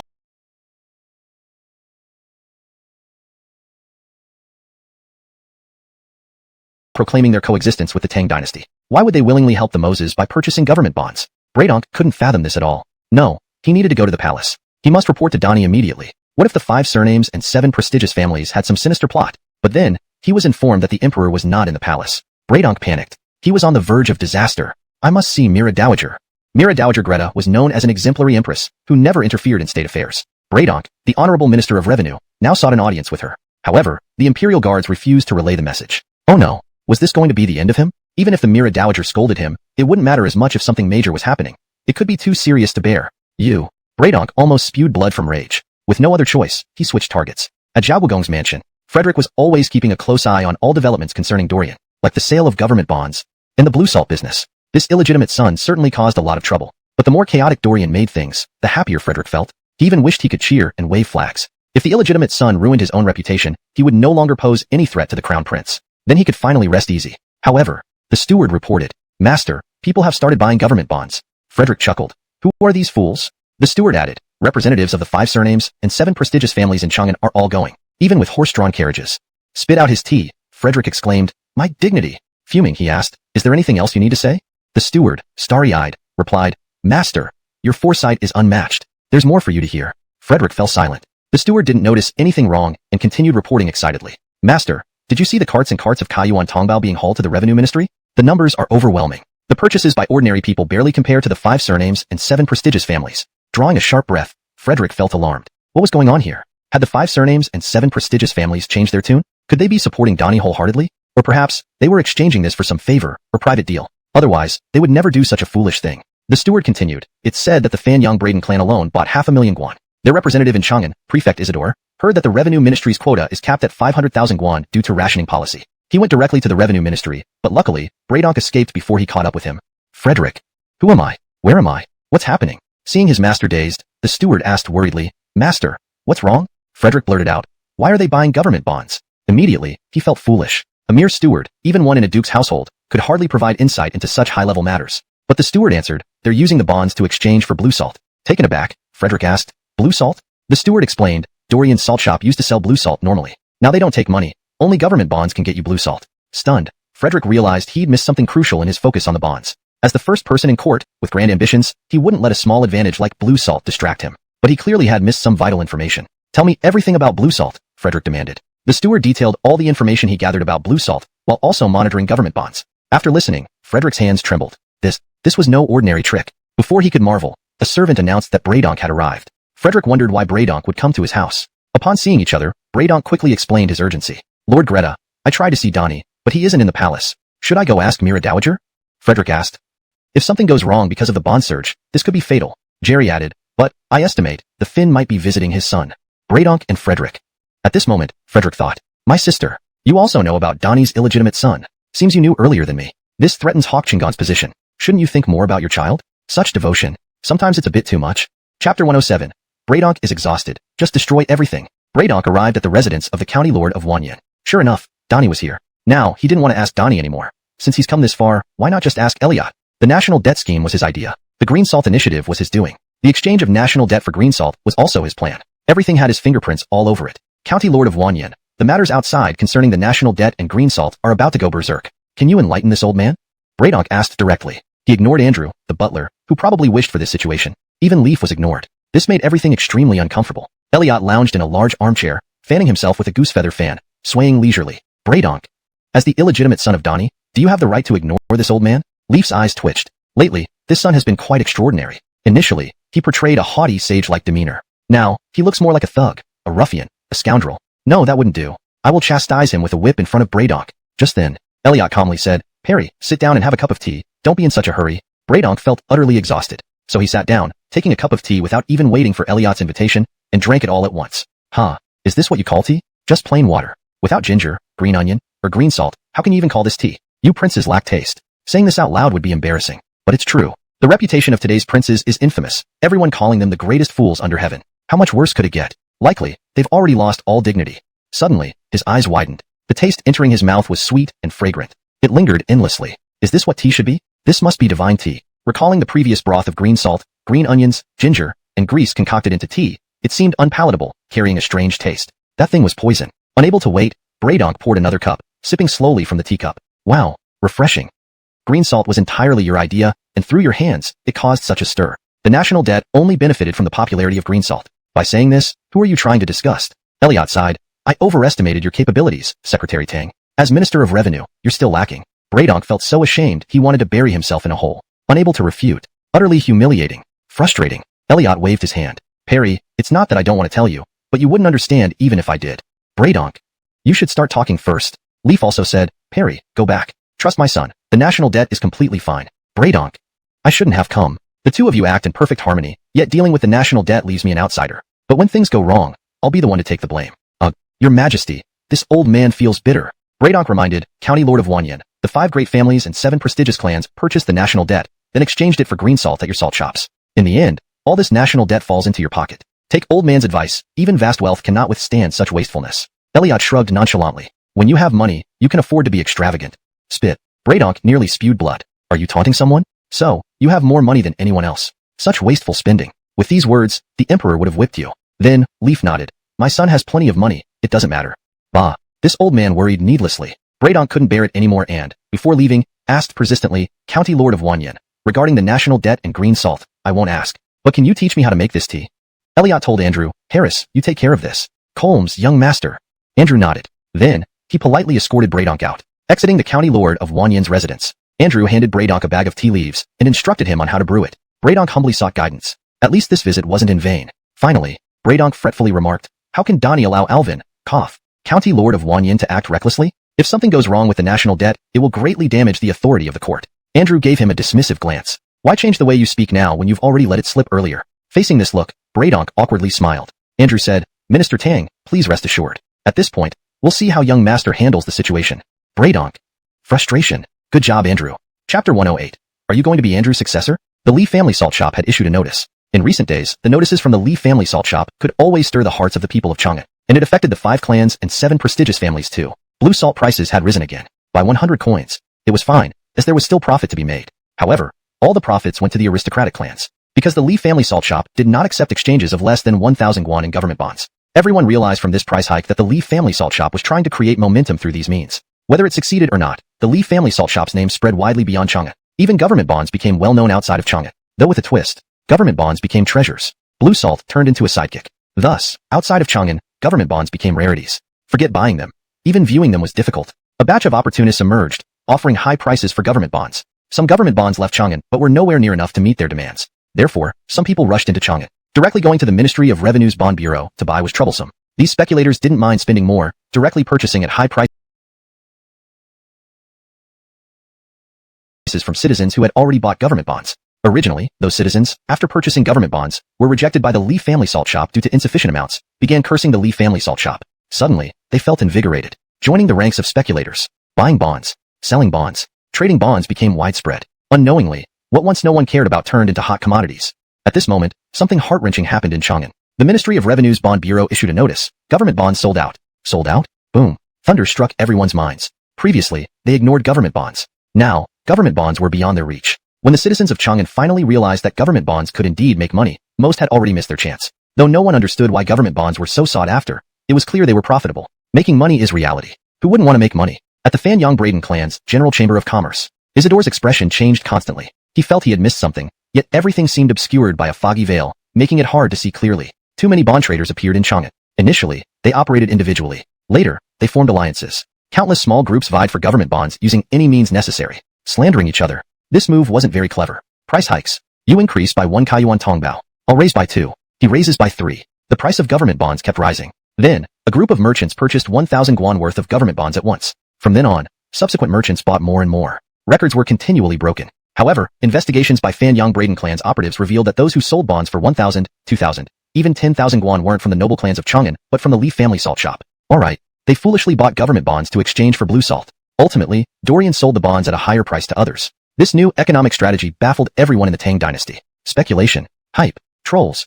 Just like housing speculators in later times, anything could skyrocket using these tactics. Isidore immediately decided. Remaining government bonds would not be exchanged for blue salt. Sell them off. To those acquiring government bonds, Chang'an fell into madness. Not just Isidore, none of the nobles were fools. Previously, half of the bonds they bought were exchanged for blue salt, while the other half remained unexchanged. Just before exchanging, the Lee family salt shop had counted the bonds. Comped. the noble clans refused. The bonds were taken back. Within days, government bonds completely turned the tables. Ministry of Revenue. Bond Bureau. Bradonk was bewildered. Incredible. Unimaginable. Indescribable. The Lord of Wanyan County was terrifying. Although Bradonk didn't know the truth, he could guess who the instigator was behind the scenes. Suddenly, he snapped back from his astonishment. Nonsense. Trouble. If this continued, there would surely be chaos. The value of government bonds was artificially inflated. This fabricated value was fragile. Ultimately, this false value would crumble. The consequences would be disastrous. Unable to sit still, Bradonk ran out. Prepare my horse. Prepare my horse for me. Sadly, the elderly Bradonk mounted his horse as nimbly as an 18-year-old. The officials at the Ministry of Revenue marveled at the Secretary General's agility. Secretary General Tang's physique? He's a hidden master. So Secretary General Tang can both excel in civil service and martial arts. We've been deceived all these years. We're old, can we be as agile? Let's seek advice from Secretary General Tang someday. Indeed. Indeed. Bradonk, not far away, almost fell off his horse hearing this. Bah, you guys have rich inner lives.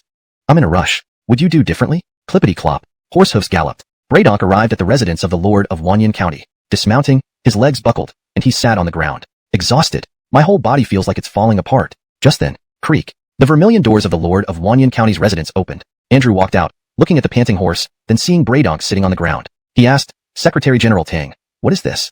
Bradonk pleaded, Mr. Emmanuel, help me up.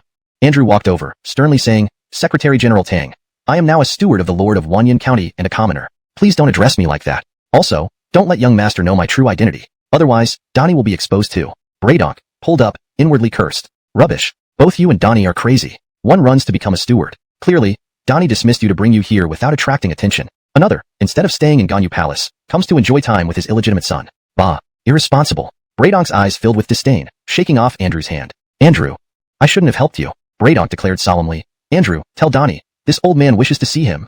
Andrew looked like he'd seen a ghost. This Bradonk's tone reminded him of his own when criticizing the Emperor. Colmes, before berating Donnie, I used to be exactly like this. Andrew thought perhaps Bradonk, as Minister of Revenue, wanted to challenge himself as an imperial censor. Thinking this, Andrew reported to Leaf. Fortunately, Dorian was fast asleep in a reclining chair. Andrew whispered, Master, Secretary General Tang is here to see you.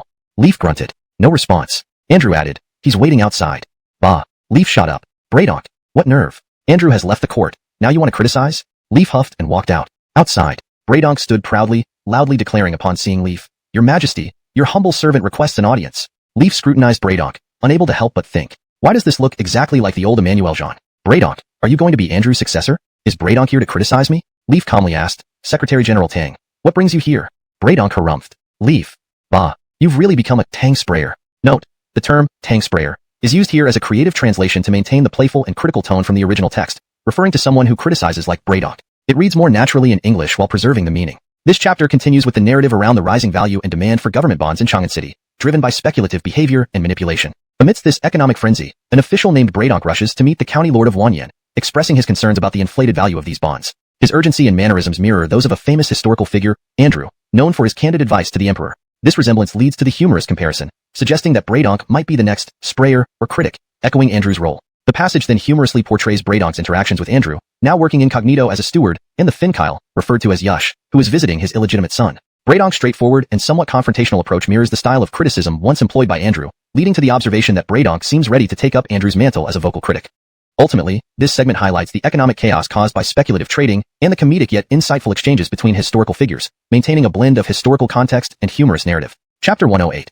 Are you going to be Andrew's successor? The Lee Family Salt Shop had issued an announcement. Recently, announcements from the Lee Family Salt Shop always captured the hearts of the citizens of Chang'an and even the 5 surnames and 7 noble families. Blue salt prices were rising once more. By 101. No problem. There was still a profit to be made. However, this money was all going into the pockets of the aristocratic clans because the Lee Family Salt Shop did not accept exchanges below 1,000 strings of national bonds. Everyone realized from the price hike that the Lee Family Salt Shop was building momentum through these means. Whether it would succeed or not was unknown, but the Lee Family Salt Shop's name spread outwards from Chang'an. Even those outside of Chang'an became aware of the national bonds, albeit with a slightly altered flavor. The national bonds turned into treasure, while blue salt became secondary. Outside of Chang'an, national bonds became rare commodities. People could hardly get a glimpse, let alone purchase them. A group of speculators began emerging, willing to buy national bonds at high prices. Some even flocked to Chang'an directly to buy them. It was too much trouble to go through the Ministry of Revenue's National Bond Bureau, so they opted to buy from the people who already owned the bonds. Initially angered by the Lee Family Salt Shop's refusal due to low quantities, these citizens were suddenly invigorated. They joined the ranks of the speculators. Buying, selling, and trading national bonds became a trend. Unbeknownst to many, the once neglected national bonds had become a hot commodity. At this moment, something heart-wrenching happened in Chang'an. The National Bond Bureau announced that all national bonds were sold out. Sold out? Boom. Everyone felt thunder strike their minds. Bonds that they previously ignored now seemed unattainable. By the time Chang'an's residents realized that bonds could truly make money, most had missed their opportunity. Even if they didn't understand why bonds were so popular, the fact remained, they were profitable. Who could turn their back on profit? In the General Chamber of Commerce of the Fanyang Braden clan, Isidore's expression flickered. He sensed he had missed something, but couldn't see clearly through the fog before his eyes. There were too many bond traders appearing in Chang'an. Initially, they operated individually, but soon they united into groups vying for bonds. Slander. Price hikes. Each trader tried to outdo the other in raising prices, leading to spiraling bond prices. Some merchants then acquired 1,000 strings of bonds in one go, breaking records frequently. According to the spies placed outside by the Fanyang Braden clan, those selling bonds for 1,000, 2,000, or even 10,000 strings weren't Chang'an's noble clans but came from the Li family salt shop. How brilliant. They bought bonds, exchanged them for blue salt, and finally resold the bonds at higher prices. This new economic tactic was beyond the comprehension of anyone in Tang. Manipulation, building hype, paid chills. It reminded him of modern-day real estate syndicates. Whatever it was, this tactic could drive prices sky high. Isidore immediately decided. There was no need to exchange remaining bonds for blue salt anymore. Sell. Sell to those acquiring bonds. Chang'an was in frenzy. Not only Isidore but also the nobles realized the potential. Previously, half the purchased bonds had been exchanged for blue salt, leaving the other half untouched. When the time came to exchange, the Li family salt shop staff had already counted the bonds, but the nobility refused to proceed. The bonds were pulled back, and within days, the tide had turned completely in favor of the bonds. Ministry of Revenue. National Bond Bureau. Bradonk was utterly bewildered. Unbelievable. Beyond imagination. What incredible strategy. Though unsure of the specifics, Bradonk could guess who orchestrated it. Suddenly, reality dawned on him. Damn, trouble is coming. The value of the bonds was artificially inflated, and this bubble would eventually burst with dire consequences. Bradonk rushed to leave the office. Prepare my horse. An elderly man, he dismounted with agility, surprising his peers who admired his youthful energy. This Tang Shangshu must be hiding skills. We've been deceived all these years.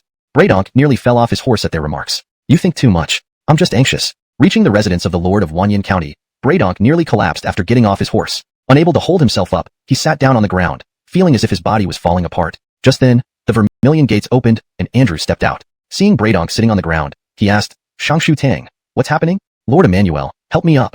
Bradonk pleaded. Andrew sternly replied, Lord Tang, I am merely a steward here under the Lord of Wanyan County, a commoner. Please don't address me thus, and do not let the young master discover my true identity. Otherwise, Donnie will also be exposed. Bradonk, pulled up by Andrew, inwardly cursed. What nonsense. Both you and Donnie are mad. One runs off to be a steward while Donnie abdicates your position just to avoid drawing attention. The other forsakes his duties in Ganlu Palace to reunite with his illegitimate son. SK. Irresponsible. Bradonk shook off Andrew's hand disdainfully. Andrew stood speechless. Shouldn't have helped you. Bradonk declared solemnly. Andrew, tell Donnie I wish to see him. Andrew stared, recognizing the tone. Just like the old sprayer self. Indeed, every time before criticizing Donnie, Andrew used to speak similarly. But now as a civilian and with Bradonk being a Shangshu, was he aspiring to be a censor, challenging himself? Thinking this, Andrew informed Leaf, who lay dozing in his chair. Upon hearing the report, Leaf jumped up. Bradonk, your audacity. Andrew has left the court, and you plan to take his place as the critic? Leaf coldly walked out to face Bradonk, who greeted loudly. Examining Bradonk closely, Leaf wondered, why does he resemble the old critic Andrew so much? Is Bradonk here to criticize me? Shangshu Tang, why have you come? Leaf asked coolly. Humph, Bradonk grunted. Leaf. Damn it, he's really become a critic. Editor's note, the slang term, sprayer, punzipinzi, refers to someone who habitually criticizes or argues. In this context, it implies that Bradonk might be preparing to criticize the emperor, much like Andrew used to do. Chapter 109. Didn't you resign? Bradonk passionately declared, Your Majesty, it's time to let go. Fin Leaf. Let go of your grandfather. What have I done? Bradonk said with anguish, Your Majesty, have you forgotten your initial ambitions? Leaf replied in a deep voice, Not for a moment have I forgotten. The bloodshed at the Xuanwu Gate had brought about widespread skepticism. People labeled him as a tyrant, comparable to Fin Josh of the Sui dynasty. There was no need to elaborate on that. However, he, Leaf, could very well be etched in the annals of history as a disgrace. Killing his brother and imprisoning his father. What good can come of this? I refuse to believe it. I will show the world my grand vision, to build an unparalleled empire that commands the allegiance of all barbarians. I will make everyone acknowledge me as a wise ruler, a legendary emperor. As he thought of this, the fire in his eyes, the fire in his chest, burned brighter and brighter. A bucket of cold water suddenly doused it. Your Majesty, you have changed. You've forgotten your original intentions. You've forgotten your ambition for the grand empire. You've forgotten your resolve to become a peerless emperor through history. Bradonk's fighting spirit was full force, each word piercing like a knife straight into Leaf's heart. Leaf felt indignant. What exactly is wrong with me, that you have turned into a critic stabbing at my heart? Bradonk lamented. You have been treating the country like a game for the sake of your son. In ancient times, the lords were fooled by burning beacons. Now your Majesty treats national debt as a toy for the people. Gosh, enough. Tang critic, do you want to die? Fire within Leaf spewed out. Bradonk. Issuing national bonds serves both the state and its people, and it is the beginning of our Tang Empire's dominance over the barbarians. saying that I am treating national debt lightly is slanderous. This is unreasonable. Nonsense. Slandering me. Braydonk sneered. Heh. How humiliating. Leaf really wanted to draw his sword, but lacking one, he was left only feeling bewildered. Truly bewildered. Could it be that Braydonk has gone senile and is therefore speaking so boldly to me? It must be so. Leaf suddenly felt sympathetic. Poor Secretary Tang, I don't blame you. Prepare for your retirement. Comte, Braydonk continued. National bonds are indeed beneficial, but there is risk involved. Initially, I believe with proper management, the risks would be negligible. But I didn't expect your majesty to act selfishly with the national bonds. Promising benefits for the nation and people, they ended up benefiting only your son. Leaf. Which son are you talking about? Braydonk compassionately explained. Pity the commoners, even the prestigious families, who have been manipulated by your majesty's son. He originally planned to double the value of national bonds. Now due to your son's manipulation, the value has doubled, bringing endless harm to the country. Your majesty, by aiding your son, is undermining the stability of the Tang Dynasty. With those words, a fierce expression flashed across Braydonk's face. Leaf couldn't get a word in before he saw this look and felt a bit anxious. Enough. Tang critic, are you planning to beat me up? Know this, I am an emperor from the battlefield, and you are no match for me. Leaf snorted. Braydonk, I can defeat you with one hand. One hand? Plus 2 legs. Braydonk then pulled out a scroll. It was his resignation letter. Initially, he had paused while writing it halfway through. Later, he finished it just in case. Today, it was used. Throwing the scroll forward and letting it fall on the ground, Braydonk sternly said, Your Majesty, I resign. Since your Majesty refuses to listen to loyal advice, I am heartbroken and wish to return home for a peaceful life. Resign yourself. Leaf was fuming. How vexing. Just then, Dorian sauntered out. Seeing the standoff between the two, he was initially puzzled. Then, he understood. This old Tang is definitely under immense pressure. After all, the idea came from him and was reported to the throne. As long as the matter of national bonds wasn't resolved, this heavy burden remained on his shoulders. Look at this, outside the door. One man has a darkened face obviously complaining, the other, the father, defending himself. Dorian calmly said, Perry, go back and wait. Everything will soon settle. Braydonk glanced at him and walked away. His heart weary, whatever happens, happens. Go home and prepare for retirement. Leaf looked baffled between Braydonk's retreating figure and his son. Do these two have some secret unknown to me? Looking at the object on the floor, Leaf picked it up first, stuffed it into his robe, muttering to himself. Perry dropped his letter on the ground. I'll pick it up and not give it to him. Let him. Braydonk was seriously ill. Suppressing his anger, respecting the patient, Colin slowly said, Now, Secretary Tang's mission is completed. The court has set regulations that limit the exchange value of national bonds to no more than 5 times their initial value. If anyone manipulates bond prices maliciously, all gains will be seized for the state. Never expected that Secretary Tang would leverage the greed of the masses, making national bonds widely accepted by the people and crazily bought by aristocratic clans. They have now found themselves stuck? Heh, serves them right. However, some citizens have also been harmed. Is it because of this that Secretary Tang feels guilty? Braydonk. He froze. Internally, he was in turmoil. Due to the limitations of his era, he did not understand what a market economy or macroeconomic regulation was. But he now realized that the potential dangers of the rampant bond speculation had been swiftly neutralized by the emperor. Amazing. Worthy of Donnie. Currently, the main speculators of the national bonds were aristocratic clans. If we talk about the common people, they were merely a group of lazy, greedy individuals. Purely deserving. Suddenly, he remembered something. I just argued with Donnie. Prepare the horse. Braydonk dashed out and mounted his horse. Colin was completely dumbfounded by his nimble movements. Is this Braydonk? Are you fake? These skills are too terrifying. Chasing after him, Colin asked, Secretary Tang, where are you going? Braydonk replied, to Wanyin County, to find Donnie. Colin hurriedly responded, Donnie is in the palace.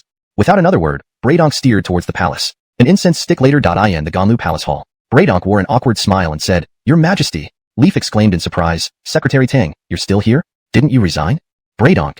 Your Majesty, as the ruler of a nation, we mustn't be petty. You should be magnanimous. Don't hold grudges. The glazed hall. Braydonk wore an awkward smile. Your Majesty. Fin Kyle exclaimed in surprise, Minister Tang, why are you still here? Didn't you resign from office? Braydonk. Your Majesty, as the ruler of a nation, we must not be petty. You should be magnanimous. Do not hold grudges. Maintaining the original tone and style, this segment flows naturally and is free of grammatical errors. It remains consistent with the preceding context. The paragraph structure and line breaks have also been preserved. Maintaining the original tone and style, this translation remains natural and fluent without grammatical errors, and is logically consistent with previous content. Meanwhile, it retains the original paragraph structure and line breaks. Please note that in the provided Chinese text, there seems to be an inconsistency because the reaction from Leaf implies that Braydonk has already resigned, but Braydonk's response suggests he is still around. In the translation, I kept the original implications to stay true to the source material. Chapter 110. Leaf wants to buy bonds too. In Jingzhou Prefecture, Isidore's face remained composed when he heard the report from a disciple of the Fanyang Braden family. The young disciple was filled with admiration. Currently, the entire city of Chang'an's aristocratic clans were in an uproar. It was said that several heads of these clans had practically spat blood upon hearing the imperial decree regarding bonds. Suddenly, a spray of blood splattered onto the disciple's head. Thump! Isidore fell over. Sir Braden. The disciple screamed in shock. With great effort, Isidore sat up and growled, I haven't lost yet. I will have you killed. County Lord of Wanyan Dorian. At that moment, bang bang bang, Alvin of Han, Amadiakang, flew into a rage, blood trickling from the corner of his mouth. What nonsense! A trap, an enormous pitfall. He had bought quite a lot of government bonds. Moreover, he hadn't exchanged them for blue salt. He'd hoarded all of them. Since Fin Leaf ascended the throne, expenditures for the royal family had been continuously reduced. Amadiakang wasn't particularly wealthy to begin with. Now, he'd been scammed again for a huge sum, not 50,000 guan, but at least 20 or 30,000 guan. It was an utter disaster. Then Amadiakang suddenly had an idea. Sell them off. Liquidate as fast as possible. Recover whatever losses he could. It wasn't just him. All the aristocratic families in Chang'an also thought this was the best way to recoup their losses. The imperial edict wouldn't spread across the whole empire instantly. People in other regions might still buy these bonds if the news hadn't reached them yet. Just selling around Chang'an would be enough to unload what they held. So countless carriages poured out from all corners of the city. The noble families competed fiercely. Whoever acted faster could minimize their losses. Once everyone knew about the imperial ban, these bonds would become worthless scraps of paper. At the residence of the county lord of Wanyan, Ellison reported everything to Dorian. Meanwhile, Fin Leaf had sneaked out of the palace once again. As the Fin of Tang, he almost wanted to isolate himself after hearing Ellison's report on the movements of various noble families in Chang'an. How had he not noticed that Ellison was such an excellent spy before? Even shadow guards lagged behind in experience. Something was fishy. However, as Dorian's father, Fin Leaf decided to turn a blind eye. No matter what, this son wouldn't rebel against him. That was enough. Master, Leaf Family Salt Shop has stopped exchanging green salt for bonds. The nobles in Chang'an, unable to sell their bonds, have gone around trying to convince others. Old Master prepared for this, instructing our people from Peach Blossom Source to buy all these bonds. But we didn't buy everything. Some merchants and commoners still think bonds can make money and are actively purchasing them.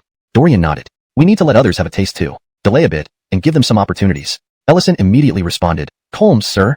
Then he withdrew. Leaf's eyes nearly popped out of their sockets when he heard this. What a ruthless son. He really has a touch of my style. But it seems this son has faith in those bonds. If they're exchanged for Caillou on Tongbao later, wouldn't he be rolling in wealth? No, wait. He is already rich. Otherwise, where did he get so much money to buy all those bonds? Dorian muttered to himself, that's fine. At least part of the populace is buying bonds, even if they don't make much profit. Leaf inwardly laughed sarcastically. What nonsense. You're pocketing most of the gains. Dorian, as if reading his father's mind, chuckled. Dad, did you buy any bonds? Leaf's heart skipped a beat. Of course I'd like to, but the bonds are issued by me. If I buy them myself, wouldn't I just be making a profit for myself? Wait, I can buy them under the Imperial House's name? Leaf clutched his chest. His heart hurt. Reacting too slowly, Dorian shot his father a contemptuous look at this response. Don't you trust your son? Bonds are good investments now. The aristocratic families are dumping them, so you can earn a bit more if you buy now. The highest returns are 5-fold, but even a 1 to 2-fold gain is decent. One must learn contentment. Leaf. No. When I get back, I'll have Ronnie buy some. If there's no money, I'll ask Lexi and V to figure it out. The concubines can certainly pool together some cash. This will improve the living standards of my harem too. Suddenly, Dorian said smugly, Dad, I feel that Donnie should elevate my rank soon. Leaf. Sorry, I didn't plan that. Dorian smiled. Don't worry, Dad. When my rank is raised, I won't forget about you. Otherwise, it would sound odd if my rank surpasses yours as my father. Leaf. Hell, you think you're doing me a favor? I'm the Fin of Tang, and I care about your puny title. Even if you offer me a Alvin title, I won't exchange it. Master, Perry is here, Andrew reported. Hardly had he finished speaking when Braydonk appeared, hurrying over with a nod to Leaf, then turning to Dorian with deep admiration. County Lord of Wanyan, truly remarkable. I am thoroughly impressed. Dorian looked up at the sky without responding. Very awkward. Braydonk cleared his throat and continued. I never imagined you'd not only make the common folk accept bonds, but also manage to scam these unscrupulous aristocrats. Truly gratifying. Dorian coldly glanced at him. Perry, aren't you part of the aristocratic clans?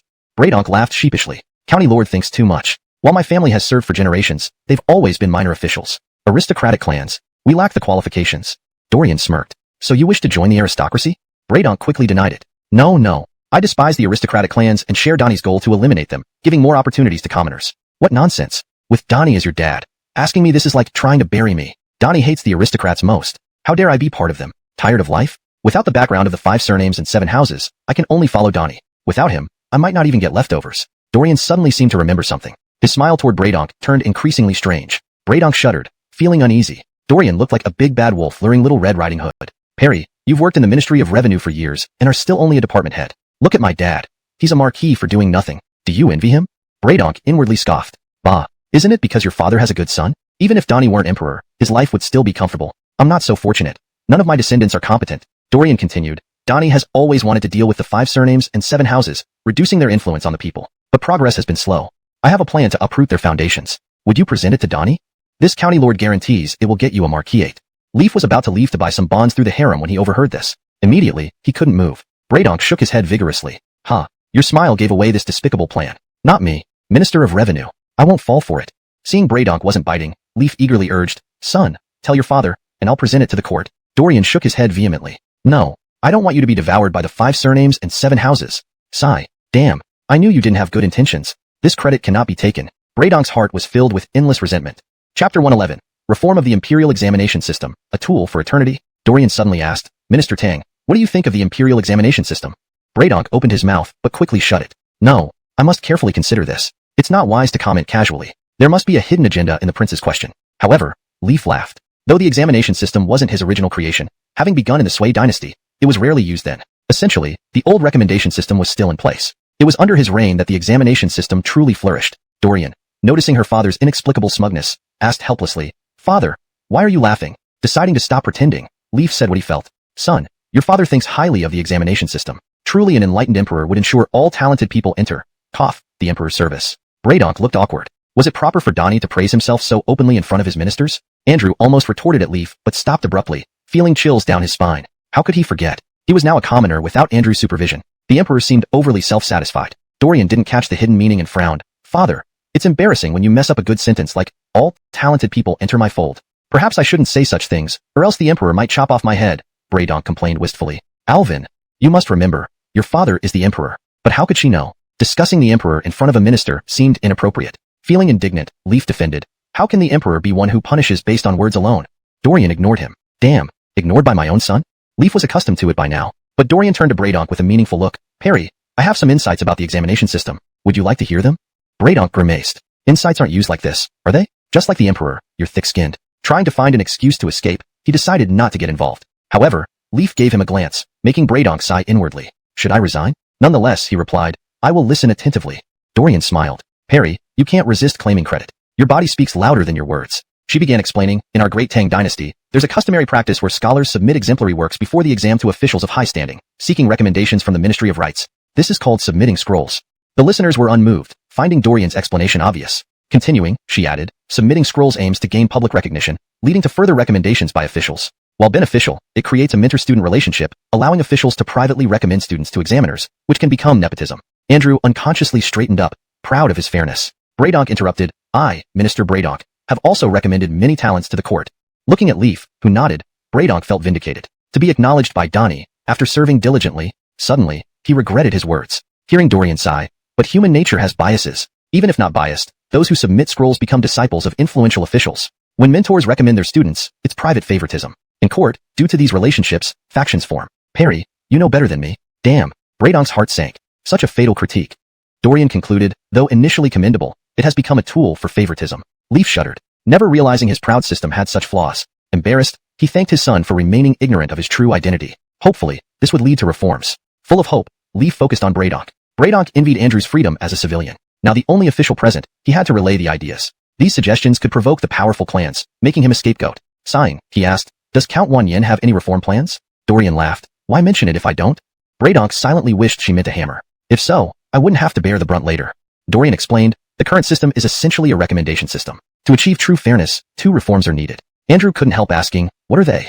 Dorian grinned. First, all scholars should freely participate in exams without submitting scrolls. Andrew mused, this sounds simple but is hardly effective. Dorian continued, second, name blinding. All candidate information is covered, ensuring unbiased grading. Without personal biases, fair evaluation can occur. This complements the first reform, eliminating submission and public recognition practices. Jaws dropped. Ingenious. While the flaws were known, no one found the solution until Dorian revealed it succinctly. Dorian sighed, easy to say, hard to implement. Will the emperor have the courage to issue such an edict, knowing it affects powerful officials and clans? Leaf decided internally, despite opposition, the world belongs to him. One day, he'd proudly say, all talents serve the empire. Andrew sympathized with Braedonk, another tool used by royalty. Indeed, a perpetual tool. Chapter 111. Reform of the Imperial Examination System and the Eternal Tool. Dorian suddenly asked, Minister Tang, what do you think of the Imperial Examination System? Braedonk opened his mouth, but quickly shut it again. No way. I must carefully consider this. I cannot give a hasty judgment. There must be a catch in this question from the prince. Finkel chuckled. Although the Imperial Examination System wasn't his original idea, it started in the previous Sui Dynasty. It hadn't been fully utilized back then. In essence, they still relied on the recommendation system. Chaju. It was under the old Li family that the examination system truly flourished. Dorian noticed her father's strange smugness and asked helplessly, Father, why are you laughing? Cal decided to be honest. Son, I believe the Imperial Examination System is excellent. The Finn is truly wise to have such talented individuals entering. Cough, cough. Donnie's fold. Braedonk looked embarrassed. Must the Finn boast like this in front of his ministers? Andrew, even more so, almost retorted at Kyle. Suddenly, he felt a chill down his spine. He had forgotten that he was now a commoner. Without his supervision, the Finn seemed to be getting too cocky. Dorian didn't catch the nuance and frowned. Father, I just want to say ignorance can be scary. A perfectly good phrase like, all talents enter the Finn's fold, has been butchered by you. Maybe we shouldn't say it that way. The Finn might get upset and chop off our heads, Bradonk lamented, feeling aggrieved. Alvin, your father is the Finn, but you don't know how inappropriate it is to criticize the Finn in front of me, his minister. Kyle felt indignant and retorted. Is Donnie the kind who punishes people for speaking their mind? Dorian ignored him. Great. I'm being ignored by my son? Kyle was used to this by now. However, Dorian turned to Bradonk with deep meaning. Perry, I have some insights into the Imperial examination system. Do you want to hear them? Bradonk grimaced. True insights aren't used this way. Alvin, you're just as shameless as the Finn. He wanted to find an excuse to leave but caught Kyle's eye. Bradonk sighed inwardly. Maybe he was just getting old. Should I resign? But he had no choice but to say, I'm all ears. Dorian smiled. Perry, you can't resist wanting credit for this. You may refuse verbally, but your actions betray you. Next, Dorian stopped teasing. In our great Tang Dynasty, there's a custom where scholars polish their work before the exams and present it to officials of high standing, seeking their recommendation to the Ministry of Rights examiner. This is called Xingwan. The others remained unperturbed. To them, this sounded obvious. Dorian continued, Xingwan leads to Gongwan. Gongwan refers to the officials recommending candidates to the examiners after receiving Xingwan. There are merits to this, such as Minister Andrew, who is fair and impartial, recommending genuine talent.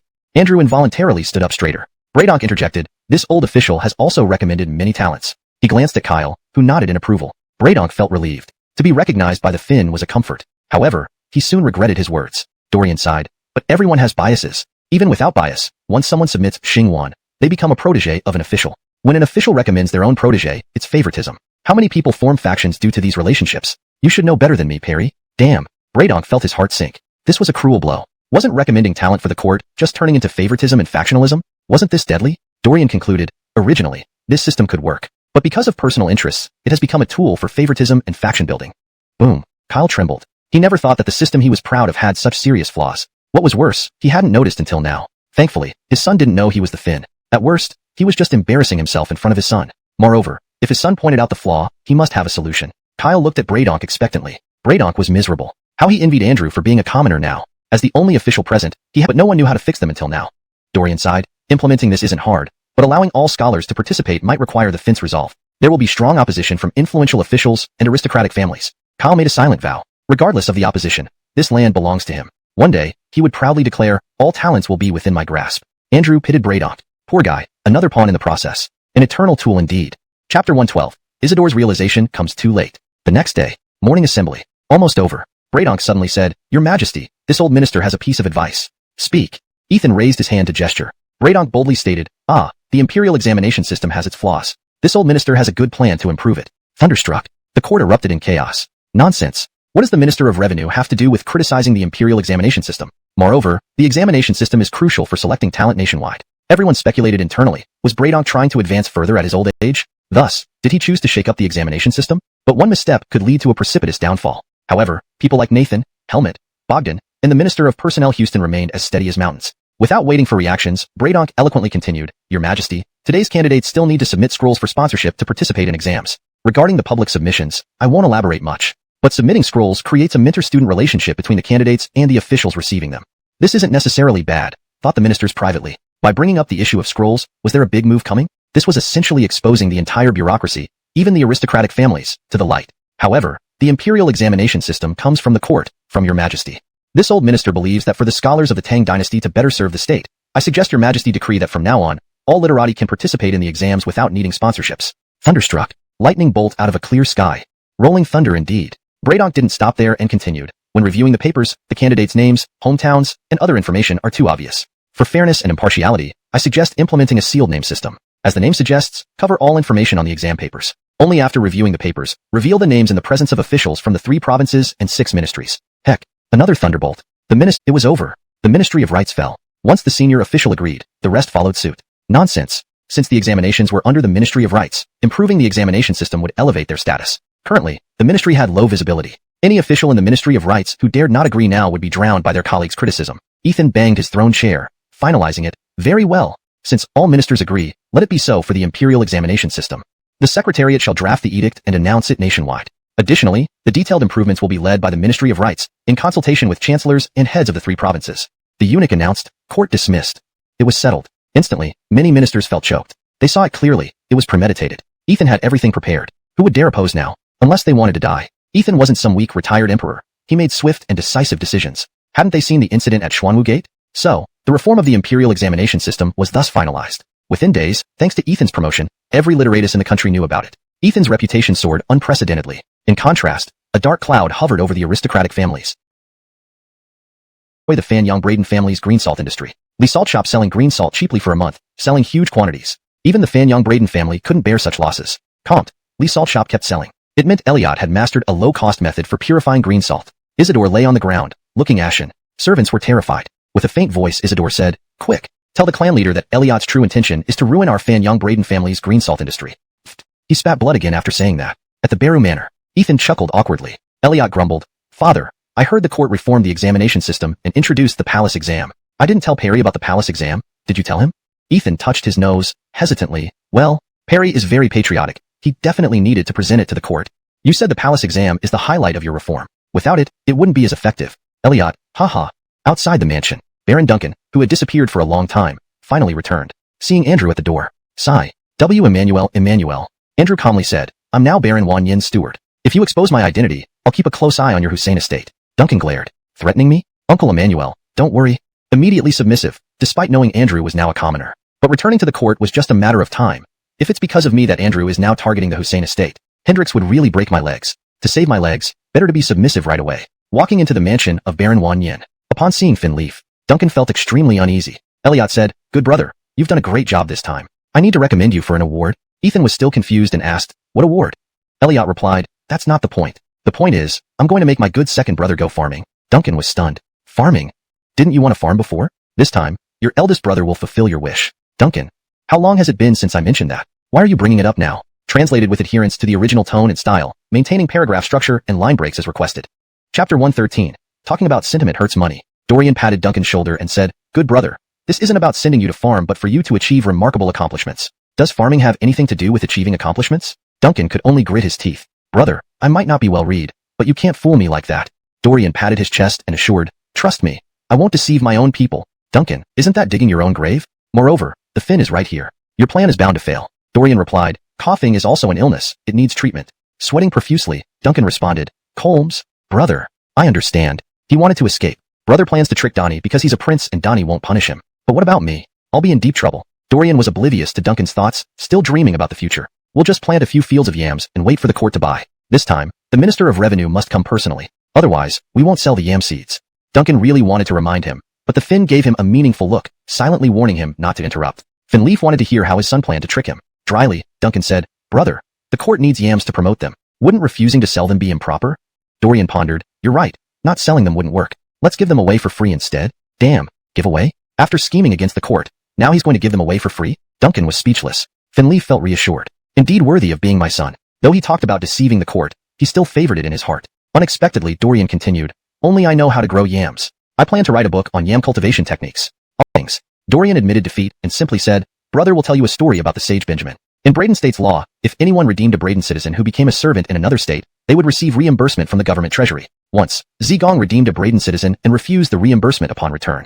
Benjamin said, Zigong erred. From now on, no Braden person will redeem others. Accepting the reimbursement doesn't damage virtue. Refusing it prevents further redemption." Unmoved, Duncan asked, "What does it mean?"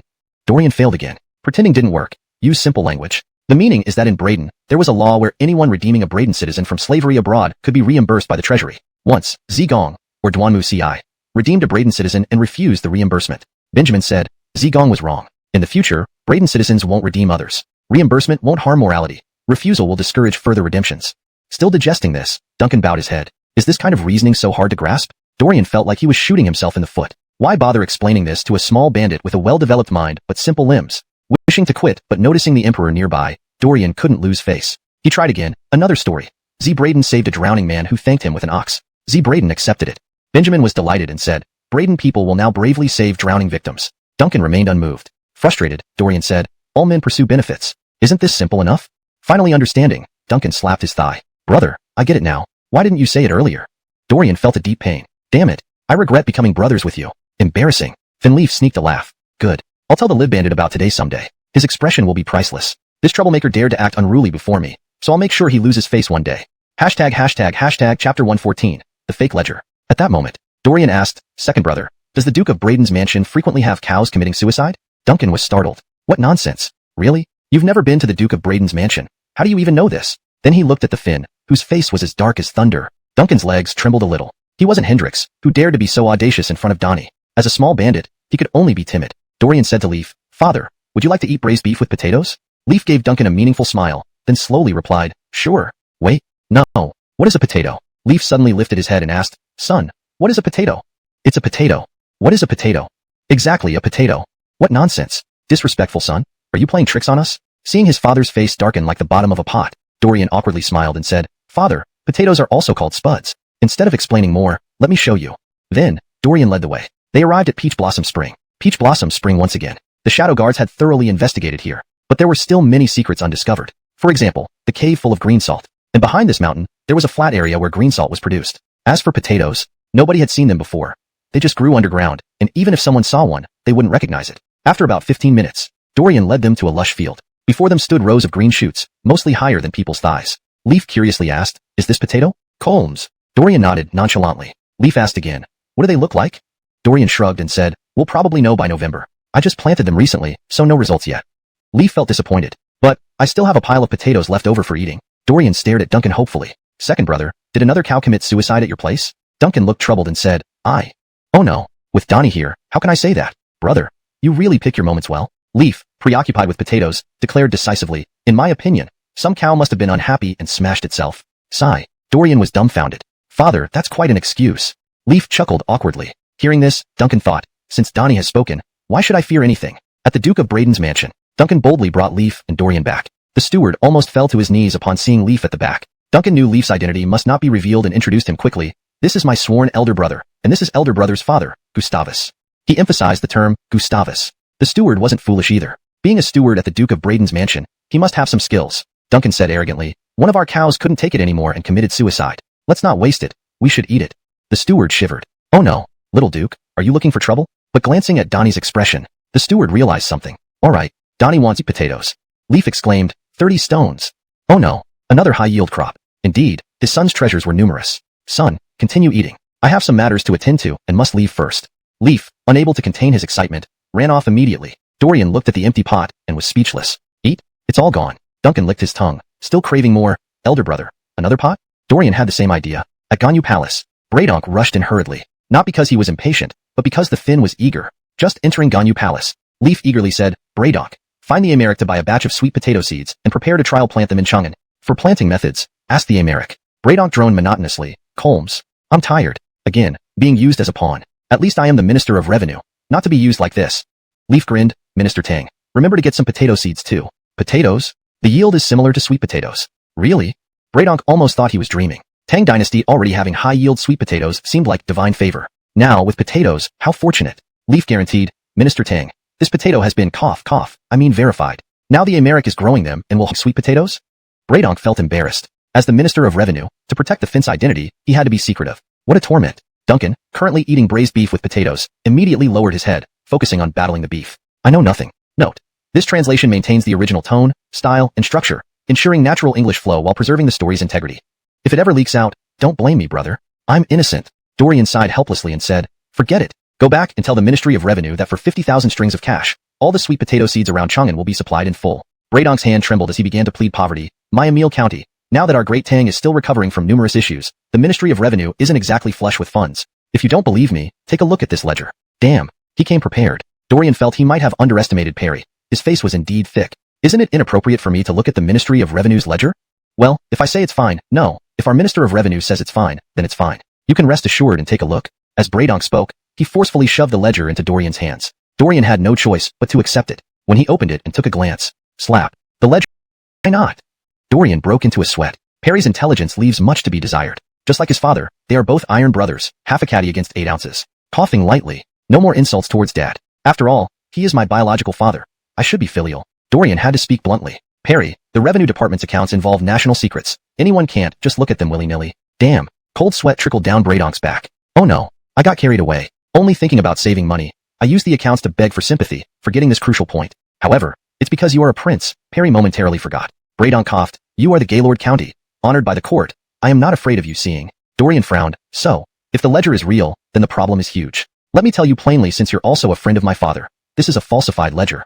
Snap. Braydonk was shocked. No way. Fake ledger? Braydonk forced a dry laugh. Gaylord County, don't joke about such matters. It's not funny. Dorian made a bold guess, whispering, the Minister of Revenue has embezzled quite a lot of money. Braydonk's head exploded with anger. Gaylord County, don't talk nonsense. Dorian, taken aback by being seen as malicious, said with a pout, Perry, this is single-entry bookkeeping. Only expenditures, balances, receivables, and payables are recorded, leaving too much room for manipulation. It was an enormous insult. Braydonk was furious. I have always been diligent.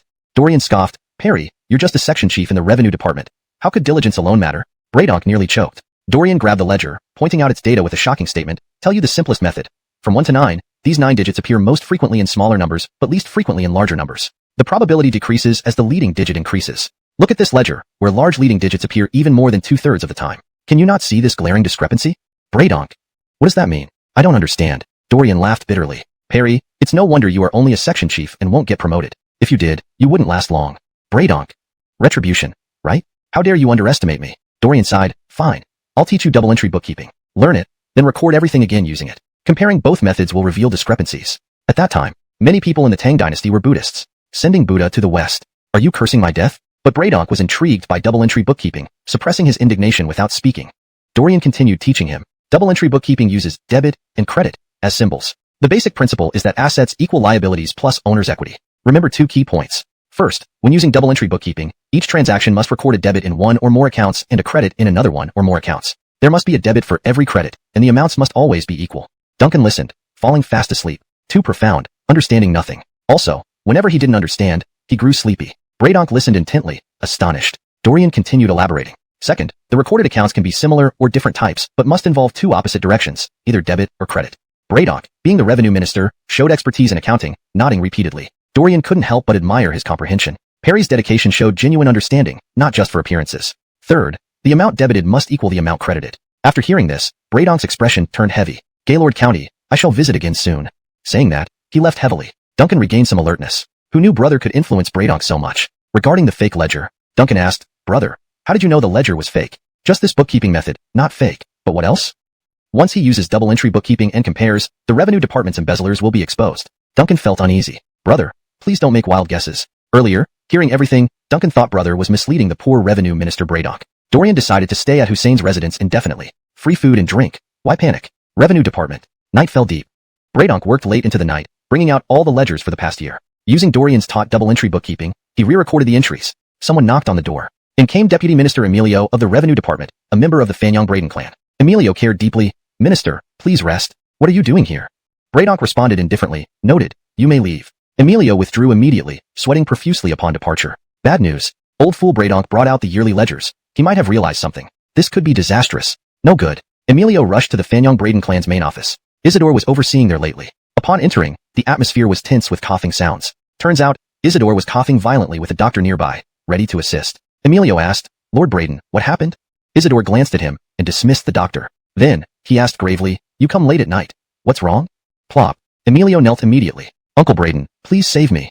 Though nearly 50, Emilio was younger in generation compared to Isidore who was under 40. Hearing this, Isidore's expression changed drastically. Sure enough, something serious. He asked solemnly, what mistake did you make? Pale-faced, Emilio replied, Revenue Department funds? I tampered. Hiss. Isidore, having suffered from Dorian's schemes and illness, couldn't bear more shock. This rascal manipulated the Revenue Department's records. Damn, could Finn Leaf forgive him? Leaf eagerly waits for mistakes like this to eliminate opponents openly and strike the Fanyang Braden clan harshly. However, as part of the same clan, he couldn't ignore this. Isidore asked coldly, how much? 2,000. Just 2,000 strings of coins? It's nothing. Can't the Fanyang Braden clan handle such a small issue? 20 million strings. Isidore. Please note that 2,000 strings and 20 million strings represent ancient Chinese monetary units. Hashtag chapter 116. A ledger-induced bloodbath. You bastard. Isidore jumped up from his couch and kicked Emilio's front teeth out. Both front teeth. Gone. Emilio knelt on the ground. The shadow guards of the Fanyang branch of the Braden clan have reported that their ancestor has passed away. Crawford sat up immediately. He really wanted to laugh 3 times, but he needed to remain composed. Crawford responded with a faint, Holding back this joy was not easy. Ronnie added, Treasurer Emilio went to the Fanyang branch's main commerce house in Chang'an. Since today, Isidore has been inside. After Amiel went missing, Isidore was sent to replace the governor of Jingzhou Prefecture. Moreover, regarding the national debt issue, Isidore, cough. What a mess. I am trained professionally. How could I stutter like this? Crawford pretended not to hear. I can hardly. Forget it. Misunderstandings will be misunderstandings. Anyway, Junxian is my shadow, it doesn't matter. Ronnie, after waiting half a moment and seeing no reprimand from Donnie, continued. Isidore, prideful and arrogant, has been spitting blood due to setbacks and has been convalescing. Crawford laughed. Can't hold back anymore. The ancestor of the Fanyang branch of the Braden clan was tricked by the Merit Stone and got so angry he spit blood. Isidore also spits blood from anger. The Fanyang branch of the Braden clan really isn't doing well. Such poor temperament. Didn't see how the old ancestor was angered to death. This Isidore might also find it hard to live long if this keeps up. Ronnie understands Crawford well. When Lincoln zoned out, Ronnie stopped. When Lincoln regained focus, Ronnie continued. After Emilio sought an audience late last night, Isidore spit blood again and is now unconscious. Additionally, Minister of Revenue Bradonk spent the whole night reviewing the accounts for the past year, re-recording them. Lincoln became curious, asking, I asked him to buy sweet potato seeds. Why is he fussing over account books? Ronnie replied, Bradonk took the account book to Baron Wan Yen to buy sweet potatoes. Bang. Crawford slammed the table. Nonsense. The treasury ledger is a state secret. How dare Bradonk act so irresponsibly? Ronnie bowed his head. Baron Wan Yen said that Bradonk was using a false ledger to deceive him. Later, he determined it was indeed fake and taught Bradonk a new accounting method, instructing him to record anew and cross-check the two ledgers to identify discrepancies. Suddenly, the air in the Ganlu hall became lethal. Even Ronnie couldn't suppress a shudder. Crawford was furious. Connecting the dots, he knew serious problems plagued the Ministry of Revenue. Emilio. Before the court assembly, Crawford had a cold expression, preparing to go to court. Bradonk suddenly requested a private audience. Crawford, on his way, ordered Ronnie to bring Bradonk. Bradonk, carrying the problematic ledger, knelt before the emperor as soon as he saw him. Your Majesty, as Minister of Revenue, I have failed your Majesty's trust. Old servant pleads guilty. Crawford calmly ordered, speak. Without an extra word. However, Ronnie knew this signaled the emperor's impending wrath. The greater the fury, the calmer the surface, the more blood will flow. Bradonk recounted finding Dorian to buy sweet potatoes, discussing the doubts Dorian had about the ledger, including the flaws of single-entry bookkeeping, the probability of initial characters appearing, and the new double-entry bookkeeping method, until he returned and recorded parts of the ledger anew. Finally, presenting both the old and new ledgers for Crawford's review. Lincoln only glanced at them but trembled in rage. These ledgers only covered half a year. What if all ledgers combined revealed? Bradonk submitted another list, removed his hat, and directly knelt. Your Majesty, old servant has compiled a list of suspicious individuals. Please investigate thoroughly. As Minister of Revenue, I have become senile and allowed corruption to spread. I plead guilty. Lincoln narrowed his eyes and ordered Ronnie, go, tell Andrew to return. Ronnie left to carry out the order. That day, the court assembly saw no emperor. The ministers were stunned, knowing that Crawford, because of fratricide and father's imprisonment, worked tirelessly to legitimize his rule, had never neglected duty. For the assembly to miss him was unprecedented. By the end of the assembly, the emperor still hadn't appeared. Nathane, Helmet, and Bogdan, veterans of the Qin Wang Fu, Jericho Fu, exchanged glances, their hearts racing with apprehension. Note: for better fluency in English, Jericho Fu should be translated to Qin Mansion, or left as Qin Wang Fu, with an explanatory note if necessary. Here it is kept in the original form as per your input, but generally should be translated fully for a natural read. For a fully translated and more fluent version, Nathane, Helmet, and Bogdan, veterans of the Qin Mansion, exchanged glances, their hearts racing with apprehension. They had zero information. Not even they had any clue. Something huge must have happened. Just as the ministers prepared to return home, before leaving the palace gates, Andrew, the minister stripped of his hat by the emperor, appeared in court attire, leading a group of guards, blocking the minister's path. Heart-thumping. The ministers panicked. Bradonk, ashamed, admitted, it's just as Baron Wan Yen predicted. I feel very humiliated. Corruption in the Ministry of Revenue, thankfully exposed by Baron Wan Yen. Otherwise, these parasites would continue harming the Tang Dynasty indefinitely. You're here. Perry, if you hadn't come, I'd have left. Note: for smoother narrative flow, some adjustments and minor rephrasing were made while preserving the original tone and paragraph structure. No matter what Dorian thought inwardly, she consoled Bradonk verbally, Perry, there's no need for this. Minister of Revenue Bradonk should feel ashamed. For so many people to embezzle under his nose is truly unprecedented. Bradonk was overwhelmed with shame and anger. Duncan had a peculiar look on his face. Big brother, are you trying to infuriate Bradonk to death? Bradonk wished he could find a hole to hide in, but didn't forget his task. Baron Wan Yen, 500,000 strings of cash. The Minister of Revenue has agreed. Fine. Cash on delivery for the sweet potatoes. Bradonk gritted his teeth. No problem. Then, he hurriedly left. Chapter 117, Concubines are April's 2. Several carriages full of Kaiyuan Tongbao coins were delivered to the residence of the Count of Wan Yen. Although Bradonk's heart was bleeding, at least they managed to recover a substantial amount of money. Bradonk. Alvin, speak more if you know how to talk. Especially, don't breathe heavily. I'm old and can't take it. Bradonk hadn't forgotten Leaf's instructions. I heard you have potatoes? Elliot was furious. Did my old man tell you that again? Seeing Elliot upset, Bradonk felt oddly relieved. Nah, you scared me earlier. Elliot lamented. This wasteful old man can't keep anything hidden. At his age, he doesn't understand that wealth should not be flaunted. Then he handed over a few potatoes to Bradonk. Bradonk was speechless. Just these few? Elliot explained earnestly, Perry, I don't have many potato seeds either. Most are already planted, awaiting harvest in 3 months. These few potatoes are ones I kept aside specifically. You can show them to the court and confirm the yield in 3 months. Don't forget to bring 50 million cash to buy potatoes then. Crap. Bradonk shuddered. Alvin, are you a bandit? Another 50 million. Is earning money this easy nowadays? At this moment, a Ministry of Revenue official rushed in to report that today's Imperial Council meeting would continue. Braydonk, needing to procure sweet potato seeds, didn't attend and was unaware of the changes in the court. Perhaps because the corruption in the Ministry of Revenue was exposed and 50 million cash returned to the treasury, Crawford became emboldened. He wanted to launch a military campaign against the rebels in Shuafang. The official newspaper, Tang Daily, had received advance notice and criticized the rebels for spreading disease in Chang'an. The Tang citizens were elated, urging the court to take action against the Shuafang rebels and avenge those who died in the epidemic. Now, the court was organizing provisions and funds. Crawford ordered Braydonk to head to Taiji Palace immediately. Braydonk left hurriedly, leaving others to transport the sweet potato seeds. Elliot was stunned upon learning that Tang was mobilizing against Bill. That wasn't supposed to happen until April of the second year of the Zhengguan era. How could it be so early? Was it because the corruption in the Ministry of Revenue was exposed and assets seized, giving Crawford immense confidence? Crap. This small butterfly somehow altered history by accident. Sigh. Amazing. With glee, Elliot left, entrusting the sweet potato matter entirely to Andrew. Andrew, hearing a few words, was utterly confused. Small butterfly? What's that? Is it some lady from a brothel whom the prince can't stop thinking about?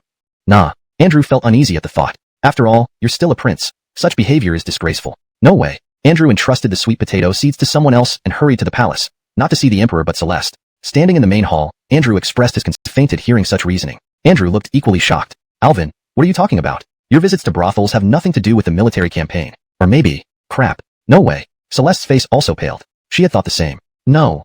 I disagree. Concubines are mothers too. This matter must follow my orders. Celeste narrowed her eyes, emitting a formidable aura. Elliot was thoroughly bewildered. So soon. Asking me to call her mother? Isn't that too forceful? Not even Aunt would do anymore. But why did visiting that place matter? With a wry smile, he said, Aunt, I'm only building a blast furnace. This thing shouldn't concern me. Celeste asked curiously, blast furnace? What blast furnace? Elliot was even more puzzled. Didn't you say it was about a blast furnace? Celeste. Andrew. Elliot. #### chapter 118. Young master, don't rebel. What happened? Celeste asked Dorian this, but her gaze was on Andrew. Andrew inwardly cried out in distress. Did I make a mistake? Has my reputation as Andrew collapsed? For this blunder to come from my own hand, how will Celeste look at me henceforth? Dorian asked. Aunt, what do you think I did? Celeste awkwardly laughed. Hee. Son should not stray. Celeste firmly said. Take me there. No room for argument. Her presence was even more imposing now. A true powerhouse. Such an aunt was a first. Dorian was dumbstruck. Seemed like Dad picked a tigress, a career woman type aunt. Unexpectedly, Dad liked this kind of woman. Well, she's family now. Dorian had no choice but to lead Celeste to Peach Blossom Land. Andrew followed behind, his brows furrowed. Again, Peach Blossom Land. This place was unfathomable. It seems I made the right decision to become the steward by accident. On the way, Dorian hesitated whether to let Andrew come along. But thinking about it, Andrew was trustworthy. After all, despite father's business failures over the years, Harris remained loyal, proving his character. Thus, he silently allowed Andrew to follow. What a wonderful misunderstanding. This is the blast furnace? Celeste was stunned. So tall. Andrew was equally astonished. Really tall. In the deep mountains, stood an enormous structure. What Dorian called a blast furnace. Simply put, it was for smelting steel. Andrew didn't quite understand. Steel? Not iron. Currently, only iron and wrought iron were known. Smelting steel was a new term from Dorian. Suddenly, Andrew snapped out of his astonishment. Hell, damn, whether smelting iron or steel. Andrew understood its potential. How much iron could this smelt at once? Terrifying. Young master, you want to rebel? Andrew was struck speechless. You're a prince. How could you think of rebelling? Why? Oh heavens. Andrew shivered. Celeste also paled. Even as the most honored woman in Tang, having survived the Xuanwu Gate incident, where the failure cost MTA's entire family their heads, she still gasped in shock hearing about rebellion. Breathing heavily, seeing Aunt's pale face, Dorian suddenly thought of two words. Tuberculosis. Or asthma. Aunt has asthma. Not caring anymore. Dorian quickly guided her. Aunt, relax. Follow my instructions. Exhale. Inhale. Exhale. Inhale. Gradually, Celeste's breathing calmed down, dispelling her anxiety. With a dark expression, Dorian scolded Andrew. Harris, if you scare my aunt into any trouble, you're dead. Andrew. Alright, I have some responsibility too. Celeste held Dorian's hand pleadingly. Reese, no matter how dissatisfied you are with Donnie, anyone can rebel except you. She made a bold guess. This child knew the Finn's identity and resented him. Fine, let me reveal it. Persuade this child not to do anything foolish. Mine steel, which even the best blacksmiths found difficult.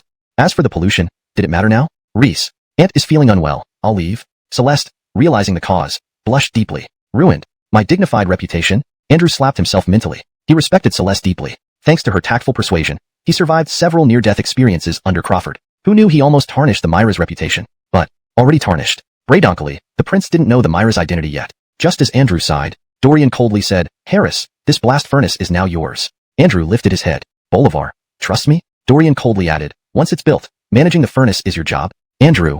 Alvin, be magnanimous. Chapter 119. The first meeting with the concubine's son. The blast furnace was still under construction. Andrew had come and couldn't leave. Dorian left behind a small booklet on blast furnace experiments. Andrew held the little booklet solemnly in his hands, not daring to take it lightly. If it really worked, it would make the military might of Tang even more formidable. At this moment, the renowned Tang swords of later generations had yet to be introduced. As the saying goes, one must sharpen one's tools to do a job well. High-quality steel was precisely what the Tang Dynasty needed most at present. However, as the mastermind, Dorian had indeed taken off. Andrew looked at Dorian's back with a helpless heart. This prince was most adept at leaving things for others to handle. Just as Dorian was about to set off in his carriage, Duncan arrived. Seeing Dorian about to leave, his expression turned slightly sullen. Dorian shuddered all over. Why did this big black face look so terrifying? Brother, you promised we'd farm. It's been so long. When are we starting? No wonder he felt frustrated. Originally, his own father asked him to farm. Frankly speaking, he wasn't interested at all. Later, he found out that sweet potatoes had made significant contributions. But no matter how great the contribution, none of it was related to him. He didn't even get a chance to plant sweet potatoes before Dorian publicized them through the Tang Daily News. And then with the sweet potato feast at the first tower in the world. At this moment, sweet potatoes were known throughout the Tang Dynasty. The Ministry of Households bought sweet potato seeds directly from Dorian. He, Duncan, was useless the whole time. A useless person wanted to earn credit? Dream on. So, watching the credit for sweet potatoes slip away right under his nose. Oh no, why would the crown prince come here? Surely, he must have found out about Donnie's illegitimate child. Instantly, the butler was bewildered. He was merely one of the shadow guards, monitoring others, gathering intelligence in the blink of an eye. But meeting the crown prince and the emperor's illegitimate child, he couldn't handle this. Moreover, the crown prince clearly came prepared. Dorian also noticed a young man walking in with great pomp. Suddenly, he had a bold idea. Aunt, father, and son, and me. This nonsense. A new family is forming. How did I end up in this drama? Eldon marched straight toward Dorian without a glance elsewhere. His gaze, quite challenging. Dorian, mindful of his father's feelings, said politely, Brother? Eldon coldly laughed. You dare call me brother? All right. From his tone, he didn't want his mother to form a new family. For his father's lifelong happiness, Dorian decided to give way. But some things need to be clarified. Dorian chose his words carefully. It is said that centuries of karma brought us together. This phrase went awry. Eldon's expression remained unchanged. He didn't understand. Dorian naturally switched topics. We could become brothers, which is a rare bond. Though not blood brothers, I believe our relationship will eventually surpass that. Eldon. Brothers? Blood brothers? You are the emperor's illegitimate son, so you're my half-brother. But have I said I would recognize you? Originally, the illegitimate son issue wasn't worth considering. After all, he was the crown prince. But why should he, who was older, call you elder brother? Wouldn't that damage his dignity? Let alone, treasury bonds. Treasury bonds. Thinking of this, Eldon's heart bled. The Eastern Palace was strictly managed. Being the crown prince and future heir, Eldon's life wasn't so carefree. When treasury bonds became popular in Chang'an and spread around, Eldon couldn't help but try to make a profit. Only, nobody in the Eastern Palace knew anything about business. Eldon didn't dare leak this information, or Leaf would beat him senseless. He entrusted the task to a eunuch and spent all his private funds. Result? Total loss. Eldon hated it. The already poor Eastern Palace became even worse. Bradonkly, he was the Tang crown prince. If an ordinary person, he would have hanged himself by now. Shadow guards closely monitored Dorian. First, to protect him. Second, to prevent any mishaps that could unexpectedly expose things before Leaf acknowledged them. Hawk meets the emperor's illegitimate child. This news nearly made the shadow guards faint. Who expected such a bizarre turn of events? Thus, the news reached the palace. At this moment, Celeste was telling Leaf about the blast furnace. She thought deeply. After all, Dorian was an illegitimate child. Leaf felt more guilt than love towards him. But if Dorian caused major trouble, this guilt wouldn't suffice to offset his liability. Originally, she believed Leaf's story about accidentally pretending to be another's father. Subsequent events made her think she was tricked by Donnie. So, she didn't point it out. If you want to play, let you keep playing. Bang. Leaf slammed the table. Rascal. To metal and iron smelting, he's asking for death. Why didn't you tell me first about the blast furnace? Whitney was surprised. Was Donnie jealous? Leaf scowled. How hateful. I'm his father. You're just his aunt. Why hide it from the father and tell the aunt first? Whitney was displeased. Colmes, I'm just his aunt. Leaf. Nonsense. I didn't mean that. Lexi Young, you misunderstood. Suddenly, Ronnie appeared, saying only, Donnie, the crown prince met County Lord Wan Yin. Whitney. Leaf. Wait, the crown prince is usually in the Eastern Palace. How did he meet Dorian? Chapter 120. The Shaken Leaf Couple. They were stunned. So much so that Finn Leaf and Celeste felt an eerie sense of unease. Upon receiving the report from Ronnie, they hurriedly rushed over with great urgency. The small courtyard was where Celeste had stayed after contracting the plague and moving out of the palace last time. At that time, Celeste was seriously ill, and her children, including Jamar, were not allowed to visit her. However, now Jamar visited this small courtyard and coincidentally bumped into Dorian. It couldn't be by chance. Even a fool wouldn't believe it. It seemed like a premeditated provocation. A prince causing trouble. How frightening could the consequences be? Even though he was only 10, having grown up in the imperial family, a 10-year-old child was no longer just a kid. His mind was alarmingly mature. This outcome. This scene. How bizarre. On the ground was a pile of fire, a metal rack, and an aromatic smell. They were roasting sweet potatoes. For a moment, Finn Leaf thought that the child dressed in expensive brocade wasn't his son at all. He had wrapped the hem of his robe around his waist, rolled up his sleeves, held a roasted sweet potato, and even had smudges on his face. Is my crown prince losing his mind? Finleaf wondered aloud. Fitzroy, you. Celeste's beauty lost its luster as she stared in shock. Jamar stood there, embarrassed. Why did father and April come here? As expected, Dorian is highly favored. Surely, father had someone watch over him. I was immediately reported the moment I arrived. Too hasty. He had only sneaked out of the Eastern Palace for some fun and accidentally saw Celeste. Then, he ended up meeting the rumored illegitimate son of the Emperor here. Is this just a coincidence? Would they believe it? Jamar's mouth hung open. His whole demeanor deflated. His face flushed red. How frustrating. I've been tricked. Initially, Dorian planned to embarrass Jamar. Despite his age, he underestimated how easily a 10-year-old boy can be persuaded. Dorian almost managed to convince Jamar to limp with excitement over food. Food's allure for Jamar far exceeded what Dorian imagined. Being a prince meant leading a life more rigorous than one could imagine, even for a young boy. Even Dorian didn't expect the conversation to steer towards food. Jamar's hostility faded, and he even requested to eat sweet potatoes. Sweet potatoes were incredibly famous but available only at the first floor of the world. Even Finleaf couldn't get them inside the palace. A prince, let alone. Dorian confidently stated, brother, if you want sweet potatoes, you've come to the right place. Sweet potatoes are produced by your elder brother. While Jamar was still surprised by being outmaneuvered, and dared to call himself elder brother before acknowledging him properly. Such audacity. Dorian didn't grasp the intricacies of a child's mind. After all, what mischief could a child possibly have? Steward, go to the first floor of the world and bring back some raw sweet potatoes. I'll personally roast some for my little brother, Dorian instructed. The steward nearly cried. The crown prince clearly came to provoke, and they couldn't leave. Eventually, the steward left anyway. When Finleaf and Celeste arrived, they witnessed this peculiar scene. Everyone was bewildered except Dorian, who greeted Celeste without embarrassment. Seeing his father's dumbfounded expression, Dorian chuckled. April, father, don't be too anxious. We're discussing sweet potato recipes, he said casually. Celeste's mind raced. Brothers? Has Fitzroy revealed his true identity? Finished. If father finds out, even I cannot plead for mercy. But he doesn't seem resentful towards Donnie. Listening further, she realized her mistake. I'm not that narrow-minded, Dorian whispered. If you two wish to form a new family, I have no objections. I'm mainly concerned about my little brother, but it seems manageable. Celeste and Finleaf were speechless. Indeed, this scenario was eerily familiar. Back then, this foolish child mistakenly recognized the wrong father due to naivety. And now, history repeats itself, fundamentally unchanged. Mom, Dad.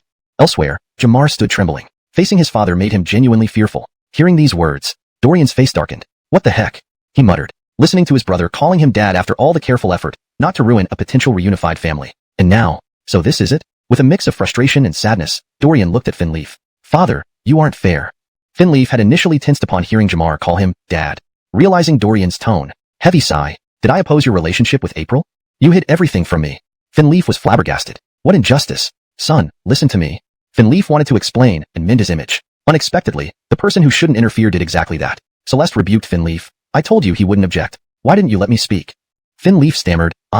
Curse my luck. Everyone's against me. Finleaf dryly admitted. I was wrong. Dorian forgave him. Never mind. It's understandable as a parent. I will support you. Just don't forget my mother because of April. Celeste nodded, while Jamar was dumbstruck. Why do his parents act so differently today? Immediately, jealousy surged within him. Since becoming emperor, everything changed. Though April cares for him, he often stays in the Eastern Palace surrounded by old officials, making life unbearable. He longed for simpler times. Suddenly, Dorian embraced his shoulder. Little brother, where were we? Jamar looked blankly, completely lost. He was baffled. You mentioned you needed money. Why not join me in business? Dorian suddenly had a good idea. He knew countless ways to make money. Anyone would benefit Jamar immensely. Jamar panicked, stuttering, BB business. Dorian chuckled. Why not? Children can engage in business. Blushing, Jamar declared, I'm not a child. Glancing secretly at Finleaf, who nodded without emotion, Jamar breathed a sigh of relief. Good, father approves. Business isn't my interest, but money is cough. It's about preparing for ruling the realm. That. I have no money, Jamar admitted shyly. Dorian assured him, don't worry, brothers share everything. You own 50%. I'll teach you how. Excited, Jamar nodded. Inside, Finleaf laughed silently. Silly boy, you've been tricked. He knew his son well. Pretending to manage when he merely wanted an easy way out? Jamar eagerly asked, what will we do? Sell roasted sweet potatoes? How undignified, thought Finleaf. Dorian grumbled inwardly but spoke with utmost confidence. Sell ice sticks. The three members of the Leaf family were bewildered. What kind of stick is an ice stick? Chapter 121. Is the hawk not poor anymore? A basin, filled with water. Dorian sprinkled something from his hand into it. Then he stirred it with a stick. A shocking scene unfolded. The water gradually froze into ice. This. The hearts of Leaf's family trembled. A miracle. 6 sets of wide eyes stared at Dorian in shock. Don't look at me like that. It's just basic chemistry, said Dorian, still pondering the ancient's ability to accept such a scene. With this comment, Leaf cautiously asked, are you not a disciple of the immortals? Dorian gave him a disdainful look. I don't want to look down on you. After all, you're my father. But given the chance, you just don't live up to it. Leaf blushed. Hell, in the presence of the hawk, couldn't you at least give me some face? Unfortunately, he couldn't voice these thoughts. However, this moment almost made Jamar doubt life. Is this the same formidable and fearsome emperor? Indeed. Father feels guilty about his illegitimate child and treats them better than his own children. I am the hawk, yet I'm less important than an illegitimate child. He felt furious inside. At this point, Dorian was irritably saying, Dad, do you think boasting is making yourself look good? If I were truly a disciple of the immortals, wouldn't you have bragged about it for your whole life? Leaf. Pity, I'm not the emperor. Leaf dryly remarked, Son, thinking such thoughts is treason. Jerry looked at Dorian worriedly. The heart of an emperor is the most complicated. Child, what are you doing? Jamar felt delighted inside. Good. Father is angry. This illegitimate child has gone too far. I approve. Dorian glanced disdainfully at his father and retorted, Dad, what do you know? Do you think Donnie is so foolish and can be easily deceived by his own son? Leaf. What should I say? Dorian smiled meaningfully. The court loves omens. Only then can they win over the people. If I can indeed turn water into ice, even if Donnie sees through it, he would pretend not to notice, thus confirming my identity as a disciple of the immortals and bestowing me an official title. From then on, proclaiming that a disciple of the immortals assists a wise ruler, solidifying the great Tang Dynasty. Doesn't it sound amazing? Shocking. Stunning. Terrifying. What does this kid think about? Leaf suddenly felt his son's logic was very reasonable. But, Leaf coughed, you want to turn water into ice to sell ice? Dorian nodded. Leaf suggested, rather, offer it to the court and say you're. Jerry was bewildered. Jamar was bewildered. Dorian was also bewildered. Dad, what nonsense. Leaf exploded in anger. Dorian drew back. Hell. Slip of the tongue. That statement was utterly disrespectful. Dorian laughed awkwardly. Dad, you're dreaming too much. Indeed, Donnie might label me a disciple of the immortals, as I mentioned earlier. But that label isn't beneficial. When needed, I am a disciple of the immortals. When not, I can be considered a chaos bringer. One day, when natural disasters occur and public outcry grows, who knows, they might sacrifice me to the heavens. Jerry. Jamar. Leaf. I might indeed do that. Why does my son understand me so well? Ahem. It's my benevolent heart. Using you for sacrifices is for the sake of the Tang citizens. Absolutely not selfish. In a flash, Leaf gave up, turning water into ice.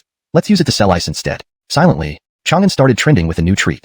Ice pops. Children running around licked these cool ice pops with their long tongues. Especially during this scorching heat. Ice pops were not only rare but also helped beat the heat. Within days, this favorite treat of children spread throughout Chang'an. Plain ice pops cost 1 kaiyuan tongbao. Flavored ones cost 2 kaiyuan tongbao. And cream ice pops cost 10 kaiyuan tongbao. Suitable for all ages, catering to different consumer levels. Instantly, profits skyrocketed. East Palace. Jamar couldn't close his mouth. Who would have thought that a small ice pop could make so much money? To motivate him, Dorian shared the recent profits. Jamar immediately returned to the East Palace.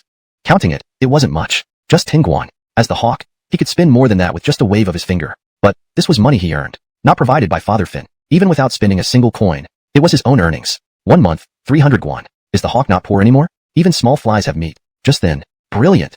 Hearing this voice, Jamar shivered. If there was anyone he feared most, it was his father first. Next, it was his uncle, Nathan. Second to none. Revered by 10,000. Being a mature-minded hawk meant understanding the uncertainties before ascending to the throne. The rule is eldest legitimate son. Born as the eldest legitimate son, he was naturally the hawk. But, look at the late hawk. So, he must cling tightly to uncle's power. Immediately, Jamar shivered, fearing deeply inside. Humph. Nathan glanced at the measly 10 guan, especially his nephew's reaction, finding him inadequate. As a future heir, you should be unperturbed. Your behavior disappoints your uncle. Jamar timidly said, Uncle, I have many shortcomings. Please guide me. Daring not to use we in front of his uncle. Nathan nodded approvingly and asked, Your uncle heard you, and the county chief of Wanyan partnered in commerce, selling ice pops? Jamar was terrified. A hawk engaging in trade. Today, uncle must discipline him. Quickly admit fault. Jamar was about to concede. Unexpectedly, Nathan slowly replied, This is good. Jamar. What? Am I hallucinating? Chapter 122. My son is planning a rebellion. Your uncle can no longer hide this from you. I believe you should already know that Dorian is your elder brother. Nathan laid it all on the line, wanting Jamar to realize the gravity of the situation. Jamar felt furious inside. Even you, my uncle, say he's my elder brother. I don't accept it. He's just an illegitimate son. Nathan watched his expression and nodded in satisfaction. Remember, whether you acknowledge him or not, one day Donnie will surely bring him back into the Li imperial family. At that time, being older than you, you'll have no choice but to call him elder brother. Jamar's face turned deathly pale. This was an enormous humiliation. In an instant, the slight fondness for Dorian due to their business ventures vanished entirely. But rest assured, Donnie only feels guilty towards him as an illegitimate child. Jamar breathed a sigh of relief. But, you cannot be complacent. Jamar's heart tightened again. You're my real uncle. Can't we finish this conversation already? Having half my heart hanging like this feels terrible. This sweet potato has benefited millions in the great Tang Dynasty. Although it's said that Donnie obtained it under the guidance of an old bearded man, who doesn't know it comes from your elder brother. This thing has done a lot of good. As the hawk, you must take him seriously. Only by respecting your opponent can you avoid any mishaps. Moreover, I've heard there's another thing called the potato, with yields comparable to sweet potatoes. When he rejoins the Li clan and the emperor publicly acknowledges the contributors of these two wonders, the reputation of your elder brother among the people will be immense. Jamar felt a tremor in his heart. I underestimated him. A wild card. He's a wild card. Nathan spoke another sentence quietly, so softly that only he and Jamar would hear. Don't forget the former hawk? Boom. Jamar's mind exploded. Father wasn't the legitimate eldest son but, due to great contributions, ultimately dethroned Unkit. He raised his head abruptly, his small face pale. Uncle, you will help me, right? Nathan patted his head and smiled. Of course, Uncle will help you. That illegitimate child will never be acknowledged by Uncle. But remember, once your father acknowledges him, it doesn't matter what others think. Jamar nodded vigorously. Nathan then earnestly added, that illegitimate child is indeed extraordinary. Not only with sweet potatoes, but also reportedly assisting Hendrix in training cavalry with two wondrous things, horseshoes and stirrups. These have doubled the combat effectiveness of the Tang Iron Cavalry. Despite his questionable origins, he has repeatedly achieved remarkable feats, contributing greatly to the Tang Dynasty, which you cannot overlook. Donnie wanted to suppress the 5 clans and 7 families, but couldn't find a way until now because of this illegitimate child. The Braden family leader from Fanyang died from anger, and Isidore, the designated successor, faces uncertain prospects. The Finn must be quite pleased with this development. Uncle wants you to get close to him to understand him. Uncle doesn't believe he acts alone. Perhaps he has a mentor behind him. Jamar understood immediately and said, rest assured, Uncle, Justina will find out. Nathan nodded, showing approval. At the residence of the Beau of Wanyan County, Crawford came again. Today, he was preparing to set off for Shuafeng. That meant he wouldn't be able to see his son for some time. It was better to find an excuse now to avoid arousing suspicion later. However, Andrew said, Your Majesty, young master is at the Peach Blossom Spring. Peach Blossom Spring? The blast furnace is completed. Andrew looked aggrieved. Damn. Mr. Emmanuel labored tirelessly, directing the villagers of Peach Blossom Spring to complete the final parts of the blast furnace. But instead of thanks, he was sent away. Doesn't Mr. Emmanuel look trustworthy enough? So hurtful. When Crawford heard about the blast furnace, his heart sank. Ah yes, Lexi Pie mentioned the blast furnace could easily cast fine steel. Thinking of this, he immediately rushed to Peach Blossom Spring. On the way, there were no obstructions. After all, he was Dorian's father. Everyone in Peach Blossom Spring knew him. Who dared to block him? Arriving at the blast furnace, Crawford was stunned. He had only heard Jerry describe the uncompleted blast furnace. Seeing it in person was much more impressive. Dorian hadn't expected his father to come. He walked over and bluntly said, Dad, I'm planning something big. Crawford's heart pounded. What the hell? This furnace is so large. If it really works, the amount of iron produced in one go would be terrifying. Could it be? Startled, Crawford asked, Son, are you planning a rebellion? Dorian's face darkened. Are you trying to make our family extinct? Crawford hurriedly pulled his son aside. Just then, a villager from Peach Blossom Spring approached with news regarding the blast furnace. Dorian, after listening, ignored his father and turned away. Crawford left with a bitter heart. Outside Peach Blossom Spring, Crawford said into the air, Jun Xian, what should I do? Swish. Ronnie appeared, hesitant to answer the Finn's question directly, asking confusedly, Your Majesty, what happened? Crawford sighed, My son is planning a rebellion. Boom. Ronnie's face turned green. Damn, Your Majesty, you're not being fair. How can you ask me how to deal with your son's rebellion? Any answer I give won't be ideal. Your Majesty, you're setting me up. Chapter 123. Not necessarily a sword. Have the shadow guards observe in secret, and report immediately if there's any movement, Leaf sighed. He knew this was making things difficult for Ronnie. Such matters were indeed awkward to intervene in. Next, Ronnie personally monitored Dorian's every move at the Peach Blossom source. Deep within the Peach Blossom source, black smoke billowed. To smelt iron well, coal had to be used. For steelmaking, Dorian had already located coal. At this time, few people recognized the importance of coal. The aristocrats burned charcoal for warmth in winter, while the poor simply toughed it out. That day, Duncan entered the Peach Blossom source. Ronnie stared wide-eyed. If Dorian was planning a rebellion, pulling in the son of Hussein Guagong was serious. Ronnie felt something wasn't right. The next day, Hendrix also arrived. Ronnie didn't delay, and immediately reported back to Leaf. Upon hearing it, Leaf felt his head spinning. His son planning a rebellion and involving the father-son duo of Hussein Guagong? It seemed utterly absurd. Leaf immediately came to the Peach Blossom source but was met with, Stop. Previously, entering the Peach Blossom source was like walking into an unguarded place. Now, it was different. There were hidden guards at the entrance. Initially, Leaf thought that with Hendrix involved, Dorian couldn't be plotting rebellion. Hendrix being a loyal subject, this son, except when mistaken about his father or Justino, always came up with brilliant ideas. But now, these hidden guards indicated changes. Its master, the leader of the guards recognized Leaf as Dorian's father and said, Master, please wait. I will inform young master. Leaf. So you recognize me as your master but won't let me in? He became even more suspicious that there was a secret inside. After a moment, the guard returned and led Leaf in. Leaf's expression turned grim. From afar, he heard Hendrix's raspy voice. Hendrix saw Leaf, patted him hard on the shoulder. It was definitely intentional. Hendrix, the arrows hit their marks. Leaf was astounded by this formidable weapon. Continuous firing without reloading, truly invincible. However, the range was limited but still powerful in close combat. Someone dropped something in shock. Duncan stood cold sweating seeing his father behave so boldly before the Finn. Suddenly, Dorian grabbed the crossbow from Leaf. Are you mad? He exclaimed. Leaf. Son, don't you see your father hitting the target? Cough. Next time, I won't, Leaf admitted. Duncan struggled to contain his laughter. It was rare to see the Finn humbled. Just then, a blacksmith approached holding an ugly sword, trembling with excitement. Young master, following your guidance, I have forged this sword. I believe it can cut through gold and jade. Chuckle. Someone laughed inappropriately. It wasn't Hendrix but Leaf himself. Dorian glanced at him. Father, why are you laughing?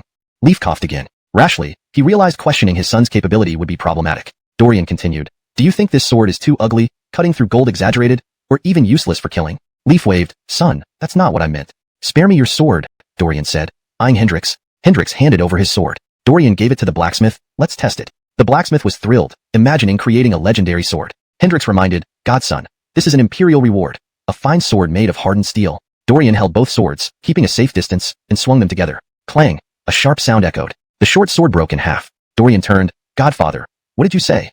"Hendrix. Godson, you're ruthless." The fine sword snapped into two pieces while the ugly sword only chipped slightly. They were stunned. Dorian explained, "While finely forged swords are sharp, repeated hammering makes them brittle and expensive, impractical for the military. And this sword, Colm's, not necessarily a sword."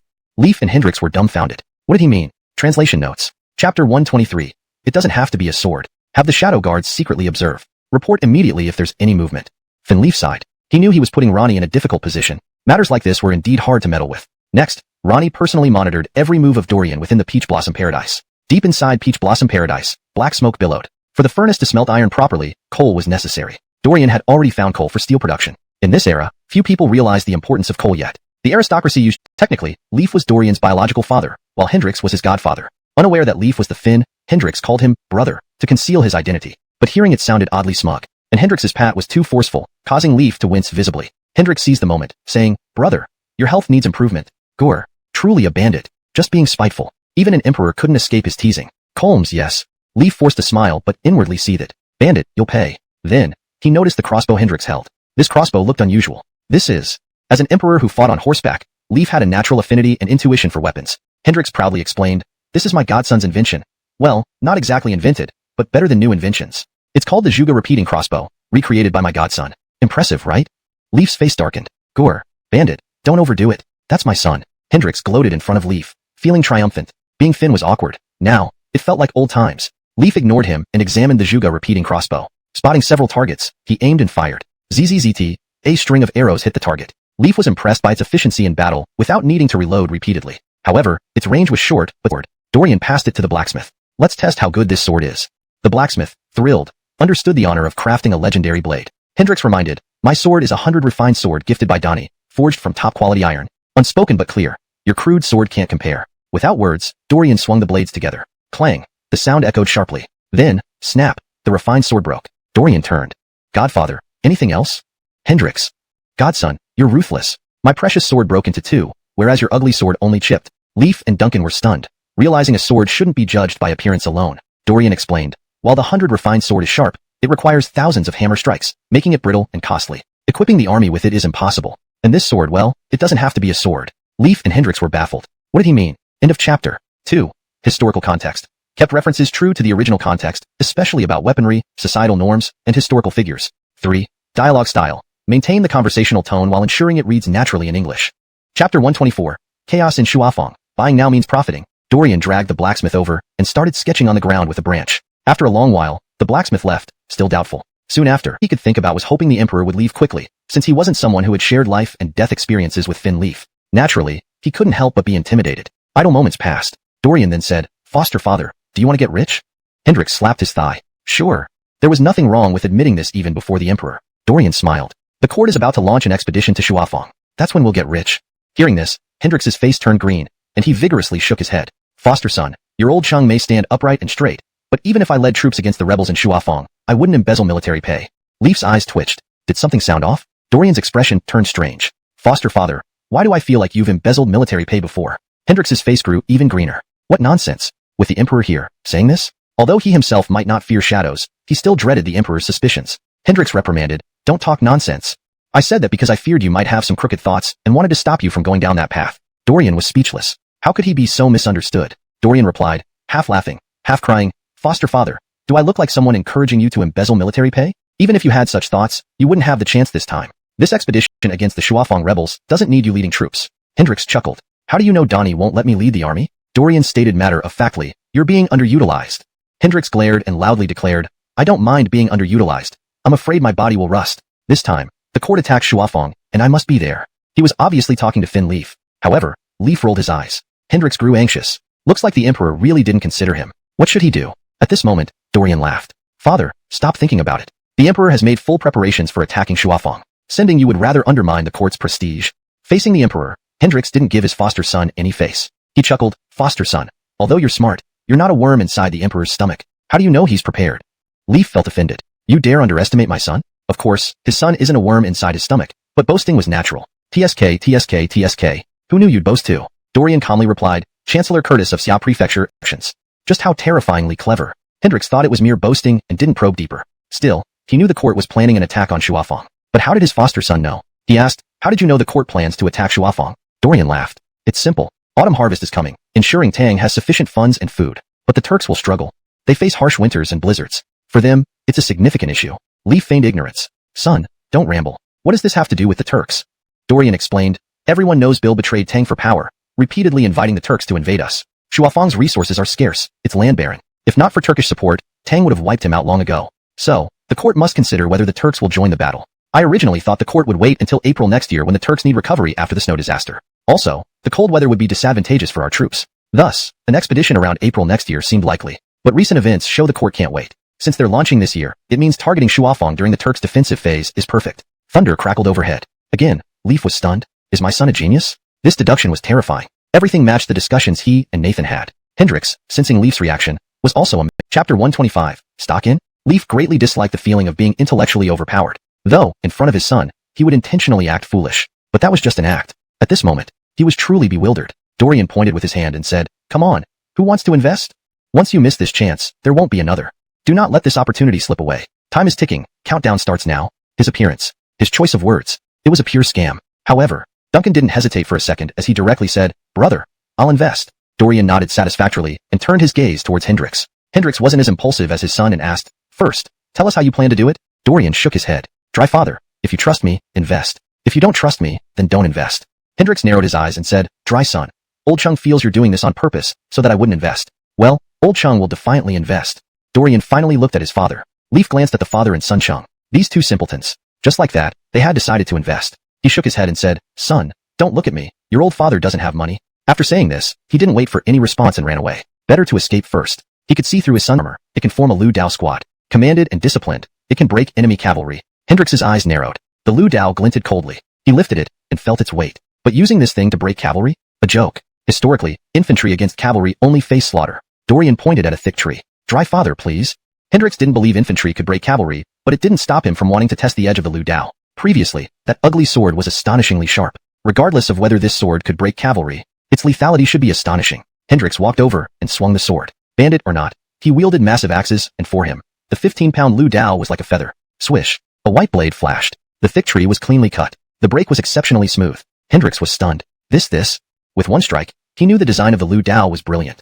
The long handle facilitated handling and swinging, allowing full force to be applied through the waist twist, concentrating all strength into the blade. Against cavalry, wearing heavy armor, dry father, don't doubt it. I have a strategy for training troops with the Lu Dao. Want to try? Dorian, not noticing Hendrix's shock after the experiment, anxiously suggested. He had been thinking about this for a long time. Compared to ancient methods, modern training strategy directly excluding other generals. Leaf understood these generals well. If discussed openly, the imperial palace would turn into a martial arts hall. Note, Taijigong is specifically the name of an imperial palace in Chinese history, but in this context, it's being referred to more generally as imperial palace, which reads more naturally in English. Privately consulting several ministers was more prudent. Nathan remembered his promise to Bowen. Sire, the rebels of Shuafang are nothing much. Dispatching a commander requires careful consideration.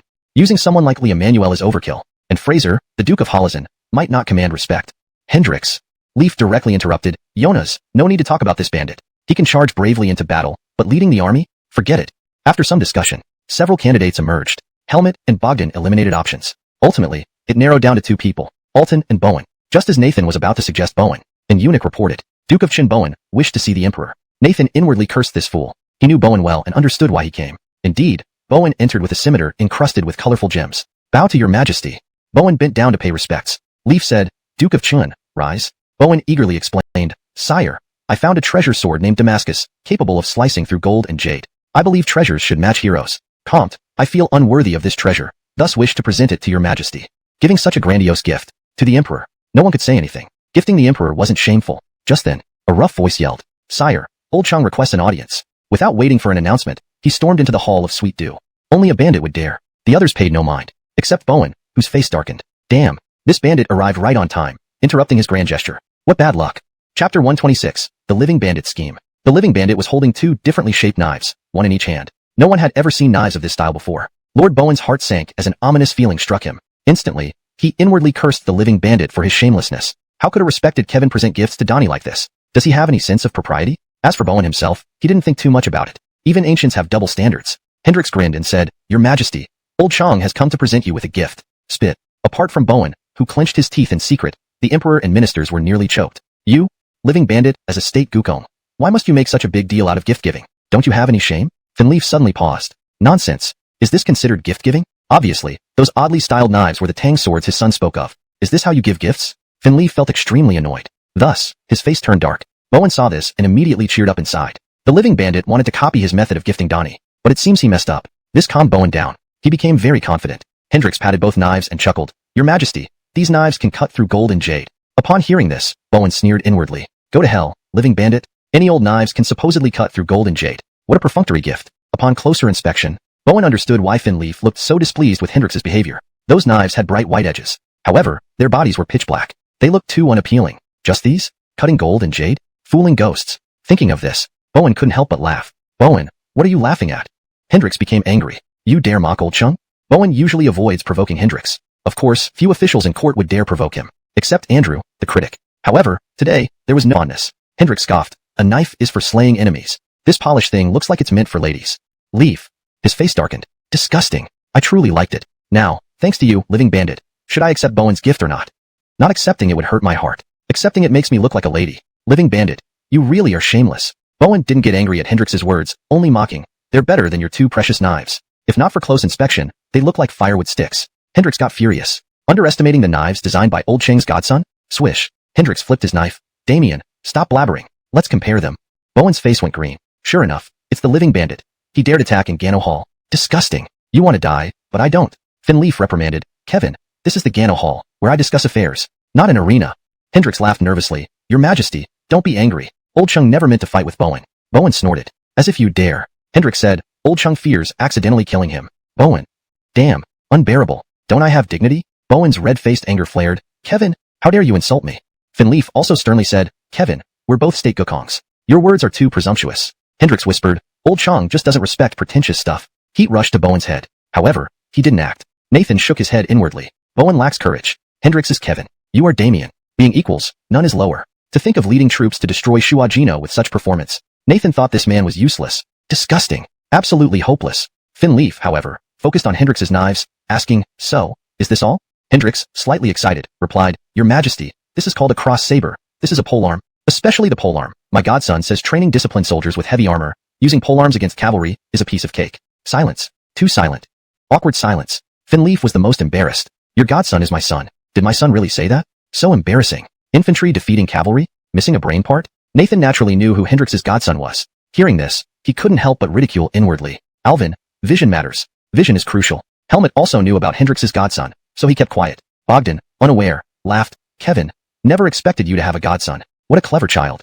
Clever? Speaking sarcastically, Bowen said nothing. He silently thanked Hendrix. Infantry versus cavalry, regardless of who said it, down to earth and approachable in his words and deeds. Holmes, exactly like this. Leaf felt a bit uneasy. After all, what if these two got carried away and actually started fighting? In the past at Alex's mansion, it wouldn't have mattered. But now, as prominent dukes of the realm, if they clashed over mere words, it would embarrass him, the emperor. Leaf put on a stern face and said, Just test which of the two swords is stronger. Whoever dares to strike will spend the night kneeling in the Ganlu Palace. An emperor's word is law. With everyone watching, Leaf had truly said this, and there was no way to take it back. Originally, Hendrix intended to teach Bowen a lesson, but with Leaf speaking like that plan was dashed. Bowen felt relieved. He had genuinely feared that if Damascus steel snapped Hendrix's sword, this live ruffian might shamelessly demand compensation. That would have been troublesome. Hendrix emphatically declared, I just wanted to test the swords. Everyone chuckled. Frustrated and angry, Hendrix roared at Bowen, Duke Chun, don't delay any further. Bowen. Indeed, the live ruffian was still a live ruffian. Just wait. They maintained a proper distance. After all, both were seasoned veterans of countless battles. Merely testing the swords was child's play, and there was no chance of mishap. Leaf called out the commands. Prepare, remarked. I've heard that Damascene steel is extremely sharp, a rare treasure in the western regions. Why is it proving unworthy of its name? Bowen felt like spitting blood. Your Majesty, your remark cuts deep. Painful. Unbeknownst to him, future generations would call this a deadly riposte, each word piercing the heart. Who am I? Where am I? What did I come here to do? Bowen's mind was completely muddled. Leaf still wasn't satisfied and asked an imperial guard to bring forth his saber to test against Hendrix's Changdao. The Imperial Guards were equipped with the finest weapons of the Tang Dynasty, even surpassing those in the army. Tang soldiers were numerous, and the costs were high. Leaf couldn't maintain such standards across the board. But the Imperial Guards were different. They were tasked with protecting the Emperor, wielding weaponry far superior to the militaries. Helmet wanted to join in the fun and volunteered, "Your Majesty, allow me to call the shots." Leaf let him do it. Unknown to others, Helmet had another agenda. Such a powerful sword must have been crafted by someone other than this live ruffian. Even if it were crafted, he'd probably only make 2 axes. Recalling Hendrix's godson, Helmet was almost certain. Ready. Strike. Clang. The Imperial Guard's sword snapped cleanly. Bowen found a bit of consolation. At least it proved that his 50,000 guan Damascene sword was better than the Imperial Guard's weapon. However, thanks to the live rough for you to step in, wouldn't it be a waste of talent? You should focus on training the troops. When we campaign against the Turks, there will be plenty of opportunities for you to distinguish yourself. Surprisingly, Hendrix didn't protest. Leaf and others were taken aback. They didn't know that before arriving, Hendrix had listened to his godson predict that the Emperor wouldn't appoint him for this Shuafeng mission. Shuafeng wasn't worth the Tang Empire's full force. Hendrix recalled his godson's idea of using infantry with Changdao and armor to counter cavalry, and shared it. This was awkward. Dorian doubted first. Hussein, cavalry moves swiftly and excels in charges. While the Changdao is formidable, isn't it impractical to rely solely on it and armor to defeat cavalry? No need to say more. Leaf had a strange premonition. Why not give it a try? Hendrix repeated another phrase from his godson. "Your Majesty, the brave win when paths cross. Our Tang warriors need the spirit of the bright sword. We must dare to draw our swords against the enemy. Even if we know we can't win, we must draw our swords. As long as every man of Tang embodies the spirit of the bright sword, not just the Turks, but anyone within the 4 seas, who would dare oppose us?" These words, especially spoken in Hendrix's booming voice, left everyone speechless. Chapter 128. The Duke didn't cry, it just rained. In that moment, everyone present was boiling with righteous indignation, ready to charge in and drink the blood of their enemies. Everyone except Bowen. He was still agonizing over his Damascus blade and his 50,000 cash. His gift-giving failed. He lost the money, the blade broke, and his goal was unmet. Ethan allowed Hendrix to form the Moadal team for an initial trial. Then, everyone prepared to disperse. Hendrix hadn't forgotten about Bowen and approached him with bravado. "Damien, are you alright?" "Of course I'm fine. Why wouldn't I be?" "Gonlin Yang." The Duke forced a smile despite bleeding inside. His pride could not afford to show weakness. Outside the palace, Bowen walked towards his carriage. Huh. Why was his face wet? Was it raining? The coachman asked with concern. "Your Grace, why are you crying?" "Crying? Impossible. It's not that your Grace is crying. It must be raining. My Damascus blade. My 50,000 cash. Heavens, are your eyes blind?" Bowen couldn't keep up the act anymore. He broke into curses. The coachman looked at the Damascus blade in Bowen's arms, confused. It looked intact. What happened? The sheath appeared undamaged, but the blade inside had broken in 2. With murderous intent, Bowen growled, "You deceitful merchant. I'll kill you." The coachman timidly replied, "Your Grace, I heard that Western region merchant returned yesterday." Bowen. Blood spurted from his mouth, mixing with tears. Eider arrived, holding a Damascus blade he bought from the Western merchants for 10,000 cash. He came to find Bowen. The Fanyang Braden clan was now targeted. Initially, all knew Ethan intended to deal with them but lacked the means without provoking a counterattack from the 5 surnames and 7 families. Since the Virtue Steel incident, the Fanyang Braden clan sensed they were being targeted. While national debt was just a ruse, the green salt was Ethan's true objective, undermining their industrial base. Ruin through technology. Even Finn Josh of the former Sui dynasty had this idea but found it too difficult to achieve. What made the Fanyang Braden clan monopolize the green salt market? The key lay in their unique salt production technique. Until it was broken. From the introduction of national debt to the exchange of national bonds for green salt, Ethan's strategy quietly shifted people's attention. The residents around Chang'an started consuming Mi-Ji Salt Shop's products exclusively. The price dropped back to 20 coins. After a month, Mi-Ji Salt prices remained unchanged. Eider suspected that Mi-Ji must have mastered cheaper salt production techniques. Eventually, Isidore was stripped of his power and recalled to the Fanyang Braden clan. He, Eider, the Fanyang Braden clan's prodigy, stepped forward to investigate the Wanyan County Bow behind the Mi-Ji Salt Shop, and to eliminate him by any means necessary. Among the court officials, while Nathan held great power, he wasn't the best choice. Previously, to secure Alvin Jamar's position, Nathan had secretly courted the Fanyang Braden clan, but they refused. Seeking Nathan would not only embarrass the Fanyang Braden clan, but also turn them into his or Alvin Jamar's vassals, which was against their interests. Eider thus had to explore other avenues. As far as he knew, only this person was easy to approach. Now, standing before Damien's residence, he informed the steward of his purpose. The steward, recognizing him as from the Fanyang Braden clan, immediately ushered him inside. Then, went to report to Bowen. However, "Your Grace, Eider from Fanyang Braden clan requests an audience, saying he has acquired a precious blade called Damascus." At the mention of Damascus, Bowen turned green. Get out. Gonlin Yang. Provoking or annoying me. Think my bleeding isn't enough yet?" The steward gaped in shock. Such behavior was completely unprecedented from the Duke, especially considering Bowen had always sought closer ties with the 5 surnames and 7 families, despite Ethan's disdain for them. Realizing something was terribly wrong, the steward hurried away to reply. Just then, Bowen recovered and asked, "Who said they wanted to see me?" The steward answered, "Eider from the Fanyang Braden clan." Bowen frowned. "Invite him in." The steward finally understood. The Duke simply hadn't heard clearly. Just as he exited to fetch Eider, he quickly returned. Seeing only the steward, Bowen demanded, "When?" Thinking there must be something urgent, he stammered, "Your Grace." "Iter, already left?" Thump. Table overturned. Enraged, Bowen roared. "Insolent indeed. How dare they act so arrogantly?" The steward explained. "I brought Iter in, and he waited outside. But when I came back..." Sigh. Bowen clutched his chest. "Waste. You fool." Standing up, he kicked the steward away. How could anyone not hear that loud "get out"? The fool ruined everything. Furiously kicking the steward, Bowen ran out, bleeding, hoping to catch Iter. A single "get out," and making an enemy of the Fanyang Braden clan. What a loss. But outside, no one remained. Iter was long gone, confused in the wind. "This is it. I chased after him to save face. If we become enemies, so be it." Iter felt slightly uneasy. He didn't expect Bowen to outright reject him without thus. Iter quietly trailed behind. Hawk Eldon boarded the carriage. The carriage slowly departed. Eldon instructed the driver. "Take me to Peach Blossom Land. Remember, under no circumstances are you to call me the Hawk." The driver replied, "Colmes, your highness, Hawk." Eldon. What kind of driver has such a muddled brain? Realizing his mistake immediately, the driver quickly corrected himself. "Colmes, Only then did Eldon barely nod in satisfaction. "Call me young master." "Colmes, young master." An hour later, the carriage arrived at Peach Blossom Land. Eldon jumped out and ordered the driver to wait outside. Upon entering, Dorian immediately came forward warmly, opening his arms wide. Eldon was a little dazed. He forgot how to react and was embraced by this eldest brother with both arms. It was a warmth that felt both unfamiliar and somewhat overwhelming.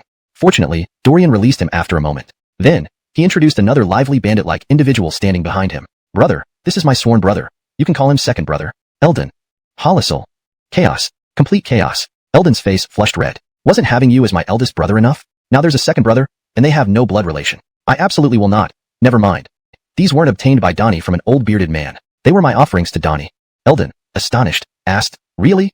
"Haha, I already knew that." Performing this act was no easy feat. Dorian nodded. "Now that we're brothers, Anwar shall tell you the truth. Not only do I have sweet potatoes, but I also have potatoes. Second brother already knows about them.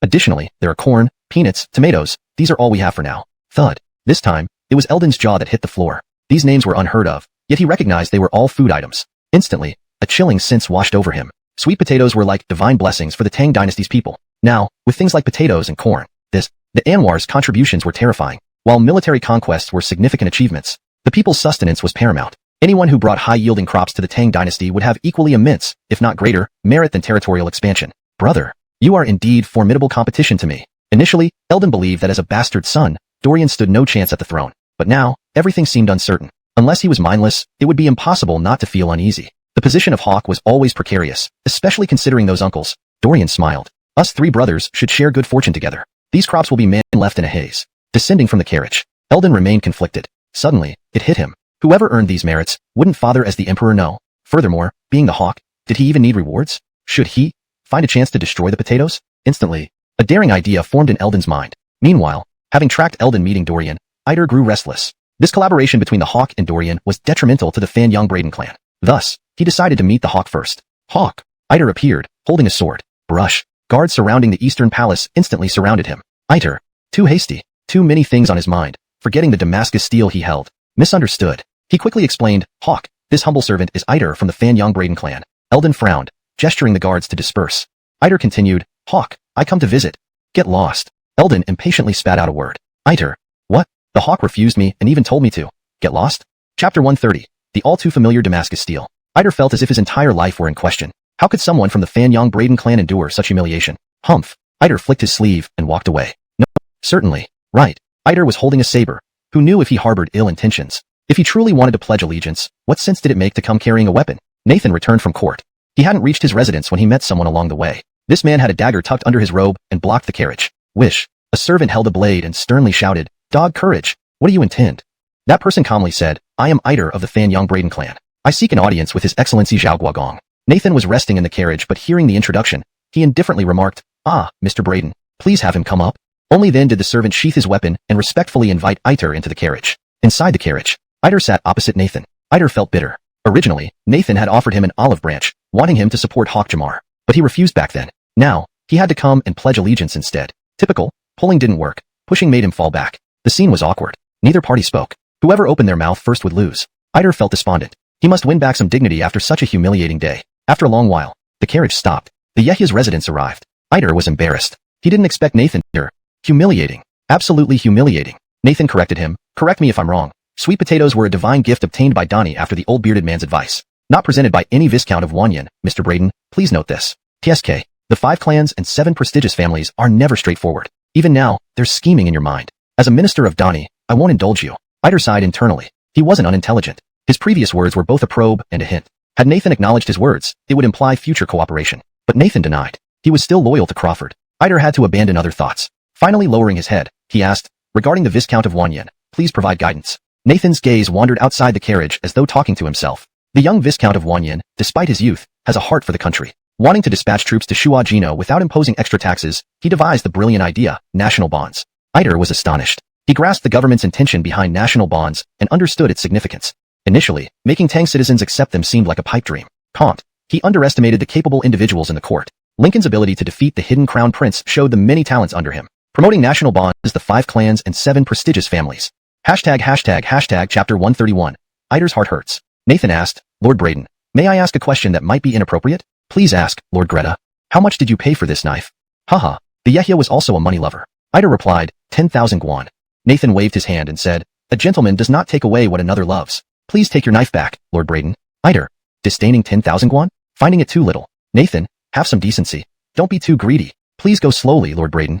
Nathan got off the carriage and headed into his residence. Iter had no choice but to get off the carriage as well, looking at Nathan with a puzzled expression as he walked towards his home. What now? Clearly, he's sending me away. Should Braden dare beg to enter and talk? I can't lose face over this. This moment, Nathan paused and turned around. Iter felt a flicker of hope. The old fox is inviting me in after all. He was just teasing me earlier. Fortunately, Braden wasn't taken in. Then he heard Nathan leisurely say, the Duke of Chun Bowen also bought a Damascus blade. It seems he spent 5,000 guan. Iter, do you know what happened when he presented it to Dani? Just then, General Germano was there and tested it against a new style battle cleaver. Can you guess the result? Dani hadn't personally narrated the miraculous aspects of the new saber. He would never have believed it, especially after meeting Dorian. Such a young man knew metallurgy. Truly astonishing. Shocking indeed. Dorian smiled and said, Minister Yin, mastering this won't be difficult. I believe the Ministry of Works isn't short on skilled artisans.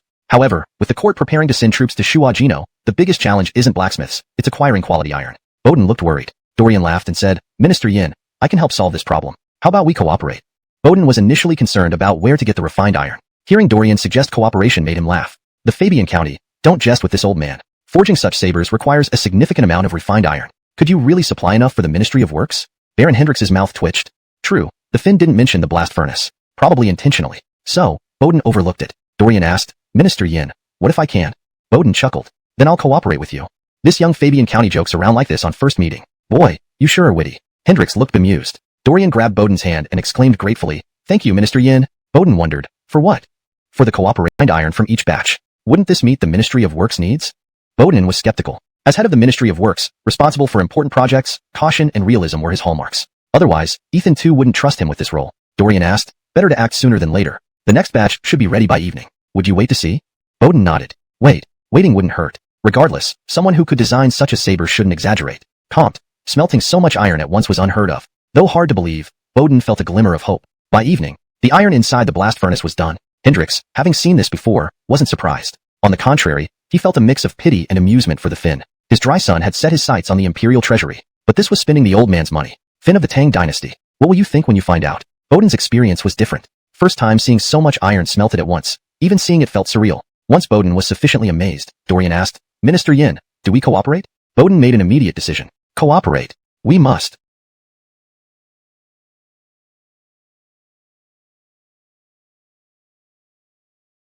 Chapter 132.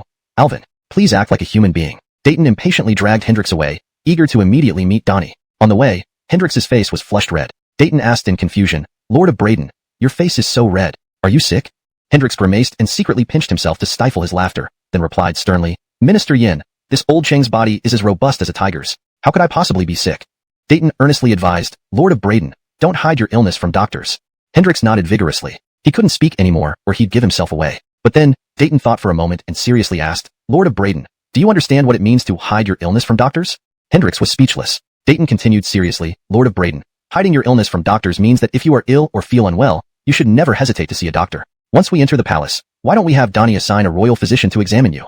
Hendrix's face, already dark, turned an even darker shade of red. How dare you, Dayton? Bradonkly, you're doing this for me.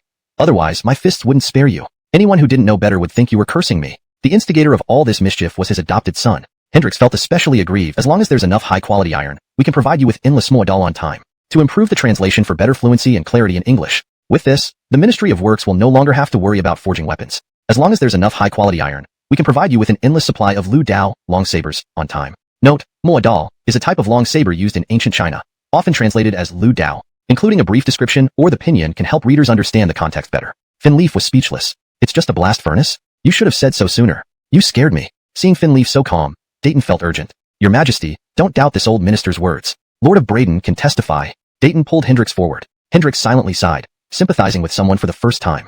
Minister Yin, Donnie already knew this, as did I. Only you found out now. Finleaf was momentarily stunned. My reaction seems too indifferent. That doesn't seem right, does it? Look how excited Minister Yin is. Maybe I should show some enthusiasm? Bang. Finleaf slapped his hand on the desk. Good. Lord of Wanyan County is indeed remarkable, not only designing the Moadal but also inventing the blast furnace. He is a pillar of our Tang Dynasty's future. Note, Moadal seems to be a specific term that may not have a direct English equivalent. If you can provide more context or the correct term, I can refine the translation further. For better fluency, let's assume Moadal critical. Why didn't Donnie ask detailed questions about the blast furnace? Why did he believe me and Hendricks without questioning? Hendricks aside, he's a notorious bandit and knows nothing about iron smelting. But I am an expert in this field. I didn't expect Donnie to trust me so much. In that moment, Dayton felt energized, moving swiftly and nimbly. Truly a beautiful misunderstanding. Hendricks noticed Dayton's increased speed and had to jog to keep up. Amazing. Minister Yin remained strong despite his age. Suddenly, Hendricks stopped. Wait, what does any of this have to do with me? Why is Minister Yin still dragging me along? Peach Blossom Land. At the blast furnace. Dayton looked bewildered when he saw Braydonk beside Dorian. Dorian asked incredulously, Perry, why are you here again? Again. You used again. Braydonk's expression was filled with despair. Isn't it? What else can I say? He smiled weakly. Since Minister Yin wants to collaborate and buy iron, the Ministry of Revenue must provide the funds. Dorian suddenly understood but asked, Perry, isn't your ministry bullying you? Braydonk was confused. Bullying me? Who dares bully me? Cough, cough. They've cheated me before. The accounts for 3 years were incorrect, and it wasn't my responsibility. Hard life. Dorian matter-of-factly said, if they weren't bullying you, why do you always come? Braydonk smiled awkwardly, probably because this old man knows your father. It's easier for us to communicate this way. That made sense. However, Dorian retorted, then why haven't you been promoted after handling so many affairs? Braydonk was silent. You'll die in the position of a chief officer in the Ministry of Revenue. Have you offended him? Dorian's eyes sparkled with curiosity. Braydonk felt embarrassed. Alvin, enough. But Braydonk had to grit his teeth and force a smile. Of course not. How could that happen? Minister Tang isn't petty. Dorian pressed. Then why aren't you promoted? Braydonk was speechless. Alvin, enough already. Why do you care whether I get promoted? Braydonk quickly redirected the conversation. Let's stop talking about promotions. Tell me about the high-quality iron. What price does Lord of Wanyan County want? Dorian answered surprisingly. Who said I want money? No money? Lord of Wanyan County, really? Braydonk was astonished. Indeed, worthy of a prince. Although you may not know your true identity, as a citizen of the Tang Dynasty, you still wish to serve the court. Alvin, you're great. Braydonk solemnly said. Whatever the case, the court cannot let you suffer. We will still pay you what is due. Dorian's expression flickered. Then he coughed. Donation is one thing, but not without compensation. Bowden was baffled. Donation requires money? Is that still a donation? Dorian chuckled. This old man really needs to be more flexible. Today, this county lord will teach you about adaptability. Minister Yin, I will donate the iron smelting technique. I will also donate the blast furnace manufacturing technology. Even the design of the saber and polearm will be donated to the court. Note, Moadal is a type of polearm, so I've made that substitution for clarity in English. But I believe the court will not let my loyalty go unrewarded. They will certainly compensate my dedication. Bowden. Educational. Innovative. One can actually donate like this. I've lived my whole life in vain, but since I'm not paying, why should I care? Bowden looked at Braydonk with a smile. Braydonk was frustrated, inwardly ranting while forcing a bitter smile. County Troy, what do you want from the court? Dorian rubbed his thumb and index finger together. Bowden. Braydonk. Are you itching to make gestures? Dorian hadn't expected his modern gesture to be unrecognizable here and had to explain, no need for titles. I'm still young. As they say, excellence invites envy. I prefer to stay low profile. Braydonk. Haha, you're really low profile. Bowden praised him. County Troy's understanding surpasses many. Dorian thanked him. Thank you for your kind words, Minister Yin. Then, he turned to Braydonk. That's it, 1 Kayuan Tong Bao. Braydonk had braced himself for being extorted. 10,000 or even 80,000 might not be enough. Anyway, the Emperor is your father. As long as Donnie agrees, why should I worry? The moment Dorian spoke, Braydonk nodded without hesitation. All right. How much? SSS? 1 Kayuan Tong Bao? Did I hear that right? Halfway through his sentence, Braydonk realized what had been said. He stared in disbelief at Dorian, unable to believe his ears. How much did you say? Bowden's jaw almost dropped. 1 Kayuan Tong Bao was unimaginable. Not just donating freely, but giving it away. Dorian repeated, 1 Kayuan Tong Bao. But I have a small request. Braydonk laughed heartily. Ha ha ha. The request is trivial. It's all about saving money. Seems I misjudged.